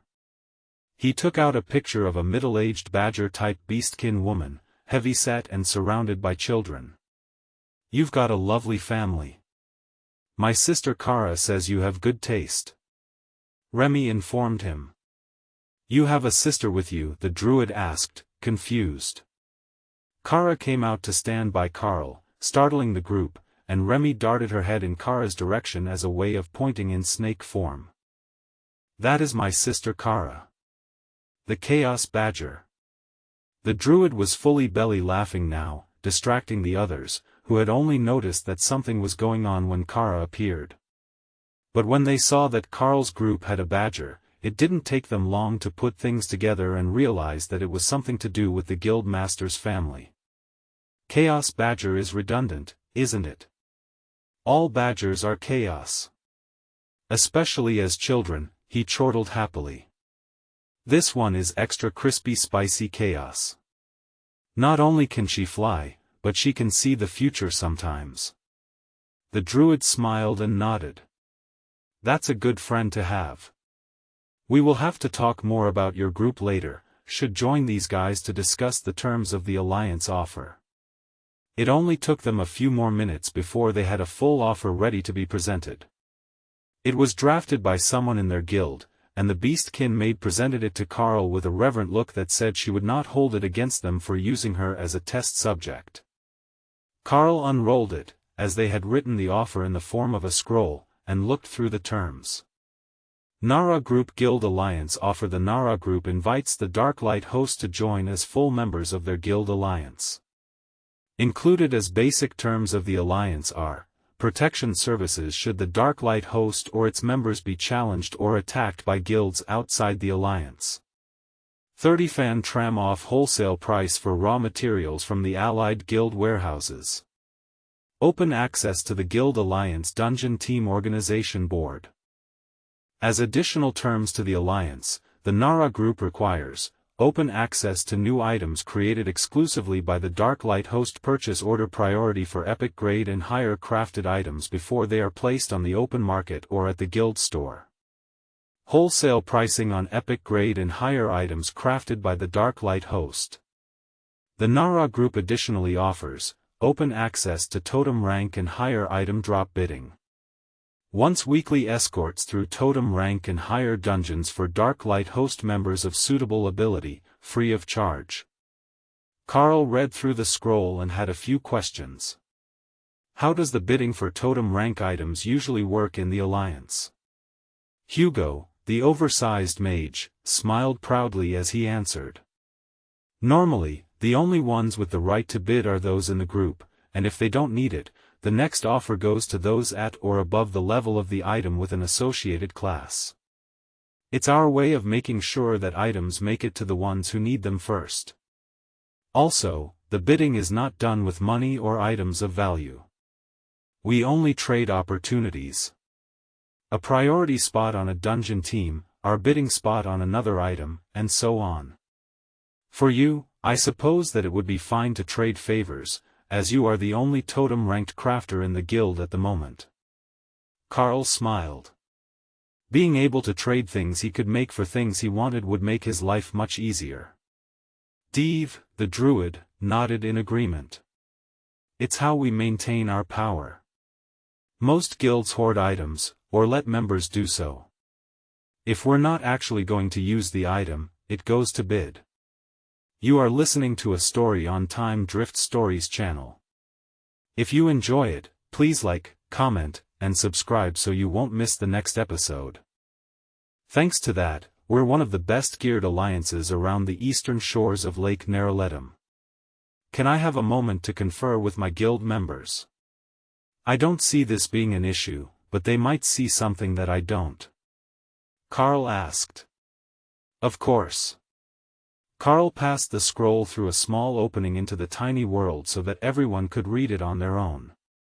Your control of transport magic is impressive. What is your portal range? Hugo asked. Karl shrugged. Intercontinental, if I keep the portal small.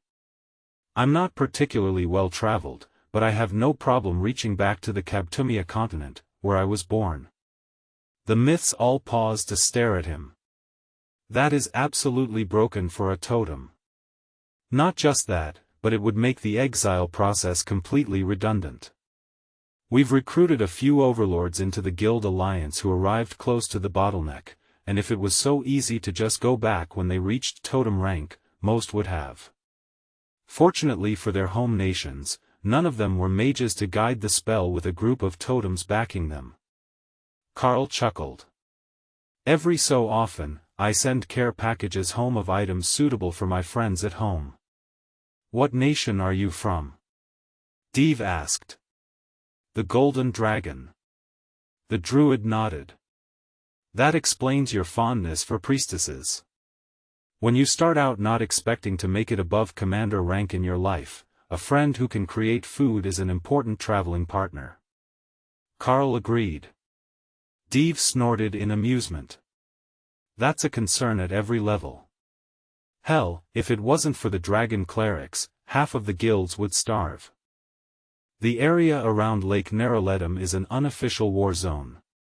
There are constant monster spawns, over a dozen high-ranked dungeons just within walking distance of the city, and the highest concentration of psychopaths and narcissistic losers on the continent.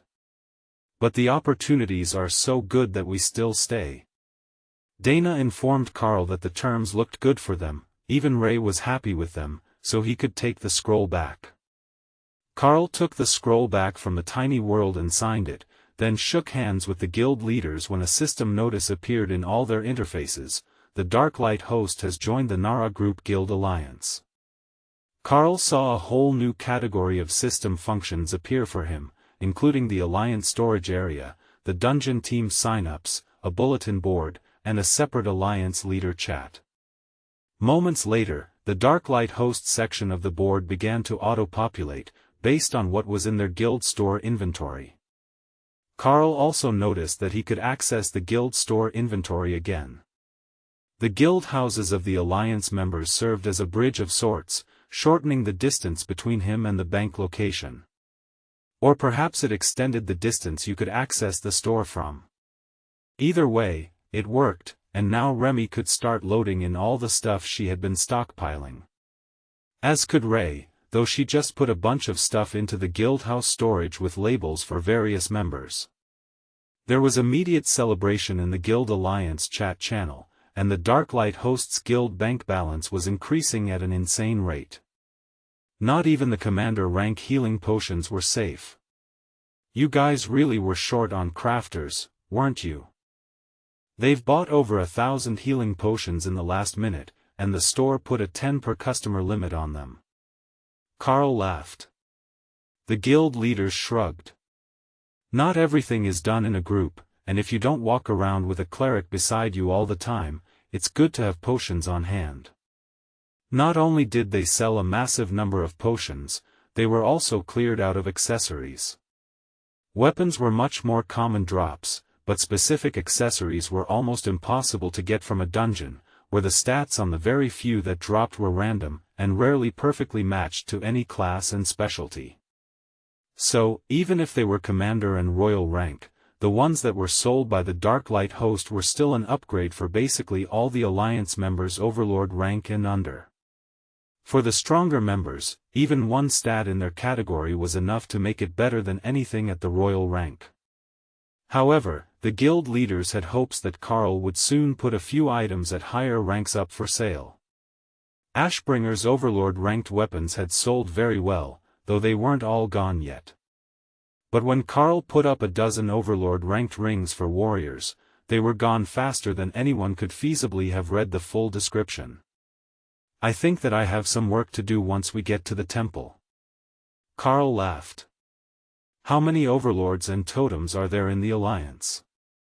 Remy asked, planning her potion production. There are a combined 64 totems and nearly 200 overlords between the 5 guilds. We're all membership capped at 199 regular members each. So, nearly 1,000 members in total. One of the other guild leaders snapped his fingers and pointed at Remy. Brilliant. I just realized that your branch house only has like 20 people. With a totem-ranked leader, you should be able to have 100. So, we could transfer all the hopeful crafters in the Alliance to the Darklight host as members.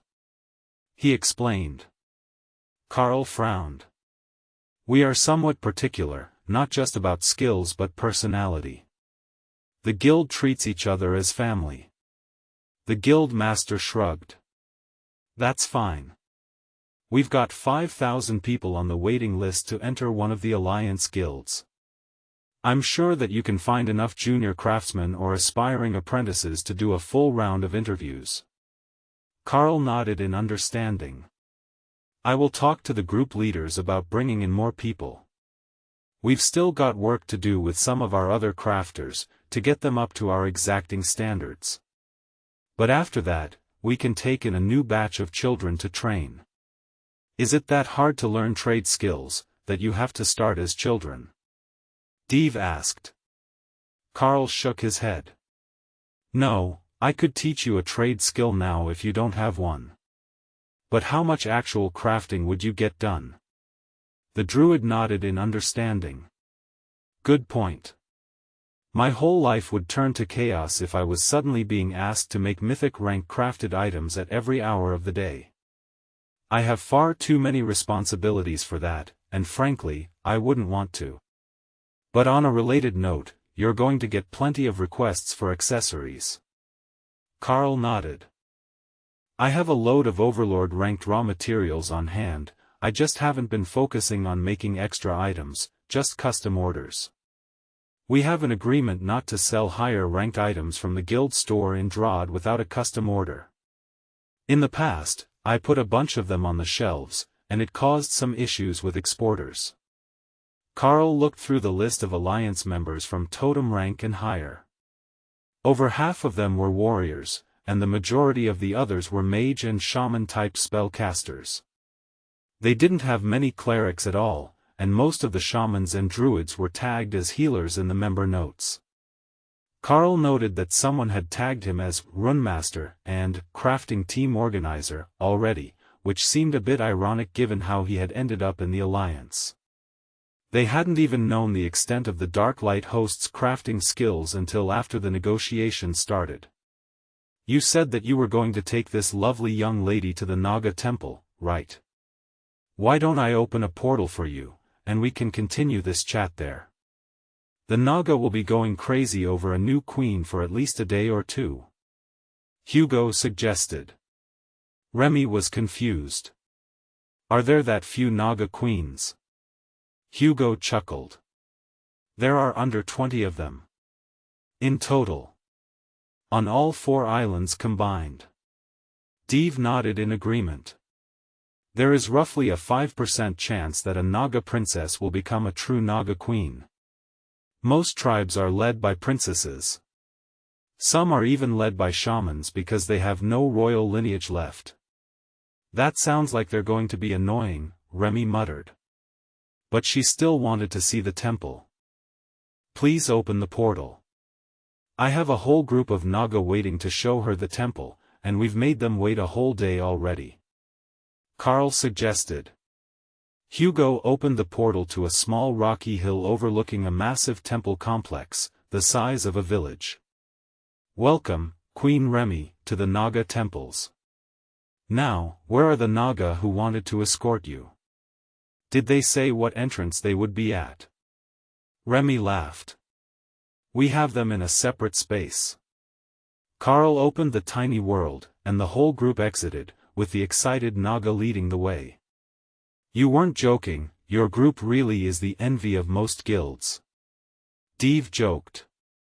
Isn't that a behemoth? One of the other leaders, a warrior named Raj, asked. Thor nodded. I sink in the swamp if I don't transform. It's a really useful skill. The guild leaders didn't miss that he lifted Tessa by the waist to lift her over swampy puddles, but they refrained from joking about the behemoth's obvious crush on the priestess. She clearly didn't object. The Naga search party leader eagerly shook Karl's hand with both of his own. Thank you so much for bringing us right to the temple. I will arrange somewhere for you to rest while we give Queen Remy the tour. Some areas are off limits to all but the Naga, and those are the ones where it is most important that the Queen visits, he insisted. Alright, I have no problem with that. Remy, have fun. We will see you tonight. Remy nodded, then transformed back and realized that she was still draped over Karl. But she had transformed too early. It was muddy out here, and who knew what was in that mud? Oh well, eternal lightning would keep it off her scales. The procession attracted huge amounts of attention from the temple guards as they approached with multiple totems and 5 mythic guild leaders in their number. That was not the normal process, as each should be welcomed individually if they were going to visit the temple. But when they noticed that there was a Naga queen leading the procession with one of their own at her side, the temple guard nearly forgot that they had duties other than as greeters. They all prostrated as she approached, and Karl felt Remy's happiness at the chance to have random people worship her just for showing up. Don't get used to it, Karl reminded her. Just for a little bit. I mean, how often do I get to meet so many new Naga? Once Remy passed, the temple guard turned to the rest of the group and bowed politely, though not nearly as low. Welcome, honored guests. What brings you here today? The guard captain asked. We are the guild members and escorts accompanying Queen Remy. If you could find us a place to wait while she finishes her visit to the temple, it would be appreciated. Karl explained. The guard looked briefly confused, but nodded. Of course. We will arrange that now. Karl informed Remy, these Naga are acting particularly sketchy. If anything seems off, return straight to your space, don't wait to find out how bad things can get. Yeah, now that we're away from the group, all the worship is getting super creepy. People keep trying to touch me. Karl tried not to laugh at the mental image of bowing Naga reaching out to touch her scales as she slithered by. The temple guard led them all to an empty dormitory full of small rooms around a large common area, similar to the ones at the seminary academy, or the capital cathedral. Rooms intended for simply sleeping, while everything else was done elsewhere. But it had comfortable seating in the main room, and a pair of Naga in servants' uniforms waiting in the kitchen. Hugo settled onto a recliner that groaned under his massive bulk, and turned his attention to Karl. Now, I don't suppose that you could make a few custom items while we wait. Karl shrugged. I don't see why not. I have the materials. What did you need? The mage smiled. I don't suppose that you can buff spell power directly with your skill, can you? Dana snorted in amusement. The man had set his expectations far too low. I think that I can come up with something suitable for a mage. I've got an elven steel bracelet here that will do the job. Karl mentally worked out the best way to put spell damage, skill activation speed, and mana cost reduction on the item, then quickly carved them and empowered the runes. The guild leaders watched with rapt attention as the runes flashed through the colors, then settled on inky black at Totem Rank. It wasn't epic grade, just rare due to the limited runes on it. But the combination was perfect for a mage. How is that? Better than what you have? Or should I try with something a bit more precious? Karl asked. It wasn't like they could possibly know that the outcome was based entirely on his efforts, not the actual materials. Hugo turned the item over in his hands reverently as the others examined its system information. That is beautiful. Exactly what I was hoping for and more. Even though it's totem ranked and rare grade, it's still worlds better than the one that I have been using. Hugo agreed. Then he took out a number of mythic ranked gems and metal bars. Suitable payment? He asked. Perfect choice. Karl agreed. Dave cleared his throat, but Raj stepped in front of him with a challenging look. Karl laughed. Don't worry, I have more bracelets to work with, I can make one for everyone easily enough. Just tell me what you want. Strength, speed, skill power. Raj insisted. What Hugo got looks good. Dave replied, still giving the item envious looks. The other pair of warriors gestured at Raj. What he said. Warriors are simple creatures, and we're all the main tanks for our guild raid teams. So, Karl got to work, first making a duplicate bracelet for Dave, and then starting on the warrior class specials. There was limited room for runes, and he couldn't go overkill with elven steel, as it was an Overlord-ranked material, and he was already overloading it a little making totem-ranked rare items. They had more material at the totem rank, but there hadn't been any reason for anyone to use it with Karl gone. So, there were no pre-made items available. Draconic strength, improved agility, skill damage and damage reduction all complemented each other with a bit of dwarven poetry on Karl's part. Each of them might not be as high as only adding 2 or 3 buffs to the item, but as Karl added the mana, the bracelets were stable. The effort of making 3 at a time left Karl panting, and gave the others the impression that was his daily limit. But the success was undeniable, and the 3 warriors cheered as they looked at the identical items. Even the percentage bonuses and flat damage reduction of 350 points were the same on them all. That wasn't a lot of damage reduction, especially for mythic-ranked warriors, but it was not a primary bonus for the items. The greatest of the bonuses was the extra strength, followed by the skill damage, which best matched with draconic strength. Well, gentlemen. Is that what you needed? If not, I can try to make something different tomorrow. Karl offered. The three warriors shook their heads. No, this is perfect. It's got everything that we wanted, plus a bit of damage reduction.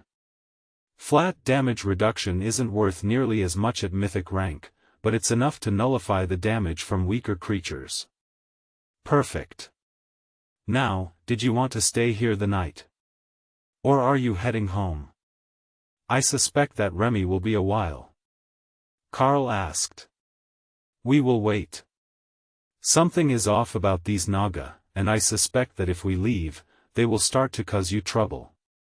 Our alliance agreement did say we'd help, so call this a preventative intervention. Hugo insisted. The pair of Naga servants looked vaguely nervous at his comment, but confused, as they hadn't actually been informed of why this group was at the temple. As the lowest ranked of Naga workers, they didn't even qualify to be told. After all, 100 more like them could easily be hatched if something happened.